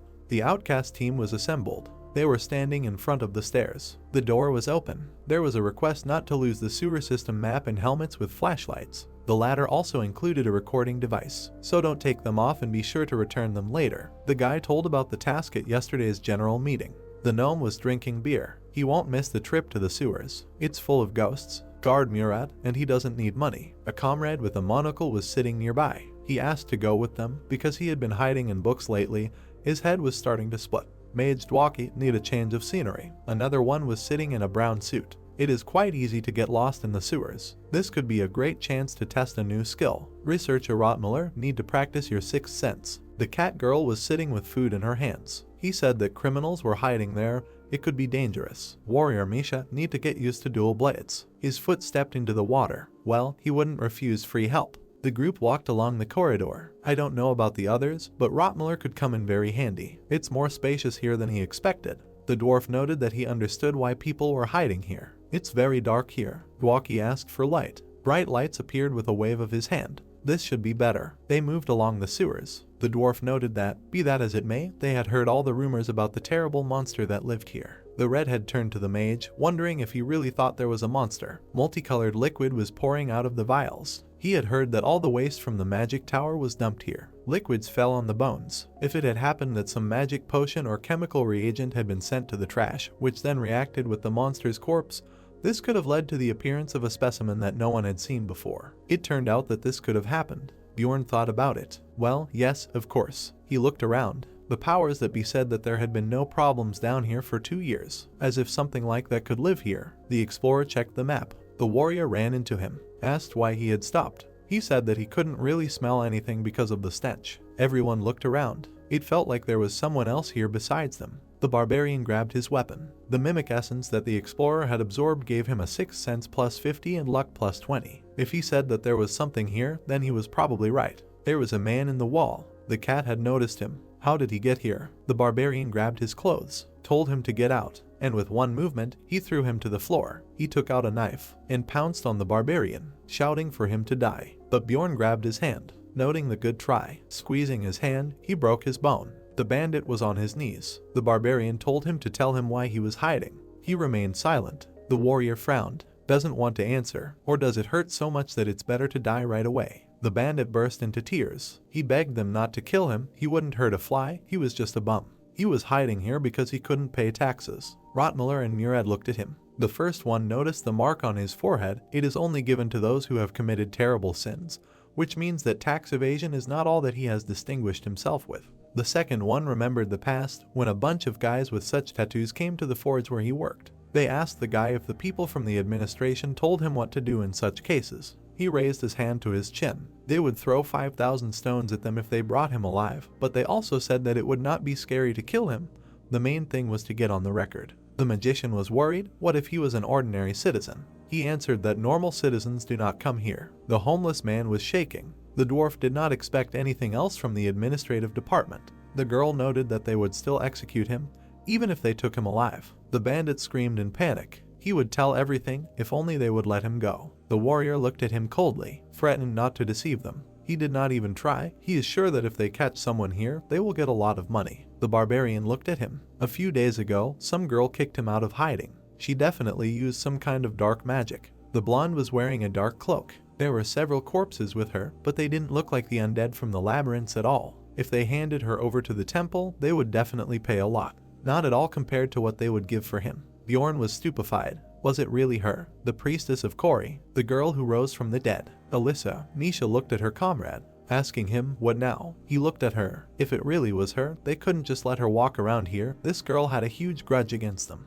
He wanted to make sure it was true. What did the others think? A cloud of light illuminated the drains. The three agreed. Catch her and give her what she deserved. The researcher thought that they shouldn't expose themselves to danger, so it was decided. But first they would finish the task. In half an hour, they had the bandit on a leash. He led them through the sewers. This route wasn't on the map, he said, so let everyone not stray too far. Water splashed underfoot. This place was so confusing. There were so many great hiding spots. Why was he hiding in such a visible place? The water underfoot was green. He had been looking for a new corner because of that witch, and then had to hide from them in a hurry. It turned out he was just unlucky. Everyone stopped before the descent. They had arrived. From now on, it was better to speak more quietly. Nerves were starting to get on his nerves. The hero looked down and asked if there were other ways. The homeless man replied that this was the only way in and out. He smiled. So this time they could show her what real justice was. The bandit went first. If she really was the one they were looking for, they should let him go. Of course they would. They came across corpses. A seal appeared under their foot. Purple smoke appeared. Had she set traps? The barbarian screamed, gave the command to everyone to retreat. Shadows were approaching the bandit. Description of the trap call of the evil god. Hundreds of the restless will rush in the chosen direction after activation. One of the types of traps. Maximum HP will be reduced after each hit by the undead. When maximum HP reaches 0, immediate death will occur. The girl felt something. The call of the evil god was activated. She turned around. People from the temple. She took the medallion in her hand. She still had not found the passage to the underground city. The voice demanded that she bring him a sacrifice. Sacrifice? She ran further down the tunnel. She needed a sacrifice. She must sacrifice and he will open the way for her. A message about the character encountering the 120th undead. Darkness resistance exceeds the required indicators. Efficiency is weakened by 30%. The character's maximum HP is temporarily reduced by 29%. The barbarian pulled the bandit up. He was breathing heavily. His comrade asked if he was alive. He cursed under his breath, almost died. He turned to the team, asked them if everything was okay. The researcher replied that thanks to him, everyone was safe. The homeless man looked dried out. Was he dead? I think. The warrior threw the body on the ground. It was good that he sent him ahead. This could have ended badly, the redhead noted. If it weren't for the bandit, he would have died. The hero suggested moving on, but the dwarf stopped him. He was holding a medallion in his hand. The deceased's personal plate. I wonder what his name was. Everyone was surprised. Hans Markham. Bjorn tensed up. The dwarf decided to hand it over to the management as evidence. But the barbarian had a bad feeling. They came to the room, Hans's shelter, and he had settled in well here. He seemed to be a thrifty guy, but you couldn't tell by his appearance. The candle was lit. Everyone looked around. Rotmiller noted that the lady they were looking for was not here. The warrior said not to let their guard down, she could be hiding. The magician pointed to the floor, seeing a weak trace of mana. Thinking that maybe something was hidden under the floor, the hero took off his armor. What was he doing? Swinging. He replied that he was going to break through the floor. The blonde replied that it wouldn't work with magic. He didn't think so. His hand filled with power. The skill was activated. Gigantization. The character's body increases in size, the threat level and physical characteristics will also be increased. If he can't break through with brute force, his eyes glowed. He struck the floor, so he didn't put in enough effort. The others were surprised. The floor was flying apart from the blows. Yes, this doesn't apply to ghosts. Everyone looked at the stairs in the gap. The dwarf asked the magician, who said that it wouldn't work. Now he himself is not sure. The researcher looked at the barbarian, said that he sensed that woman, and nothing more, so they can look without unnecessary fears. He stood in front of the descent. It turns out that his sixth sense did not detect anything dangerous. Really? Then they go in. Someone was breathing heavily. The underground city of Nork. The guy was running. The door slammed open. He turned to the vice captain. The entrance was destroyed. The captain looked at the messenger. What was he talking about? The royal family. He said no. According to reports from the surface, the royal family had nothing to do with it. A marauder was standing next to him. This entrance had long been forgotten ever since the incident with the Crowy cult. That priestess was on the run. He needed to check. Amelia was standing by the wall. He turned to the girl. She would be able to figure it out without making too much noise. She replied that she would be back soon. The captain relied on her. The heroes stood at a crossroads. Another fork. He hadn't expected to find a labyrinth at such depths in the sewers. The redhead turned to Murad. Did he know where they were? He replied that not all gnomes were experts in architecture, and he asked the magician. He waved it off. Why did people build something like this underground sometime in the past? He had no idea. The redhead waited for him to at least tell her something. The researcher raised his hand and stopped everyone. The woman's scent had suddenly gotten stronger. It wasn't just a trail anymore. He had seen a purple trail in the hallway. He was sure she was nearby. The girl was walking down the hallway, lighting her way with magic, not understanding what kind of place this was, why the path was winding like that. She heard laughter, an evil god laughing. She tensed up. Every time she heard that giggle, something bad happened. Were those from the temple already here? She turned around and started running. They had to leave. The scent was getting weaker again. Give chase. They were running after her. They had to catch her before she got too far. The cat noticed that she could have set traps, but Blonde heard them. The voices seemed familiar. It was that barbarian with his company. Her face turned white. That was even better. They were going to meet their deaths themselves. This time she won't let them go. Shadows appeared around her. Gates to the demonic realm. They headed towards the group. Shadow guards. They were cut by a white glow. Nisha was killing them with her blades, noticing that she should have said that. The barbarian was pleased. The elemental damage really made her stronger. This time, things would be different. He rushed at the demons. The skill was activated. A burst of wildness, temporarily increasing the character's threat level by 3 times along with physical characteristics. He crushed the spirits. They had become much stronger since their last encounter. It would be easy to deal with them. The dwarf and the explorer entered the battle. Nirad shouted that he was here too, and used a combo of lightning plus discharge. The attack was aimed at Alyssa. She cursed. She extended her hand forward. She said that agony awaited them,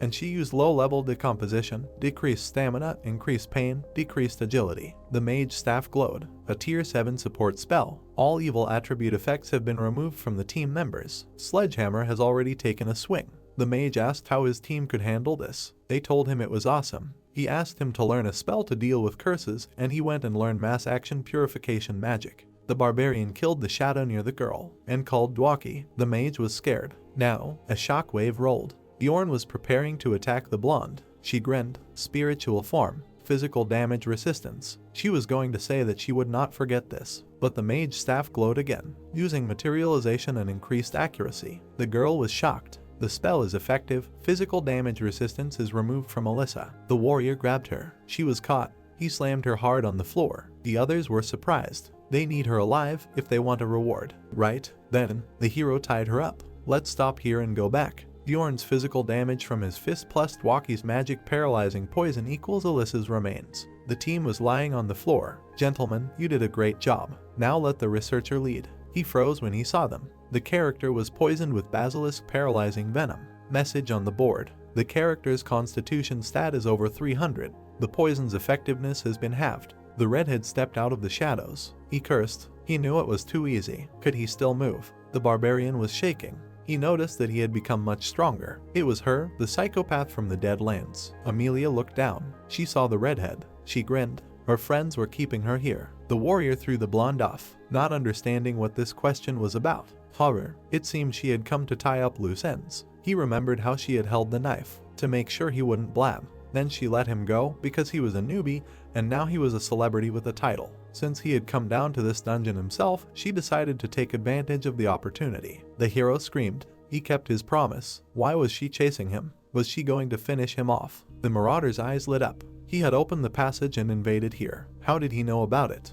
The passage. Invaded. He hid behind his shield, not understanding anything. Where were they anyway? She asked. Did he get in here without knowing anything? How did he open it? The girl put her hand to her face. If she meant the magic thing in the floor above, he had pierced it with his mace. She asked again. He was surprised. Was something wrong? The warrior pointed to the tied-up woman. Why was he hitting the floor? The blonde had run away here. Amelia looked at her and noted that she was wanted. He asked, have they figured it out now? The barbarian smiled. Then they will go. No need for an antidote. He'll manage on his own from now on. But since he knew about this place, she can't just let them go. The warrior laughed nervously. Even if he swears on his mother that he won't tell anyone about the passage. The girl took out a knife. This time it was different. He knew that she wouldn't let them go. The armor fell to the floor. He put the helmet down with his hand. She asked what he was doing. He was standing on one leg. He asked if she knew about 2 ways to defeat an opponent. The first was to not finish the sentence. They looked at each other,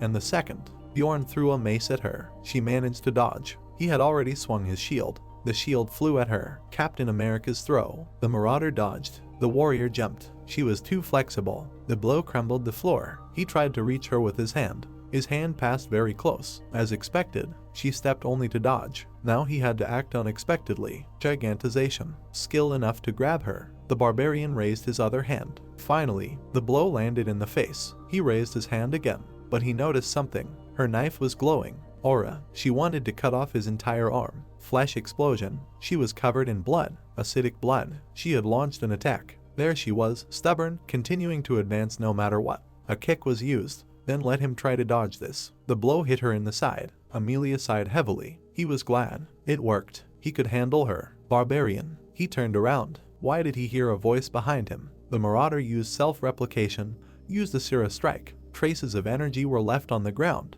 The girl attacked with her foot. I heard he absorbed the essence of a vampire, so he should be able to withstand this too. The guy cursed. The blow hit him in the face. The character survived thanks to the passive nav source of darkness. The character's regeneration ability is significantly increased thanks to the effect of eternal life. The helmet shone in his eyes. What a wild regeneration he has. Bjorn was lying on the floor. Just one bottle was enough, and then his head was torn off. He jumped up, asked why. Why didn't she kill him? He hadn't changed at all. She folded her arms across her chest, and the reaction was the same. Why did he attack her? Don't most people try to solve problems by talking? He looked at her. What else could he do if she wanted to finish him off? What made him think she wanted him dead? She had left him alive last time, too. The barbarian was confused. She said she couldn't let them go if he knew about this place. She corrected her, saying she couldn't just let them go. What difference did it make? He frowned. So what now? She wasn't going to kill him. Let him calm down. His hand reached for his weapon.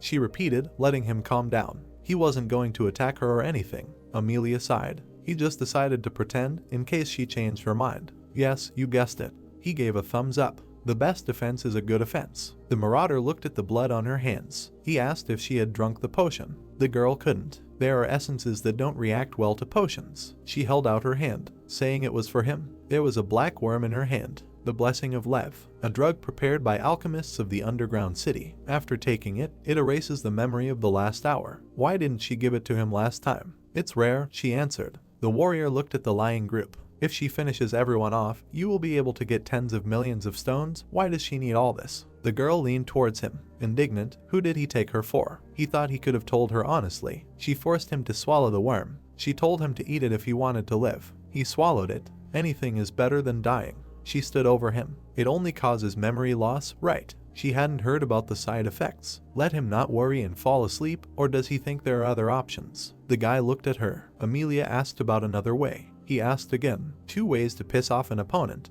His eyes began to close. He tried to speak, but he fell asleep. The blessing of summer penetrates the character's soul. Bjorn opened his eyes. The soul cannot be blessed. The blessing that permeates the soul is removed. His memory. In the bright building of the administrative office, the next morning, words were heard that they confirmed the identity on the ID plate. Shavin held a bag and said that this was Hans, a criminal wanted for robbery and murder. This was a reward for the quest. Together with the bonus, it came to 180,000 stones. Bjorn looked into the guild and then immediately came here. He stood in front of the table and asked if there was no need to compensate for the broken equipment. The girl asked him to sign and said that she resolved this issue with the authorities. Their case was really special. The guy thoughtfully touched his chin and thought that they really almost died. He remembered how she looked at the part in her hand when he woke up in the sewers yesterday. Luckily, he had all the equipment with him, but the headlamp with a flashlight and a recording device was broken.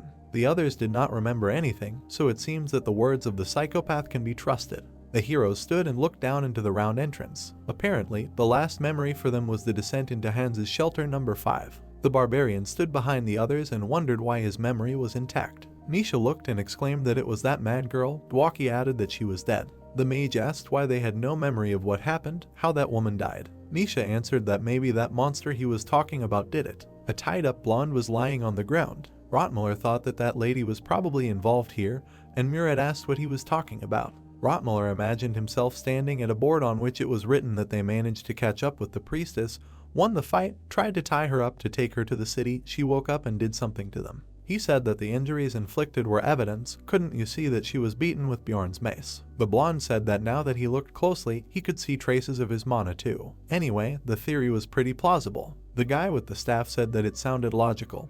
He thought the evil god had some kind of ability to erase memories. The dwarf laughed and said that they must have managed to figure it out just fine since they were alive and the priestess was dead. Bjorn remembered that when they got out of the sewers, they were met. Shavin was standing next to Lagna and waving, happy that he was okay. The barbarian asked why she was there. The girl replied that they were too late, which is why they decided to follow them. Bjorn thoughtfully asked, an ordinary office worker from the administration department and a librarian. The girl with glasses exclaimed that she was looking at them like that. Lagna was an extremely capable mage. The blue-haired girl looked down and said that he should thank Shaban, and she was simply dragged here. The hero thought that he did not know how capable she was, but she clearly had a lot of money, judging by her equipment. The violet-haired girl looked slyly at her friend and asked again, dragged?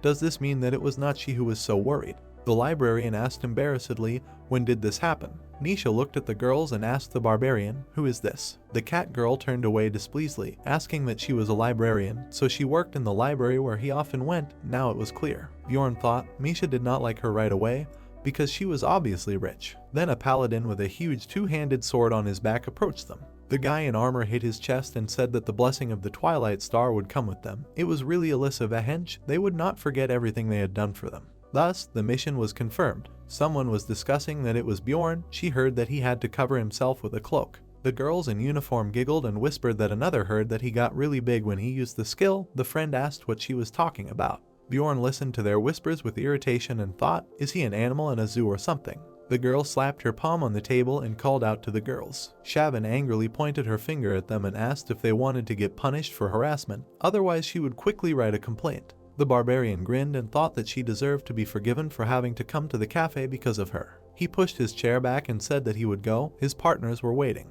The girl with glasses agreed and asked to look into the library when he had some free time. She looked at the guy and said that she seemed to have seen Lagna cooking something for him. The barbarian agreed and promised to come when he had time. The dwarf laughed. At the building with the carved signboard, words were heard that he was serious and a demand not to lie. The team sat at the table with food and laughed at stupid jokes. Bjorn thought that there was such a mess there. Without looking at the angry barbarian, Murad raised his mug and said that here is a bag of luck. The goddess herself is watching over them. No, he himself is the goddess of luck. The reason for their fun is simple. The reward for defeating the Maddelman was. The heroes looked at the pile of bags in amazement and heard that 10 million stones. Bjorn thought that this was an astronomical amount. Even if divided equally, each received 2 million. He remembered the fight with the red-haired girl and thought that his arm was torn off. He remembered the scene of the fight and thought that his head was also sent flying.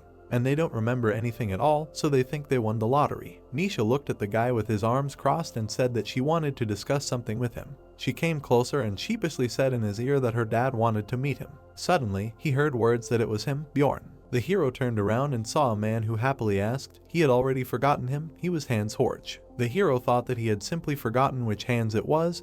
He was the second. He remembered standing at the information desk and thought that he had advised him to go to the guild after Erwin left the team. The yellow-haired man asked the others if he could sit with them. The barbarian answered that no, he had nothing to tell him. He thought angrily, how dare he? Maybe it was because all the hands he had met were such bad guys, but he didn't feel good about him. Bjorn scowled at the guy and said that they were finishing up soon and he should too. He said he understood and said goodbye. The guy left upset. The barbarian thought that his removal had been successful. The door opened. Knights in armor appeared in the room. A whisper was heard that it was Moslin. What were they doing in the tavern? Moslin is one of the most powerful organizations, accepting only knights of noble birth into their ranks. Someone said that he heard that if they captured you, you can count on nothing but a bloody death. The knight told his comrade that they needed to come here. Bjorn turned around and thought that this time, what had he managed to do wrong? He remembered the words of the shaman, who told him to beware of those who carry hypocrisy in their hearts. He sees that he attracts such. The barbarian thought he was talking about Moslin. Nothing good happened after encountering any of them. Could it be that Hans number 2 spoke to them? The knight stopped. Looking gloomily at the sleeping mage, he said that Dwaki is being arrested for insulting the dignity of the nobility. Bjorn was shocked to think that they had come for Dwaki, not him. His comrades watched as the knight carried away the drunken mage. He barely opened one eye, asking who dared. There was a metal gate ahead. 3 hours later, words were heard in Moslin's office that they should wait here until the investigation was completed. The group members sat by the closed gate, upset. Murad asked gloomily, he would survive, right? Nisha exclaimed that he should not say such terrible things. Bjorn confirmed, saying that Shaban had also said that she would find out about the situation. Someone's footsteps appeared. The cat girl exclaimed, it was Dwaki. Rotmler said that he looked like him. Everyone rushed to the mage, asking how he was and what happened. The blonde was sadly sitting at the table half an hour later in the tavern, saying that it seemed that he would have to leave the team. The dwarf demanded to know more. The heroes looked at the mage in amazement, who said that in fact his older brother was Baron Martoin. Murad asked, so he really is an aristocrat? Looking down, Dwaki answered that he is half the son of the previous baron and a servant. Since he turned out to be a disgrace to the family, immediately after birth he was adopted by the third brother of the baroness. Turva. He remembered how the woman led him by the hand and said that this is only on paper. In fact, he was raised by his mother. Bjorn thought that it turns out that he still grew up in wealth while studying magic. The dwarf slapped the table and asked what does this have to do with their team. The mage answered that a year ago his father passed away and the second brother took his place. Looking at him, Rottmuller asked, not the first. The blonde answered that this was the problem. Misha asked, what's wrong? Dwaki introduced the man lying among the fragments and said that after the death of the former baron, his eldest son died, as did everyone in the indirect line of succession. He believed that it was his brother who sent Moslin after him as a warning to keep a low profile and live, as before, in the shadows. He hung his head gloomily, saying that he thought he was excited by the fact that he had settled into the team as a good explorer, especially considering that a celebrity had sneaked into it. Bjorn frowned, thinking that he was shifting the blame onto him, had he been too hasty in his conclusions. Looking at the mage, he asked if that meant he no longer wanted to be an explorer because he was afraid of his brother. He replied that he was not mistaken, but there was nothing he could have done anyway. Sitting at the table, the blonde said that in exchange for dropping the charges of insulting the dignity of the nobility, he was forbidden to enter the labyrinth. The barbarian thought that this was a problem. There were only 9 days left until the next labyrinth. Nothing ever went according to plan for him. The heroes said goodbye at the tavern. Bjorn thought that they agreed to continue the discussion tomorrow and said goodbye. He told the others that he needed to go to the library. Nisha turned around and asked, at this hour, and heard the answer that there were some things to do with the librarian. The girl walked next to him, asking if he wanted her to go with him. The guy answered that she should rest better. The cat girl said that she had nothing to do anyway, even if she came back. The barbarian turned around gloomily at her and shouted that she should go train since she had so much free time. He looked at the upset Misha and thought that today he was going to have a good rest and tomorrow he would train, but now all plans were turned upside down. The door opened. The hero approached the girl sitting at the table and said that he was just thinking about it, that they never introduced themselves. He was Bjorn. The girl replied that she obviously knew that. They were closing. Was he planning to stay the night? The librarian heard that he was not getting his books today. Bjorn had said her name incorrectly. The girl corrected the mistake. She heard a question asking if she wanted to take a break from working in the library and go into the labyrinth together. Lagna closed her eyes and refused. Bjorn thought that was clear. It was a refusal. She opened her eyes when she heard what? The barbarian smiled and said that since she was such a lousy mage that she couldn't even enter the labyrinth, there was nothing to be done. Lagna asked when she had said that. Bjorn grinned and asked, so she was capable enough. The girl nodded. Looking at him, she asked, is that why he came here? The barbarian said that the conversation was over since he couldn't convince her otherwise. Waving his hand, he said that Shaban had said that she had something for him. The librarian asked, was that what she had said? Lagna said that Shaban wanted to give him a gift because thanks to his merits her status in the department had risen a lot. Then she asked her to do it because she owed her, so it was not from her but from Lagna. Did he understand? Bjorn wondered, were these excuses really necessary? He looked at the girl and asked, so what did she have there, and heard that it was books. A shimmer appeared around the guy. Berdo Parsatib, a spell that allows you to find high-security books that do not react to normal book detection magic, is only allowed to be used by nobles and a select few. The guy asked, is that really possible? The librarian nodded and said that if he does not start babbling about it from every corner, she has already used this spell only a few times. No one really cares about what happens here anyway. Bjorn looked at the librarian and thought that it was curious what happened to her. He was sitting at the table with a book. High-security books were definitely different from normal ones. Their contents were incredibly useful, so he wanted to read all the works he could get his hands on. Although Bjorn almost missed the opportunity to start reading because he arrived right at closing time. Lagna exhaled, asking why he came so late. The guy with the book answered that how could he know that all these books were waiting for him. The librarian answered that she would let him stay after closing, but only today and only while she was putting everything back in place. With Lagna's help, he managed to read a lot of useful literature. The book had a red cover with a gold pattern, for example, the Organizational Chart of Rafdonia. It is a catalog of city infrastructure, which contains information even on those organizations that the average citizen has never heard of, such as Hunters of Evil Spirits. Bjorn thought that, apparently, the security forces are the same everywhere, no matter where he is. The book in the dark cover, The World of Evil Spirits, a masterpiece exploring the world of evil spirits, written by an agent of the Hunters, describing a journey into the spirit world from which he barely returned alive. The barbarian thought that since the security system was so good, he wouldn't have to worry too much. He picked up the brown book, thinking what was next, the complete book of rifts too. It contains an analysis of everything possible about rifts, describing only 4 of them due to volume restrictions. The hero opened the book, thinking that this was actually a guide. All the secrets that he had found at the cost of sleepless nights for 9 years were written here. Even he had nothing to complain about, and for the locals it must be a real treasure. Bjorn looked at the book in amazement, exclaiming who wrote this, and wondered where the name of this scoundrel Oriel Gavis came from. This name appeared during loading in the line created by Oriel. This is the name of the developer of Dungeon and Stone. The guy looked at the book and thought that there were two options, either some player wrote this book, or the developer himself. The monitor was shining brightly. If the second option, then things were getting much more complicated. It would mean that the reason he was here was somehow connected to the developer. In other words, he was thrown here on purpose, which in his experience was much worse. There was a stack of books in front of the guy. He thought, did that mean that the developer was not a person, but some kind of divine entity? Whatever the case, it was good that he found out about it. The player imagined the pixel images of the gate and thought that this world was constantly reminding him that he did not know anything yet, not even whether opening the gate of the abyss would lead to returning home.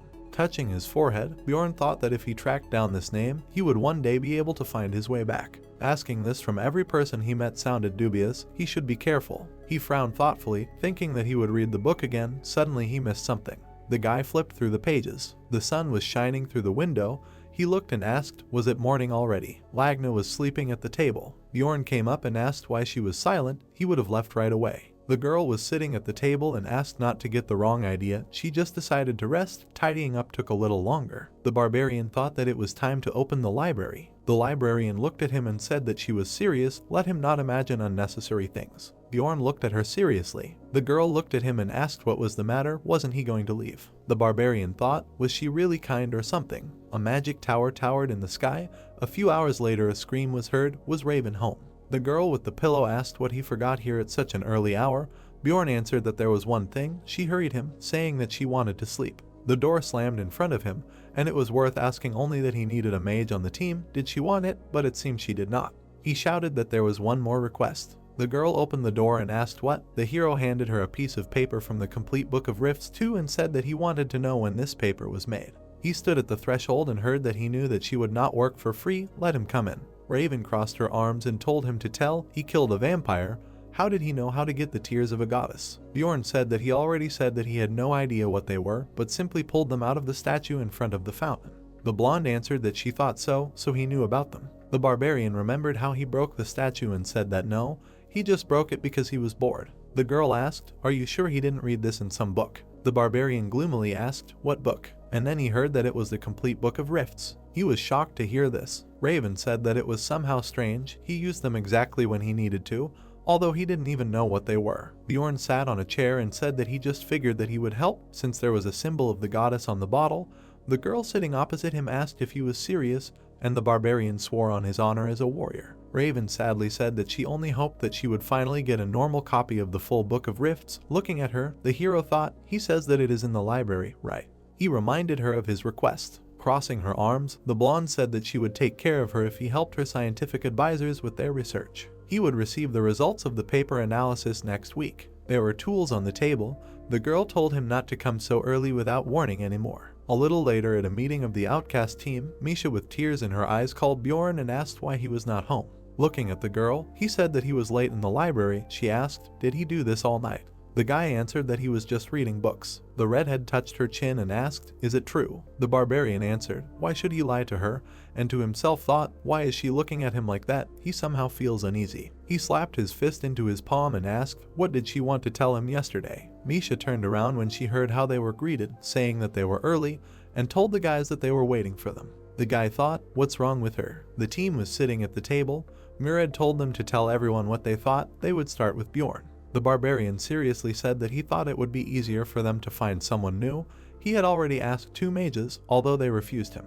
The man with the beard frowned, asking, had he already met with other mages? The blonde calmed him down, saying that Bjorn was right. The guy asked, did he have other ideas? The dwarf raised a finger and answered that last night he and Dwaki thought about this for a long time. If you think about the reason why Bjorn hurried him sullenly. The heroes were surprised to hear that they thought it wouldn't hurt to talk to Baron Martwine themselves. Misha asked again how they would meet him. He lived in the capital. They wouldn't even be able to get there. The man introduced the building and said that he often visited this tea house and usually showed up around this time. Bjorn asked in amazement, would they cross paths with him right now? Dwaki and Murad looked at him with tears in their eyes, saying that if not today, they would have to wait a whole month. He was the Baron. Doesn't he think that if they all approached him together, it wouldn't be so scary? No matter what happened, he would give everyone 300,000 stones, let them not throw them away. Bjorn thought that he wouldn't be here if it weren't for the money. The door opened. A blonde man entered the room accompanied by men. Dwaki said that this was his second brother. A whisper was heard for him to go to him, he would manage. The guy stood up and introduced himself to the Baron. Falling to his knees, he begged to listen to him just once and not ask anymore. The Baron noted that he had heard such a surname somewhere. The man explained to him that it belonged to the family of the third wife of the previous hero Carlina. Without turning around, Martoin asked what business he had with him. Dwaki was afraid and could not answer, and Bjorn thought, what a horror. He put his hand on the maid's head and introduced himself. The man turned around, saying that he had not communicated with barbarians for a long time. He wanted this new one, so what business did he have? The Baron heard that Moslin had tied him up and banned him from entering the labyrinth. Let him lift the ban. The man said that he was sorry, but what did he have to do with this? The barbarian thought that he was getting the impression that he knew nothing about what was happening. The advisor whispered in the Baron's ear. He asked again, a bastard. He was right. The man said that he considered it completely unimportant, so he did not include it in the last report. Martoin said that everything was correct. Discussing such things with him would be a waste of time. Dwaki heard this in fear. Bjorn, standing next to him, asked if he would lift the ban. The man asked why. The hero thought that the fact that he did not mean it out of malice made him even more angry. The advisor, covering his mouth with his hand, asked him to step aside for a second. A question was heard, is this man Little Vulcan? And the answer that yes. Bjorn heard this in surprise. The Shining Baron smiled, saying that he did not expect to meet the explorer in this way. Who interested the Count so much, he promised the advisor to give 200,000 stones as a reward. He replied that it was an honor. The barbarian did not understand what was happening. There were rings on the Baron's palms. He asked, is his name Bjorn? The heroes heard that he would lift the ban or that he needed, but let him do him a favor. The barbarian asked, what? Martoin stood by the guards and said that the Count was arranging large banquets in 2 months. Let him be his escort at this event. Bjorn asked, is this all in the people? The Baron continued, asking, does he have some talent that he could demonstrate to the public? He imagined a man bending an iron bar and asked, can he bend metal with his bare hands? Bjorn thought discontentedly, for whom does he take barbarians? Martoin promised that he would give him 1,000,000 stones for this. The hero made a questioning sound. The Baron, looking at him, repeated, beaming. Bjorn showed a finger up and said that as soon as he advised, he would immediately be there, do anything for his comrades. He could not refuse such a pile of money. The scroll read, postscript, barbarians cannot be accused of insulting the dignity of the nobility, even if they behave inappropriately and violate the rules of etiquette. They were granted this privilege for great achievements made in ancient times. The next morning, the heroes ran to a sad Dwaki, asking how it went. The blonde smiled. He was allowed to enter the labyrinth again. It was too easy. Bjorn stood behind the group, arms crossed, and thought that it was nice to use power. He should also start making plans to achieve a higher status. For now he was happy with his level of fame and power. Murad held bags of stones in his hands. Later, he began to distribute what he had promised, but the others refused the money, and Bjorn was too embarrassed to agree to the reward alone. The dwarf thanked him, saying that it must have been difficult to humble his warrior pride. The hero looked down with a frown, wondering why he would refuse 1,000,000 stones. How did the barbarians even live before this? Murad slapped his chest and said that he would never forget this and would repay him somehow. Dwaki asked in surprise why he owed him. With a serious look, Dwaki promised to repay his efforts tenfold. The redhead said that it was him. Bjorn replied that he did not care who repaid the debt. Misha laughed, saying that he was embarrassed. Time flew by. People rejoiced at the purple portal on the day of the opening of the labyrinth. Bjorn again came across the confused young fighters. Raising a finger, he lectured the young barbarians, telling them to do as he said. In his words lies the true path of a warrior. The guy asked if they listened, they will become famous drivers like him. They were very happy to hear that. Of course, each of them could get his glory. The young barbarian said that they would repeat everything word for word. Bjorn turned around, wishing him luck and saying goodbye. The barbarians happily said that he led them to the labyrinth and also gave advice. Little Vulcan, great warrior. Murad looked at the barbarian and said that he sincerely cares about the newcomers. He walked forward, saying that he was simply helping as much as he could. Learning only from his own mistakes is quite harsh. The short one agreed.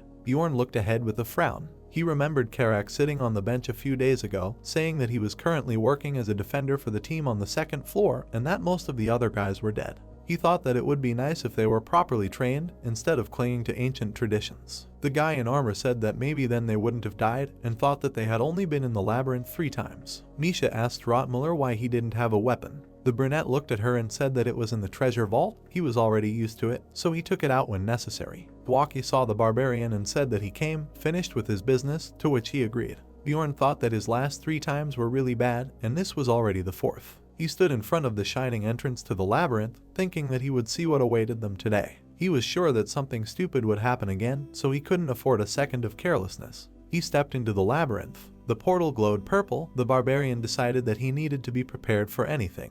The system reported that the character had entered the crystal cave. The next window contained a hint. The essence capacity limit had been reached. Let him hunt new monsters to level up. The system reported that the character had entered the rocky desert on the 2nd floor. Thanks to a lucky spawn point, they were able to reach the rocky desert in just 9 hours. The group of warriors fought monsters, hunted all sorts of monsters, gained experience, and still reached the portal to the next floor in 4 days. On the screen were notifications that he had killed a mutant gnome plus 1x, killed a cobalt shield bearer plus 1x, killed a stone golem plus 2x, killed a megalith soldier plus 2x, killed a sandman. The character entered the pilgrim's path on the 3rd floor. Purple sky above the forest. On the 8th day, they crossed the witch's forest and reached the portal to the 4th floor. The system notified that the character had entered the Tower of Heaven on the 4th floor. The heroes stood in front of the lizard-like monsters. All mobs from the 3rd floor appear here. Among them there are monsters of the 6th rank, including those unique to this location. Bjorn's eyes sparkled, thinking that in other words, this is a great place for gaining experience en masse. Leaving a trace, he hit the monster and decided that this location is not called the training tower for nothing. Notifications appeared on the screen again that he had killed monsters and gained experience. Having engaged in intense hunting, they earned 3.9 million stones, 180,000 each. The heroes stood nearby. Rotmore said that it was not a small thing, but he was a little disappointed. Was he the only one? The others agreed. Dwaki noted that it seemed that Bjorn's frightening luck had run out. They earned so much thanks to the passive skill of the Mimic Greed, which increased his chance of getting magic crystals by 30%.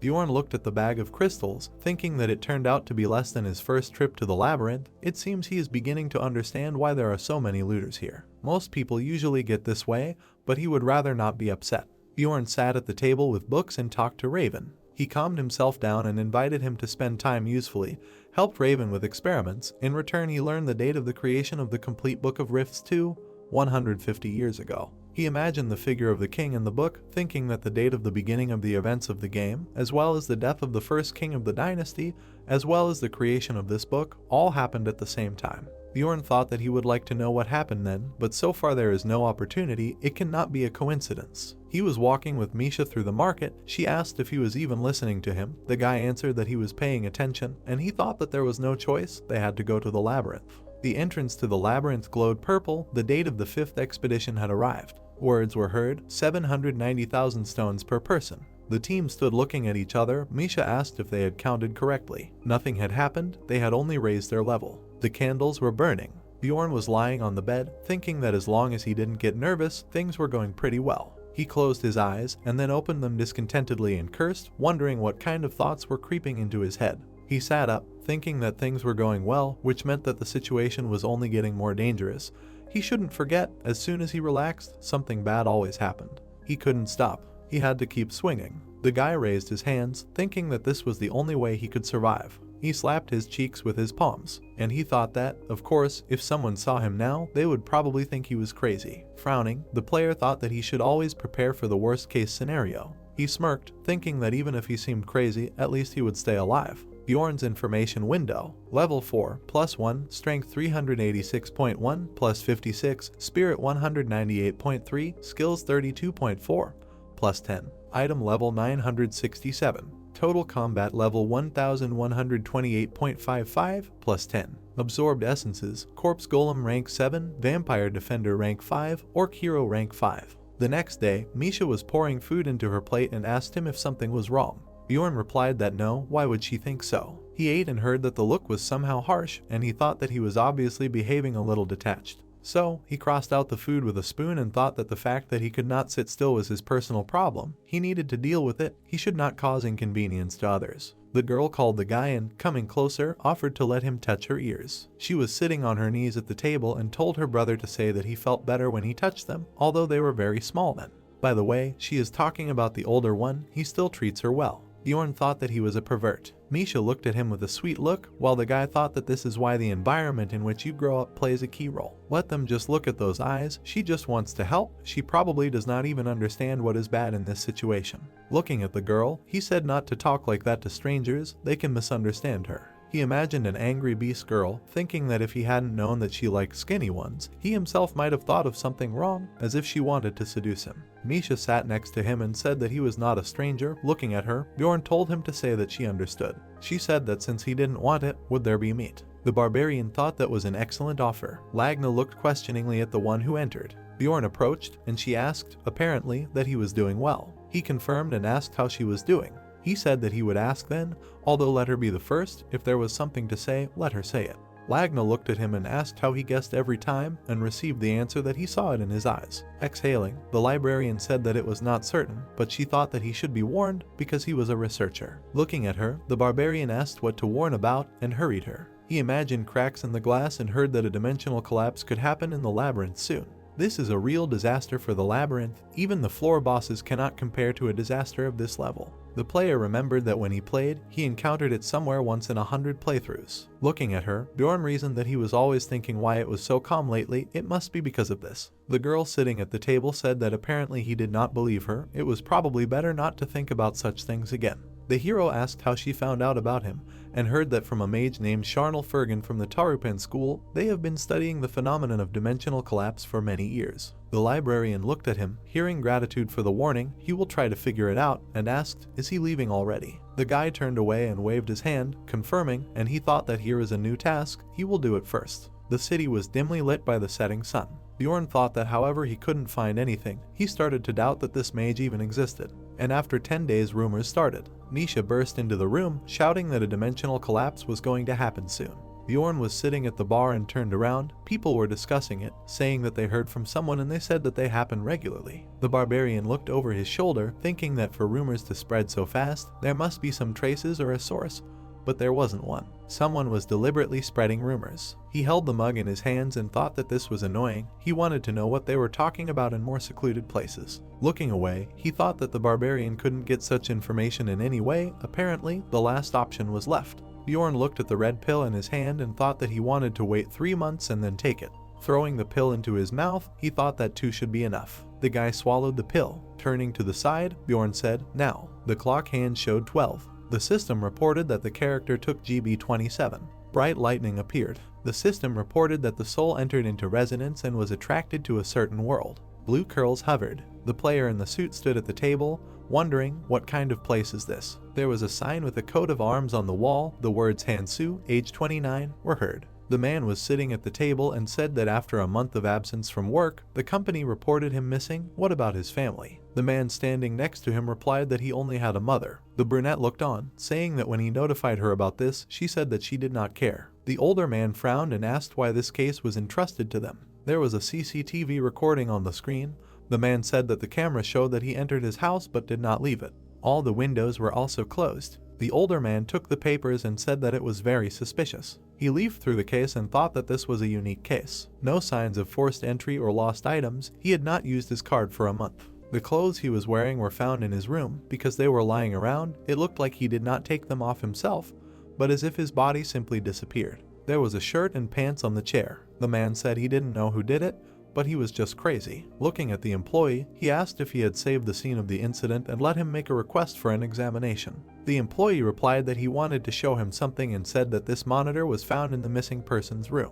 There was a monitor on the table that said that the coming-of-age ceremony had been successfully completed and new equipment had been equipped. The man screamed why it was turned on. It wasn't even plugged in. The employee replied that he didn't understand what it was either. It was like this when he found it. The men read the inscription on the screen. The older one asked sullenly, what was it? The employee replied that he had studied the matter a little. He presented the monitor, the robe and the chairs and said that apparently there had been similar cases abroad. Bjorn, covered in blood, wiped his mouth. It had been 5 months since he came to this world. He had done all sorts of barbaric things to survive in this world. Can he still call himself a member of modern society? As soon as he saw his computer, his body itself began to type on it. The guy was sitting at the computer. He read the request to enter a password and thought that this was the only thing that came to his mind. He thought that for some reason there was a note. Password King Refdonia is an obscene word. The entered password appeared on the screen. His fingers froze on the keys. The guy made a surprised sound. He looked at his palms in surprise and asked in surprise, is this his body? Han-Su turned around, seeing the office. He thought his room was here. Everything was exactly the same and looked like real.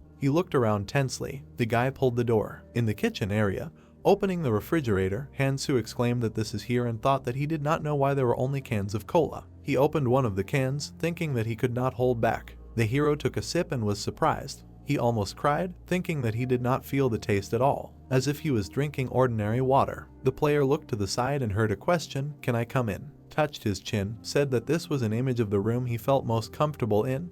Because of his high defense stats, everything here looked like fog to her. He tried not to sound like a barbarian. Looking down, he continued that the password he entered was initially incorrect, and that was why she came here to check everything in person. The blonde sat in front of him and confirmed, saying that people from the game would not be able to imagine the clothes and room from Earth. Her name is the Queen of Souls. She seems to be like a guide for spirit hunters. The guy asked what about the call earlier. She said that she could not see anything. The blonde replied that she thought that he heard everything like that. In fact, she was just calling him. Han-soo sat opposite and thought that now, thinking about it, this suit was given to him by his ex, but the girl said that she could not see anything, since she would check it. The Soul Queen told the boy not to worry, he was now an official member of the community. Han-soo thought there were other ways to check, it was unlikely she would tell him. The blonde smiled and said that in any case, they could no longer use the method of killing by separating the soul from the body as they did with NPCs, so he could be sure that everything was fine. The hero was sitting at the computer, and the girl was telling him that now he needed to create a nickname.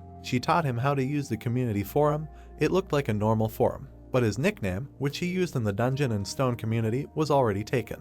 The system reported that this nickname was unavailable. The Soul Queen said that someone else must have already used it. The hero thought in surprise, why, and decided that he would just write it differently. Standing next to the table, the blonde asked if he was a fan of this kind of thing, but the boy did not understand why. She waved her hand, saying that she would go. If she needed help, just let him make a request. Turning around, Han-soo agreed, thinking that he had undergone some kind of training. It was not difficult to understand the community. On the screen there was a list of active rooms, for men 20-30 years old, for beginners, American Union, for beastmen, and buttons, go forward, to a number, menu, next menu, main menu, profile, help. The hero decided that he would just go to a random room to get used to the forum, and pressed for beginners. There were men sitting by the fire with nicknames above their heads, who turned to the guy, saying that there was a newbie here, and greeted him. The brunette shook his hand and said that he was the leader of the room, asked where Han-soo was from, answered that he was from Korea. The room leader said that it was a little uncomfortable here, they did not have glasses yet to adjust everything here.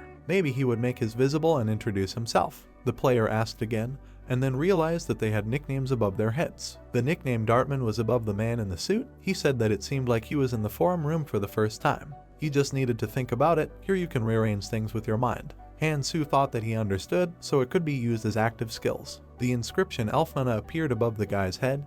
He greeted everyone and said that he was Elfnana. The men looked at him in amazement. They asked, the same one who made the statistics summary.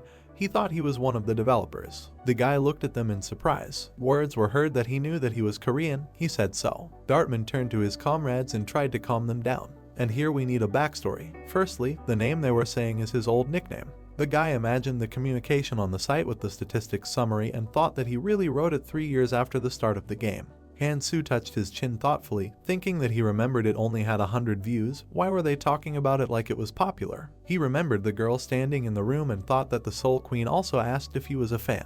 Did he become famous without knowing it? Although it doesn't matter now, he needs to figure out this situation. Han-soo scratched his head and said that they were wrong. He is a fan.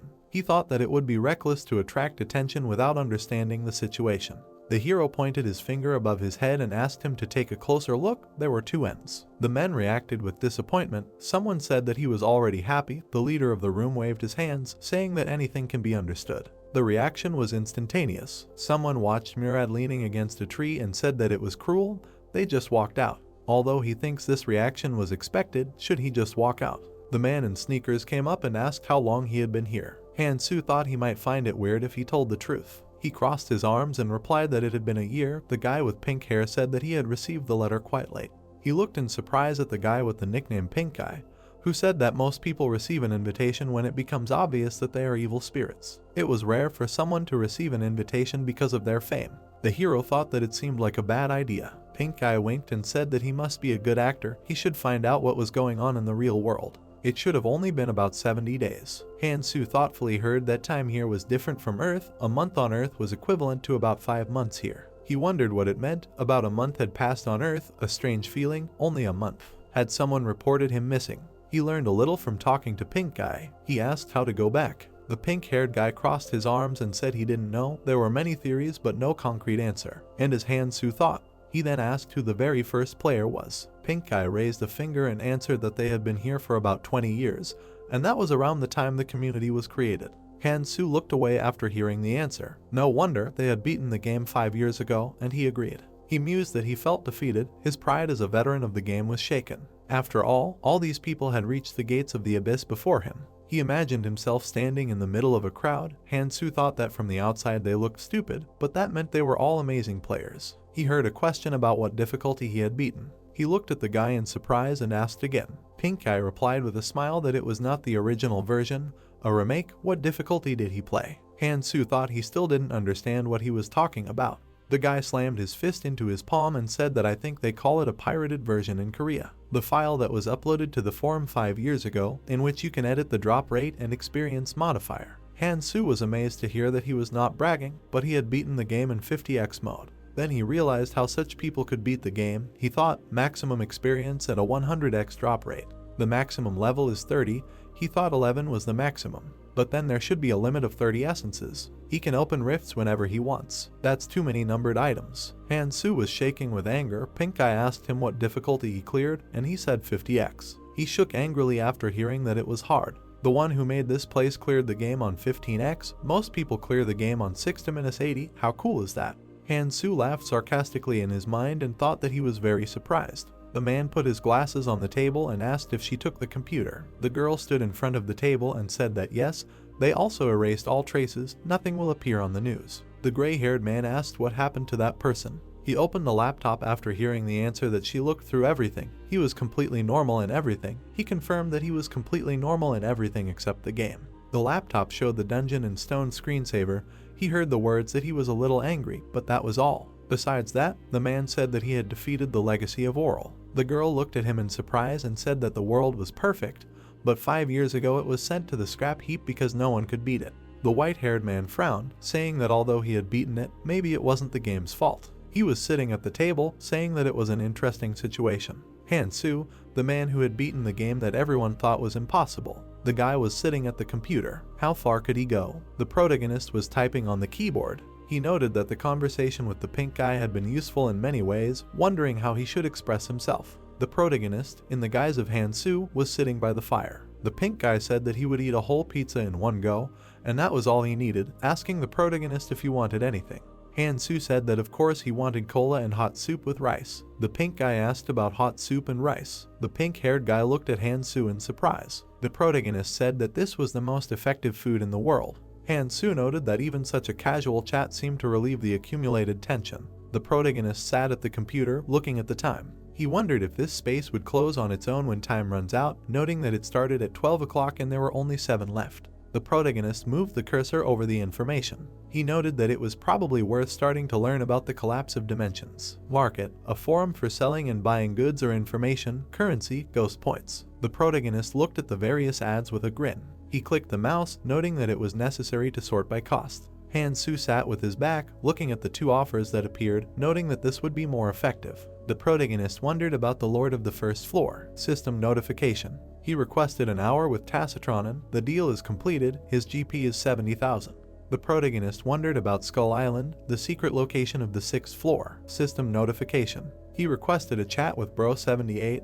The deal is completed. His GP is 139,000. The protagonist grinned sarcastically, noting that there was nothing he didn't know about this game. Han-Soo looked at Ulf Nunalov's chat request in surprise. He noted that as soon as he posted an offer using the points he had earned, a seller appeared. The man was sitting in a chair, asking what he wanted to know about the Tarutane school and the maid Shernal Pergang who belonged to it. The protagonist noted that in his post, he didn't specifically ask about the rumors of dimensional collapse, adding that it would still be difficult for him to understand whether the interlocutor was telling the truth or lying. Han-Soo walked up to the chair opposite him, saying that to be more precise, he wanted to know what he had been doing lately. The protagonist noted that if he started asking about the source of the rumors, Shernal Pergang. The brown-haired man smirked slightly, asking that it was because of the rumors about the collapse of dimensions. Han-Soo noted that he would be able to catch a person with reliable information. Han-Soo looked at the man in surprise, asking if the rumors were true. The brown-haired man said that what he said about the collapse of dimensions was true, but the collapse itself would not happen. The man crossed his legs. Han-Soo asked that he had grounds to say so. The brown-haired man said that the thing was that high-ranking officials were involved in this story and other political discord. Han-Soo said that he would transfer 20,000 GP from above. The brown-haired man said that since he really wanted to know, the man with the pointer pointed to the labyrinth. He said that the Tarutane school was researching dimensional magic, specifically the labyrinth, and that this master had decided to conduct an experiment. The protagonist asked what kind of experiment it was. Brown-haired said that it would be difficult to explain in detail, but it was dangerous, and in short, it was necessary for fewer people to enter the labyrinth. Bjorn sat at the counter, looking back at the men. He noted that this was why the Tarutane school had spread the rumor, shouting from every corner that a dimensional collapse was about to occur, and they had stopped the influx of researchers into the labyrinth. The protagonist looked at the man awkwardly, asking if it was okay that he had told him all this. Brown-haired said that he hadn't just blabbed, but had sold it for GP. Brown-haired imagined knights. He said that, moreover, the royal family would soon take action and quiet the rumors. The protagonist asked about the royal family. Brown-haired imagined a knight hanging up leaflets. The man asked that when few researchers were working, the source of magic stones dried up.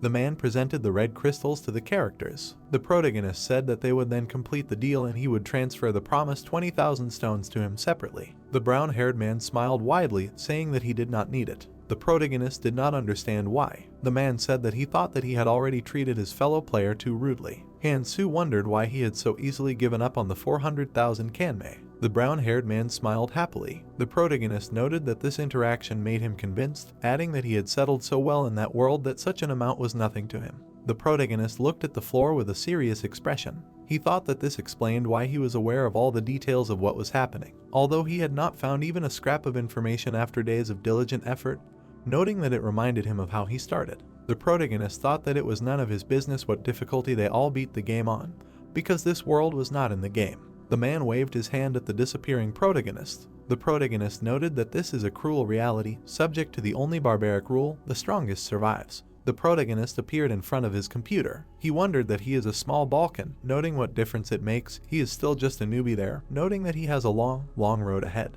The brown-haired man smiled slightly, not understanding why he was so happy. He imagined the image of a guy, noting that he bought a walkthrough for the boss of the first floor. The brown-haired man imagined the image of a girl, noting that she wanted to know about Skull Island. The protagonist remembered the image of a man, noting that he had recently met him. The protagonist stood with a smile when Bjorn's image was behind him. He noted that what they had spent years of their lives on, not even the thought that he could not achieve it himself, flashed through his head. The screen showed that the coming-of-age ceremony had been successfully completed and new equipment had been equipped. System notification. His character had been trapped by goblins and had entered the forest on the second floor. The white-haired man looked at the monitor in bewilderment, saying that this guy was completely and utterly insane. An assistant stood by the desk. The old man asked how many people had reached the second floor on their first try. The assistant said that as far as she knew, 117 people. The old man asked if there had been anyone in such a terrible state. The assistant said no. Bjorn's stats were visible on the monitor. The old man thought he would have found it hard to believe if he had been told that this was the window of a player's character who had been there for several years, wondering how he had achieved this in just 2 months. The brunette held a folder in her hands, saying that even for some loser with a bit of luck, something like this is not something incredible. The old man said that if luck alone were enough to achieve this, they would have seen something like this by now. The old man looked ahead, confused. He said that this was an atypical case, with no similar examples, so it was impossible to determine the exact cause, noting that it fell outside the statistics. The gray-haired man thought that in statistics, by its nature, the larger the sample, the less importance the variable luck takes. However, sometimes such situations occur. The gray-haired man imagined the image of a frightened Drouse. The man asked Drouse how long it was to walk to the place where they came across the Barbarian. Drouse said that without taking a shortcut, then 15 kilometers. The man flashed his eyes, saying that he crawled such a distance in complete darkness, calling him a monster. The old man noted that this was the first time he made the impossible possible. Bjorn flashed his eyes, using Flesh Explosion. The system warned that health dropped to 0, and that the countdown was beginning. Bjorn opened his mouth, baring his fangs. The old man noted that, to put it simply, he had become one. The white-haired man clicked the mouse. Messages appeared on the monitor. Abnormal growth rate, administrator is monitoring the character. The white-haired man looked ahead thoughtfully. He noted that he suddenly remembered the time when everyone was criticizing the game, calling it a failure. He had the last word. The man said that he was simply being rational. He looked behind him, saying that even if it was just one person, if he could properly prepare him and send him to them, their chances would increase. Bjorn frowned. He looked to the side, wondering what he had returned. Bjorn looked back at the clock, which showed midnight. He noted that as he had said, an hour there is a second there. Bjorn thought that he needed to be on guard. In other words, this also meant that he was defenseless for 12 seconds. The brown-haired man got up from the table, thinking that anyway, the ghost hunters had exceeded all his expectations. He added that they had turned out to be an excellent source of information, and visiting them early was a good decision. Bjorn opened his mouth wide, yawning, thinking that he was terribly tired. After all, 12 hours had passed. The protagonist said that it was time to sleep now, since he still had to go to Baron Martone in the morning. The protagonist put on his armor. Noon of the next day, the first quarter, the capital of the empire, Cardon. Bjorn wondered that if not the collapse of dimensions, then what should happen? The protagonist walked in front of the carriage. He thought that he needed to quickly deal with this and then drop by the heavenly auction house, adding that he understood what he wanted, putting on this carnival costume.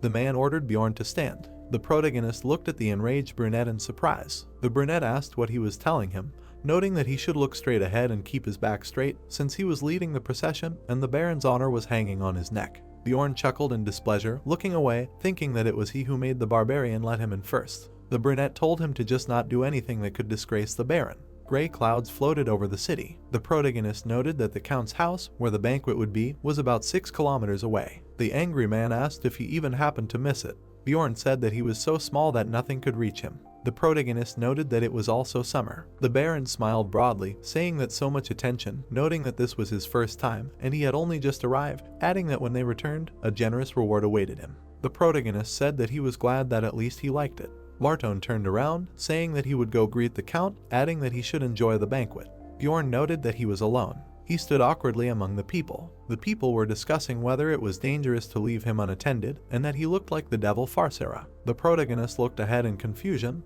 thinking that he could so easily catch PTSD. The guy told Bjorn that he had done a great job walking so long without a break in that outfit. The brown-haired man looked at the protagonist with a smile, asking why they didn't sit down and rest until the Baron returned. The protagonist agreed with the guy, wondering what it was, the light of his soul. The guys sat down on a bench. The protagonist asked if it was okay that he didn't chat with them there. The brown-haired man said that even if he had gone, they wouldn't have liked him, noting that he used to be an explorer like him. The protagonist thought that it was no surprise, since he clearly had potential. The guy was lounging on the back of the bench. The protagonist said that he was Bjorn, the son of Yandel, asking his name. The guy said that his name was Karls Aramer. The protagonist noted that Karls seemed like a nice guy to him from the start. Karls looked at the protagonist with a smile. Bjorn thought that maybe it was because he was a former explorer, but he did not show the typical arrogance of a knight. The protagonist held his helmet in his hands, thinking that the damn butler could learn from him. The butler asked the protagonist what he was doing. The guys looked at the disgruntled butler. The brunette asked the protagonist, who said that they could sit down. Karls told the henchman to stop.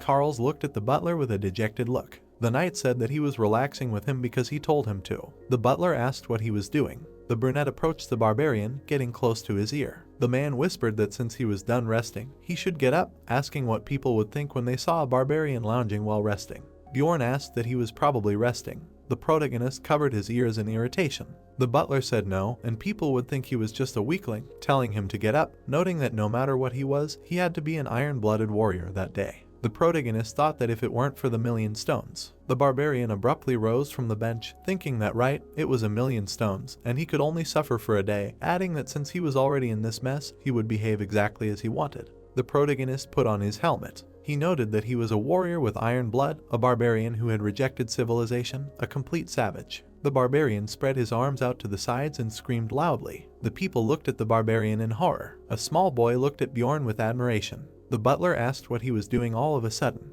The protagonist smiled widely, saying that he just wanted to. The protagonist walked up to the table, grabbing a piece of meat. The butler watched in horror as he ate it. The people looked at the protagonist in bewilderment. They discussed what else could be expected from a barbarian, since he was unable to even control his strength. The butler looked at the people's reactions with admiration, saying that this was exactly what he wanted. Bjorn called out to the butler. The barbarian looked at the man with a terrifying look, saying that the shiny skull, he wanted to break it. The man smiled fearfully, asking if he had gone too far with his jokes. Bjorn asked what jokes. He broke the bone, looking furiously at the brunette, asking what he wanted to say, that he was joking. The butler remembered with horror the atrocities of the protagonist. He thought that he had managed to forget all the obscenities that he did in the guild. The brunette went to the side, saying that he had to do something there, and he could rest there, adding that he was leaving. Carl smiled widely, approaching Bjorn. He said that he did not know that he could make such a face, asking if his teeth were okay. The barbarian said that everything was fine, and he was quite strong. The knight, with tears in his eyes from laughter, patted the barbarian on the shoulder, saying that he understood. Bjorn thought that this banquet was finally starting to come to life. The protagonist drank soup from a pot, noting that he enjoyed it like a true barbarian for a while, and then curious nobles began to approach him. The girls looked at the protagonist with admiration. The redhead asked if she could touch his hand. The protagonist held out his muscular hand, saying that he could. The girls admired it, noting how huge it was. An elderly couple approached the protagonist, asking if he could scream like he used to. The protagonist raised his hands. He opened his mouth, humming a song, noting that this was the barbarian's opera mode. The elderly nobles looked at the protagonist with admiration. The old man said that it was so refreshing. The people looked at the barbarian with admiration, saying that they also had a request. The barbarian thought that he felt like he worked as one of those mascots in an animal costume. The knights looked at the barbarian with disdain. The brown-haired man said that this was not a small Balkan, but rather a small clown. The red-haired guy asked what they were saying. He got such a nickname because everything there was small. The protagonist looked away with displeasure. The knight said that if we talk about nonsense, then the warrior's pride seemed to be a thing of the past. The red-haired man smiled maliciously. The barbarian wondered why these knightly cadets were chatting behind his back. On the red-haired man's chest hung a cadet's insignia. Marton approached the people with a smile. He said that this is where he was, apologizing to the people for disturbing the atmosphere, noting that he was very sorry, but he needed to go with him. The protagonist noted that after that, he followed the baron and met with other nobles in the banquet hall. Brown-haired looked at the barbarian dumbfounded, asking who it was. The baron told the viscount that it was a small Balkan, some kind of celebrity among explorers lately. The viscount said that he had heard that name before, asking what brought him there. The protagonist looked at the viscount with a menacing look. He said that the baron helped him in one difficult case, so he decided to protect him to repay his debt.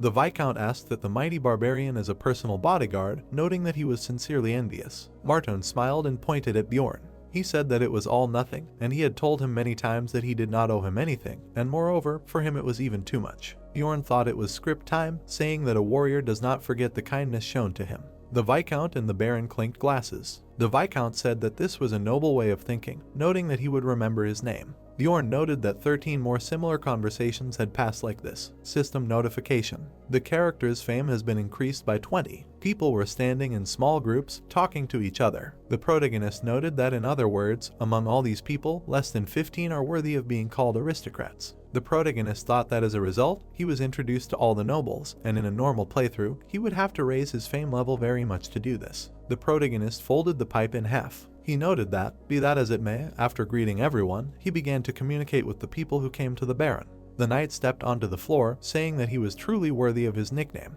The knight pressed his fist to his chest, saying that the blessing of the Twilight Star would be with him, adding that he was glad to meet him. Marton noted that he was there too. The knight said that he was, however. He turned his attention to the protagonist, saying that he did not expect to meet him, Bjorn Jandal, there. The protagonist asked what his name was. Marton asked that he knew Captain Paul. The captain smiled broadly, saying that he did not dare to say that he was suitable for this role, but he took on the duties. Paul Kravitz, captain of the 3rd Division of the Paladins of the Reatless Order, the god of exploration, and also the goddess of the stars. Marton noted that everyone said that he was more capable than an 8th rank explorer, telling him not to play poor. The barbarian did not understand why someone like that would earn money by collecting corpses. Paul presented a statue of a girl with a halo above her. He told Bjorn to come to their order if he needed help, noting that as he had said then, they would forever remember what he had done for them. Marton asked what he was talking about. Paul noted that he hadn't told him yet. Rewind. The baron and the men looked at the captain in admiration. The captain noted that this was what had happened, and they valued their relationship with Sir Jandal very much. The baron looked at the protagonist in admiration,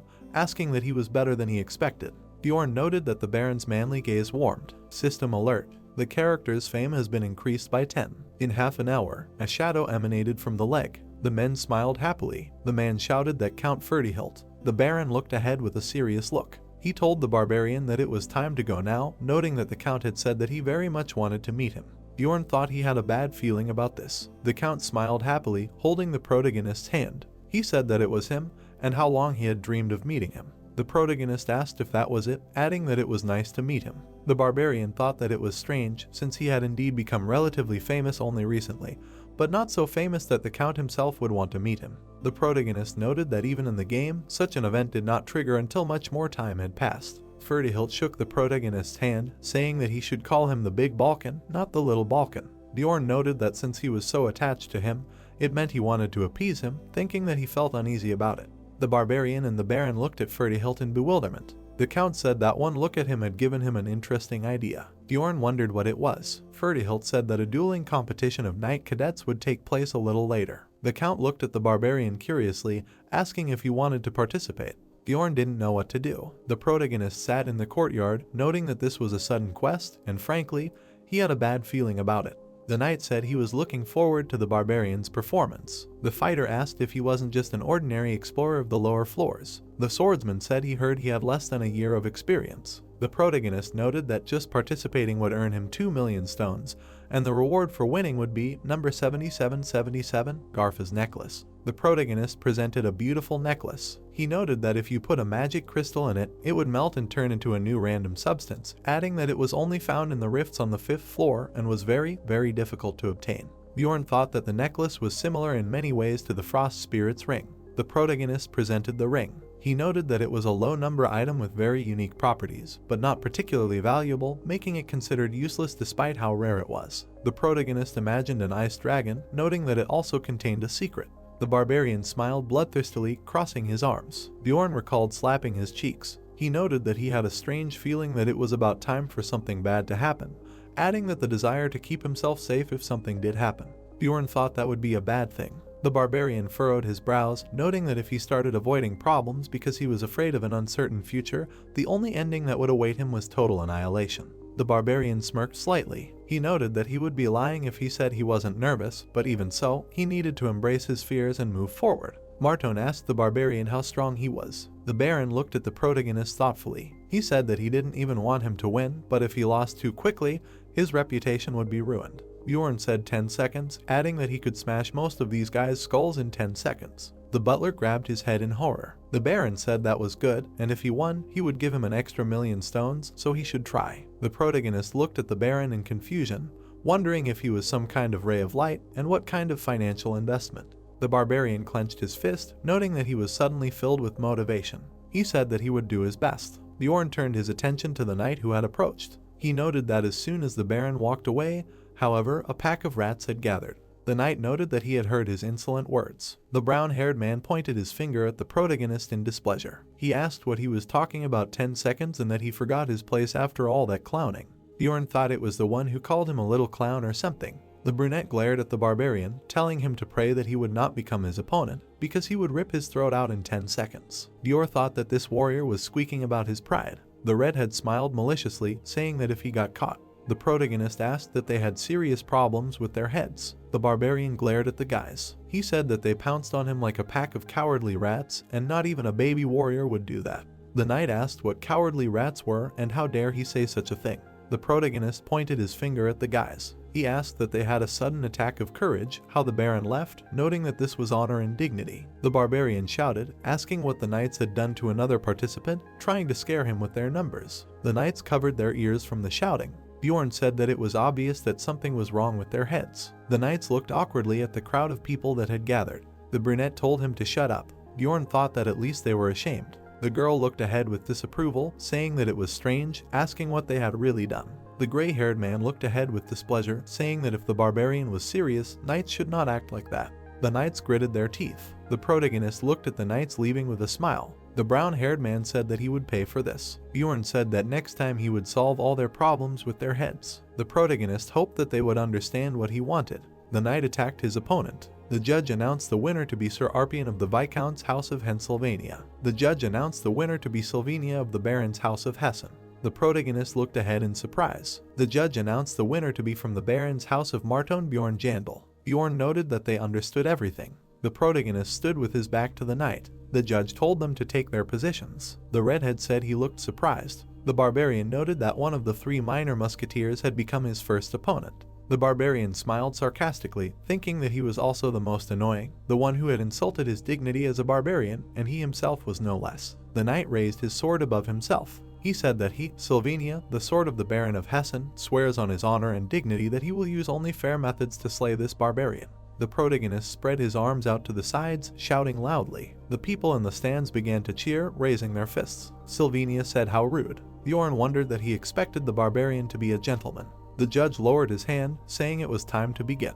The knight swung his sword, saying for him to die. The protagonist looked at the illusion of the sword in bewilderment, not understanding which of them was real. The barbarian swung his axe, parrying the sword, noting that then he would simply parry everything. The protagonist smiled maliciously, thinking that now he was a true barbarian. The knight slightly bent his knees. The barbarian thought that, however, he was definitely not someone to underestimate. The knight swung his sword, but Bjorn dodged the blow. The red-haired guy looked ahead in bewilderment. Bjorn noted that if they were in the same state, of course. A powerful aura began to emanate from the protagonist. System notification. The character used a wild splash. All characteristics are increased. The character's threat level is increased by 3 times. The barbarian remembered looking at the Baron, saying that he would win in 10 seconds. Bjorn smiled bloodthirstily, telling him to come to him. The barbarian thought that there was still plenty of time left in 10 seconds. Sylvania covered his ears from the loud scream. The protagonist noted that the wild splash increased his threat level, but it did not work that way on people. The barbarian remembered the frightened Dwaki, noting that although those who were already afraid of him began to shake with horror. The barbarian remembered how Misha stood in a fighting stance, noting that the brave at heart are filled with fighting spirit.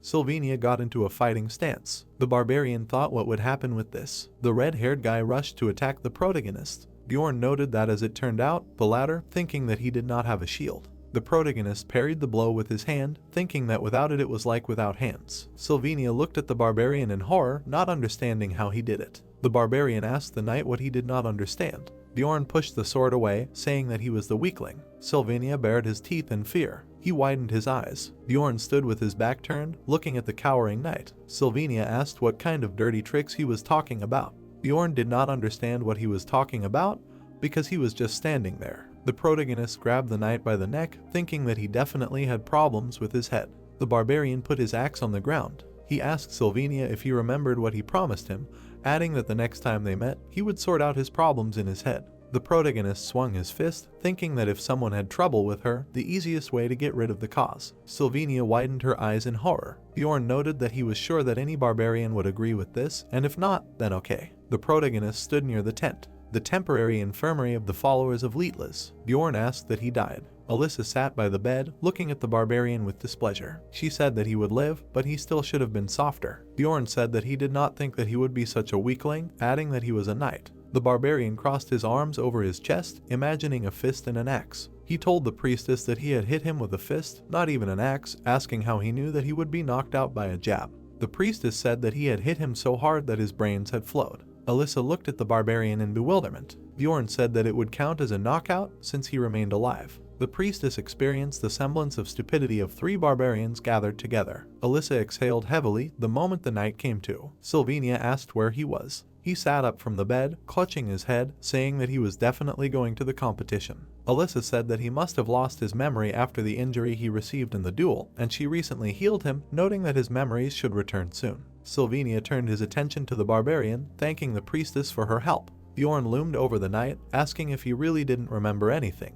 Sylvania said no, asking him not to loom over him as it made him uncomfortable. The barbarian thought that he didn't seem like he was lying. Alyssa looked at the protagonist in horror. Bjorn said that he should do something for him, and he would leave right away. Sylvania asked what to do. The barbarian said nothing serious. The protagonist noted that he reminded him of his own statements to him, and asked him to repeat them word for word. The knight looked at the protagonist in confusion, asking if that was all he needed. The protagonist looked at the guy with a menacing look, telling him to repeat. Sylvania said that he heard, "The small in his title is because everything there is small." The knight grabbed his head in horror, saying that now he remembered. The protagonist said that apparently his memory returned. The protagonist with a malicious smile approached the knight, telling him to continue. The red-haired guy knelt down, folding his hands above his head. He asked for forgiveness, saying that he was wrong. Bjorn said that now the troubles with his head have passed. The priestess looked at the protagonist with displeasure. Bjorn thought that on that day, he healed injuries that even the priestess could not heal. Sylvania screamed that he did not want to die, asking for help.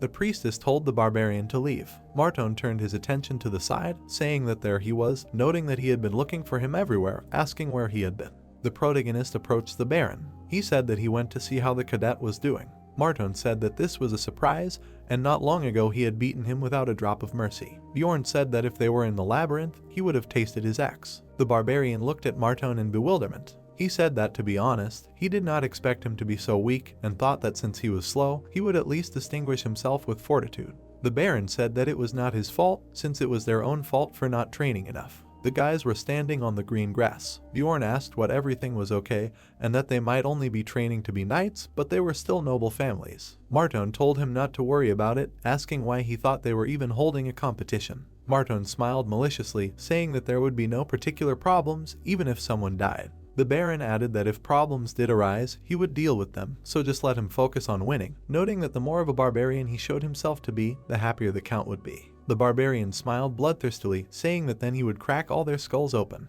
The judge said that Sir Quartain of Baron Serpia's house was next, and opposite him was Bjorn Jandal of Baron Marton's house. The protagonist was standing opposite the knight when the judge waved his hand. Bjorn thought that he had had some luck that day, noting that this was another of the 3 foolish musketeers. The judge shouted that they could begin.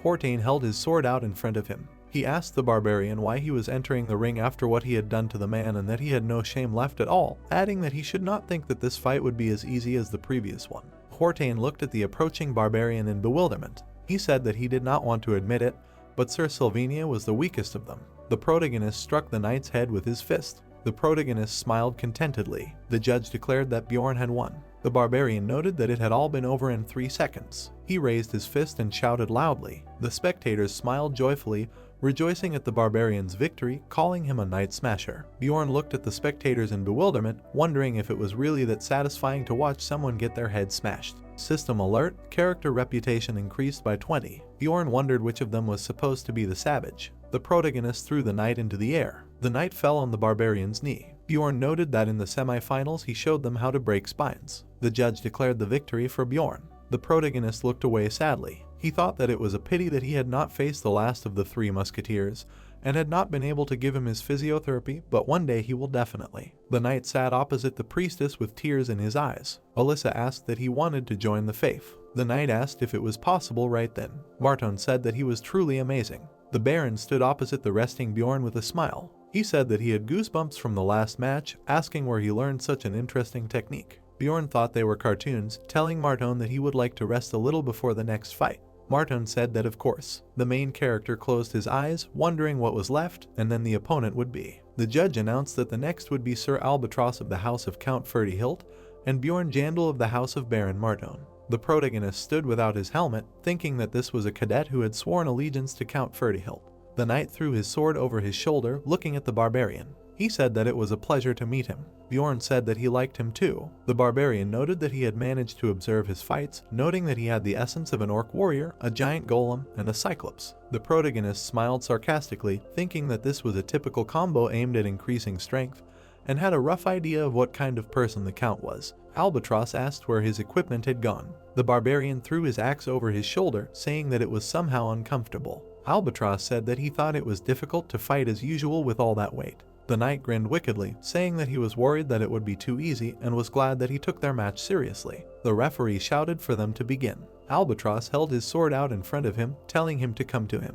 The barbarian thought that his attempts were so obvious. A powerful aura began to emanate from the protagonist. He thought that judging by the fact that he let his guard down, it was not for nothing that he kept his cards close to his chest until the very end. Albatross looked at Bjorn with a smirk. He raised his head, frowning. The protagonist used Gigantize and Wild Splash. The knight's eyes widened in horror. The protagonist increased in size, looming over the enemy. System notification. The character used Gigantize. The threat level and stats increase. The threat level increases by 3. The protagonist's eyes were red and his mouth was wide open. The knight was shaking in fear as he looked at Bjorn. The barbarian noted that the combination of these skills greatly increased his threat level. The ground beneath the barbarian's feet began to crack. Bjorn noted that it also raised his physical stats. Albatross threw his sword to the ground. He ran away from the protagonist, screaming for help. The people looked at the knight running past them in bewilderment. The protagonist thought that it was easier for him. The barbarian shrank in size. System alert. The character has cancelled gigantization.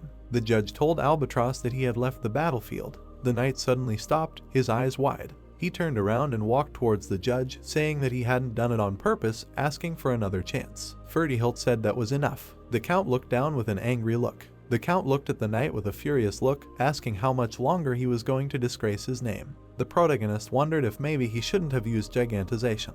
The night sky stretched out above the houses. Erwin's room. The girl was sitting around the four elements, her legs tucked under her. She kept saying that she had to become stronger. She was looking down with a crazy look. Erwin said that this was the only way he could keep the people close to her, and she would have everything she wanted. Teresa entered the girl's room, calling out to her. Erwin asked what she was there. Teresa looked at the girl with concern, asking if she was okay. Erwin asked what she was talking about. Teresa said that she was mumbling something under her breath. Erwin smiled sweetly, saying that she was chatting with the spirits, adding that she was busy training, asking if she could come by later. Teresa slammed the door behind her, wondering if it was probably best to tell her about this. She walked away from the door, thinking that everyone was talking about the little Balkan, and it was somehow abnormal for them not to tell her anything. Teresa recalled the elf's crazy expression with horror. She wondered when she would have the opportunity to grow so much as a researcher again. The girl imagined the four elements circling around Erwin. She noted that at that time, Erwin had become a contractor with all four elemental spirits, and she had even managed to give 3 of them free will, adding that to be honest, she was embarrassed by how quickly she had achieved everything. Teresa recalled how Erwin had hit the monster with an arrow. She noted that she also had extraordinary abilities in combat, both in archery and in wielding daggers, and now Erwin could engage in a duel with a rank 7 monster alone. Teresa's shadow fell on the floor. The elf thought that she would not tell her anything for now, since she could grow even stronger, adding that she had become a little, or rather, much worse recently, but if it helps her develop. The elf widened her eyes, asking what recently, thinking that maybe it was all because of that essence. The girl reached out to the book, saying about Canabero, analysis of basic essences, describing from rank 9 to rank 7. The girl studied the book, noting that she found it. In the book, it was written about Canabero, where there was a strong obsession. Teresa asked what is a strong obsession. The girl opened the page of the rank 8 Steel Valley Protector, which had a strong obsession. The elf saw that on the page of the rank 9 Goblin Archer there is a strong obsession. She asked what is in these two. Teresa bit her finger nervously, thinking that now it was clear. She thought that she had become so obsessed with strength because of this characteristic. She exhaled heavily, slamming the book shut. Teresa thought that she did not like it.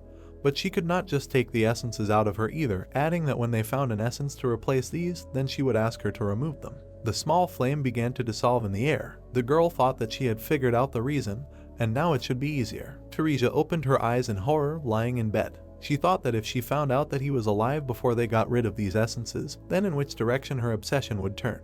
There was a carriage near the house, 7th District. The coachman said that they had arrived. The protagonist thanked him. The barbarian got out of the carriage, looking around. 2 a.m., Bjorn returned home. There were 3 bags of coins on the table. The protagonist thought it was time to begin. The protagonist produced a scroll that said he had earned 4.3 million stones in total. Bjorn wondered if it was because the client was a wealthy aristocrat, noting that he had earned an incredible amount of money in just 1 day of work. Bjorn remembered the Baron smiling contentedly. Morton said that he was sure that the high society would talk about him for several months, adding that he should drop in if any problems arose. The protagonist thoughtfully recalled the banquet and the tournament with the knights. He thought that the Baron should be pleased, considering all he had done. On the other hand, Count Ferdihilt looked angry. Ferdihilt congratulated the barbarian on his victory. The protagonist shook the Count's hand. Ferdihilt said that in any case, he would call him when he was a little more ready. Bjorn asked what they were talking about. The Count looked at the barbarian with a menacing look. He told him to just ignore the requests from the other nobles until it happened. The protagonist thought that it seemed like something terrible would happen if he refused. The protagonist looked at the Count with confusion. He noted that he simply nodded. After all, he was not that stupid. Bjorn held Garfa's necklace in his hand, noting that he did not expect to receive it so early. Bjorn noted that it was an item that was impossible to obtain no matter how hard you tried, unless you were lucky, and he reminded himself. The barbarian leaned back in his chair, throwing his head back. He thought about how lucky he was, and from that moment on, even breathing should be done with caution. There was a pile of letters on the table. The next morning, Bjorn noted that this is what the Count had talked about. The protagonist began to read the letters. He noted that they basically all asked for the same thing. The protagonist read that it said about a banquet and a small reward, thinking that he could live on this money. The protagonist recalled the image of the Count with displeasure. He noted that, however, if he agreed to go, the Count would go crazy and he couldn't just ignore them, they could start taking revenge. The barbarian noted that as a result, he wrote a written refusal to each of them. The protagonist pulled on his sweater, wondering what the Count had in mind. Bjorn thought that such people were the most frightening, seemingly calm, but as soon as the line was crossed, they immediately went berserk. The protagonist recalled the joyful Count. He noted that it was already bad that he couldn't figure out his intentions, wondering what reason the Count could have to be so interested in some barbarian explorer. The barbarian walked down the corridor, thinking that he would need to find out more about him the next time the community opened. Bjorn knocked on the door, thinking that in the meantime, it seemed like this was his last month of helping Raven with her research. Raven said that he had arrived. The protagonist looked at the nervous blonde, asking who he was supposed to help. The silver-haired man smiled widely, saying that they hadn't seen each other in a long time. Bjorn noted that she said that he would be helping her elders, not a literal old man. Raven narrowed her eyes at the master, saying that he was very insistent. The master said that there was no need to be so nervous, since there was nothing special. The protagonist narrowed his gaze, thinking what it meant. He forced her. The master said that he just wanted to see if his magical device could detect the soul of an evil spirit or not. The old man crossed his arms, smiling maliciously. The barbarian looked at the old man warily, asking about the magical device. He thought that he needed to prepare for the worst, since this old man thought he was an evil spirit.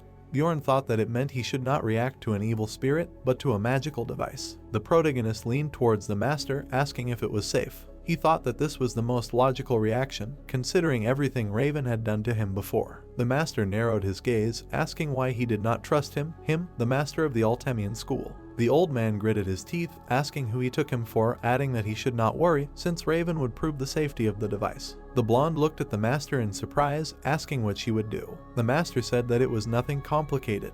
The blonde said that if she just needed to check the formulas. The protagonist looked at the guys with a serious face. He thought that most likely she would side with her master, and it was difficult to trust them both, but since he was acting like this, it meant that he himself was not yet sure of the result. Bjorn noted that in other words, such a device did not exist. Bjorn imagined himself sitting next to the device. He noted that it did not exist to begin with. Of course, it could have suddenly appeared, but in that case he would have somehow deceived it in order to conduct the test. Bjorn thought that if he tried to find an excuse to leave now, he would only fall into his trap, adding that then they could begin. Raven stood between the guys, perplexed. The old man asked what he would do then, noting that the experiment was safe and would not take much time. Bjorn asked how long. The master said about 5 minutes. Bjorn said okay then. The old man smiled awkwardly, asking if he was sure. The master spread his hands to the side. The barbarian asked what you mean. The gray-haired man said that he was worried that it could be dangerous. The barbarian noted that he said that Raven would check everything. The protagonist stretched his neck, telling him to quickly see him off, since he wanted to finish this and go to bed.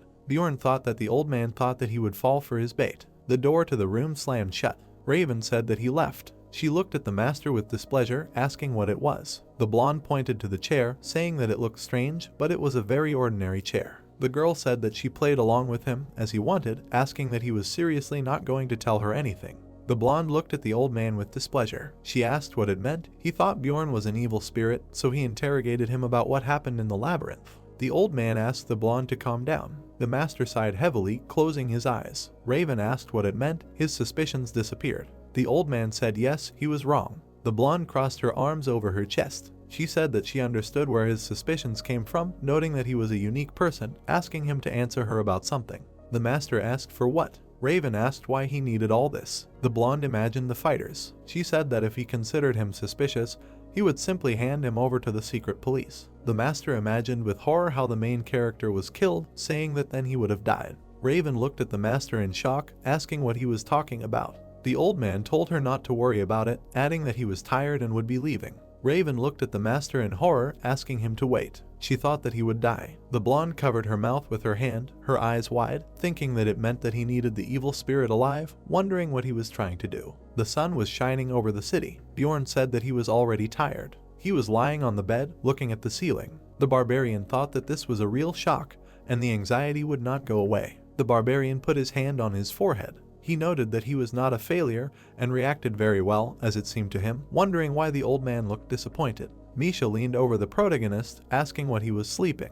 Bjorn was surprised how, remembering that he himself gave her the key. The protagonist rose from the bed, turning to Misha. The girl looked at the guy with embarrassment. Bjorn said that he needed her. She wagged her tail, surprised that he needed her at such an hour, and especially that she was not even prepared. The barbarian told her to write something, because he needed to answer the aristocrats, and he needed to write letters. They were sitting at the table together. His girlfriend was writing a letter with a quill and asked the Brin if he was absolutely sure that it was possible to send such expressions to the nobles, to which she received consent. The brunette, sticking out his tongue, wrote with a quill, realizing that everything turned out not so bad, and wrote that he was too busy and told them to find another barbarian. A pile of sealed letters lay on the table. He asked the girl to tell him what happened yesterday.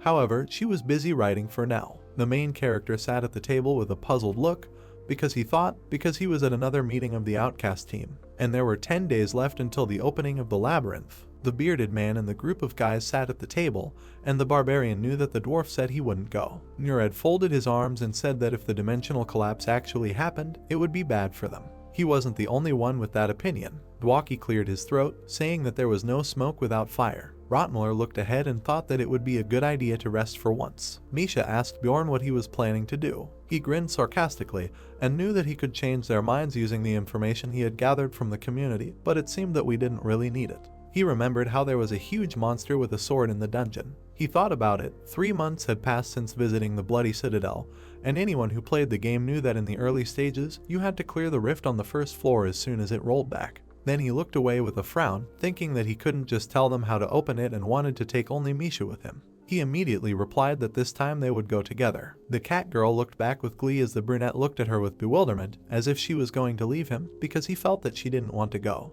He told her that if she was so worried, then he could go alone. Misha crossed her arms in displeasure and explained that he was a savage, and didn't even think that he should have asked her first or at least tried to speak more politely than usual. The barbarian frowned and was perplexed. He looked at the girl who had turned away and asked her to go with him. She answered ironically that in any case she would not have let him climb into this labyrinth alone, and he was surprised that it worked. The blonde and the old man were surprised when the main character decided to visit the rift. The next day at the market, the boy was waving newspapers in the city and shouting that a special edition had come out, and the royal family had said that the rumors of the collapse of dimensions were false, and the Tarutine school from the Tower of Magicians had spread false gossip. Murad and Rotmuller were reading the edition in the middle of the square. The old man suggested to the main character that they could go to the labyrinth together. The barbarian opened the door and said that he had already taken the task and would not be able to take anyone else. Then the protagonist immediately slammed the door in front of the old man. The cat girl looked at the disgruntled Bryn and asked him about the bodyguard task and when he had managed to get it. He replied that she should not worry about it, because it was just an excuse. He came clean and said that he was going to climb into the rift. The main character looked around sarcastically, sitting at the table. The girl was about to sit down and asked how he found out about the library and how to get in. He started to clean his swords and Misha asked him why he didn't want to tell Murad, knowing that it would be better for them to go together. The protagonist asked her if she told anyone that she used the Frost Spirit Ring to make a contract with a spirit beast. The brunette frowned and looked down, trying to figure out if the girl had lied when she said yes. His friend stared ahead and reminded him that he had asked her to keep it a secret, and this phrase made him happy. He remembered how Murad gloated as he ate meat. He then asked Misha what she would have thought if Murad had been in her place. She replied that he would have told everyone in one drink. The protagonist then tilted his head and asked what was going on with Dwaki or Rotmuller. The girl looked up, puzzled, and noted that Dwaki would have accidentally let it slip, but she wasn't sure about Rotmuller. He recalled the image of Rotmuller in a suit and realized that Misha's words almost perfectly matched his thoughts, except for Rotmuller, and of their team, he was the easiest to understand. He walked forward angrily, remembering the image of the brunette, and realizing that he would have kept the secret, but at the same time he would have started asking suspicious questions like, how does he know? The girl touched her lip in surprise, realizing the reason why the big guy hadn't told him anything and asked about herself. She immediately jumped up from her chair and asked him why Brina hadn't told her anything. The guy realized that there were several reasons, and the girl was surprisingly meticulous in everything and knew how to keep quiet. The brunette crossed his arms and looked at Misha, realizing that she was completely incapable of lying, so he could definitely find out whether she had blabbed the secret or not, but he could fit it all into one phrase. The girl was stunned in amazement when he told her that he trusted her. She looked away from the table in embarrassment, as if she felt hot. There were 8 days left until the opening of the labyrinth. The protagonist grinned sarcastically, realizing that it would take a long time to prepare for it. 8 days until the opening. The girl met the barbarian on the sidewalk and noticed that he had updated his enchantment equipment again. His mace and daggers were emitting lightning discharges, a notification that lightning energy had imbued the equipment and that for a certain period of time the equipment would acquire the lightning element. The guys looked curiously at the shining scrolls and potions. The girl realized that this was the most expensive potion and wondered if he would really buy it, although he had long wanted to try them and it was not money down the drain. The 2 million stones spent on the purchase came from a joint account that he and Misha had recently opened. 7 days until the opening. A naked big guy in a bull mask noted that Bryn was doing well, surprised that he had brought in 4 million in just 2 months. A notification that they had activated the stage 4 immortality imprint, and their willpower and spirit had also increased. The roof of the house suddenly collapsed, and notifications popped up that their spirit was plus 40 and their skills were plus 40. 6 days until opening. The protagonist was sitting huddled up when Misha came up to him and offered him a wash and something to eat. Thanks to his spirit increase, he could stay in giant form 1.5 times longer than before. The protagonist was having dinner across from his worried girlfriend when she asked him if she could go to the library with him. She was infuriated by his puzzled look, because she still reads sometimes. He and the girl sensed a blue aura spell. They both looked at the blue-haired girl and asked her why there was a spell. She replied that she used it specifically for them, so she couldn't use it in front of others. The barbarian explained that the mage should have told him personally. The mage girl replied that he said his name was different and asked him not to forget everything she had just said. The barbarian became anxious next to his friend, realizing that he did not want to think too much. 5 days until the opening. Bjorn was getting dressed while Raven looked at him and declared that they were finished and thanked him for his patience. He replied that it was not an easy job, but received the answer that he could have kept quiet and wished him survival in the labyrinth. The blonde did not want to take the pass to the tower from him, telling him to keep it with him and to come here if he needed anything. She was curious about how he was doing, because after all, she considered him a real magnet for trouble. That very day would come. His fighters looked back as they entered the portal. They thanked him for his advice and asked him to take care of the people in his heart because they would not forget it. The warrior in armor was embarrassed when he did not expect such gratitude and noted their kindness. The other guys praised him for what it must be cool to have such a mentor. The main character looked back at the smiling trio and noted that he simply gave them directions. Murad jokingly told him not to play the poor guy. The old man immediately began to laugh when the barbarian asked him to be careful and not to take such friendliness at face value. The old man noted that he himself was not a small child and understood everything. Rotmuller looked away and said that they were going and asked Bjorn about it, who actually entrusted everything into his hands. Misha replied that they were still waiting for a client,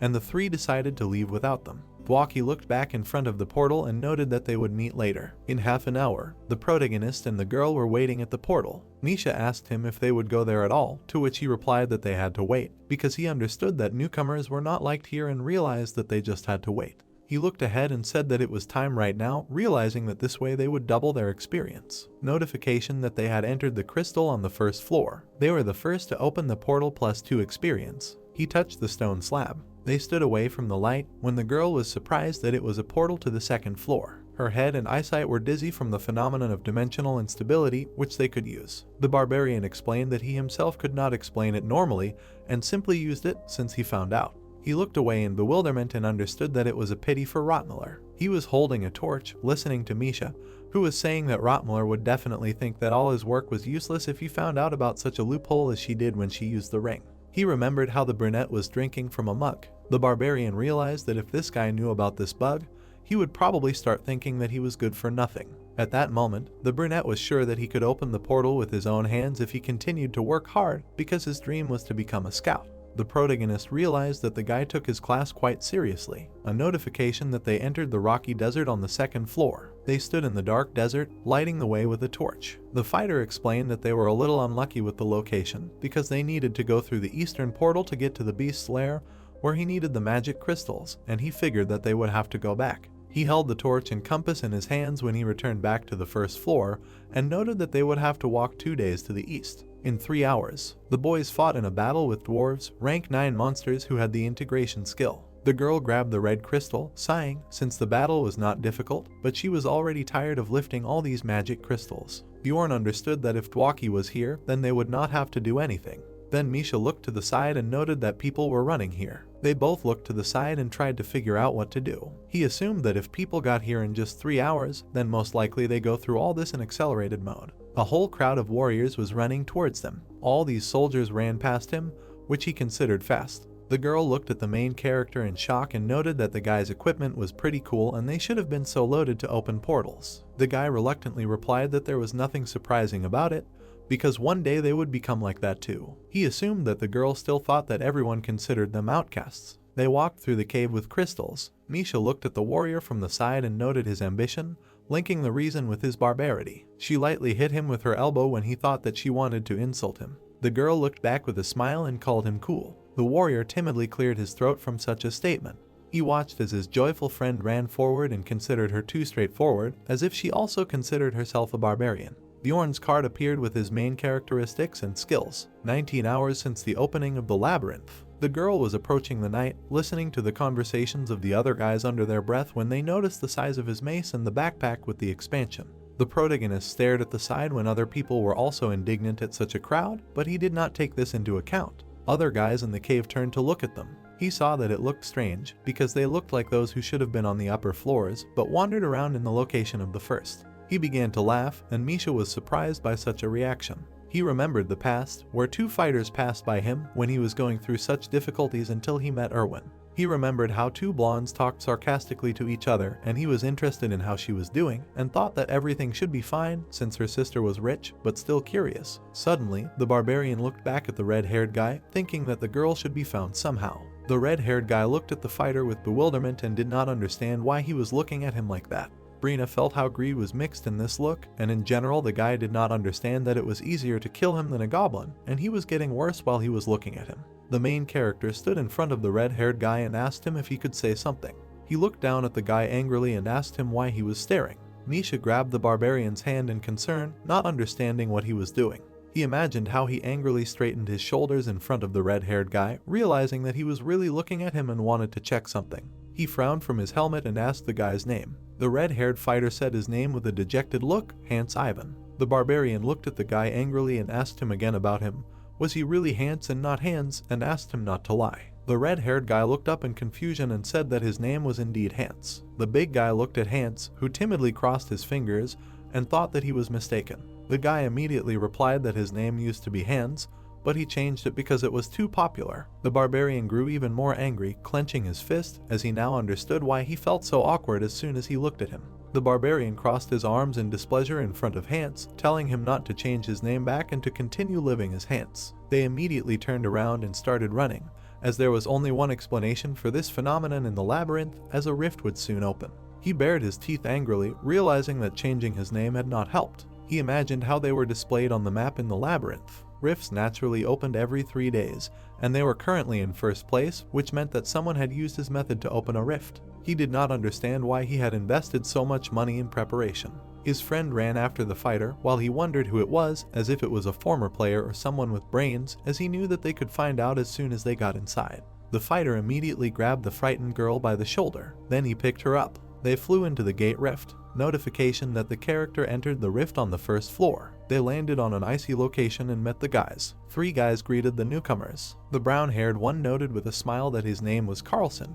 The brunette thought that they would be a burden to them and introduced himself as a man Urikfried. The brunette introduced herself with surprise as Zensia Nifrin. The main character pointed at his girlfriend, saying that he was Bjorn, the son of Thor, and the girl was Misha. The cat girl pressed her lips together in embarrassment, and the barbarian did not understand what kind of face she had. The guys stood opposite each other on a spacious ice field. The main character said that the defender position suited him best and asked the guys what they were good at. Zensia replied that she had been trained as a scout since she was young, and that she had also absorbed the essence of a goblin archer. The brown-haired man said with a smile that he mainly used a sword and shield, and in team battles, he usually fought in the vanguard. The protagonist realized that the girl was about level 1 and the guy was 2. He looked ahead in confusion and thought that they were 2 newbies, and he was prepared for the fact that the situation was different from that in the Bloody Citadel. He imagined red lights against the background of the floors. Rifts appeared in every 5 or 6 labyrinths, and in time the city every 5 and 6 months, or in other words, once every 5 months has not yet passed, and there should be no explorer of the middle floors.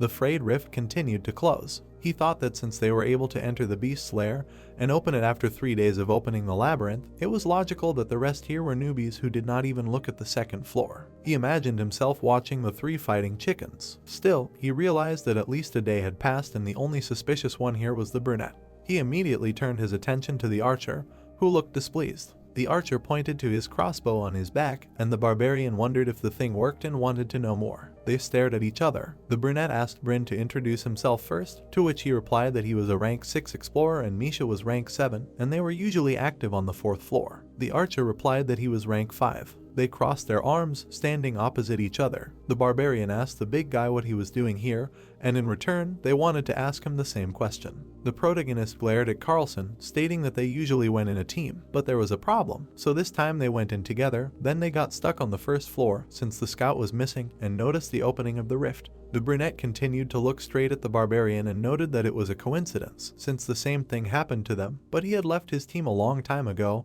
and Bjorn was surprised. The archer emitted a blue aura from himself, crossing his arms. The barbarian did not know if there was a strong enough archer skill to go through alone, but with a man's appearance, it seemed more likely, and he also did not think that the little ones would be able to farm rank 8 magic crystals from the second floor in this time to open the rift. Carlson and Zensia twisted their faces under the dark aura, and Bjorn felt that they were not hiding their true identities. He imagined himself standing in the card system above all the guys and asking them who was the first and who opened the rift, since no one really wanted to talk. The barbarian stood in front of the 3 guys and decided that he, Misha, and a man would each get a share of the loot, and the remaining guys would split the share equally since they wouldn't lose much here and they would get all the unnecessary essences. He realized that Misha would absorb the keeper's essence, and they would play a die to see who would get the rift stone or the unnumbered item. A man looked back and said that they had to move. All the guys started to follow Bjorn since they were in battle formation. They moved towards the snowy mountains in the light, realizing that it was strange, of course, to end up in such a place, although Bjorn was already accustomed to the dark locations of the labyrinth. The guys walked on the ice. They walked on the ice as a whole squad.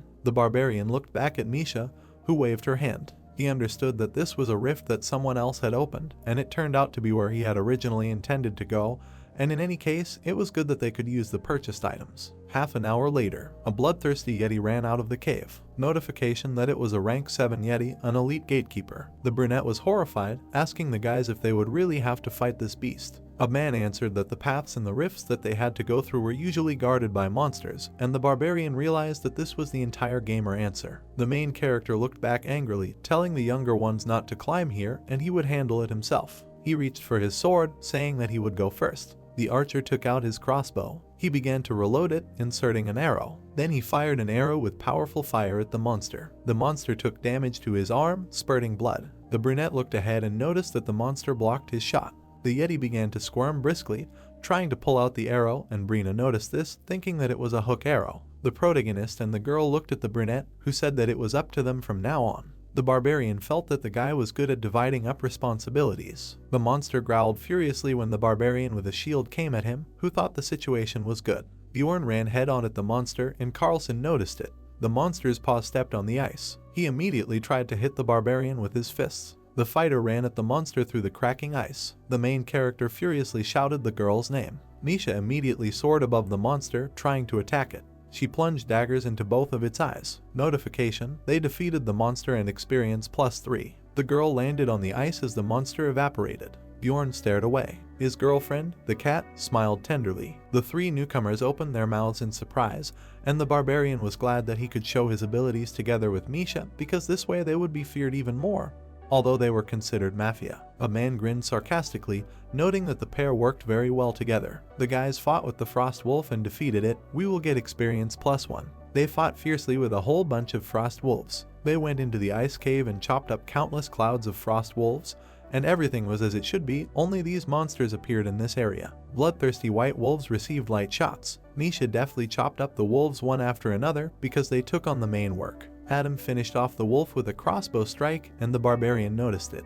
He knew the guy's crossbow was good for hitting a single target, but it had no area attacks, and as a result, no one volunteered to lead the group. He remembered how they were inspecting the ice cave when the entire route was marked on the pillar, and with this information they could pass the rift in just an hour. He realized that one of 2 things happened. Either the mafia was not a former player, or he was pretending to be a newbie. They were standing in front of the descent into the cave. The brunette noted that the descent was creepy, and the barbarian told her to stay out of the way and not to get in their way. His foot stepped on the stairs. The guys were all walking down together. The protagonist realized that a man could have missed the cache in the column and thought that it was too easy to expose him. Carlson noticed that they were going deeper and deeper underground, and it was getting lighter. They stopped in front of a shining ice statue. The girls noticed that it was very beautiful. The girl touched the glowing statue and noticed that when she touched it, light emitted. Zensia was surprised when the archer on the side said that there was nothing surprising here because it was most likely just a key. He added that it was necessary to assume that now several monsters would appear and then the passage would open. The fighter looked at the archer from behind and understood that he had once again given out his gamer move, and even if it were so, he was right, except that there would not be several monsters, but a whole crowd of mobs along with the boss. Notification that the long-sealed tyrant was awakening. The cave began to rattle. The protagonist understood that of course first he would have to fight the minions. It was a pack of ice wolves again, and a notification that they were ancient monsters who sensed the tyrant's awakening and woke up from a long sleep. The guys immediately became alarmed, because the newbies did not expect this. Bjorn gave the order that they first had to retreat to the stairs, and it would be easier to build a defense there. The wolves rushed to attack, and the first wave would be about 20 frost wolves. Misha and the Barbarian fought frost tigers, and in the second wave, several rank 8 monsters would appear. Another ice golem ran at the fighter who was finishing off the tiger. He realized that they were distributing a slowing debuff, which also flowed, so it was necessary to destroy them immediately. The main character swung his sledgehammer furiously. He dealt a crushing blow to the ice monster, and a notification popped up that he defeated the monsters and received +2 experience. The protagonist exclaimed when he saw the huge boss monster. It was the Snowfield Lord, Katumba, a named monster and a high-ranking mutant yeti capable of using various skills. The toothy yeti roared furiously as this lord applied pressure. The protagonist remembered standing next to the blonde all dejected, and realized that thanks to the marauders, he experienced this skill on his own skin, and the character was in a state of suppression. Zenzia along with Carlson were numb and frozen, as they could not move. The Barbarian knew that it was easy to remove the skill, and you either had to take damage as soon as you froze, or bite your lip, as Misha did, so that the blood did not stop. The red-haired girl bit her lip. He tried to pierce his fist with spikes because he simply raised the magic resistance stat. A notification that the magic resistance stat exceeded the required level, and the effect did not affect the character. The protagonist ran furiously to attack, using the Wild Splash skill. He and Misha rushed into the center of the battle against all the monsters. The girl added that she asked him not to rush into the thick of the battle alone. The mutant yeti released a cold explosion skill from his mouth. The protagonist managed to cover himself with a shield, feeling that he was tingling from the cold and nothing more. He immediately hit the monster with a sledgehammer, causing huge damage. The yeti, through the blood, swung his fist. The protagonist managed to deftly dodge the blow. Then he dealt him another blow to the head. The Barbarian barely managed to dodge the next blow. A man told the Barbarian to leave if he did not want to die. The archer pointed the glowing crossbow at the fighting monster because he used the enhancement skill, and the effects of all active skills will be enhanced in proportion to the strength of the soul. The brunette angrily aimed the crossbow because he used the hazardous materials skill. He immediately released a magic arrow. It flew through the guys in a powerful flurry. The monster looked furiously with its red eye. There was a powerful explosion, emitting a bright stream of light. Notification bonus for defeating a high-rank mutant experience +1. All the ice wolves took damage, and the Barbarian realized that everyone took damage. Misha stood next to the main character and was surprised to see what kind of wall was to the side.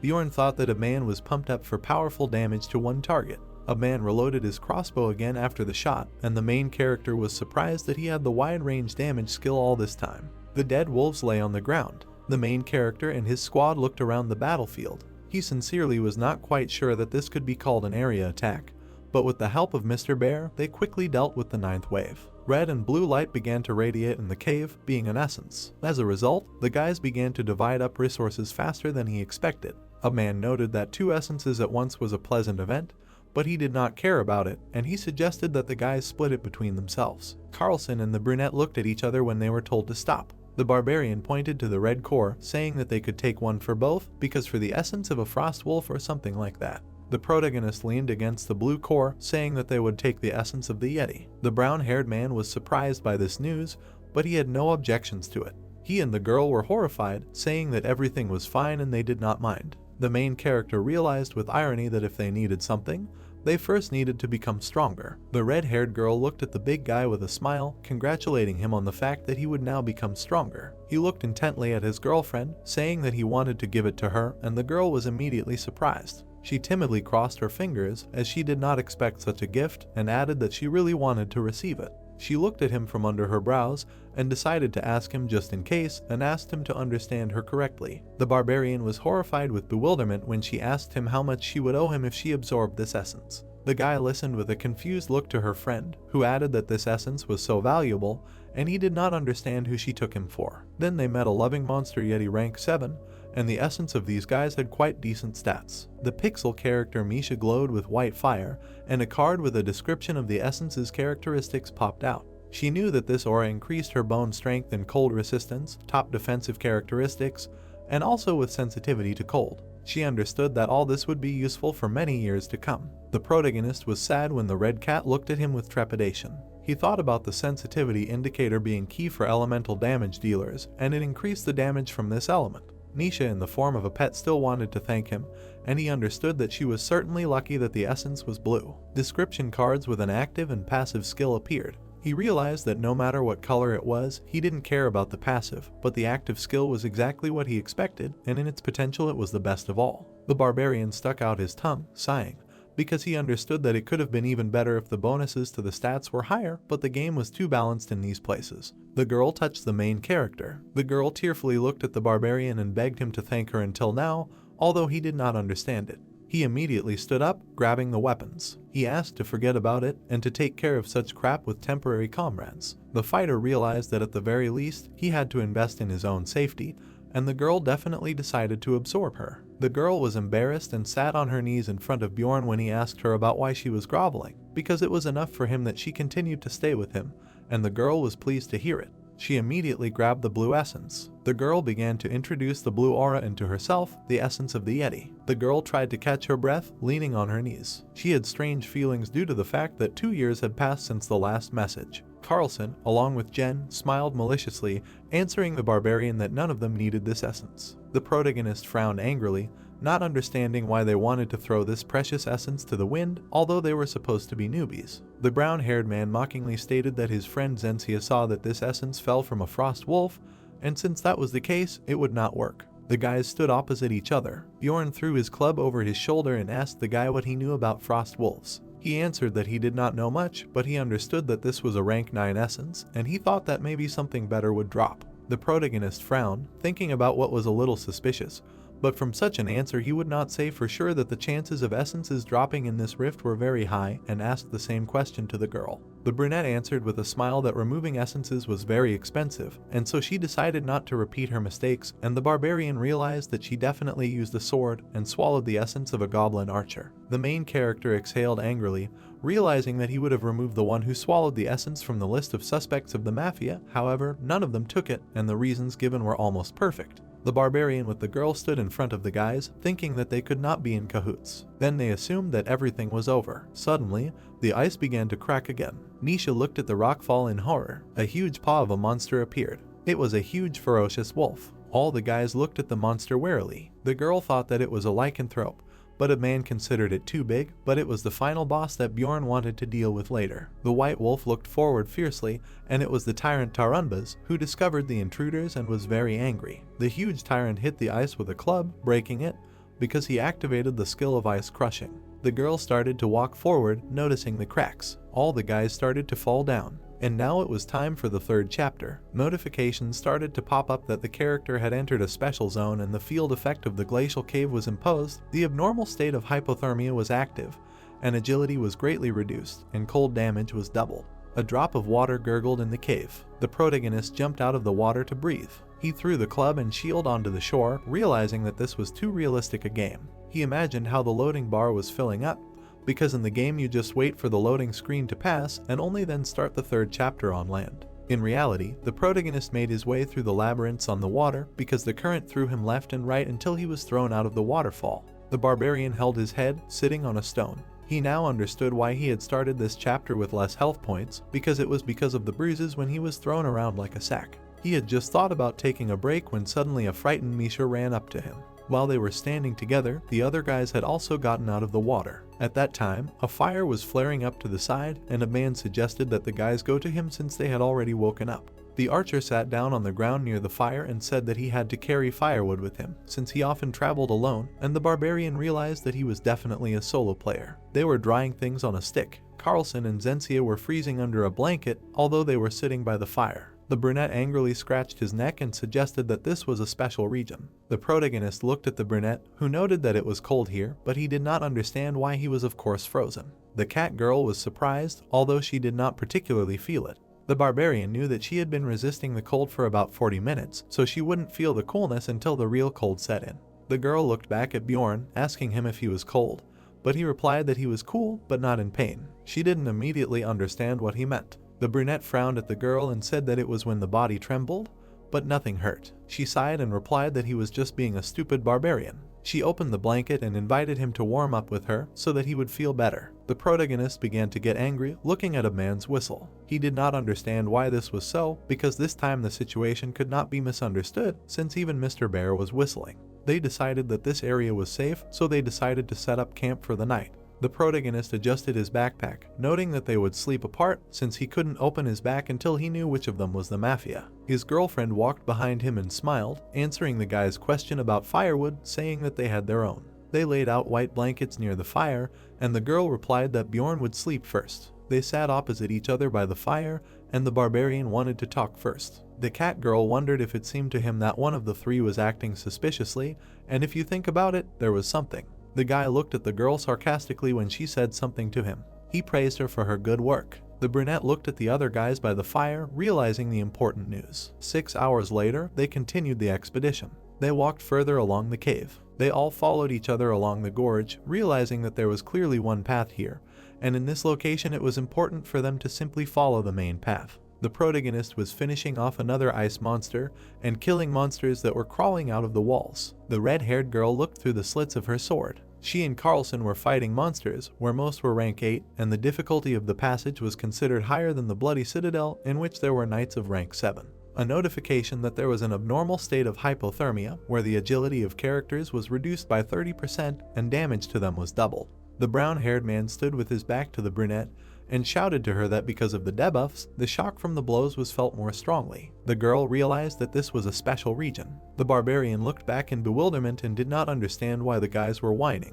His sledgehammer was smashing the monsters, and the fighter understood whether the guys were there or not, it made no difference to him. 4 hours later, the guys saw frozen orcs, white skin, who were only rank 7. Zensia behind a man was horrified when she realized that she would have to fight them. The archer said that most likely these monsters were not just put there for nothing. The orc opened his eyes in the shackles of ice. They immediately began to wake up. The ferocious orcs ran into battle. The archer ironically joked that he did not even have time to properly examine the monsters. The protagonist put up a shield and told them not to panic and keep formation, because this way Misha would be able to keep an eye on them easier. The orcs with hammers were running at the guys. The protagonist peered closely through the shield, trying to understand what the mafia's goal was, assuming that they just wanted to clear the rift without a second thought. The bloodthirsty orcs ran into attacks. The barbarian did not retreat and also ran into battle, realizing that it was necessary to be ready for any development of events. The orc struck the warrior's shield with his hammer, who thought that this could be the best chance to try to do something. The orc's axe cut through the air, and Bjorn understood that he would not reveal all his cards at once, just in case. The monster hit the ground, causing the guys to fly to the sides. Misha and the archer watched the fight. The archer asked her why she had not yet run to her friend, and she answered that no one knew whether the monster could jump out from behind, although Bjorn asked her not to engage in battle at all. Carlson and the brunette made faces. The archer gritted his teeth in displeasure, declaring that these poor guys were most likely good for nothing and he himself would have to do everything. A huge glowing bear appeared, because it was the Iron Summoned hero Aradon. The bear began to run forward, and no one knew that it was a breaker. The Iron Bear swung its paw at the orc. The Ice Bear took a crushing blow to the face, and now it all became clear to the barbarian how a man could explore everything solo, despite being a shooter. The protagonist watched the bear fight the orc and realized that the archer would clear everything here before the mafia revealed itself. The ferocious orc growled, and the fighter decided to go to Plan B. The monster hit the protagonist, causing him to fly away. A fast whirlwind swept through, and the frightened girl ran after her friend. A powerful blow from the hammer was dealt to the protagonist. His eyes rolled back in pain. He flew back, spitting out blood. Nisha ran to the barbarian in fear. Then she angrily peeked to the side, and the guy wanted to get straight to the point. The warrior lay unconscious in blood. A combination of a helmet, the thickness of the skull, and natural regeneration protected his head. He began to open his eyes, and he relied on his girlfriend, as they had agreed. Carlson looked dumbfounded and shouted to Bjorn whether everything was okay with him.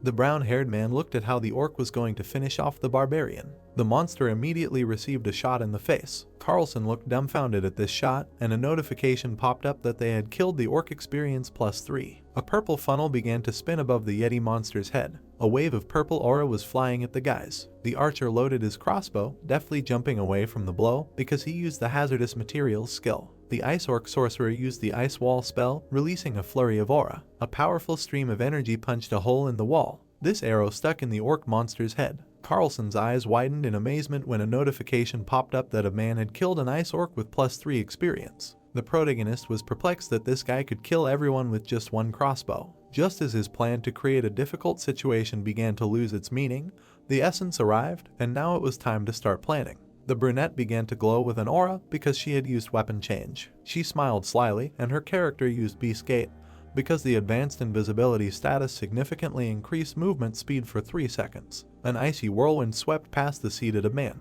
The character used revenge, and at the first blow his abilities will increase, imposing an abnormal bleeding state. Suddenly, the archer's body was pierced. Zensia gloatedly cut through a man, ironically thanking him for helping her get so many stones. Finally, the mafia revealed its cards. The orc looked at the bear in bewilderment, which was about to be recalled. The flasks with the potion flew through the air. They smashed right on the brunette's head. Zensia looked at the cat girl, trying to find out what she threw at her. The protagonist furiously swung his club at Zensia. He hit the ground as she managed to bounce off. The brunette bared her teeth angrily, thinking that as if he knew about her intentions, and she again wanted to activate stealth, and therefore used Animal Gate. The brunette looked at her hand in surprise, and noticed that her invisibility state was cancelled by the potion. The knight smiled sarcastically, considering the brunette stupid, realizing that she should have kept her mouth shut if she wanted to hide her identity, because he would never have thought that she had a stealth skill, and if she hadn't told him about the absorbed essence of the goblin archer. There were many hints that the mafia was Zensia, because she acted as if she knew how to get through this location. He remembered how she anxiously asked about the fights with monsters. Then he remembered how she touched the glowing column. Then they stood opposite each other for a moment and asked them if everything was over. He was already suspicious that she mentioned key things for the passage, as if she didn't understand what she was talking about, but he was finally convinced after Misha's words. He remembered how his friend thoughtfully noted that when they got out of the water, the smell of Zensia suddenly became different. He remembered the girl walking on the ice with dirty boots. He remembered that at the beginning she smelled of the beast's lair and must have dragged dirt from the lair with her on her boots. He remembered how she smiled maliciously with a half-demonic appearance. In order to open the ice cave, she would have to go through the beast's lair first. He was sure that Zensia was definitely a mafia. Misha immediately wanted to pounce on the brunette. The red-haired girl looked down intently, trying to plunge her sword. The brunette's eyes widened in horror. Zensia managed to jump back. A barbarian suddenly appeared behind her. He immediately dealt her a crushing blow to the back. He spat blood from his mouth. She leaned her hand on the ground. Then the brunette managed to jump back in a somersault. Bjorn understood that most likely the girl managed to invest a lot in defensive stats. The fighter bared his teeth when he heard her phrase about NPCs and considered her a player. He stared at her from under his shield, realizing that it didn't change anything since she wanted to kill him. An orc with an axe was running from behind the barbarian. He realized that thanks to the wild splash, these guys wouldn't leave a scratch on him.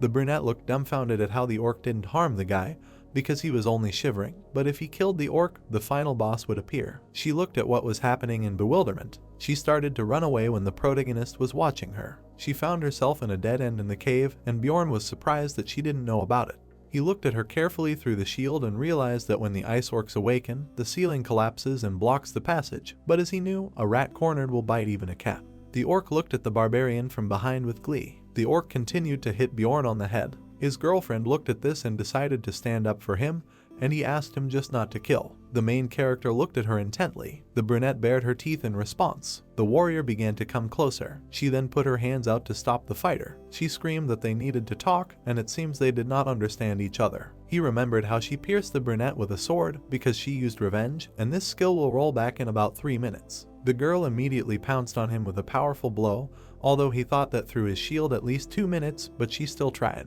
He immediately swung his sledgehammer. He hit her hand, pressing her to the wall. Her sword immediately fell to the ground. The girl was kneeling in front of the main character and tried to ask her about how they did not understand each other. The girl immediately became inspired, thinking that he believed her as he was trying to find out a reasonable explanation for everything. She looked at him with tears. She immediately closed her eyes, sobbing. The barbarian immediately hit her in the face with a sledgehammer. The main character exhaled with anger and ironically joked that she was completely stupid. Her equipment was stacked in one place. All her equipment was sharpened for PvP, and he thought that he could give some to Misha. He bent down in front of the lifeless body of the brunette, realizing that the loot was finished and now he could talk to her. Then he raised the sledgehammer up again. Blood splashed everywhere because he crushed her limbs and forced her to use weapon change to remove the noob equipment as well. The barbarian looked at the wounded body of the girl, who uttered words of pleading that she would do anything. He immediately asked her why she attacked them. The protagonist looked at her warily when she answered that rumors of her tricks had spread throughout the guild, so she decided to do it for sure so that no one could blab anything. Bjorn thought that she could finish off anyone who entered the rift and asked her why she opened it. It was an ice cave. She answered that she heard that only here could you get the heart of the Snow King. He understood that it was logical, and she added that she also did not even think that if there were problems, if someone else entered, they should be maximum rank 8. The beaten girl looked away in horror and asked the warrior to wait and asked him how he knew that she opened the rift. He decided to stand up, realizing that he had miscalculated. He asked her if she was also a player, and she asked about the evil spirit. She barely squeezed the words out of herself. She looked at the leaving Bjorn, asking for mercy. He looked ahead in shock, hearing the speech about how Zensia wanted to go home because they had been through so much together to survive in this world. The warrior stood next to the beaten girl. She continued to talk and beg him that she had already apologized because she thought he was an NPC,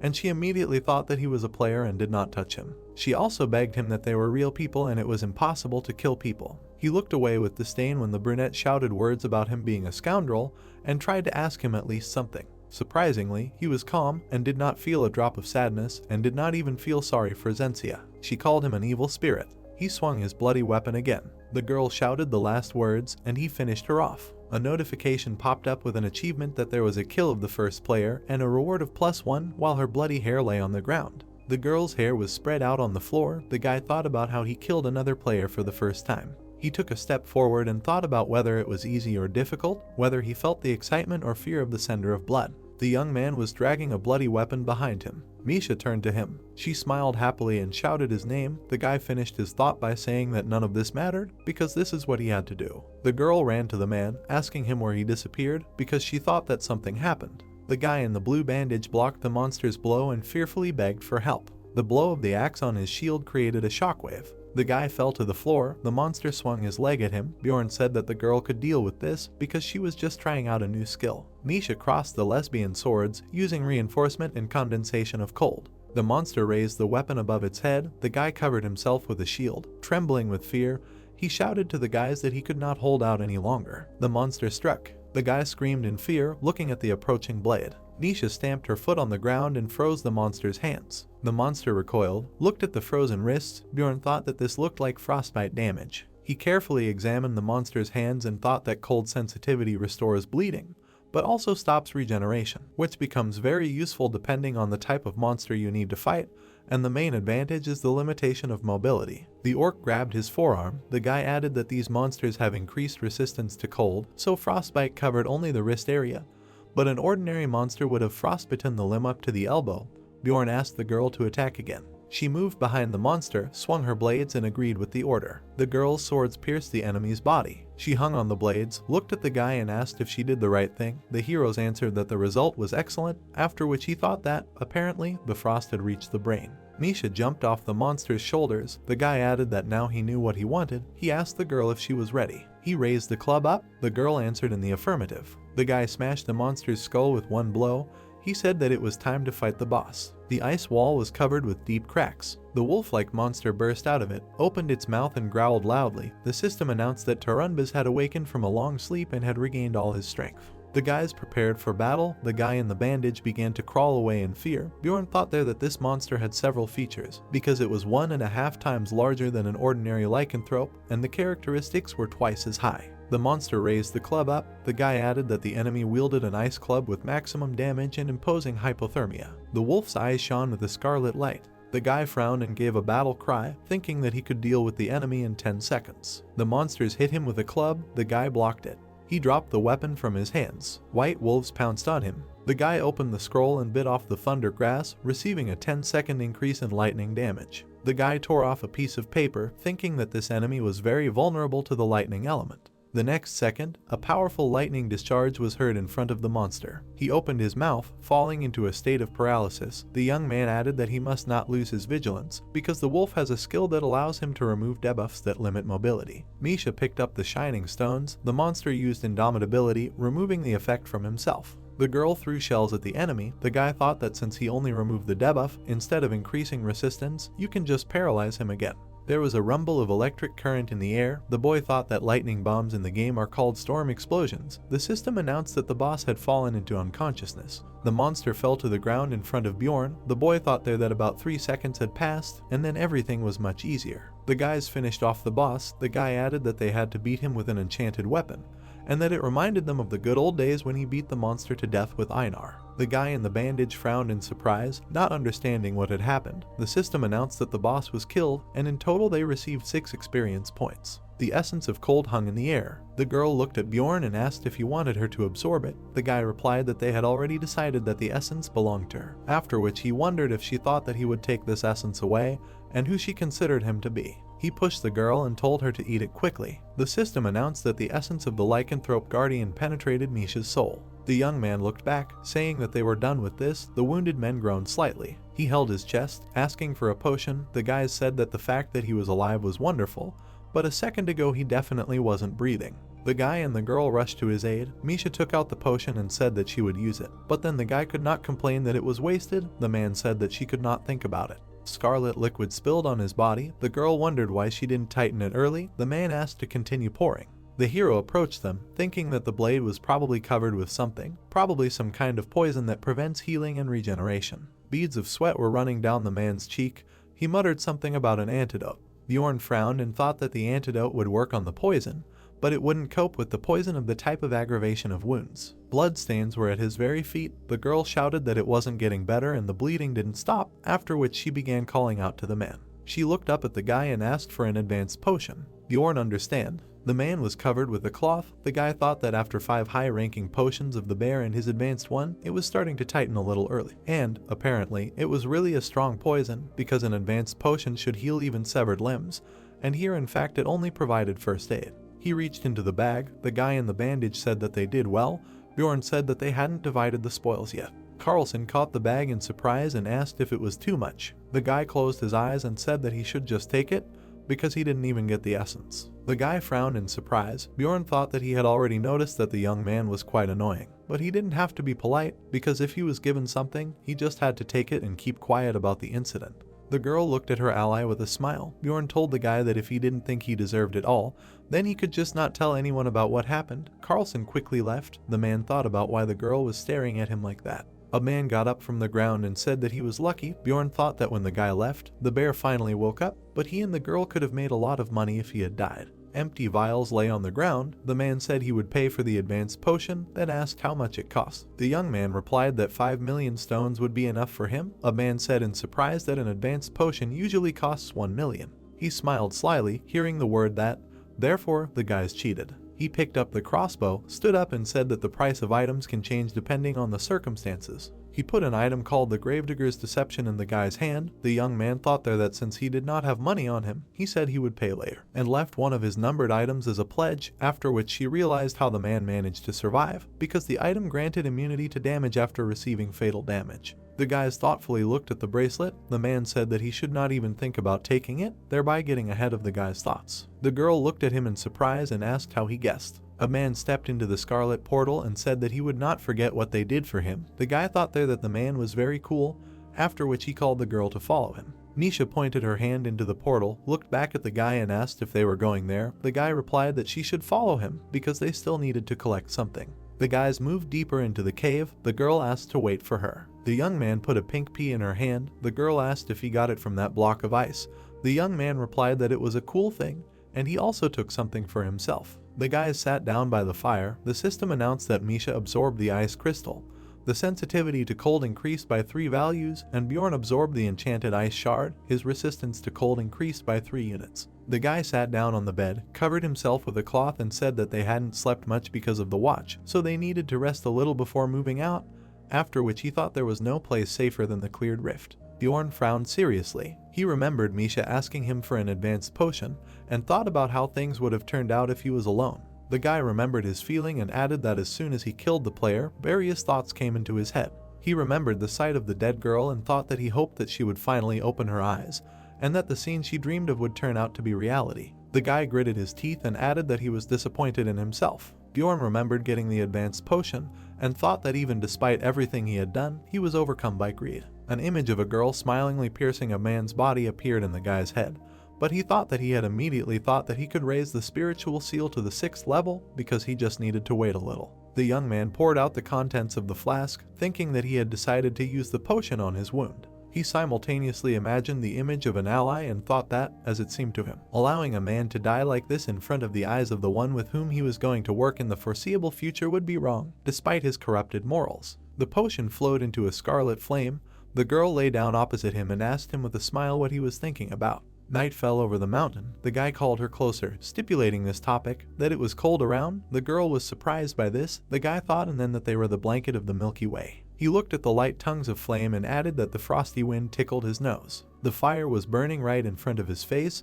The young man thought there that the hot country was hugging them. The girl was lying with him in an embrace. The guy spread his arms. Misha asked him if he was really sleeping. The guy thought that they had lain down for a short time. On the 3rd day, the girl cut the monster's face in 2. The wolf fell to the ground. The girl said enthusiastically that it was a super cool sword. The guy replied that they would need to give it for evaluation because it was most likely a numbered item. The girl's ears twitched slightly. She asked if this meant that it was very expensive. She knelt down and presented the sword to her ally. The guy said that he had not even thought about selling it yet, so she could use it. After which he thought that he was not going to take the sword from her because this was a prejudice against barbarians. The wolf-like monster opened up to fall out. The girl pierced it and lifted it into the air, asked the guy if they would soon go to the 2nd floor. The young man replied that she needed to get used to the new sword in essence. Nisha rose from the floor, a red crystal, and turned to the guy. There were dead animals lying next to her. The girl said that she thought she had gotten used to the skills quite well. The boy asked her if she was sure about it. Misha said that he could forget about it, so they wouldn't continue fighting.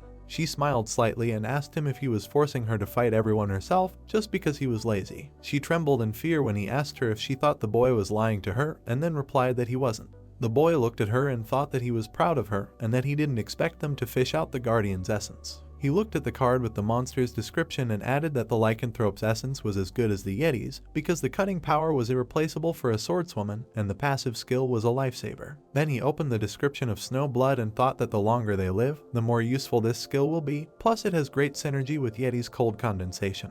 The guy looked at Ice Crush and added that it is a super effective thing when you need to attack many times in a row. Bjorn opened the description of Indomitability and thought that it spends a lot of energy, but helps to fill in the weak points in the attacker's defense, which are usually vulnerable to control. He looked down and said that the girl should try to use Ice Crush right after cold condensation. Misha said in surprise that they all die instantly. The guy advised her to punch. A blue aura enveloped the girl's hand. She agreed and said that they still fall with one hit. The guy said that apparently nothing can be done about it.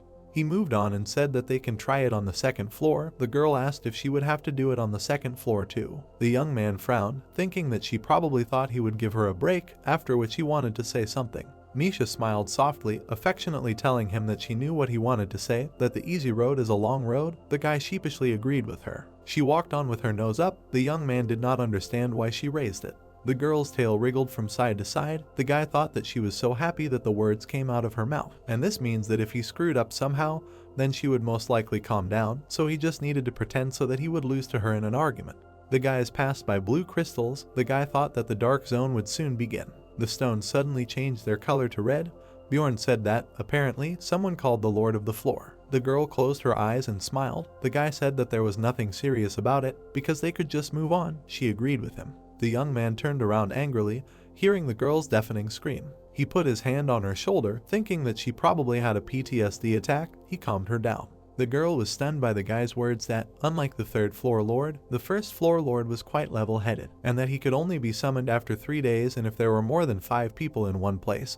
And this was just a possibility, and the portals did not close after being summoned. And the monsters that appeared on the floor also did not change, and on top of that, Ryxis cuts out the entire floor when it gets out. And this lord simply quietly leaves if the raid failed. Misha asked him if this meant that everything was fine. The guy confirmed her guess. The girl's image multiplied on the crystal edges. She asked the guy who it could be, because not gathering groups of more than 5 people is part of common sense. The young man said that he did not know this, but the violators could have done it on purpose. He frowned, imagined a guy without facial features and said that perhaps some clan wanted to kill the lord. Bjorn thought and then that the guy presented was the first buyer of the 1st floor lord's manual and that he only had 2 weeks to prepare. So apparently he was really impatient. The guy thought that perhaps it was worth finding out more about this. The guys left the gate and ended up in the land of the dead on the 2nd floor. The young man thought that he did not think that the road would take almost a whole day and that Rotmiller's absence was really noticeable. Bjorn smiled slightly and said that they had not been there for a long time, after which he thought that a lot had happened.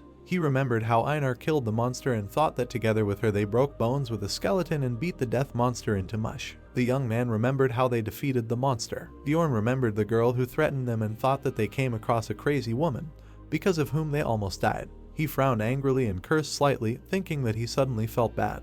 The guys went further through the mud. The girl said that she also did not like it very much there, because the rocky deserts were better, although it was a little confusing. The allies did not stop. Bjorn mentally told that the reason he chose this path is that it is much easier to get to the 3rd floor, and they just need to get to the north. The girl smiled contentedly. The guy thought that since there are only 2 of them, they can open a raid on the Death Knight, because it is a 6th rank monster, so it will be possible to accurately understand how strong she has become, and in addition to this, gain experience. The 3-eyed monsters rushed into battle. The guy said he would stop them, and the girl should just concentrate on consecutive attacks. Misha asked him if he was talking about the thing he wanted to try on the 1st floor. The guys frowned angrily and gave a battle cry. They both took a step forward. The guys got closer to the enemies. The guy put a shield in front of him. He blocked the monster's attack. The girl attacked the second enemy's hypochondrium. The monster looked down, noticing the ice rising on his body. The ice crust cracked. After that, the girl used Ice Crush. Misha Danila struck again. She hit the formed ice. The death monster used the Call of the Dead. Zombies crawled out from under the ground.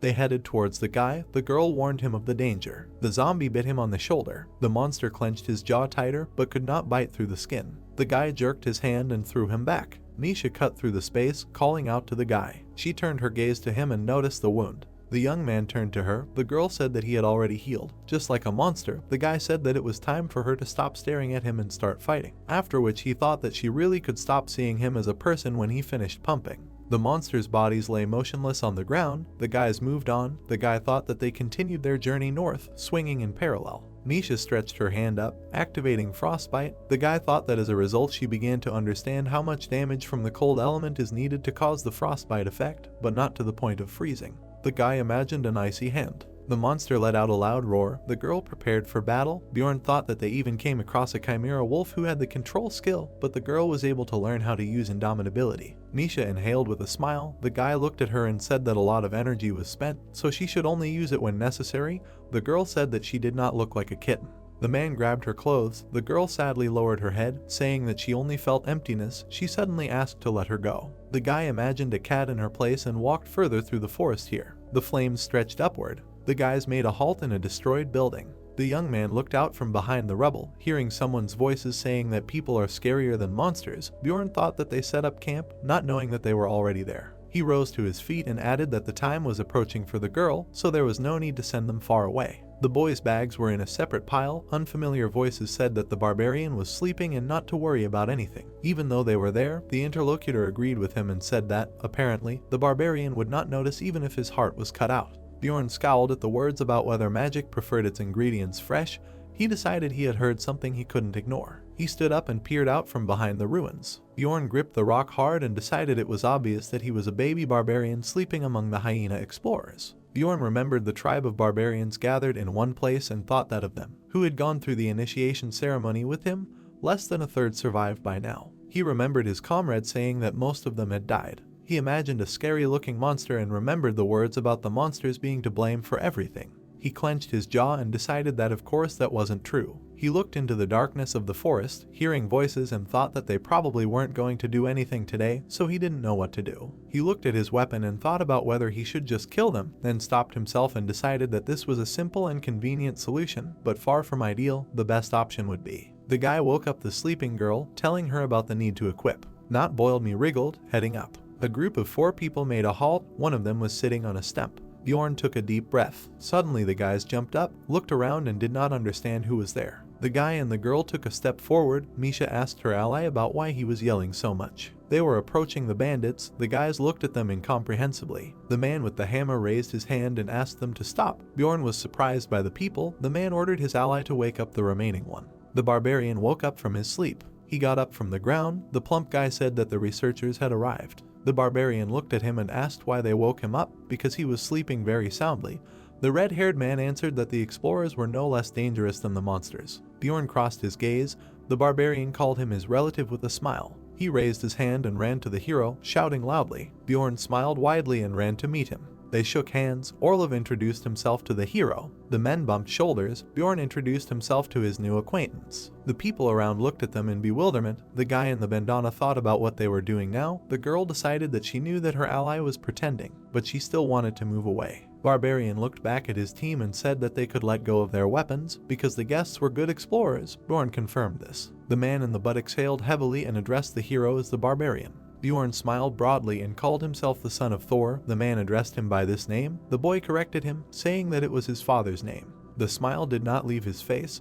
The man called him by name. Bjorn said that they did not know each other very well yet, so it was better to say the whole name. The man bit his lip angrily, looking into his eyes. The hero asked what happened. The man smiled softly and with difficulty said that nothing happened, after which he added that it would be good if they just continued on their way, because, as he saw, they were at a rest stop. In the middle of the clearing, a fire was burning. The boy spread his arms and said that this was good, because they were also looking for a place to make a rest stop, after which he called them friends for the night. The two explorers frowned angrily, repeating his words. Bjorn thought that it was already written on their faces that he had gotten them, but this was only the beginning. The man squeezed the handle of the hammer and said that there were no friends for the night on the second floor, and they were not looking for them here because it was reasonable to go up with people you can trust. The hero crossed his arms and said if this meant that they did not need to become friends for the night, the man confirmed this. Bjorn frowned in anger, clenched his fist and shouted, calling the men completely stupid. The guy in the bandana looked at him in confusion. Bjorn said that there were 4 of them, and they came together, and if the night shift was divided between 7, it would be. Karen looked at the guy in surprise, hearing the words that everyone would be able to sleep longer, after which he said that he did not even know that such a solution existed and he did not understand why the researchers did not think of it before. The men looked at him irritably, thinking that there was no point in talking to them. The guy in the bandana walked up to them and said that they could take care of themselves, so Bjorn should leave. Suddenly he noticed something. The man looked at the girl and thought that she was a beauty. He noticed her lips and breasts. The man pursed his lip and asked her what she thought about it. The girl touched her chin, clasped her hand behind her back and said that she didn't know for sure because they were in the company of a barbarian, so they couldn't be bad people. She walked up to her ally, exhaled and said that he had lost his weapon, so she couldn't trust him to keep watch. The man in the bandana was surprised and happy about this. Bjorn put his hand on his head and said that he had stuck his weapon into a monster. He ran away with it. The man smiled and said that this happens to everyone. The guy thought that he had made up an excuse, and it still worked, so sometimes being a barbarian is very convenient. The men smiled evilly and looked at each other. Bjorn asked if they would be friends for the night, because he wanted to sleep. The guy did not say that it was, of course, strange, but if they wanted, they could spend the night there. The guys sank to the ground. The girl hugged the guy, whispering to him. The young man shut her up. She tugged at the narrow one and asked if it was really necessary. The young man said that she should hold on, and in return he would fulfill any of her wishes. Misha happily agreed and said that she would take it as a promise. The guy in the bandana approached them. The men looked at each other, holding weapons in their hands. Bjorn grabbed the girl tighter and thought that the opponents had started moving.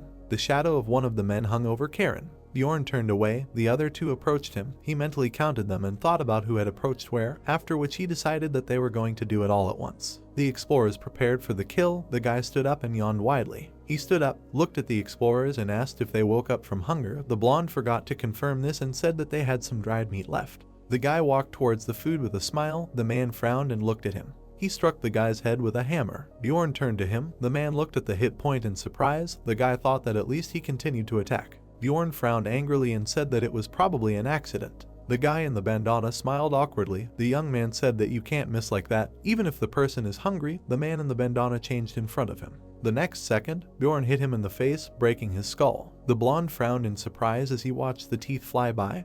Bjorn said that he had done it by accident too, and then wondered if they really thought that all barbarians were that stupid. Karen suddenly woke up. An arrow was aimed at him from behind. One of the men ordered an ally to shoot the barbarian. Karen noticed the arrow in the reflection of the axe. He quickly turned around and blocked it with his forearm, allowing himself to be pierced. The tip of the blade stopped a centimeter from his eye. The barbarian rose to his feet. Dark red energy began to gather in his body. He frowned angrily. His eyes were bloodshot. Karen grabbed the red-haired man by the neck. He lifted him off the ground and asked why he shot him. The man asked him in a quiet voice to let him go. Suddenly the blonde's vision also became cloudy.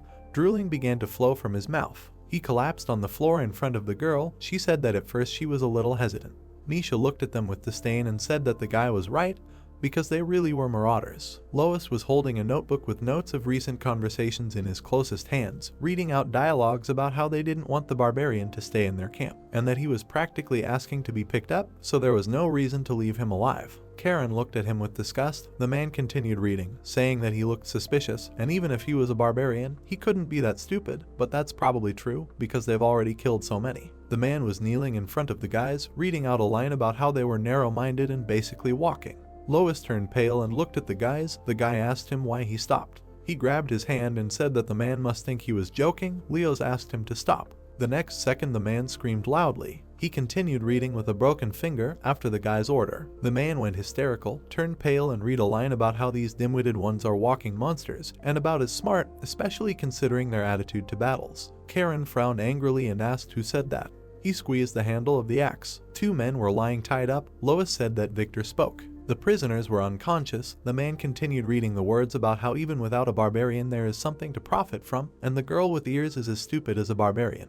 He suddenly began to tremble, telling her that although her face was cute, but Misha exclaimed in surprise. Frowning, the man added that they wanted to jump on the girl who was spending time with the barbarian. Misha snatched the notebook from his hands. She examined it carefully. Breathing heavily, the girl asked who said it. The man answered that these were the words of the man in the bandana. The girl looked at her ally, frowned angrily and said that she would do with her whatever she wanted. The guy thought that they had skimmed the dirtiest words, and then it was about who was killing whom. The man bowed his head and said that he wanted to deal with Karen, and infuriated him with his condescending attitude due to the fact that he was an archer. The fire next to them did not stop burning. The man added that at least the barbarian had no idea what awaited him. Karen looked sadly at his weapon and said that he did not understand what he did wrong. He squeezed his hand harder and asked Bjorn to answer this question. The next second he hit the man with an axe. Varvara decapitated him in one blow. Misha crushed the eggs with her foot. Bjorn thought that the girl mocked the leader's genitals and then stabbed him. The blonde looked at Bjorn in tears. Goodbye help? He said that from now on he will be a good person. The young man went down to him and asked if this means that now he will be a good marauder. The blonde did not understand his words. The guy took his head in his hands. The man said that he will do everything he says. Bjorn, I thought there that the man himself does not understand what he is talking about, because it is impossible to be a good marauder. The man's head suddenly turned. He looked at the guy upside down. The young man thought that there is only one answer. Karen poured a healing potion on his hand. Bjorn looked at it and thought that the barbarian left the scar on purpose because they are considered metals, and they are saved to serve as a reminder of mistakes in order to become stronger later. Weapons and armor were dumped on the ground. Bjorn offered the barbarian to take what he needed. The interlocutor replied that he did not deserve it. Bjorn added that he personally killed one. The barbarian smiled, took the hammer and said that if he could not kill someone with his axe, use this. Bjorn thought that a weapon in each hand is the best tactic for a barbarian. The man looked at each other. The girl handed the barbarian a sock and told him to take something else. Karen replied that the rest was too small. The guys offered to just sell these things. They turned sideways to him. The guy offered to take him to the first floor. They left the gate. The boys stood between the bright crystals. Bjorn said that he wanted to introduce himself again, then said that he was the son of Yandel. The barbarian was surprised and said that the guy was famous. The girl said that it was true, then called him a small volcano. Karen exclaimed and said that it was an honor for him to meet the guy. The barbarian smiled, picked up the bag and said that in that case he would not refuse the reward, and would take all these things, sell them, and in return he would buy the necessary equipment. He squeezed his hand harder. The guy warned him and said that he should not forget that the stronger he becomes, the easier life will be for young warriors. Karen agreed and said that he would do it for their people. The guy remembered how the goods were lying next to one bed.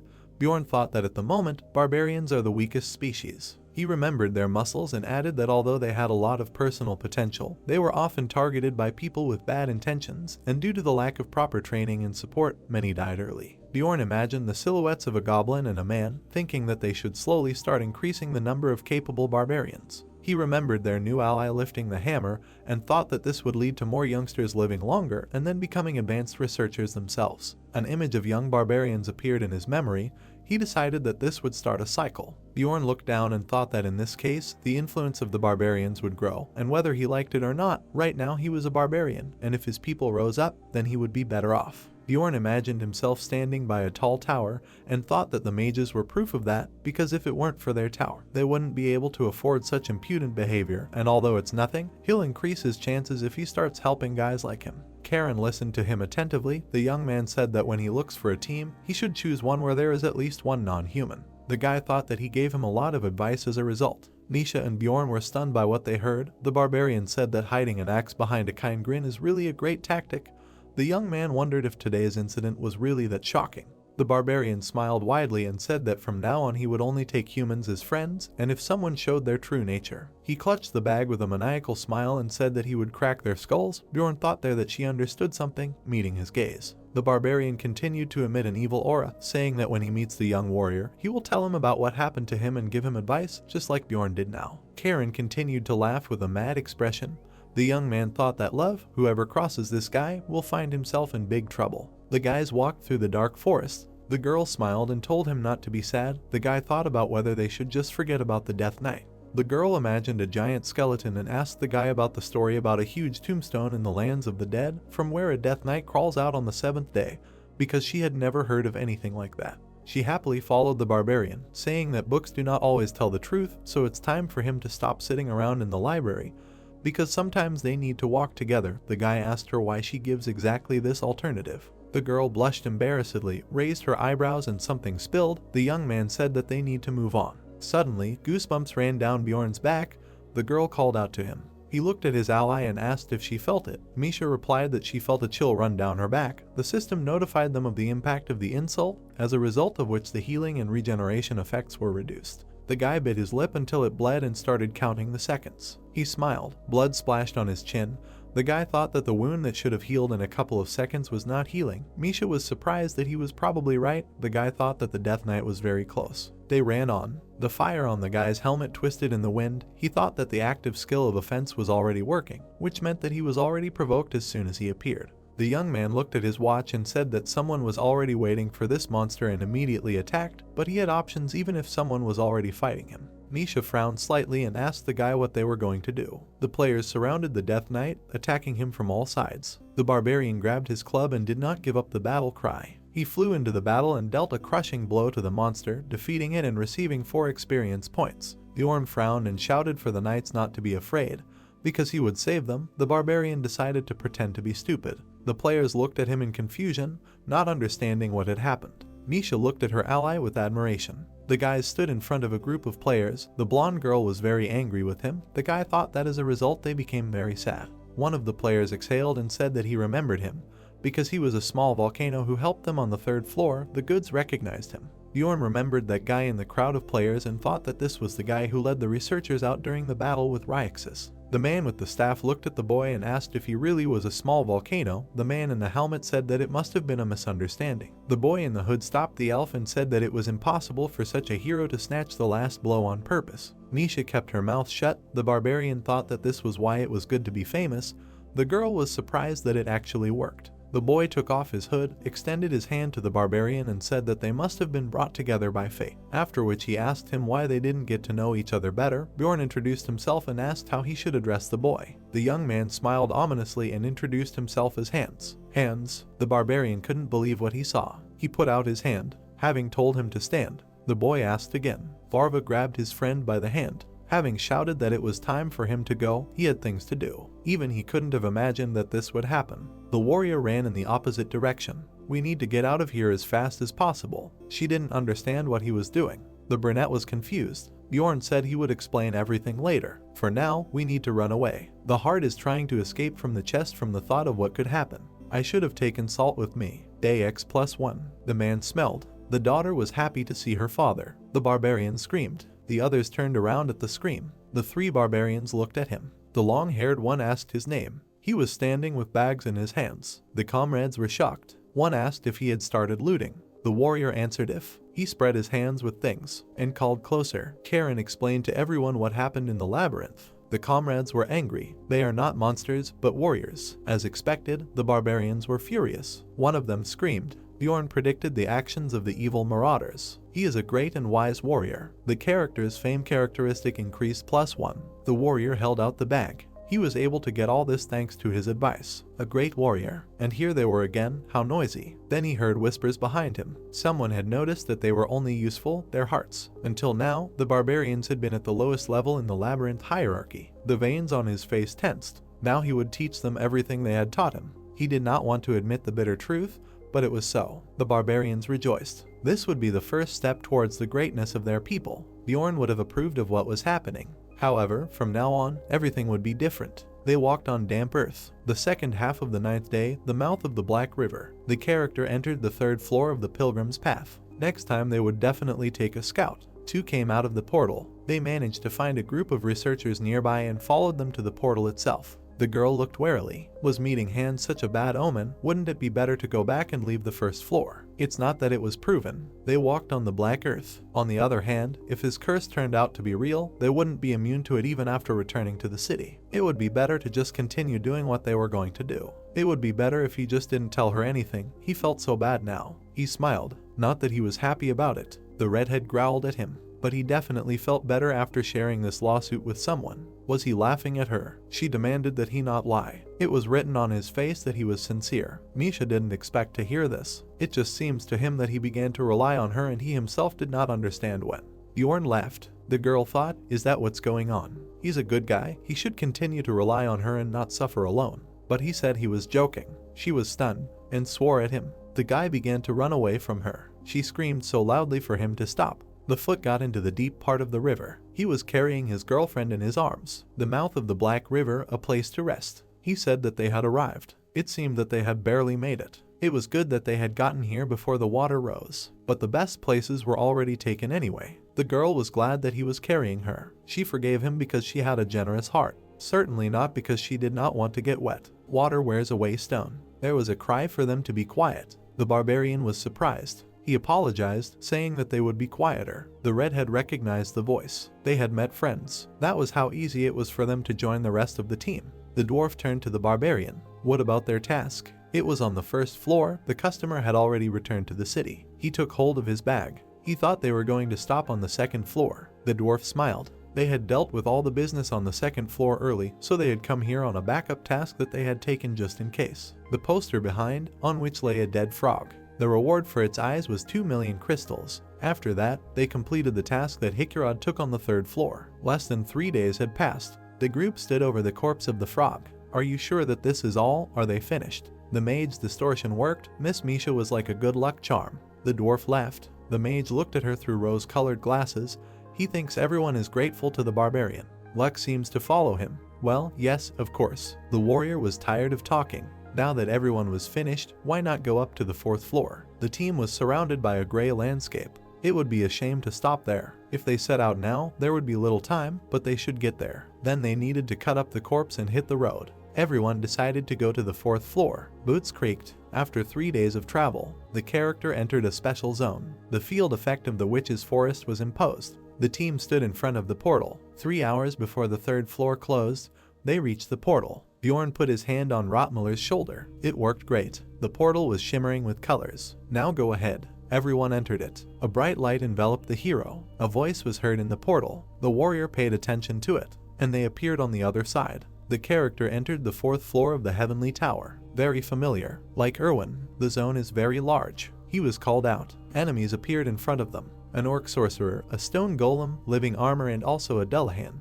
What a combination. The barbarian and the dwarf covered themselves with shields. The headless one cast a spell. The dwarf dodged. The attack was directed at him. He covered himself with a shield. He looked at the ball and chain. He shouted for everyone to remain vigilant. They may be low rank, but they act as a team. The enemies were lying on the ground. The magician said that it was a new spell. The girl noted its power. The dwarf was surprised that it was easy. The character completed the test. Several new portals appeared. The group looked around. Where should they go? The magician said that they didn't have time. They needed to climb the tower as quickly as possible. The cat replied that the lower floors were too easy and there was no special reward. The barbarian looked at everyone. He said that they would go to wisdom. The ladder of wisdom. The path that requires a scout. The road is very confusing and filled with traps. Monsters appear periodically, but you can go straight to the 5th floor. The explorer stood in front of the portal. He said not to lag behind. I wonder what could have happened if they had chosen a different path. Smoke rose to the ceiling.